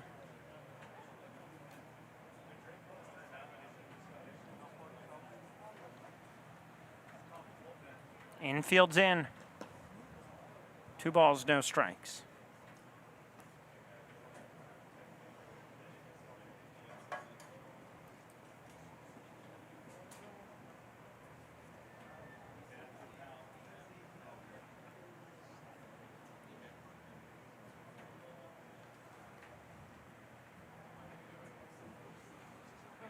Two out. It's outside, 3 balls and no strikes. Not the worst thing to put a runner on. Sets up the double play. Sebastian Castillo on deck.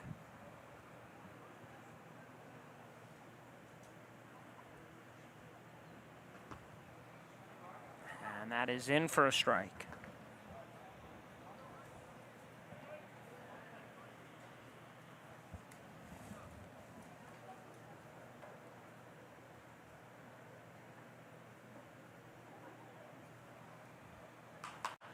Found a way to stay alive.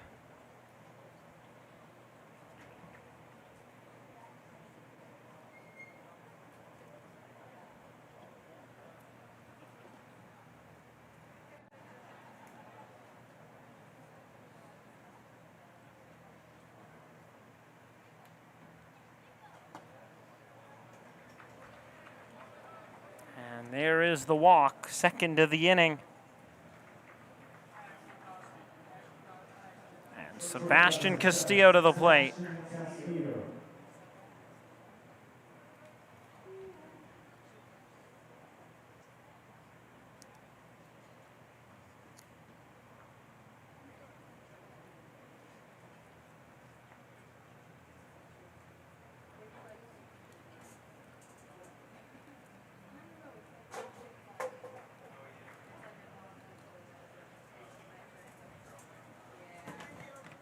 Ground ball through the left side, a base hit. Another run in for the Rangers. They add to the lead. It's 4-2.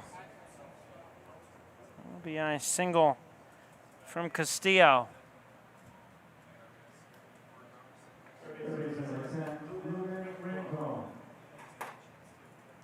Ruben Rincon to the plate.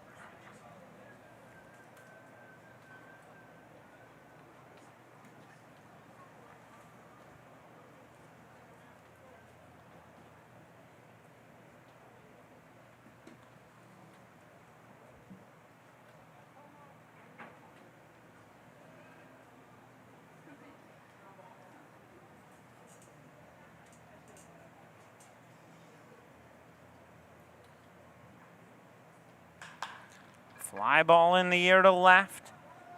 Kulua back on it to make the grab for out number 2.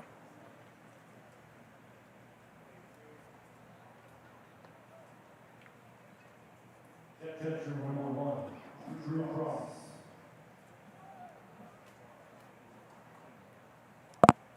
And Drew Cross to the plate with 2 down.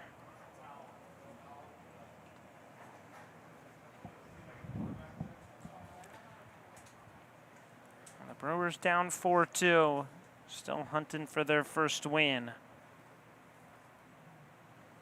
Not officially eliminated for the title, but man, they would need a lot to go their way, including a comeback win here today. That is lined into center field, a base hit. Around third and in to score comes Drake Hopp. And Drew Cross delivers a second run in the inning with the RBI single.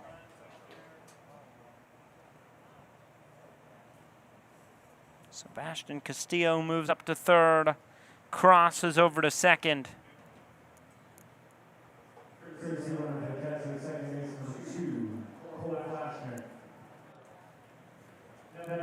Flashnick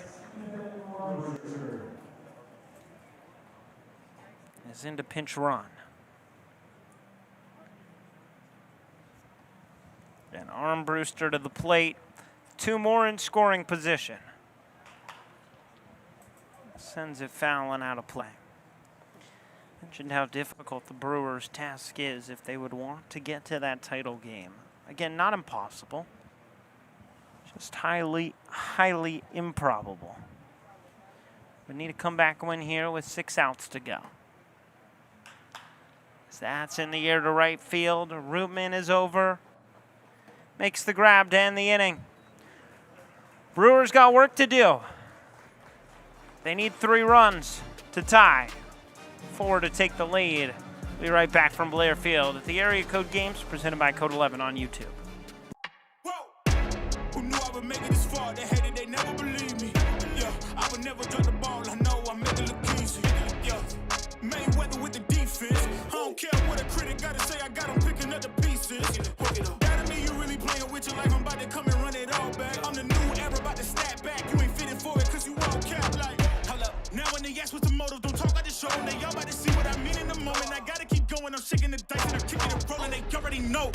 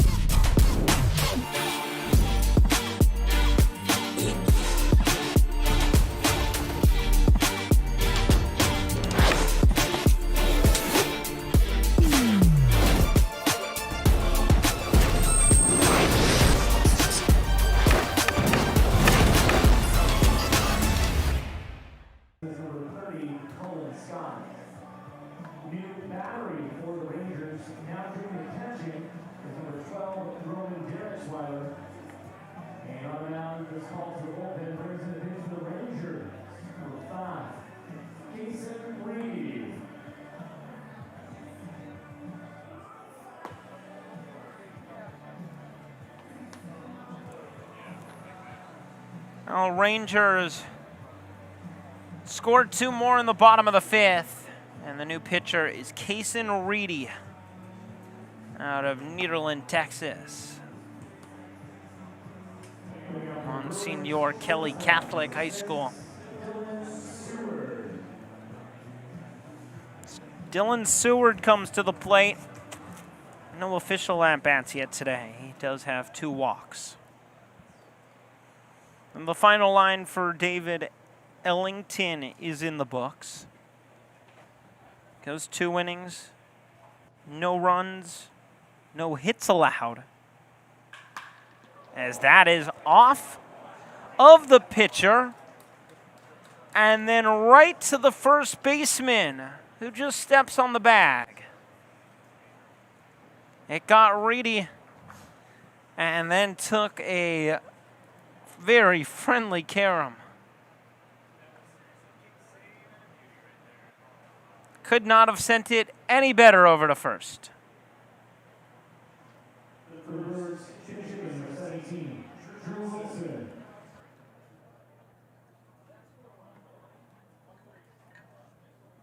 And put that in your scorebooks as 1-3. Randy doing it with his legs.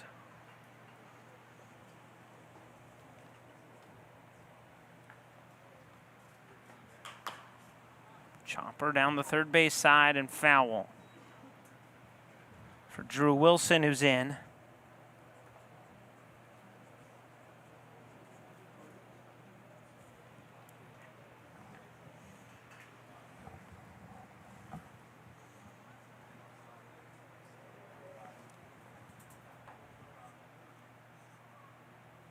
Swing and a miss. It's 1-2.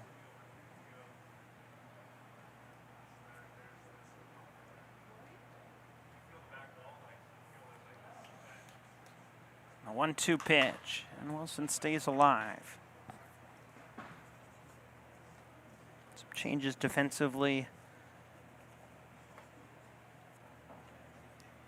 for the Rangers.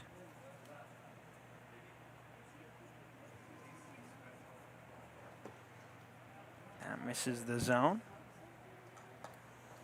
Castillo at third now, Garrett at short, Wooten at second, and Scott at first.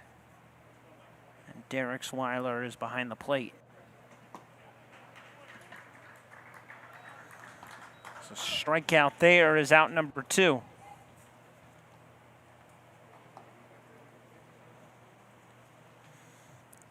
Finishing up David Ellington's line. He went 2 innings, didn't allow a hit or a run, did walk 4, and struck out 2. And it's still just the 1 hit allowed.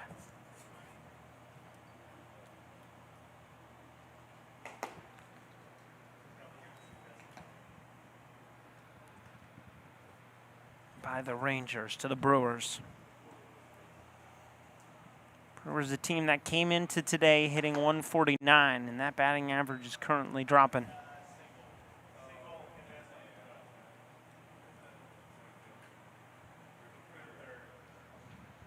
Two out. That's in for a strike to Williams. They'd come in today with just 5 hard hit balls all week. 3 double plays. Just hit into a 4th here today as that's down the right field line. It drops in for a base hit and scoots on past top. Williams is into second with a double.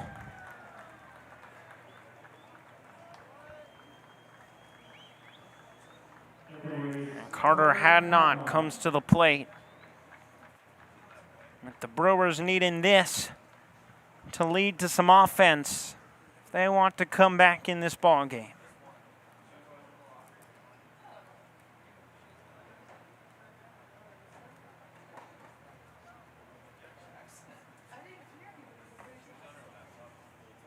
Can Hadnot bring home the first run for the Brewers since the 2nd inning. Swings and misses at that first pitch.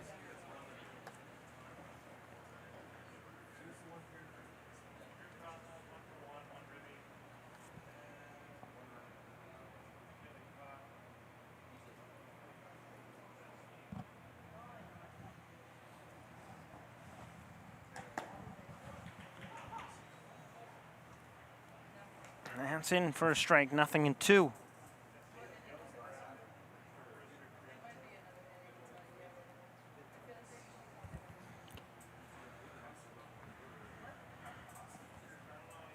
Brady deals, Hadnot, pops one up.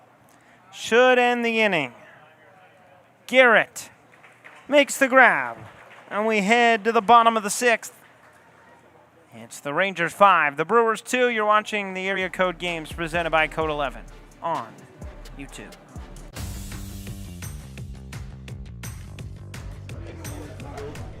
What's up, Panini? What's up? I've never seen myself on a card like that before. To be able to trade with my teammates and other kids on the team is just great in an event like this. To be honest, like having our teammates and our friends like cards is just phenomenal. It's kind of a surreal feeling. You feel like a big leaguer, like that big league experience. Ooh, that's sweet right there. Seeing these cards, I mean, really opens my eyes to what's coming in the future. Introducing Gatorade Lower Sugar. No artificial colors, no artificial flavors, no artificial sweeteners, and 75% less sugar. Gatorade Lower Sugar. Hydrates better than water.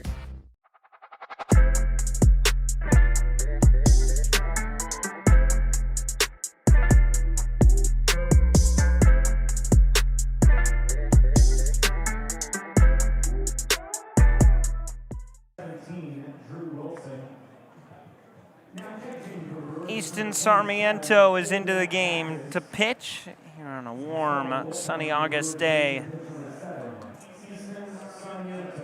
in Long Beach.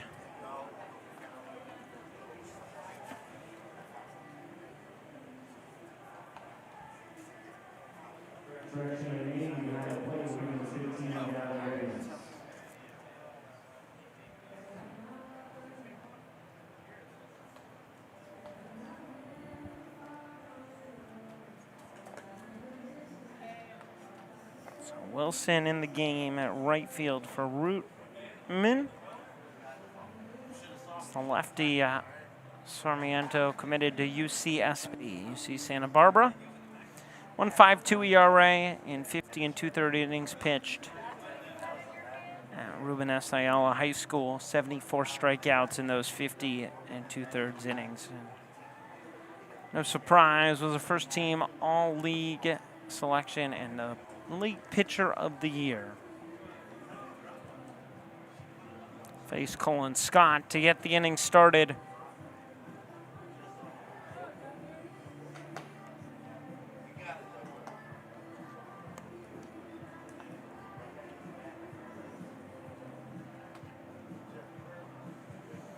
Well, the Brewers trying to get to the 7th. A loss today would eliminate them from the championship hunt here at the Area Code Games, send them to 0-3. A loss would also vault the Rangers into first place with their win, and also eliminate the Royals.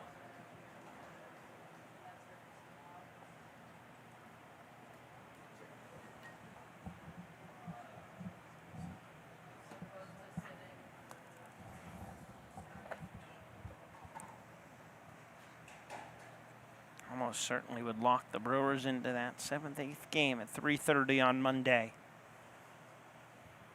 First pitch to Scott from Sarmiento is outside with the fastball. Still have the Reds and the White Sox to come. Swing and a miss.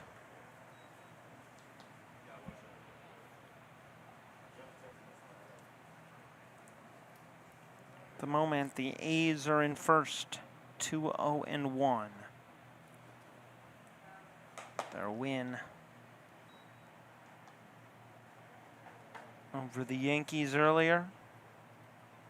Breakthrough teams lost to the Royals. Puts them at 2-1 along with the Yankees. Some big time games though tomorrow. We'll decide who plays for the championship as they count 2-2 to Colin Scott. The A's with a win against the Breakthrough team would be through to the title. Same thing would go for the Rangers if they could win this one. And then beat the Yankees tomorrow.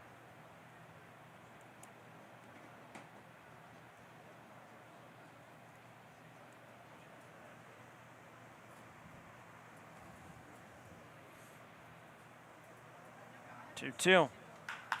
Ground ball to the right side. Leoff throws to first in time. One away.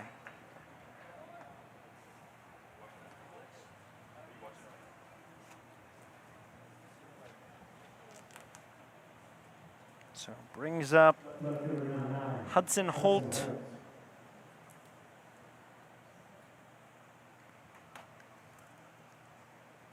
The one down and nobody on.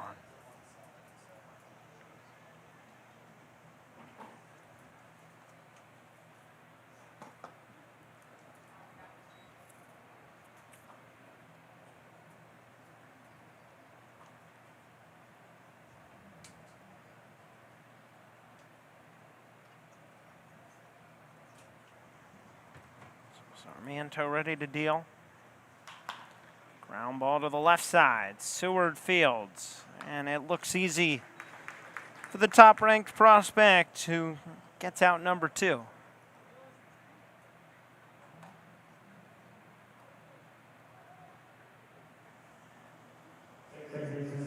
Jackson Wooten, last chance for the Rangers here this half inning.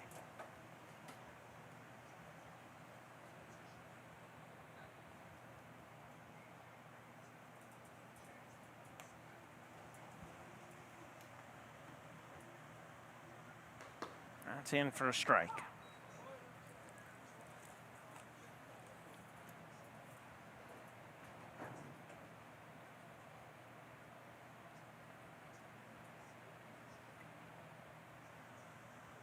Oh, 1. Ball on the strike.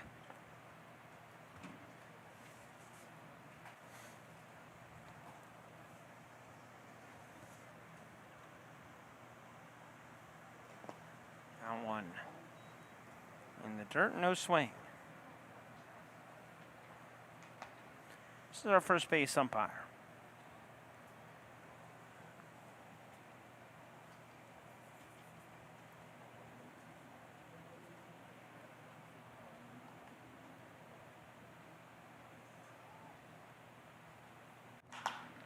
That's in the air to center field. Mason's got it, inning over. 7th inning, last chance for the Brewers.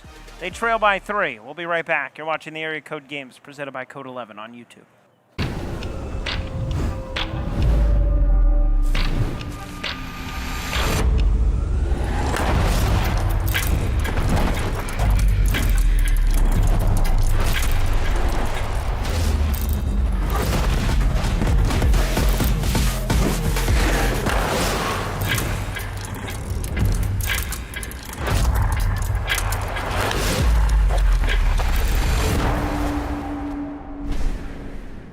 Nothing quite like a career in sports. Winning always requires teamwork. In the game of money, Roosevelt Wealth Management Group is your financial coach. With us, you'll get a team that rallies around you and your financial future. We provide financial structure and guidance for athletes and their families. From tax structure to investment choices to long-term savings, we provide tailored plans that set our clients up for success. It's important to start early with the right team behind you, so let's get the ball rolling. Give us a call.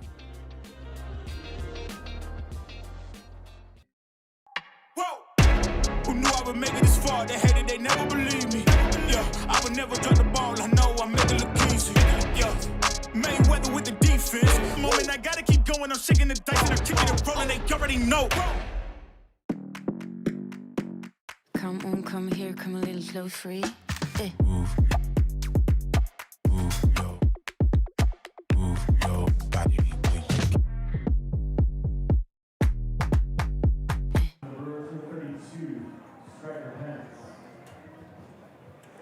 Final inning between the Brewers and the Rangers. And it is the Brewers with their last chance. And a swing and a miss for striker Pence.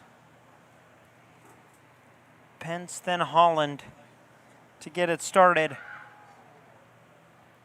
against the righty for the Rangers, Kaysen Reedy.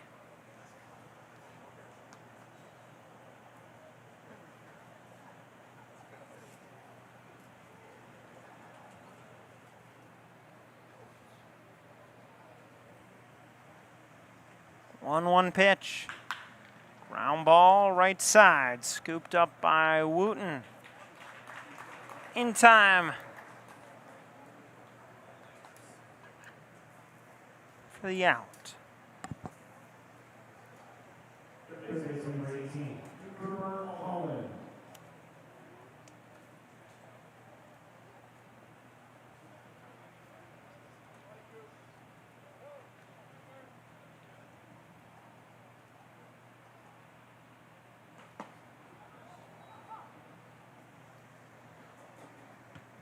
That is in for a strike to Holland.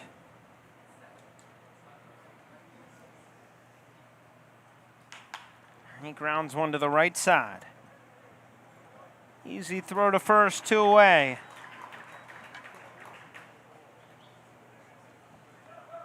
And the Brewers down to their last chance. And Elijah Mason.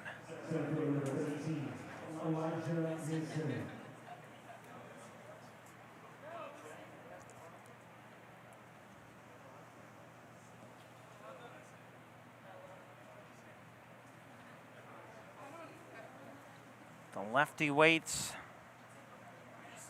First pitch delivered, low in the dirt.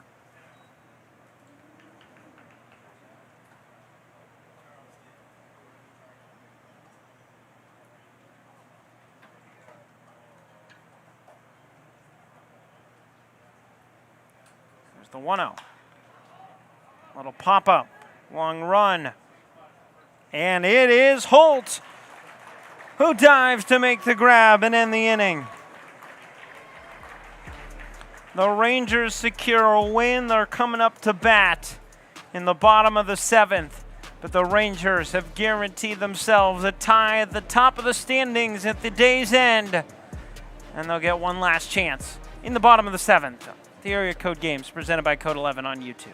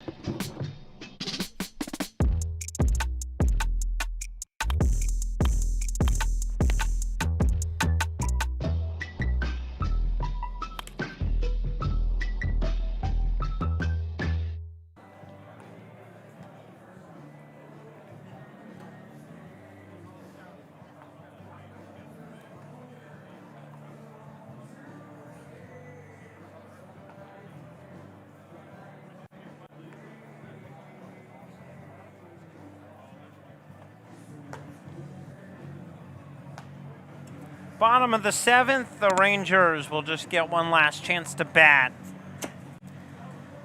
As they pick up the win to move to 2-0-1, tied with the A's atop the standings. Both teams will just need a win tomorrow to advance to the championship game on Monday. Meanwhile, the Brewers will move to 0-3 on the week. And will look to bounce back with a win tomorrow against the Yankees in the early game. It's a big one for the Yankees, trying to keep their championship hopes alive. They'll need a win and some help from either the Rangers or the A's. Rangers will play in that second game tomorrow. So that's a chopper right side. Easy play out at second for out number 1 by Parker Leoff to get Gladchuk. And so Garrett comes to the plate.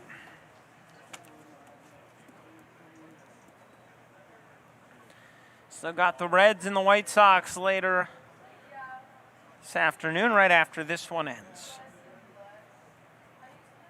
Estimate a first pitch time of around 4:30, but got to wait to figure out when this one ends and the turnaround time for those teams. Then Sarmiento still on the mound.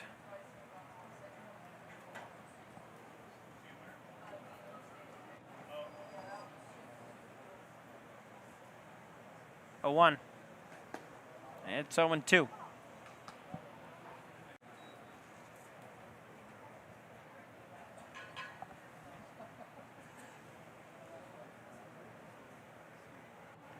That's the top prospects for the Rangers that have shined here today.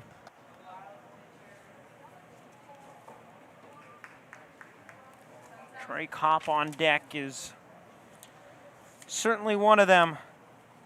It's reached all 3 times so far and scored a pair of runs. LSU commit. So that's a swing and a miss. Garrett down on strikes, and the throw down is in time to get him for out number 2. Well, Hop and Sebastian Castillo, both LSU commits, both big days. Castillo a 2-for-3 day with a pair of RBIs. Hop at the plate, a 1-for-1 day, 2 walks and 2 runs scored.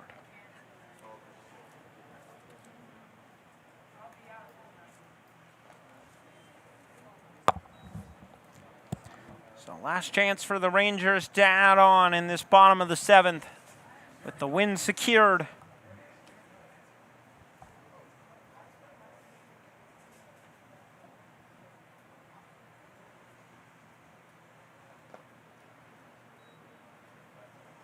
Two balls and no strikes.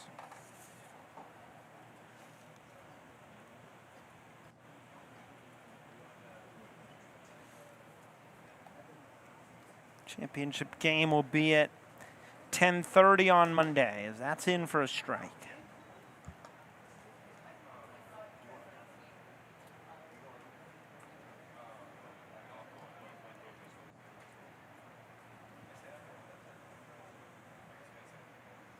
Two 1. Grounder left side. The throw to first is in time to end it. Cooper Holland makes the play at third, and that does it. But the Rangers win it 5-2. They take down the Brewers, and we have 1 game to go. The White Sox and the Reds. But it's the Rangers who tie the A's atop the standing with 1 day to go. We'll be back for the final game. White Sox, Reds. It's next. You're watching the Area Code Games, presented by Code 11 on YouTube.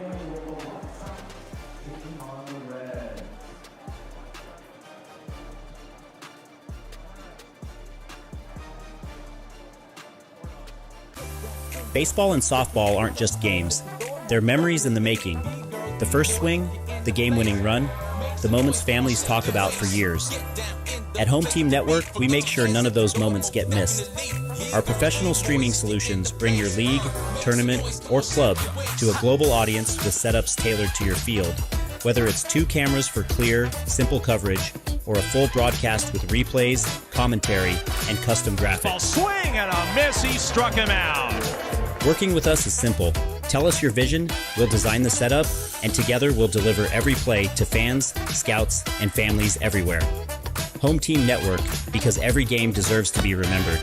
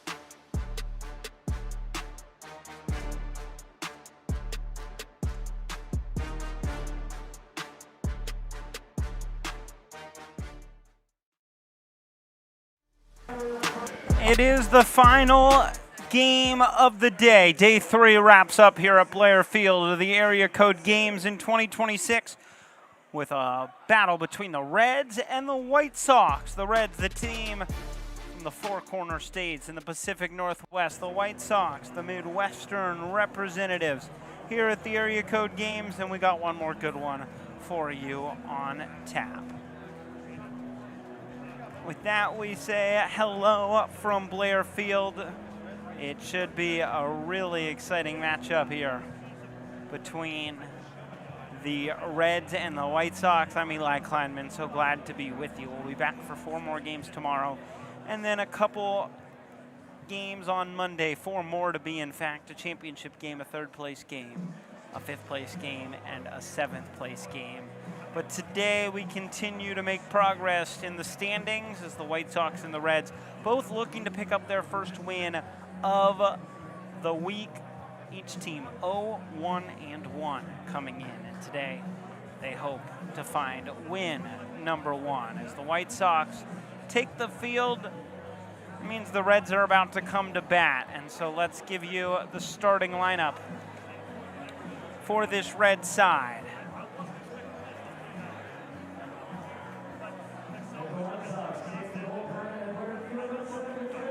There you see it, Ray, Dodd, and Turner, the top 3 in the order. Jake Turner last night put on a show with a home run derby, 29 in total to win it. Demons, Denny, Utash, Villa, Browand, and Adams round things out. On the mound for the White Sox is the left-hander Jimmy Benson.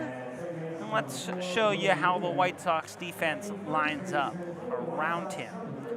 Lamont, Illinois native of the Texas Christian, the TCU commit. And here's the defensive lineup for the White Sox. It's Steger behind the plate, Tucker and Snavely on the left side, Newman and Cunningham on the right side, and then it's Borchardt, McClurg, and Meeker across the outfield.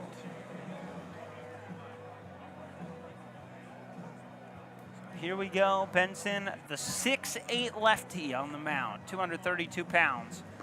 From Lamont, Illinois. Went 7-1 this past high school season. St. Lawrence, 54 innings pitched.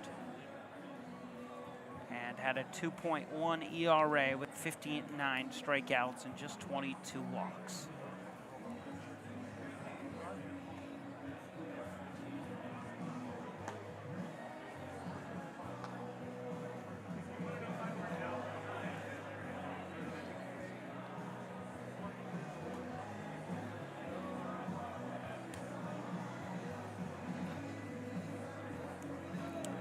So Ray will lead things off. We are ready to go.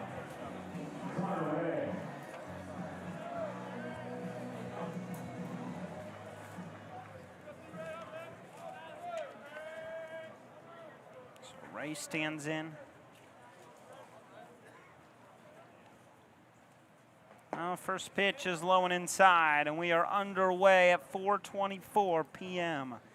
here on the West Coast in Long Beach.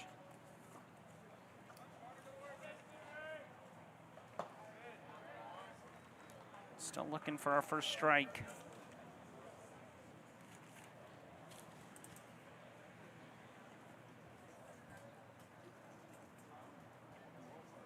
The 2-0. Line drive, foul down the third base side.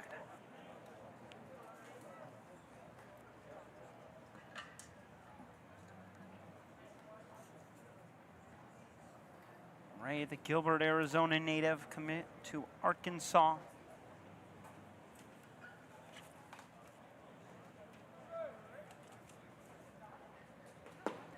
Two, 1.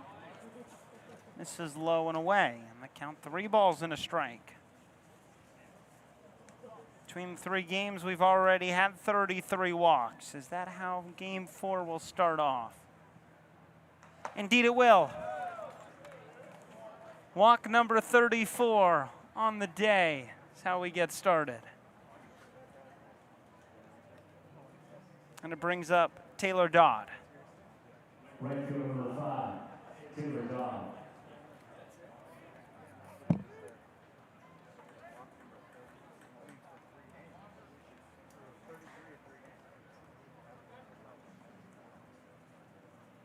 First pitch to him. He squares the bunt.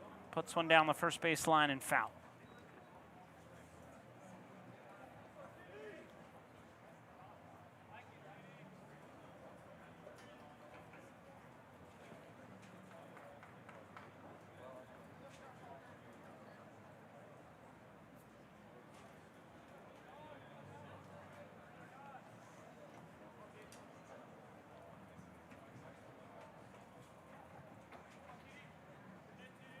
Pitch home.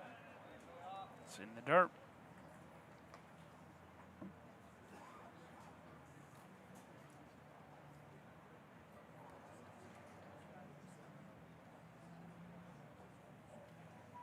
And a throw over to first.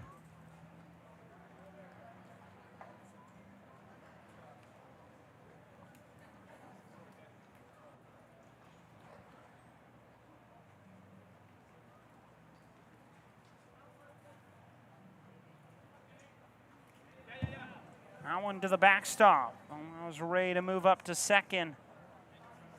Count 2-1.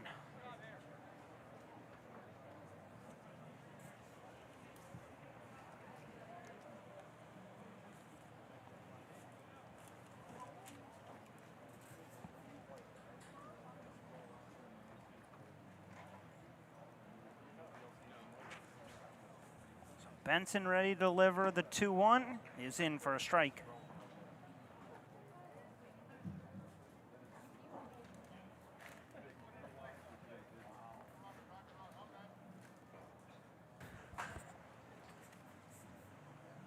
Dodd at the plate.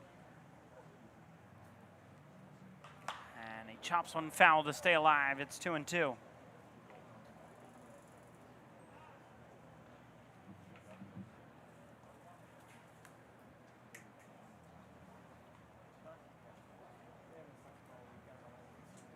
Runner at second is Ray. Dodd is at the plate. In the top of the first. And a chopper. Snavely can't field it cleanly, and Ray is around third and in to score.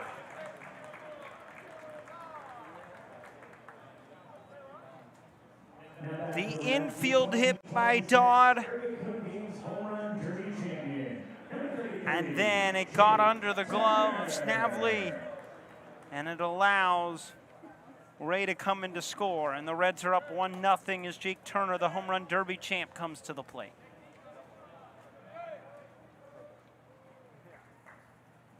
And a swing and a miss.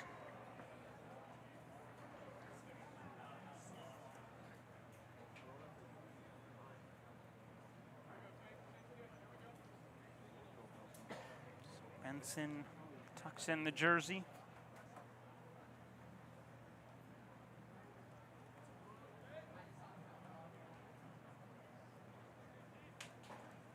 Long look in. That one's in the dirt. It gets away. Dodd is off for second, and the speedster is in before the throw. Still nobody out. Reds already on the board first.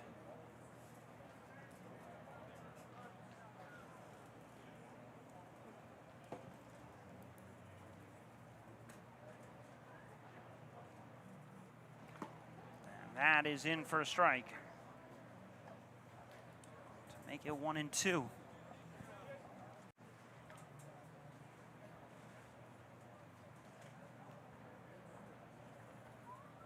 Pitch home. It's a grounder to short. Snavely fields and gets it to first in time to retire Taylor Turner. One away. As Cooper Goff comes to the plate.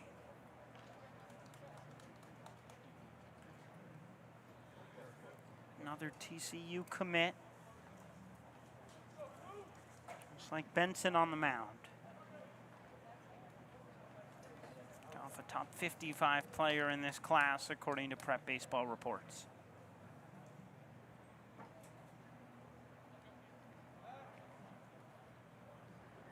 Back at second.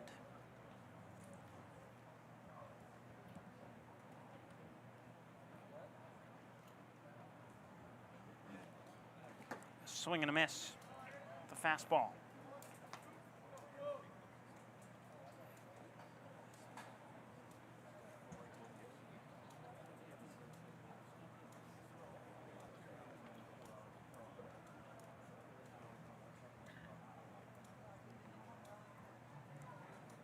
0-1. And a big swing and a miss.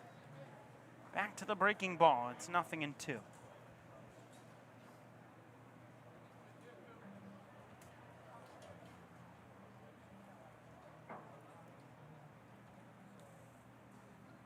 Benson leans in for the sign. He's ready. And the 0-2 outside.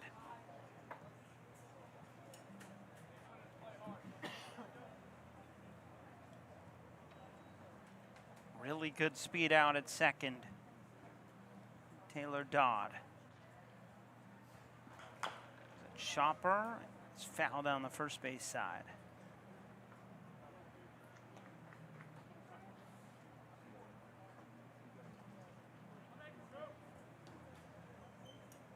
Showed it off a couple days ago, did Dodd, with the speed. His first game here.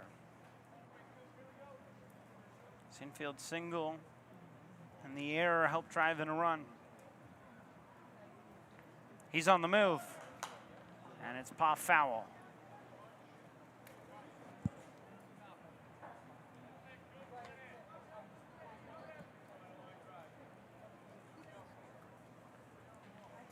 Do it again at a ball and 2 strikes.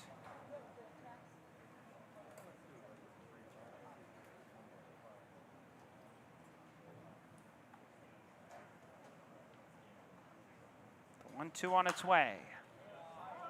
Sent in the air, third base side, and fouling out of play.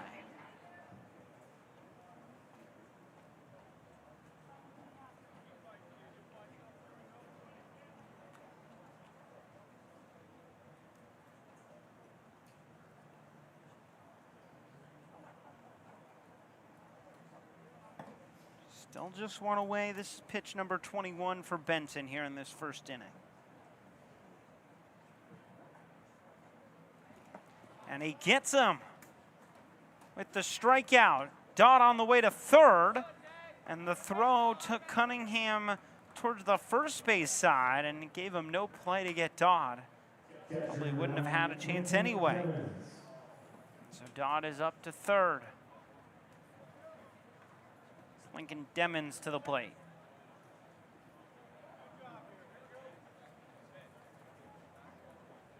First strikeout of the day for Jimmy Benson. And Demons, a foul tip into the glove.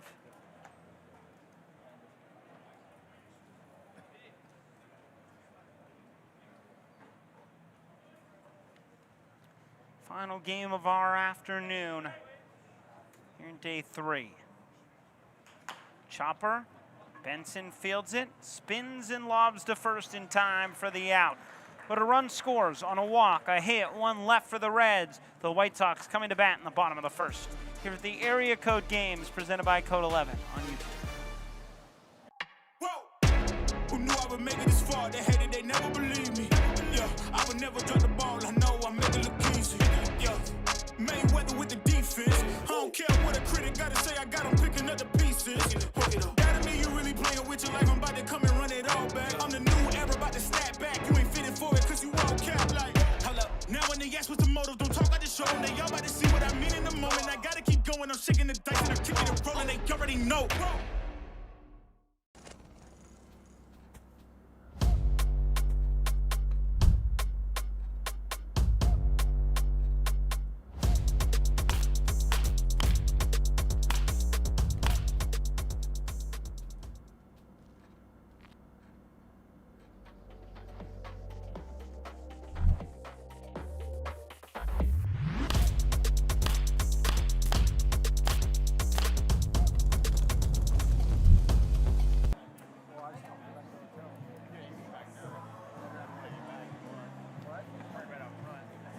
Bottom of the first, the Reds in the field.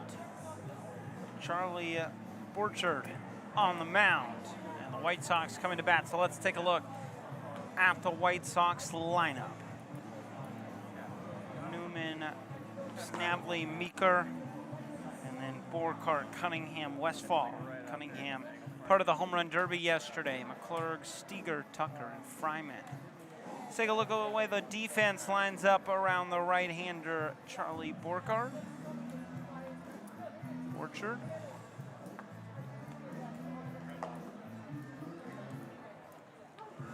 Denny, Ray, Villa, and Adams on the infield. Demons behind the plate. Utash, Turner, and Dodd across the outfield.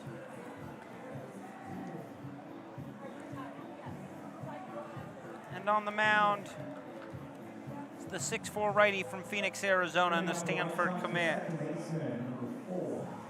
Charlie Borchard. 2.16 ERA at Brophy College Prep. He has the ball for the Reds to start this one. He whistles a fastball past Will Newman, 92 miles an hour to get the game started.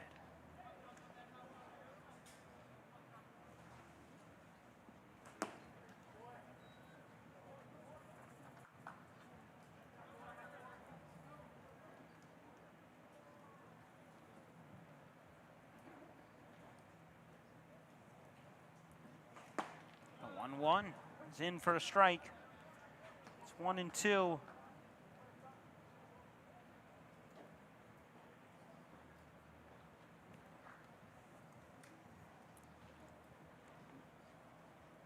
Borchard delivers in the dirt. Mentioned he goes to Brophy College Prep, the best athletic prep schools in the country. Sports Illustrated had it inside its top 25 athletic high schools. 2-2. And the count is full, 3 balls and 2 strikes to Newman.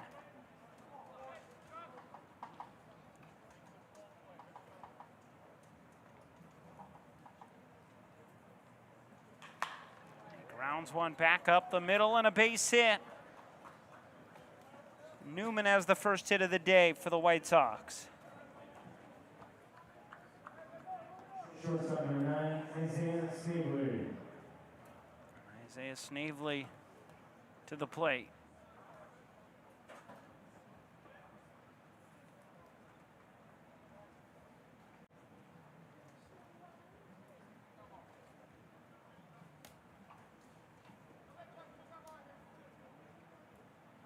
Fort Wayne, Indiana native, committed to Wake Forest. A rocket into left center field. It's a base hit, and it rolls all the way to the wall. Newman waves around third.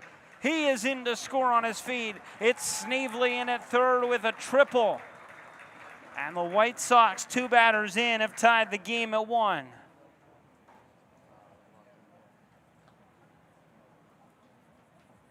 Right fielder number 13, Matt Meeker. Matt Meeker to the plate. The runner at third. And nobody out.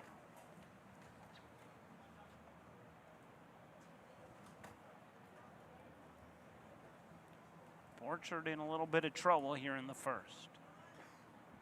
A breaking ball drops in for a strike.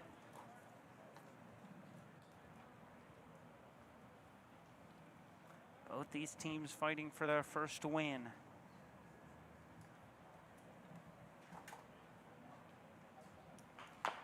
Chopper. Borchard fields. He rifles to first. And not in time. They say Adams was off the bag. As Meeker tripped over Adams. Let's watch it again. A chaotic play. The high chopper, Borchard fields. Oh, and I think he got him. But then they tripped over first base. They tripped at first base, Meeker and Adams. Looked like Adams did not keep his initial foot on, but got the other foot on the bag.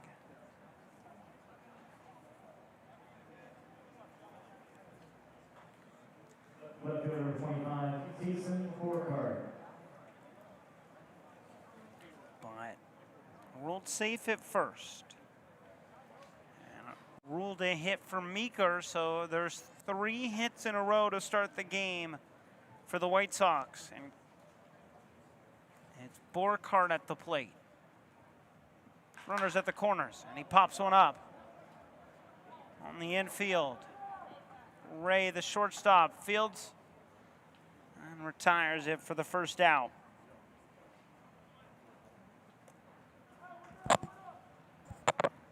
First baseman number 30, Brings up Brady Cunningham. McKenna, Illinois, the Texas A&M commit, part of the Home Run Derby. One of the top prospects in the country. He waits for his first pitch, and it's a strike. Top 40 player in his class. Hit 17 home runs at Brother Rice High School. Grounds that one past the third baseman Denny and into left field. It's Snavely who comes in to score. And it's 2-1 White Sox as they take their first lead. Designated hitter number 12, Grant Westfall. Grant Westfall to the plate.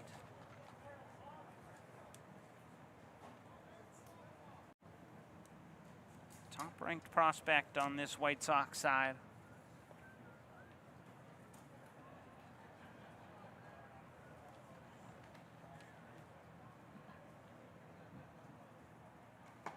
Takes up and in.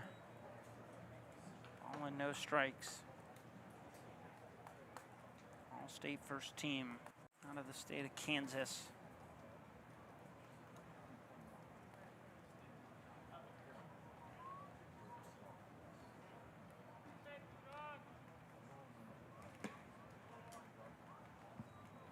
Count 2 balls and no strikes.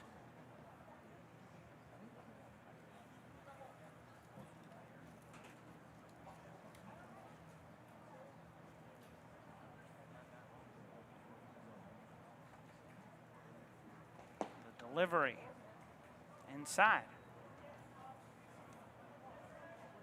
It's 3 balls and no strikes.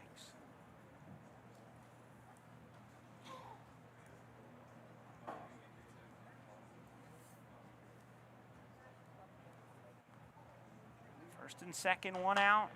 Westfall swings at the 3-0 and pops it foul.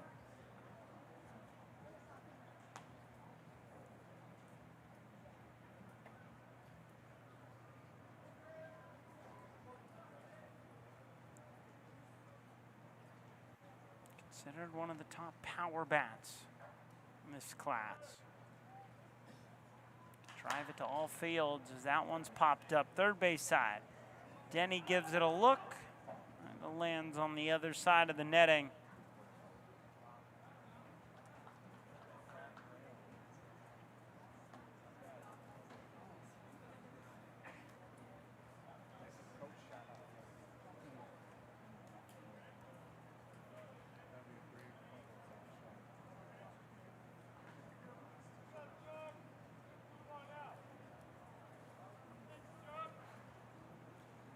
So 3-2 from Borchard. It's inside. It's a walk.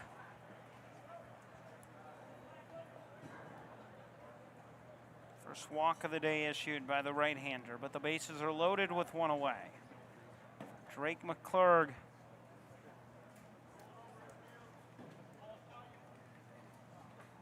Batting number 3, Drake McClurg. Every single player on this White Sox team committed already to play in college. McClurg committed to Texas A&M. Every single one of them committed to play at a power conference school. 1 out. Clark sends it foul.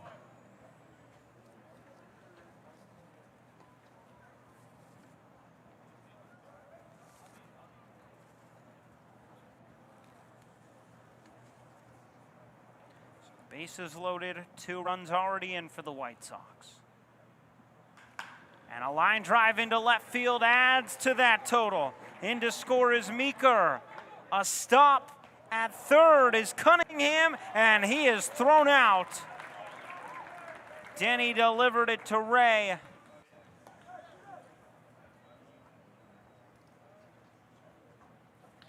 And that is out number 2. Catcher number 10, Tristan Steger.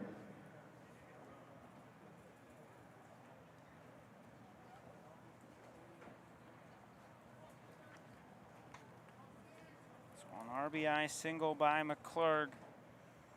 And Tristan Steger at the plate.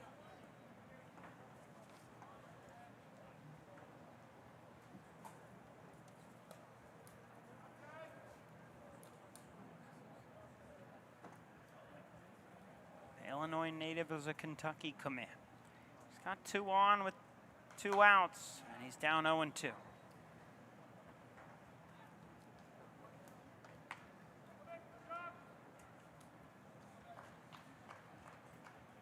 Big inning for the White Sox here in the bottom of the first. Orchard looking to limit the damage. The 0-2 sent foul.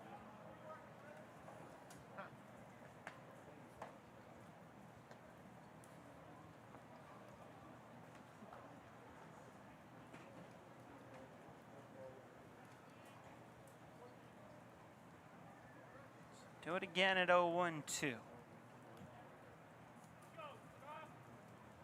A check swing, did he go? Yes, he did. And that ends the inning. A strikeout ends it, but 5 hits for the White Sox. Bring home 3 runs. They still leave 2 on base. To the second inning, 3-1 Sox. We'll be right back. Area Code Games presented by Code 11 on YouTube.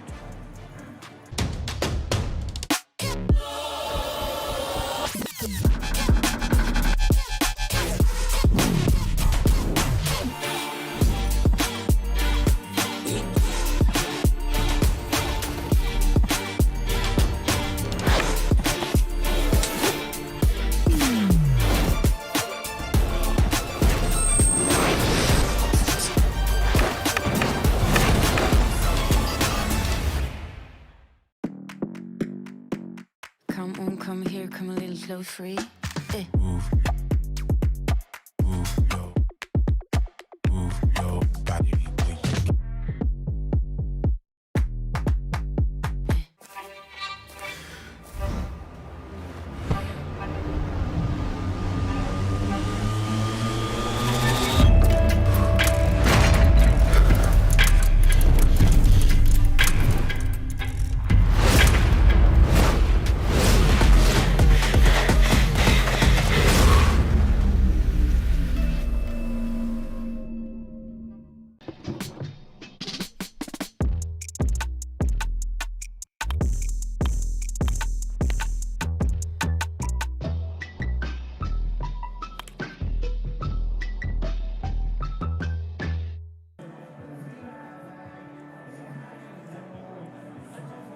Second inning is here.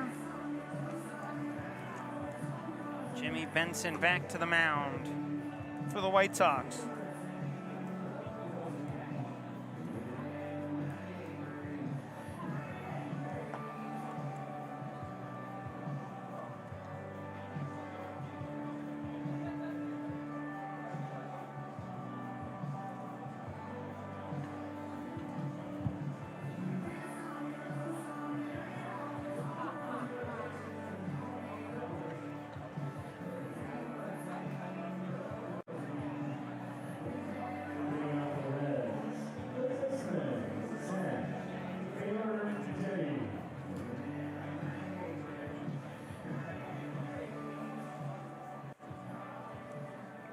Denny leads things off. Third baseman gets the inning started. The Reds scored 1 on a walk and a single. Back in the top of the first, just an inning ago. White Sox would come up and score 3 runs.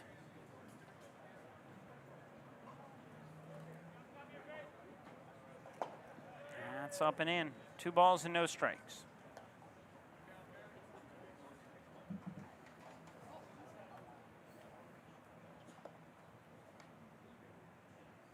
walk to lead off the inning is what allowed the Reds to score that run. Wild pitch got Ray to second. And then a slow chopper to the shortstop by Dodd. Got under the glove of Snavely and allowed Ray to come around to score. Now it's Denny who's ahead 3 balls and no strikes. And it's a walk to lead off the second inning.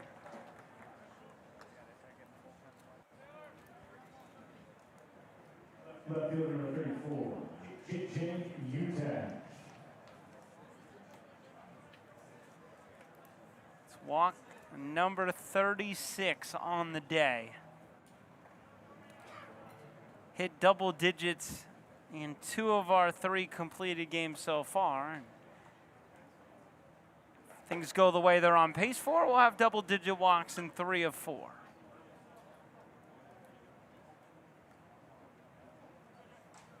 Has not been the most strike-filled day here at the Area Code Games. It's J.J. Utash to the plate.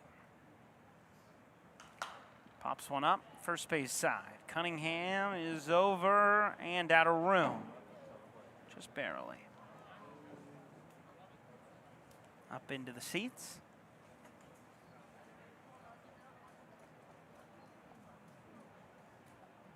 He's looking for someone to give that baseball to. And hold on to that thing.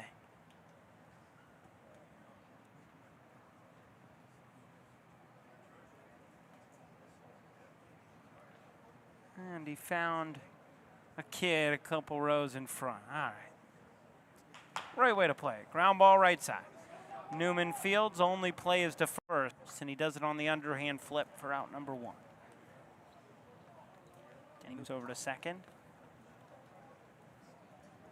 Brings up Robert Villa, the third. Alabama commit out of Phoenix, Arizona.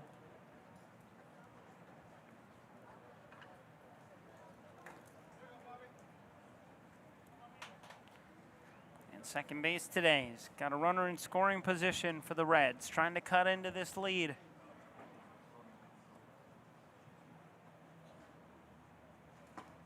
Swing and a miss. That's nothing in 1.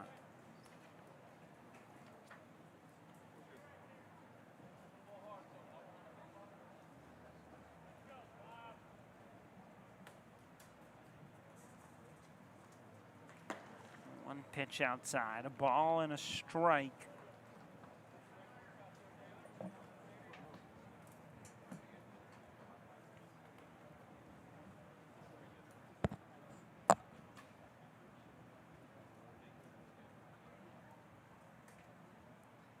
Villa attacks the 1-1 and sends it foul.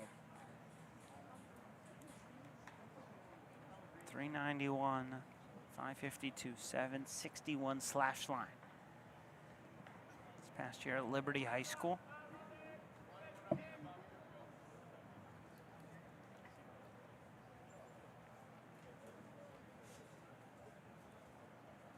Denny at second after the leadoff walk.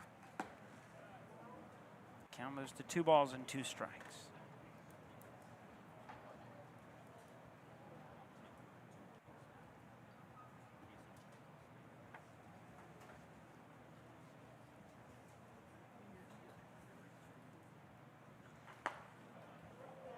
And that is a strikeout. For out number 2. 26, Pete Brown. Pete Browen to the plate. From Gig Harbor, Washington.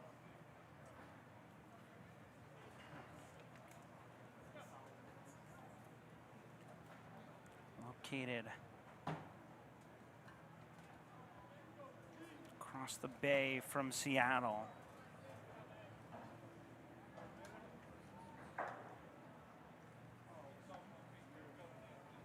Maritime City, as they like to be known. Right on the water.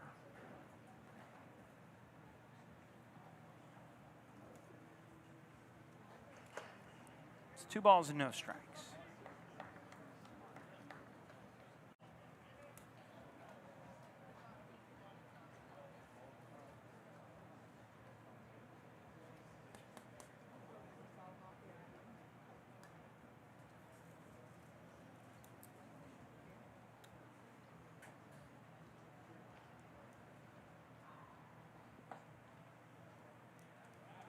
Look back at second.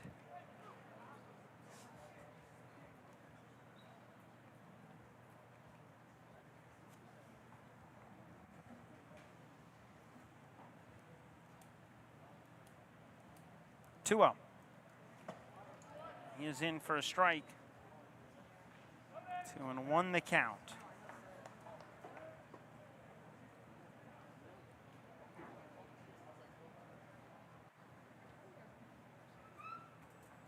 Close in on 5 p.m. Pacific time. Count 3-1. Benson in danger of walking his third batter in less than 2 innings.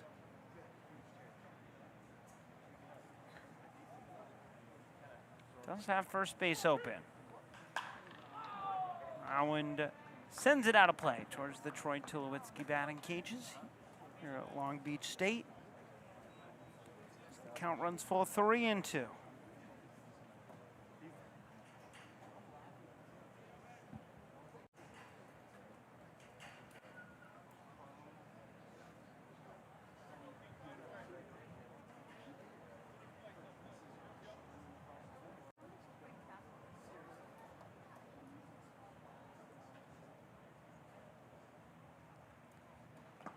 And it's inside for ball 4. Second walk of the inning. There's 2 on with 2 out. First baseman number 8, David Adams.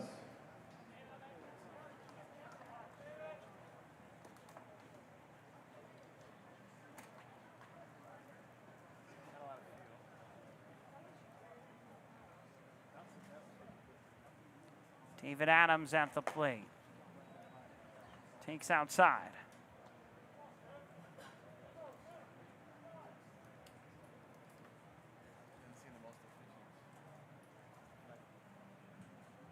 One out. That one's in there.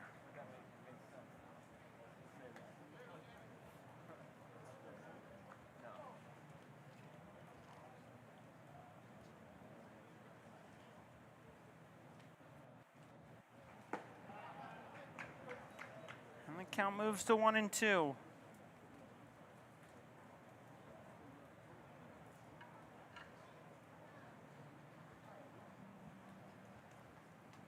Benson trying to work around a pair of walks.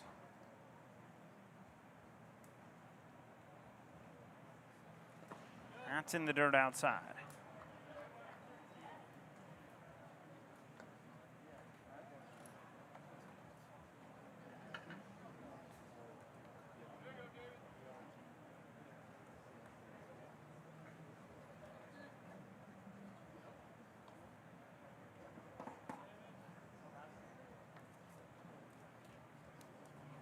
Two outs, the 2-2. Just misses.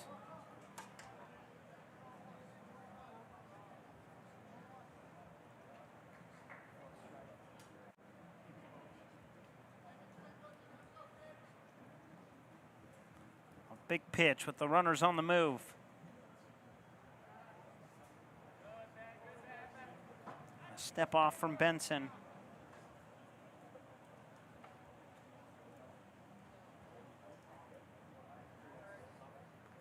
There they go. Off tapper foul.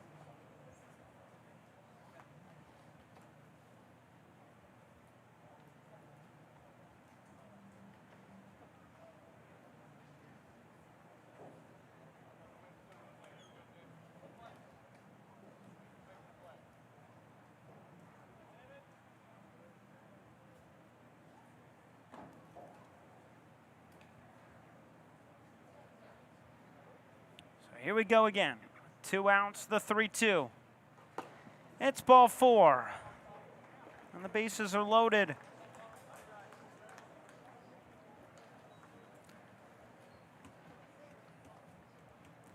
Three walks here in this half inning.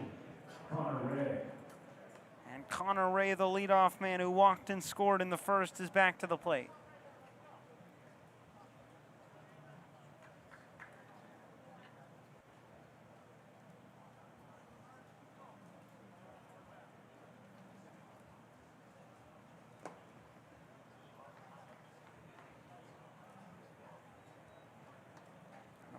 no strikes.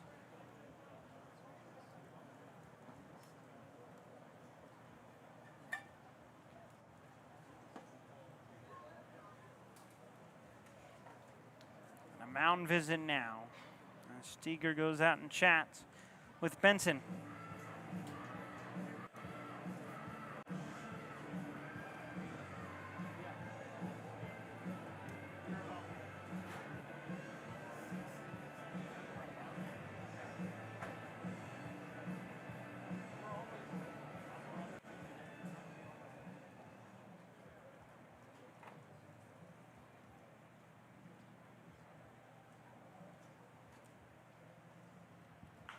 Ground ball.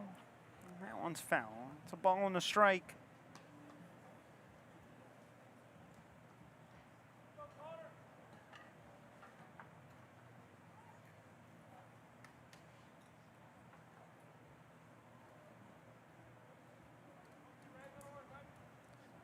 So at the top of the order with the bases loaded, the 1-1 is in the dirt.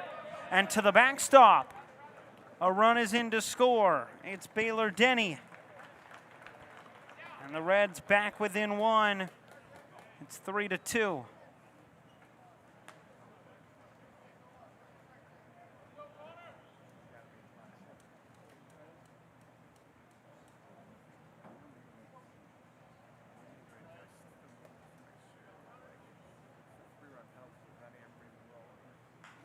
That one is lifted in the air to right center. Going back, Meeker to make the catch and end the inning.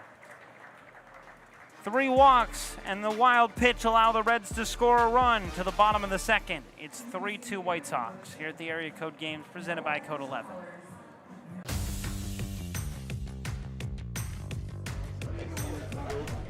What's up, Panini? What's up? I've never seen myself on a card like that before. To be able to trade with my teammates and other kids on the team is just great in an event like this. To be honest, like having our teammates and our friends like cards is just phenomenal. It's kind of a surreal feeling. You feel like a big leaguer, like that big league experience. Ooh, that's sweet right there. Seeing these cards, I mean, really opens my eyes to what's coming in the future.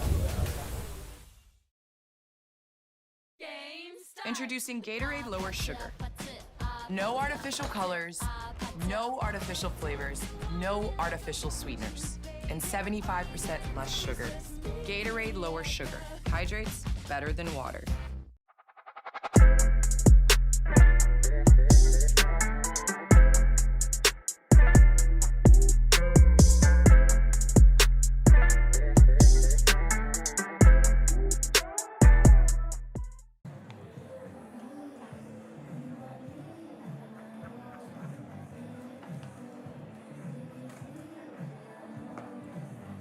That's 3-2 White Sox. As Charlie Borchard back to the mound. 5 hits in the first inning. For the White Sox, through 2 innings, the Reds have 4 walks drawn. That's how they've outscored their 2 runs.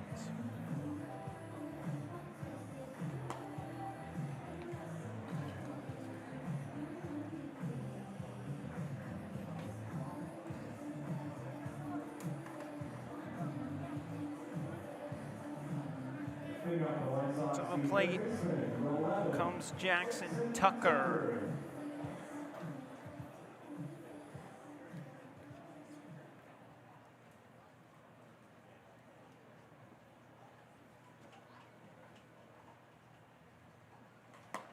A big swing and a miss at the first pitch. We've had a run scored in every frame so far. Reds have 1 in each inning. The White Sox have their 3 in that bottom of the first.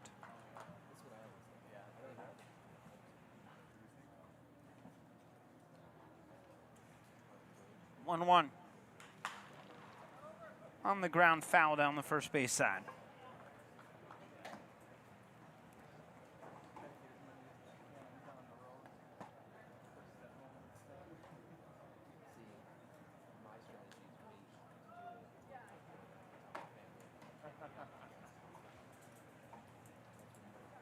One, two. It's a little bloop into shallow right. Villa gives way for Dodd, who has it for the first down.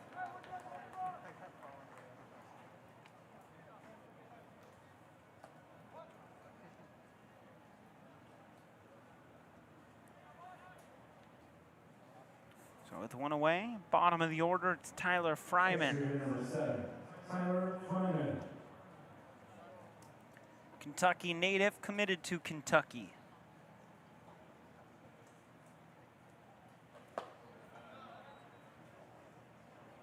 Cincinnati Enquirer Baseball Player of the Year and Athlete of the Year. And he's a two-sport athlete, football and baseball.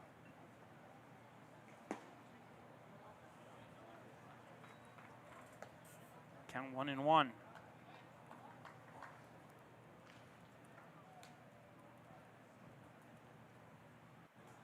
Wide receiver is Fryman. And a four-star receiver at that. Committed to Kentucky. As he swings and misses for the strikeout. He's committed to Kentucky as both a wide receiver and a baseball player. So they're trying to do the two-sport route. Not be the first to try it. Bryce Betcher did it for Oregon past couple years. Newman, top of the order, takes outside. Deuce Robinson tried it at USC for a season, stuck with football after that. It's happened to USC a couple times for the last decade. Not with baseball entirely, though. Drake London, now with the Falcons, played both football and basketball his freshman year. Had such a breakout campaign his sophomore season at receiver. He gave up basketball, just focused on football. 3-0 is in for a strike to Newman.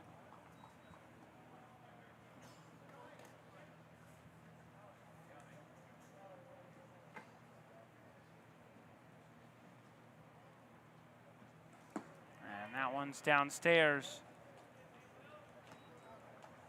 for ball 4. 2-out walk.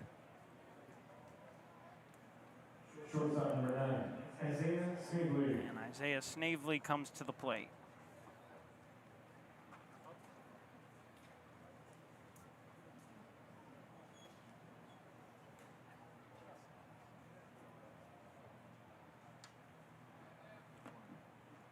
Deals, and Snavely rolls one into right field for a base hit.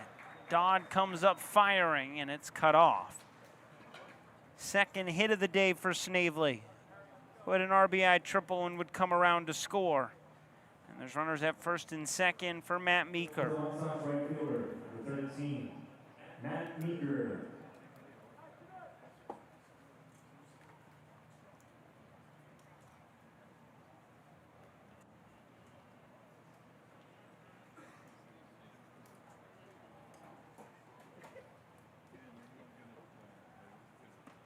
Pitch. And Meeker takes inside.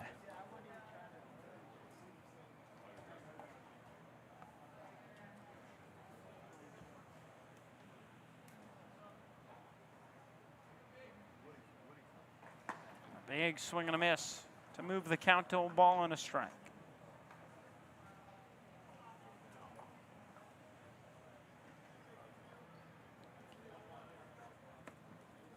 Meeker singled and scored. Picked up an RBI his last time. He takes way inside. 2-1. The Arkansas commit.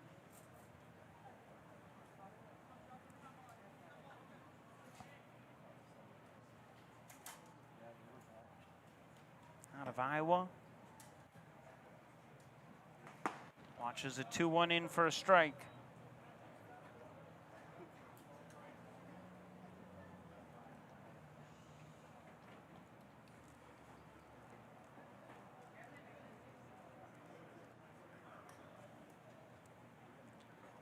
2-2 is fouled away.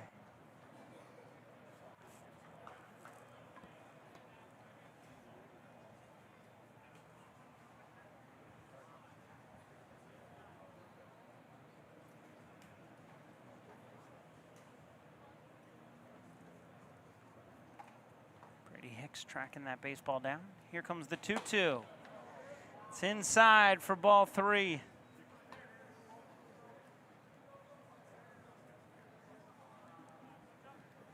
So the runners will get a jump. 3-2. 2 out.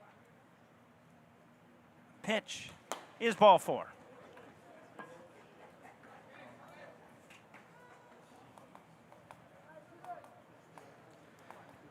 Two walks and a hit in the inning, load the bases. Case and Borkart. Number 25, Case and Borkart.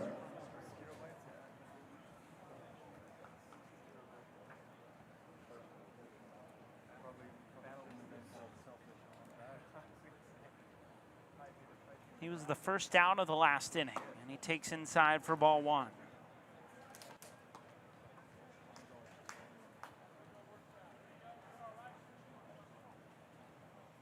White Sox have scored 3, but if they don't score here this inning, they'll have left 5 guys on base through the first 2 innings. That one's a shot to the shortstop, Ray, who makes the grab and ends the inning. No runs come across. 1 hit, 2 walks, 3 left to the 3rd. 3-2 White Sox.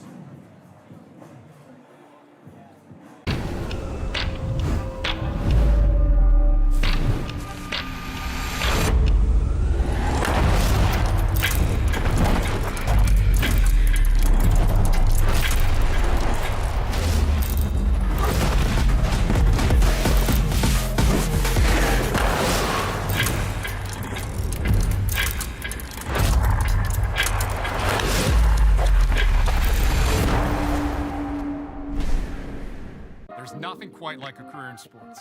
Winning always requires teamwork. In the game of money, Roosevelt Wealth Management Group is your financial coach.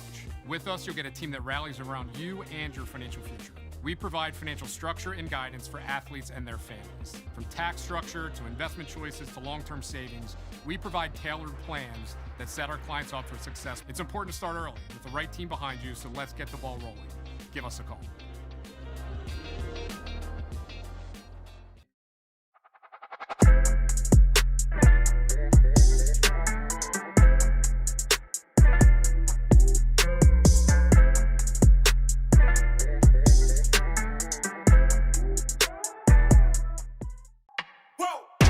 Who knew I would make it this far? They hated, they never believed me. Yeah, I would never drop the ball. I know I make it look easy. Yeah, Mayweather with the defense. The moment I gotta keep going, I'm shaking the dice and I'm kicking and rolling. They already know.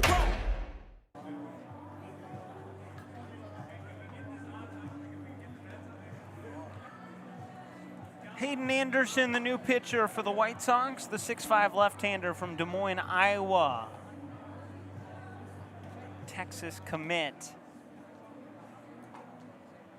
Two-sport athlete, football and baseball.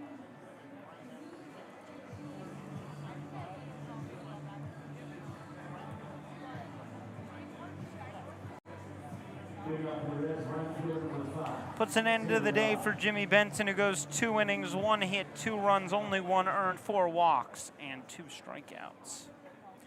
Taylor Dodd leads things off.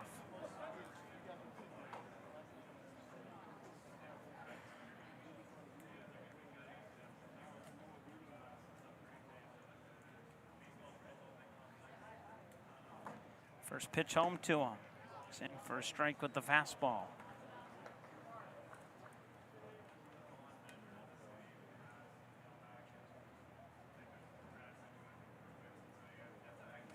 Anderson, pitcher on the mound, defensive lineman on the gridiron as he takes outside, ball on a strike.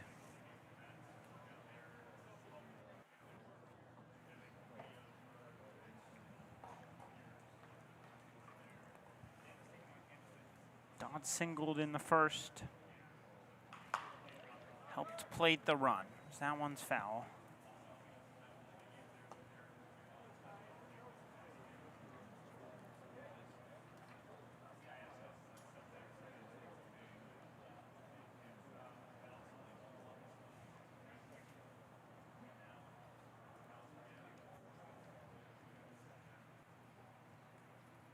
On 2.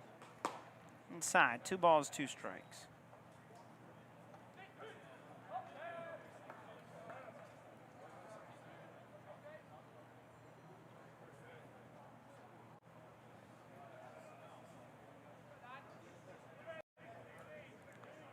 Two, a swing and a miss.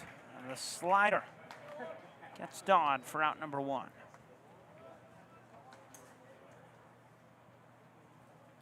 Center fielder number 33, Jake Turner.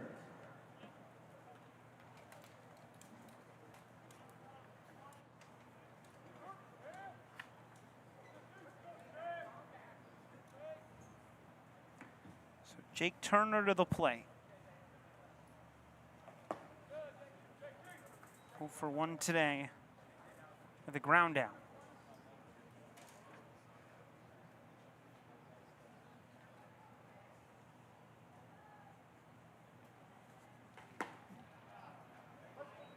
Count even, a ball and a strike.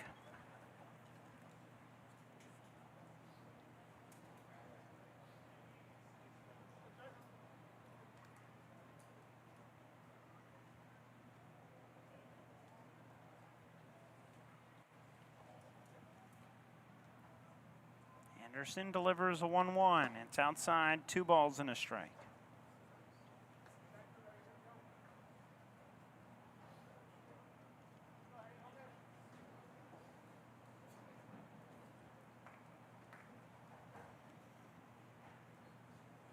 Turner waits and flares one foul the other way. It's 2 balls and 2 strikes.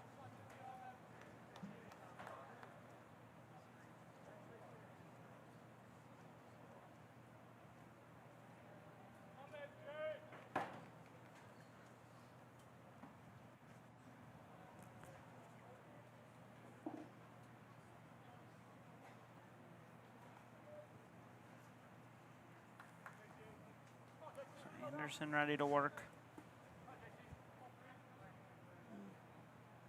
2-2 is outside. 3 balls and 2 strikes.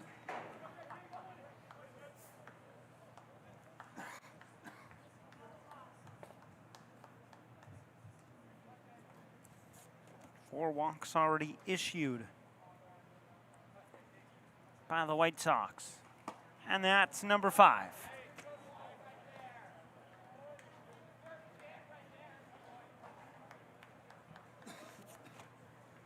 Extra number 12, Cooper Goff.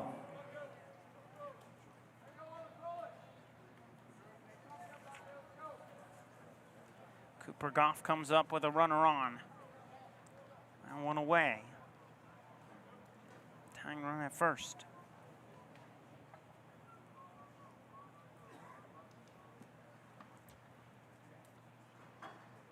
Swing and a miss.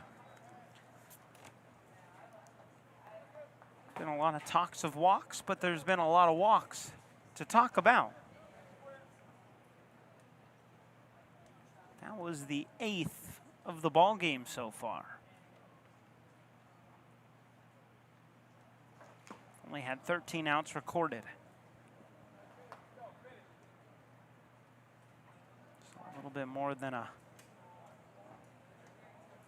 1 walk to every 2 outs here this afternoon. The 0-2 is outside.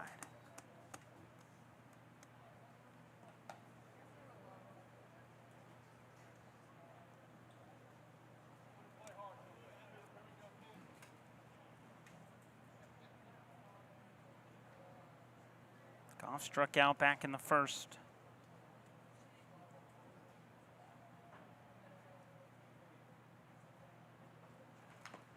He chops that one foul.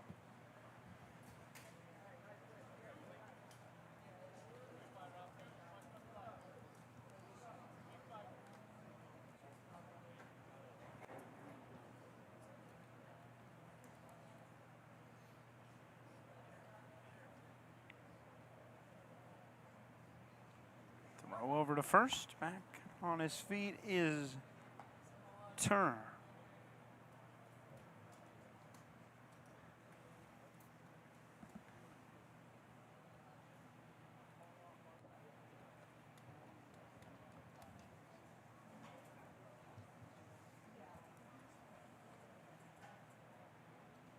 Here comes 1-2 inside.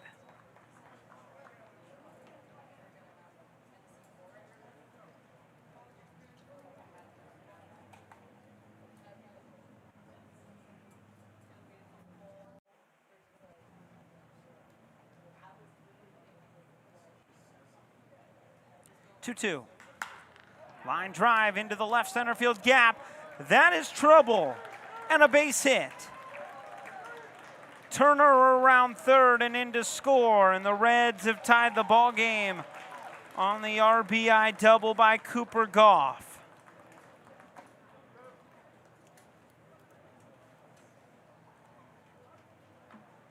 Sketcher, number 9, Ricky Devins.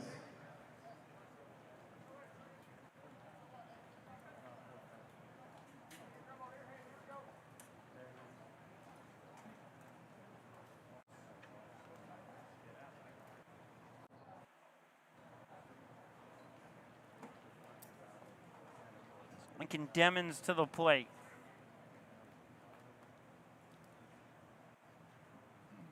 And he takes a ball.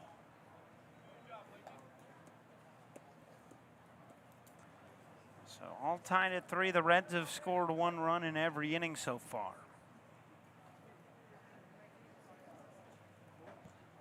Chance to take the lead. At top of the 3rd. And that is down the line and foul.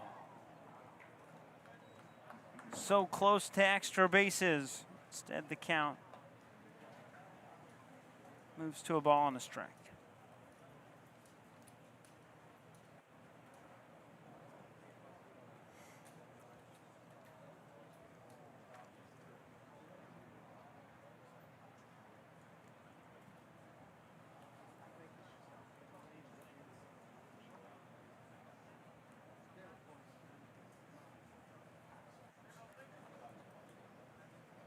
Demons returns to the dish and awaits. The 1-1, runner goes. The pitch outside, the throw down to third. Gets by the third baseman, Tucker. And here comes Goff in to score, and the Reds are back in front.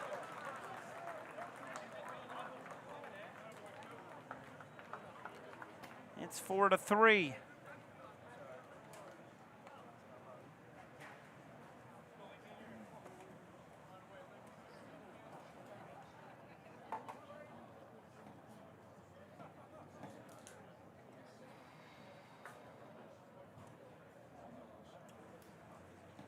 So 2-1 the count. Only 1 away.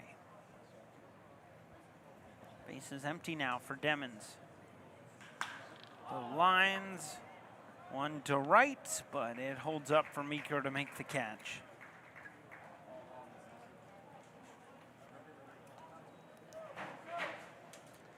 And Baylor Denny's at the plate with 2 down. Third base number 10, Baylor Denny.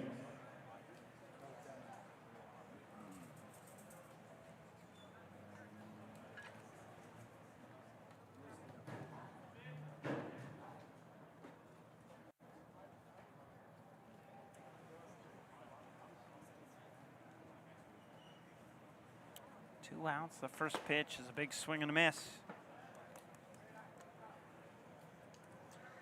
Played an hour of baseball, just about 2.5 innings in. A lot of offense here in this one. Swing and a miss, 0-2.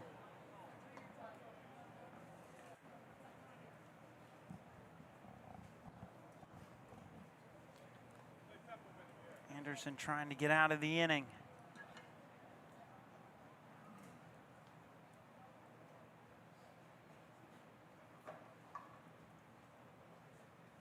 The 2 pitch outside.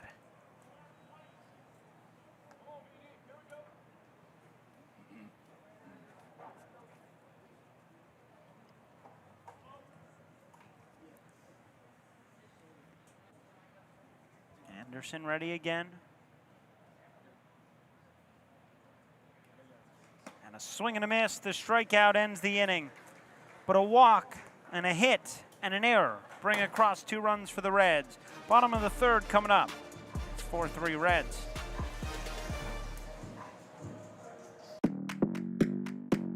Come on, come here, come a little close free. Move your body.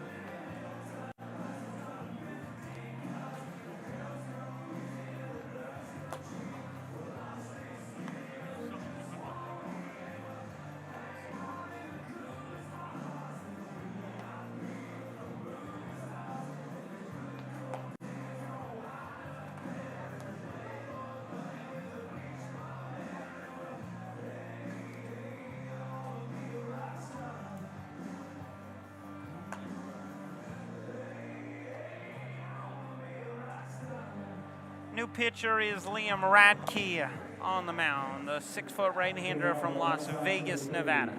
Committed to North Carolina. Faith Lutheran High School at a 2.11 ERA. 56 innings pitched, 83 strikeouts, just 28 walks. He takes over on the mound. Drops one in. To Brady Cunningham. One of the top hitters on this White Sox side. Top hitters in the class. Ball and a strike.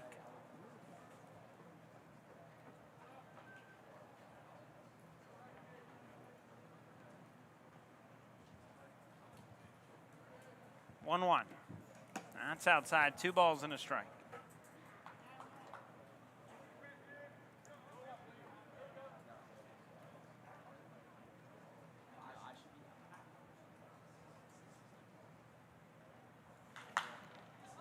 Two one popped up, first base side. Adams giving it a look. It stays in play, and Taylor Dodd can't hang on as he opens up the barrier, opens up the wall. So it's 2-2. You'll take another look. Taylor Dodd the closest to it, but just could not hang on.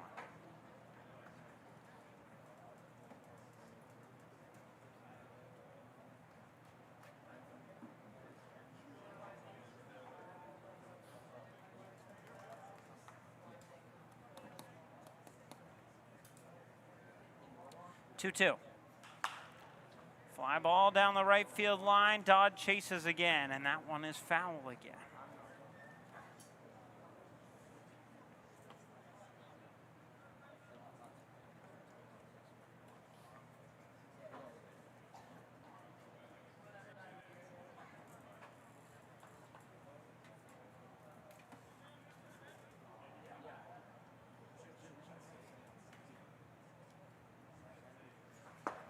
2-2 was a called third strike. And Radke begins the day with a strikeout. Number 12, Grant Westfall. Grant Westfall to the plate. He walked back in the first. Part of the 3-run inning for the White Sox. They haven't scored since. Did load the bases in the second. Now one in for a strike to change up.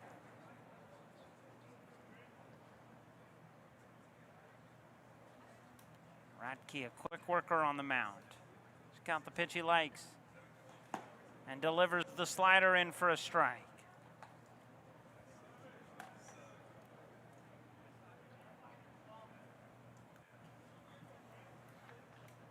The 0-2. That one just outside. Calling 2 strikes.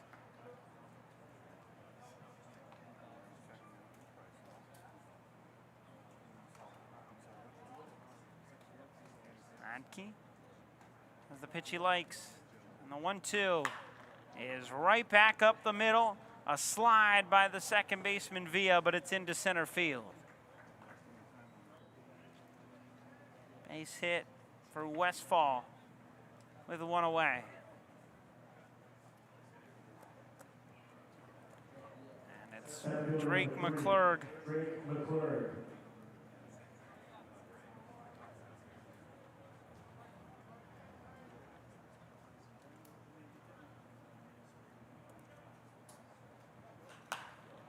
First pitch popped out of play.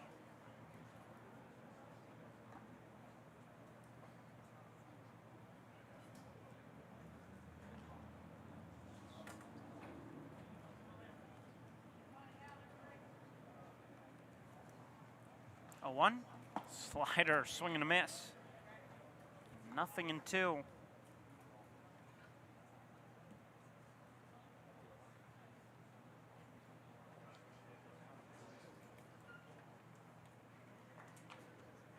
And the 0-2 outside. Ball in 2 strikes.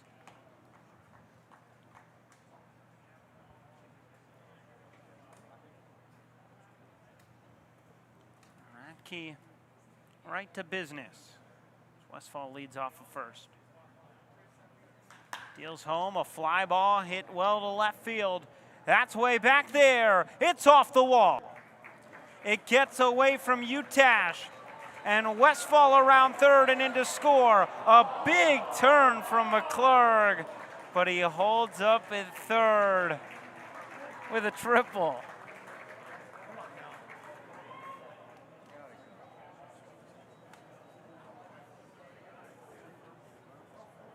An RBI triple off the wall. The crowd here at Blair Field wanted him to send it. So Tristan Steger to the plate.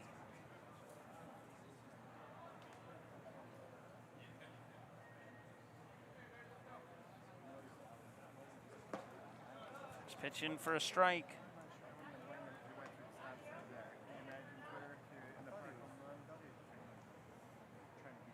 Radke ready to work before the batter even gets back in the box. 0-2.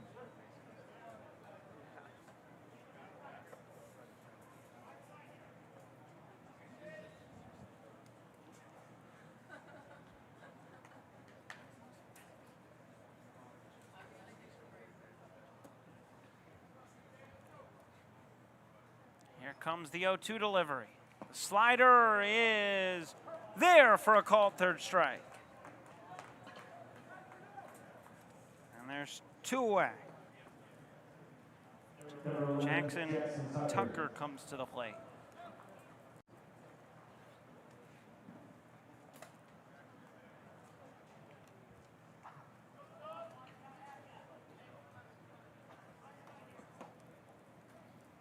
Fly out to right field his last time up, and he grounds one foul down the third base side. Oh, nice behind the back flip.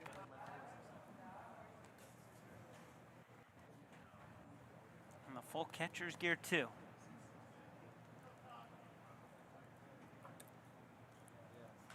1.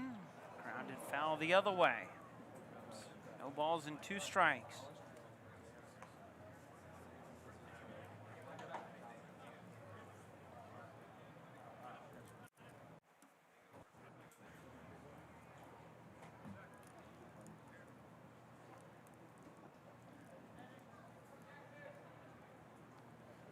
The 0-2. Swing and a miss. Strikeout ends the inning. He strikes out the side, but does allow a run on a single and a triple. We head to the 4th, all even at 4. Whoa! Who knew I would make it this far? They hated, they never believed me. Yeah, I would never drop the ball. I know I make it look easy. Yeah, Mayweather with the defense. I don't care what a critic gotta say. I got 'em picking up the pieces. That to me, you really playing with your life. I'm about to come and run it all back. I'm the new era, about to snap back. You ain't fitting for it, cause you all cap like. Hold up. Now when they ask what's the motive, don't talk, I just show them. They all about to see what I mean in the moment. I gotta keep going. I'm shaking the dice and I'm kicking and rolling. They already know.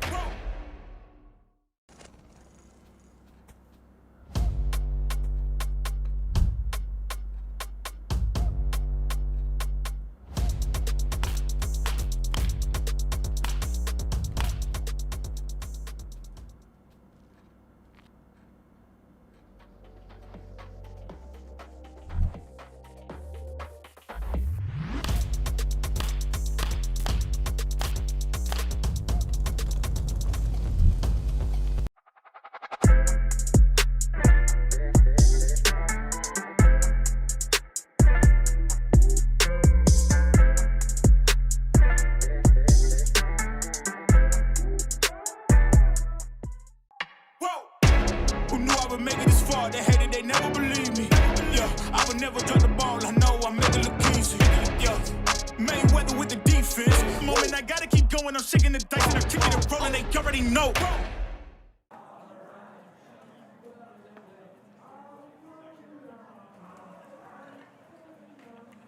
To the 4th we go. And Hayden Anderson back on the mound.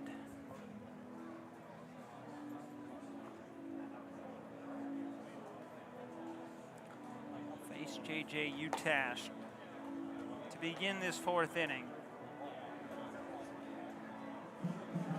All even at 4. Moving on to the Reds, left fielder number 34, J.J. Utash.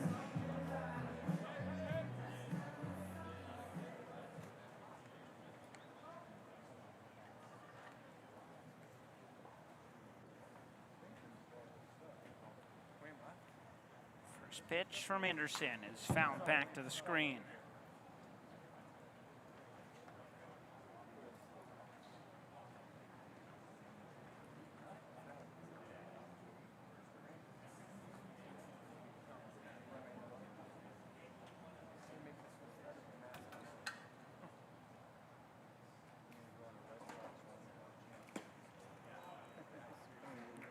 Swing and a miss.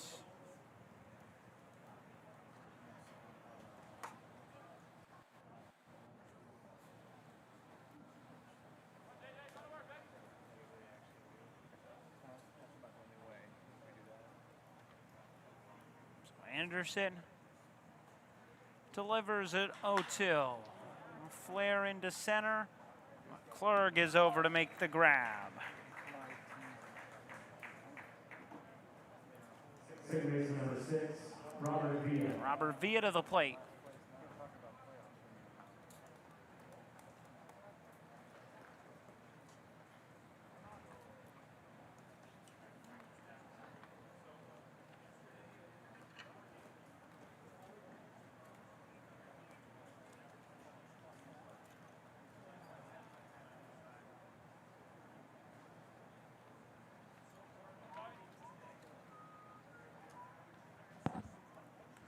Pitch is fouled away.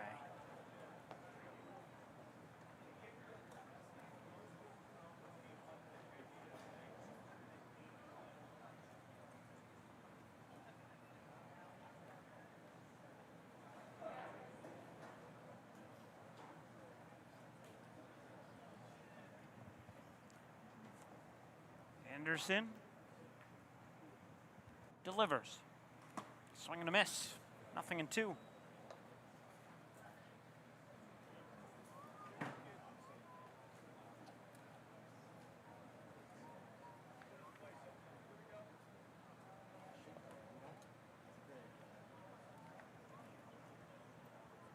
comes the 0-2. It's well inside.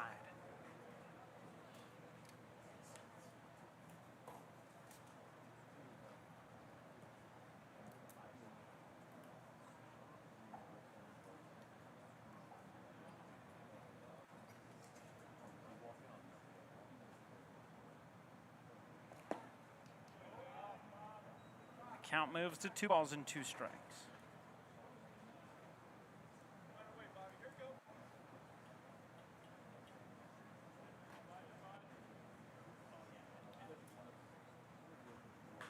Ground ball down the third base line. Tucker fields his throw is in time to get Villa. Oh, but foul ball off his foot. Villa will return to first, or to the plate. Got another chance.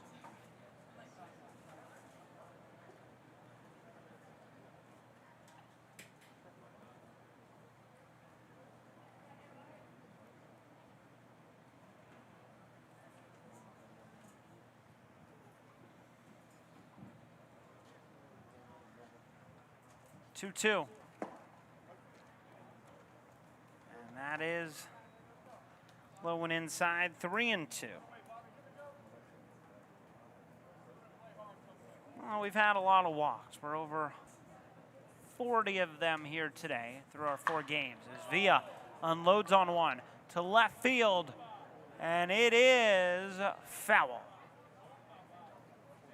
He crushed that one, but could not keep it fair.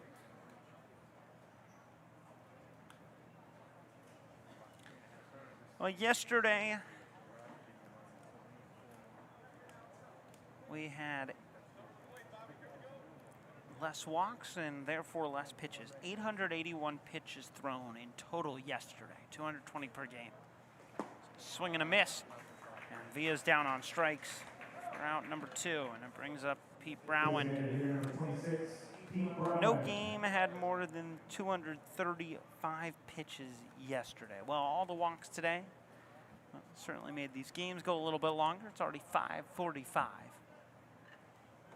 And we haven't even gotten halfway through this one. 3 games, though, today. The first 3 before this game got us to 785 total pitches. That's grounded off the glove of the third baseman, Tucker, and into left field. Brown is aboard.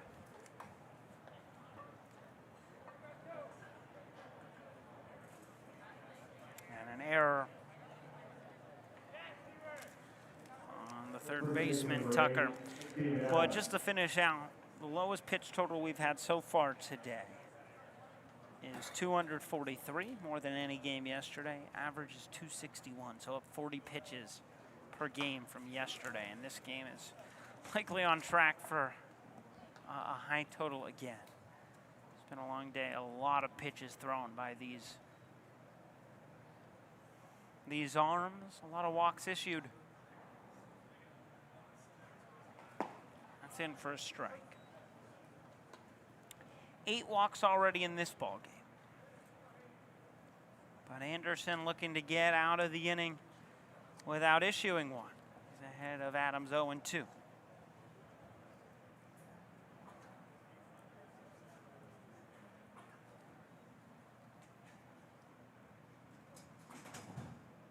Pitch. Oh, it's up and in. And it hits Adams. So there's runners at first and second. With 2 away. Get another look. Did he catch him on the elbow guard? Might have. It got him just above it. Back to the top of the order for Connor Ray.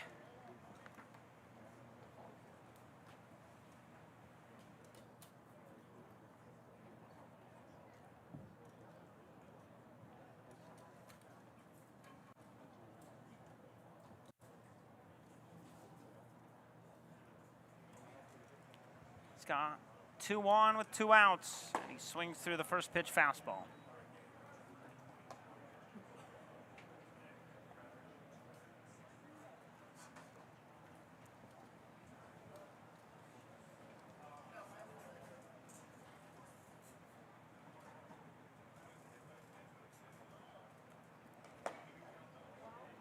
It's a ball and a strike.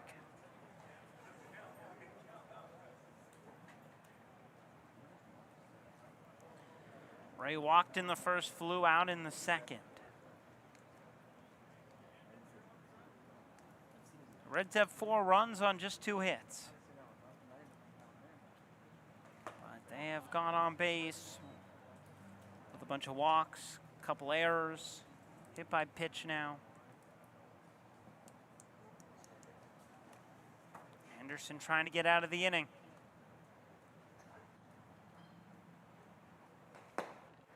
And he does with the strikeout. Halfway home, all even at 4. You're watching the Area Code Games presented by Code 11 on YouTube.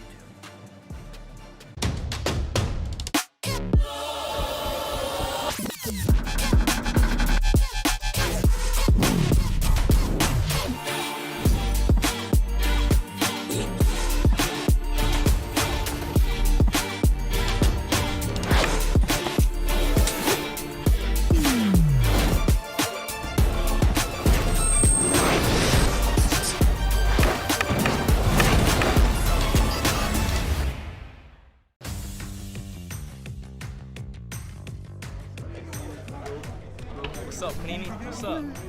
I've never seen myself on a card like that before. To be able to trade with my teammates and other kids on the team is just great in an event like this. To be honest, like having our teammates and our friends like cards is just phenomenal. It's kind of a surreal feeling. You feel like a big leaguer, like that big league experience. Ooh, that's sweet right there. Seeing these cards, I mean, really opens my eyes to what's coming in the future.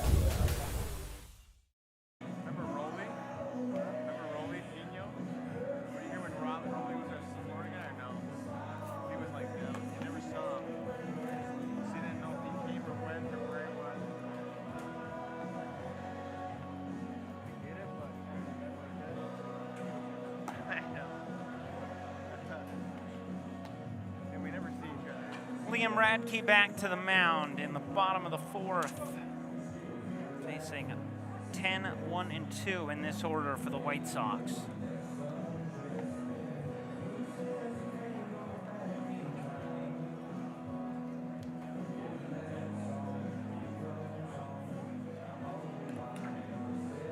Picking up the White Sox from the 7, Tyler Fryman.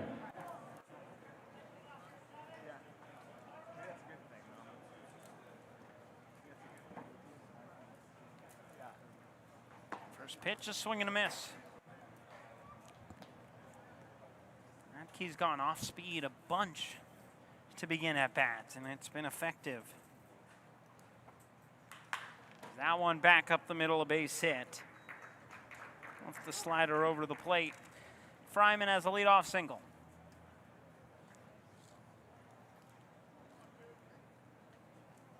And we got a pinch hitter.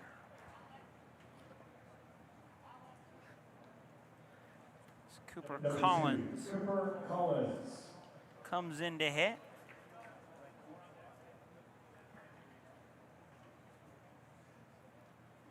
And not a pinch hitter, just adding to the lineup as the runner goes, and that throw is into center field.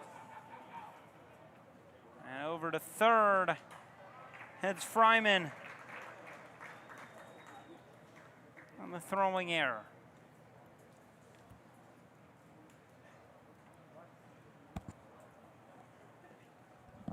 That one just got away from the catcher, Demmons.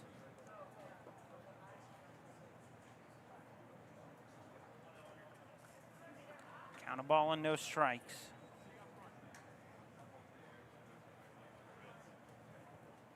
Radke deals.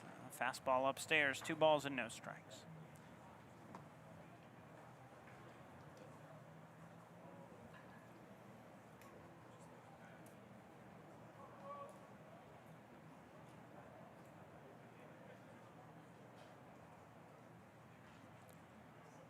Pitch inside to Collins. 3 balls and no.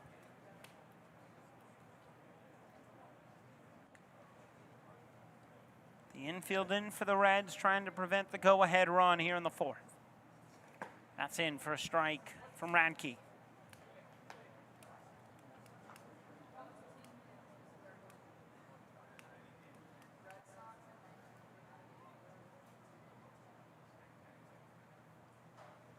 3-1, ground ball, left side, base hit. Cooper Collins drives in a run.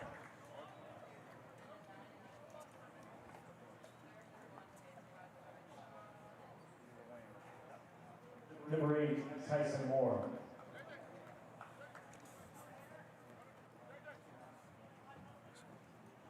Tyson Moore to the plate. Another extra hitter before the lineup turns over.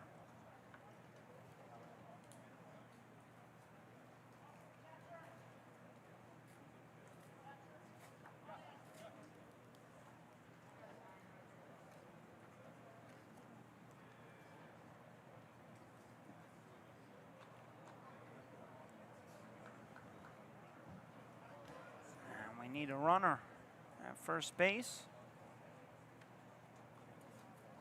Here comes one. And it will just be Tyler Fryman going back out there. Courtesy runner, first base number 7, Tyler Fryman.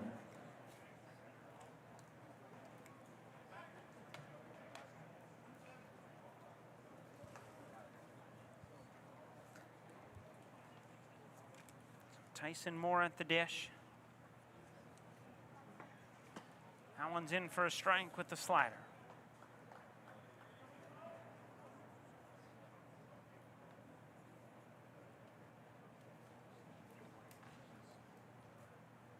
Another throw over. Back safely again is Fryman, who just stole second. Moved over to third and scored. And the Collins single. 0-1, he goes again. Swing and a miss. The throw down is into center field again, and Fryman is on his way to third.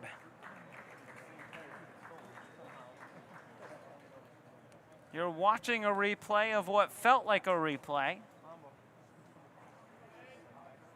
Throw got by Villa, and Fryman is at third with nobody out again.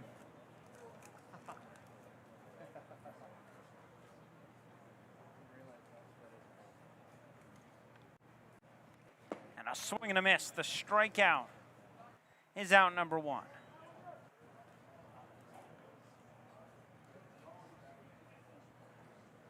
Second baseman number 4, Will Newman.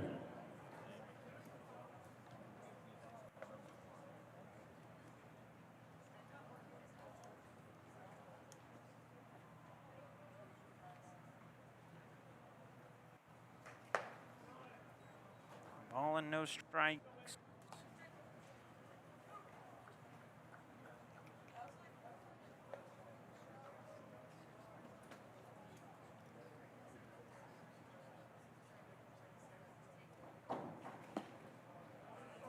That one misses 2-0.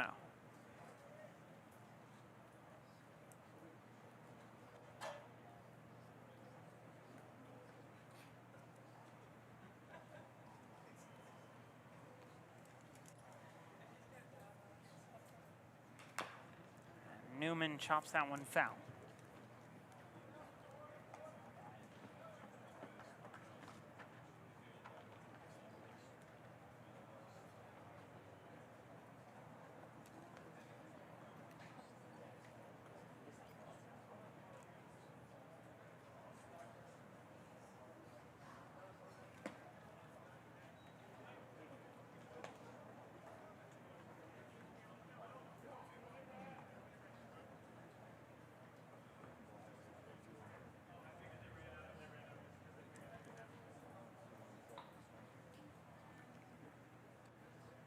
Two is a called third strike. Back-to-back strikeouts, and there's 2 away.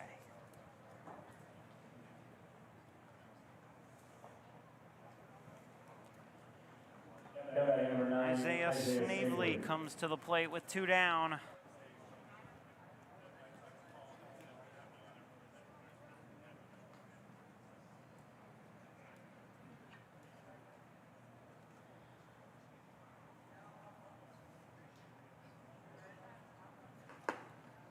Well upstairs, the ball and no strikes.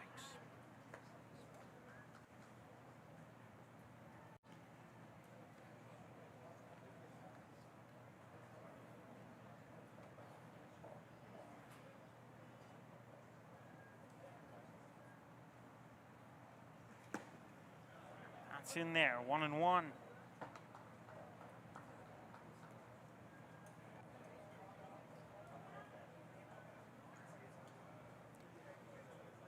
Radke trying to get out of the inning. The White Sox ahead by 1. Tapper foul.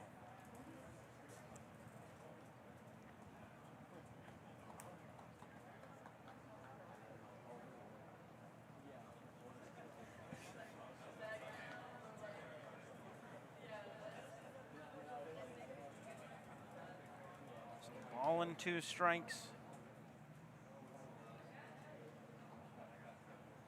Radke delivers. Line drive, caught it short by Ray, inning over. A run scores on a couple hits, but a runner stranded at third. To the 5th, it's 5-4 White Sox.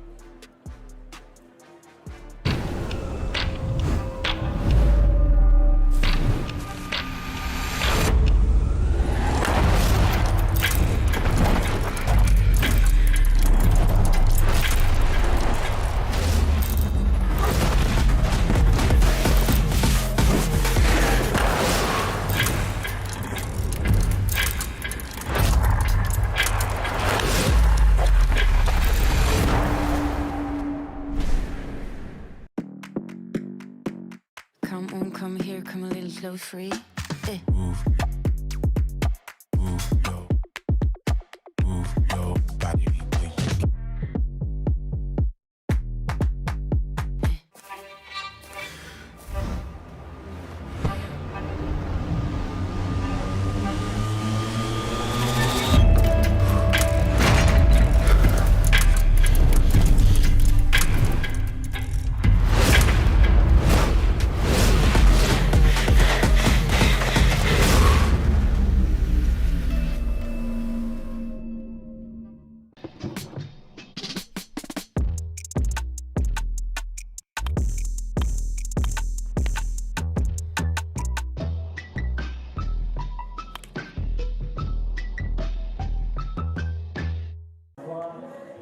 In left field now for the White Sox, number 3, Drake McClurg.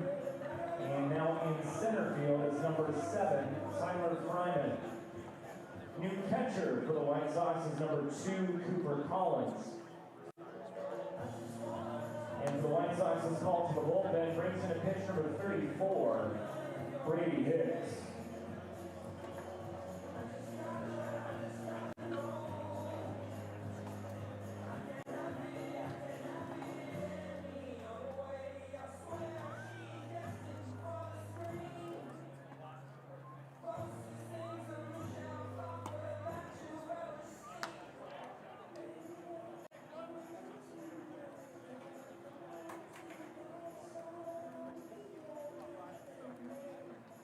Leading off for the Reds, right fielder for 5, Taylor Dodd. New pitcher on the mound is Brady Hicks, the 6'5" Iowa native headed to TCU. And a couple defensive changes. Fryman is in at center. McClurg slides from center to left, and the left side of the infield switches. So Snavely at third, Tucker at short, and Cooper Collins into the game to catch. First pitch chopped up the middle, giving Tucker some early work. He can't make the play in time because Taylor Dodd legs out the infield hit.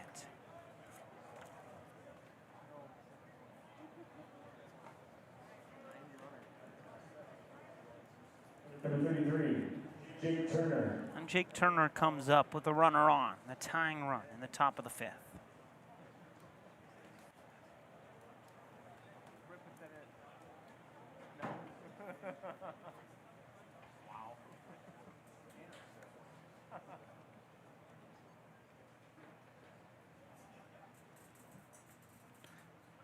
Dodd starts and stops, and Turner fouls it away.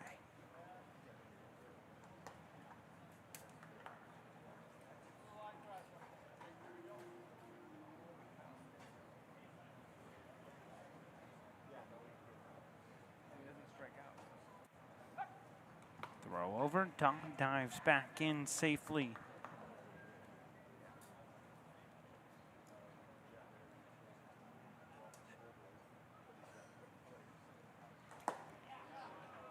That one makes it 0-2. So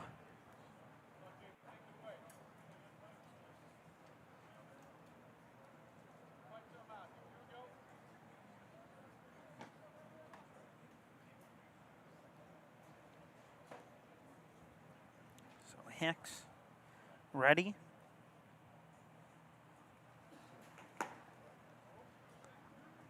And it's 1-2.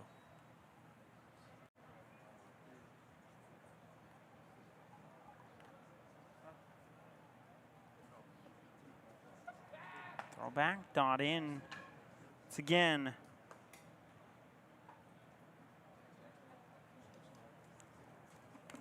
So Hayden Anderson went 2 innings. Allowed 2 runs in the 3rd. Dot on the move. Line drive into left field. McClurg makes the catch. And Dodd has to retreat back to first.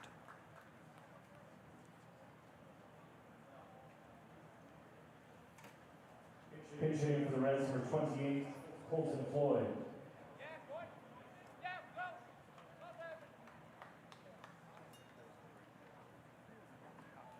The day for Anderson was 2 innings, 2 runs, 1 earned, 1 walk, and 4 strikeouts. It's Colton Floyd at the plate. Takes outside.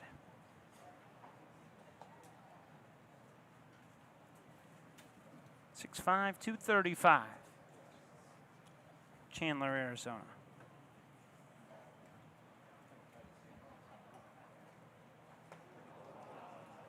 And that one hits him.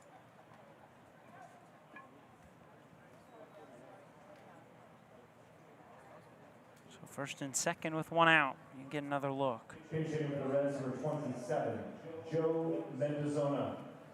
And Joe Mendozona to the plate.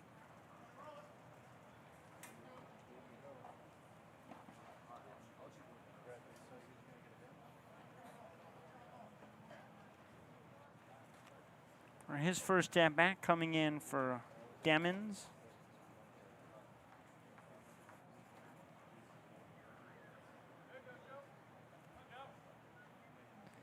Another TCU commit, but out of Monmouth, Oregon. And he watches first pitch miss inside.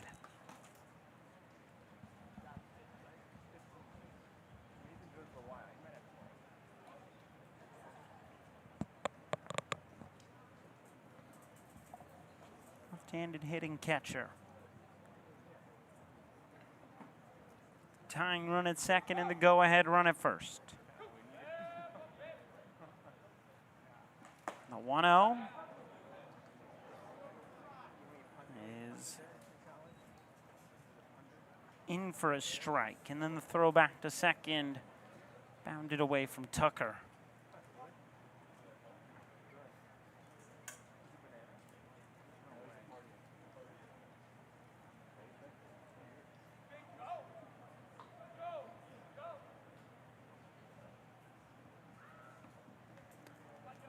So Hicks ready to deliver.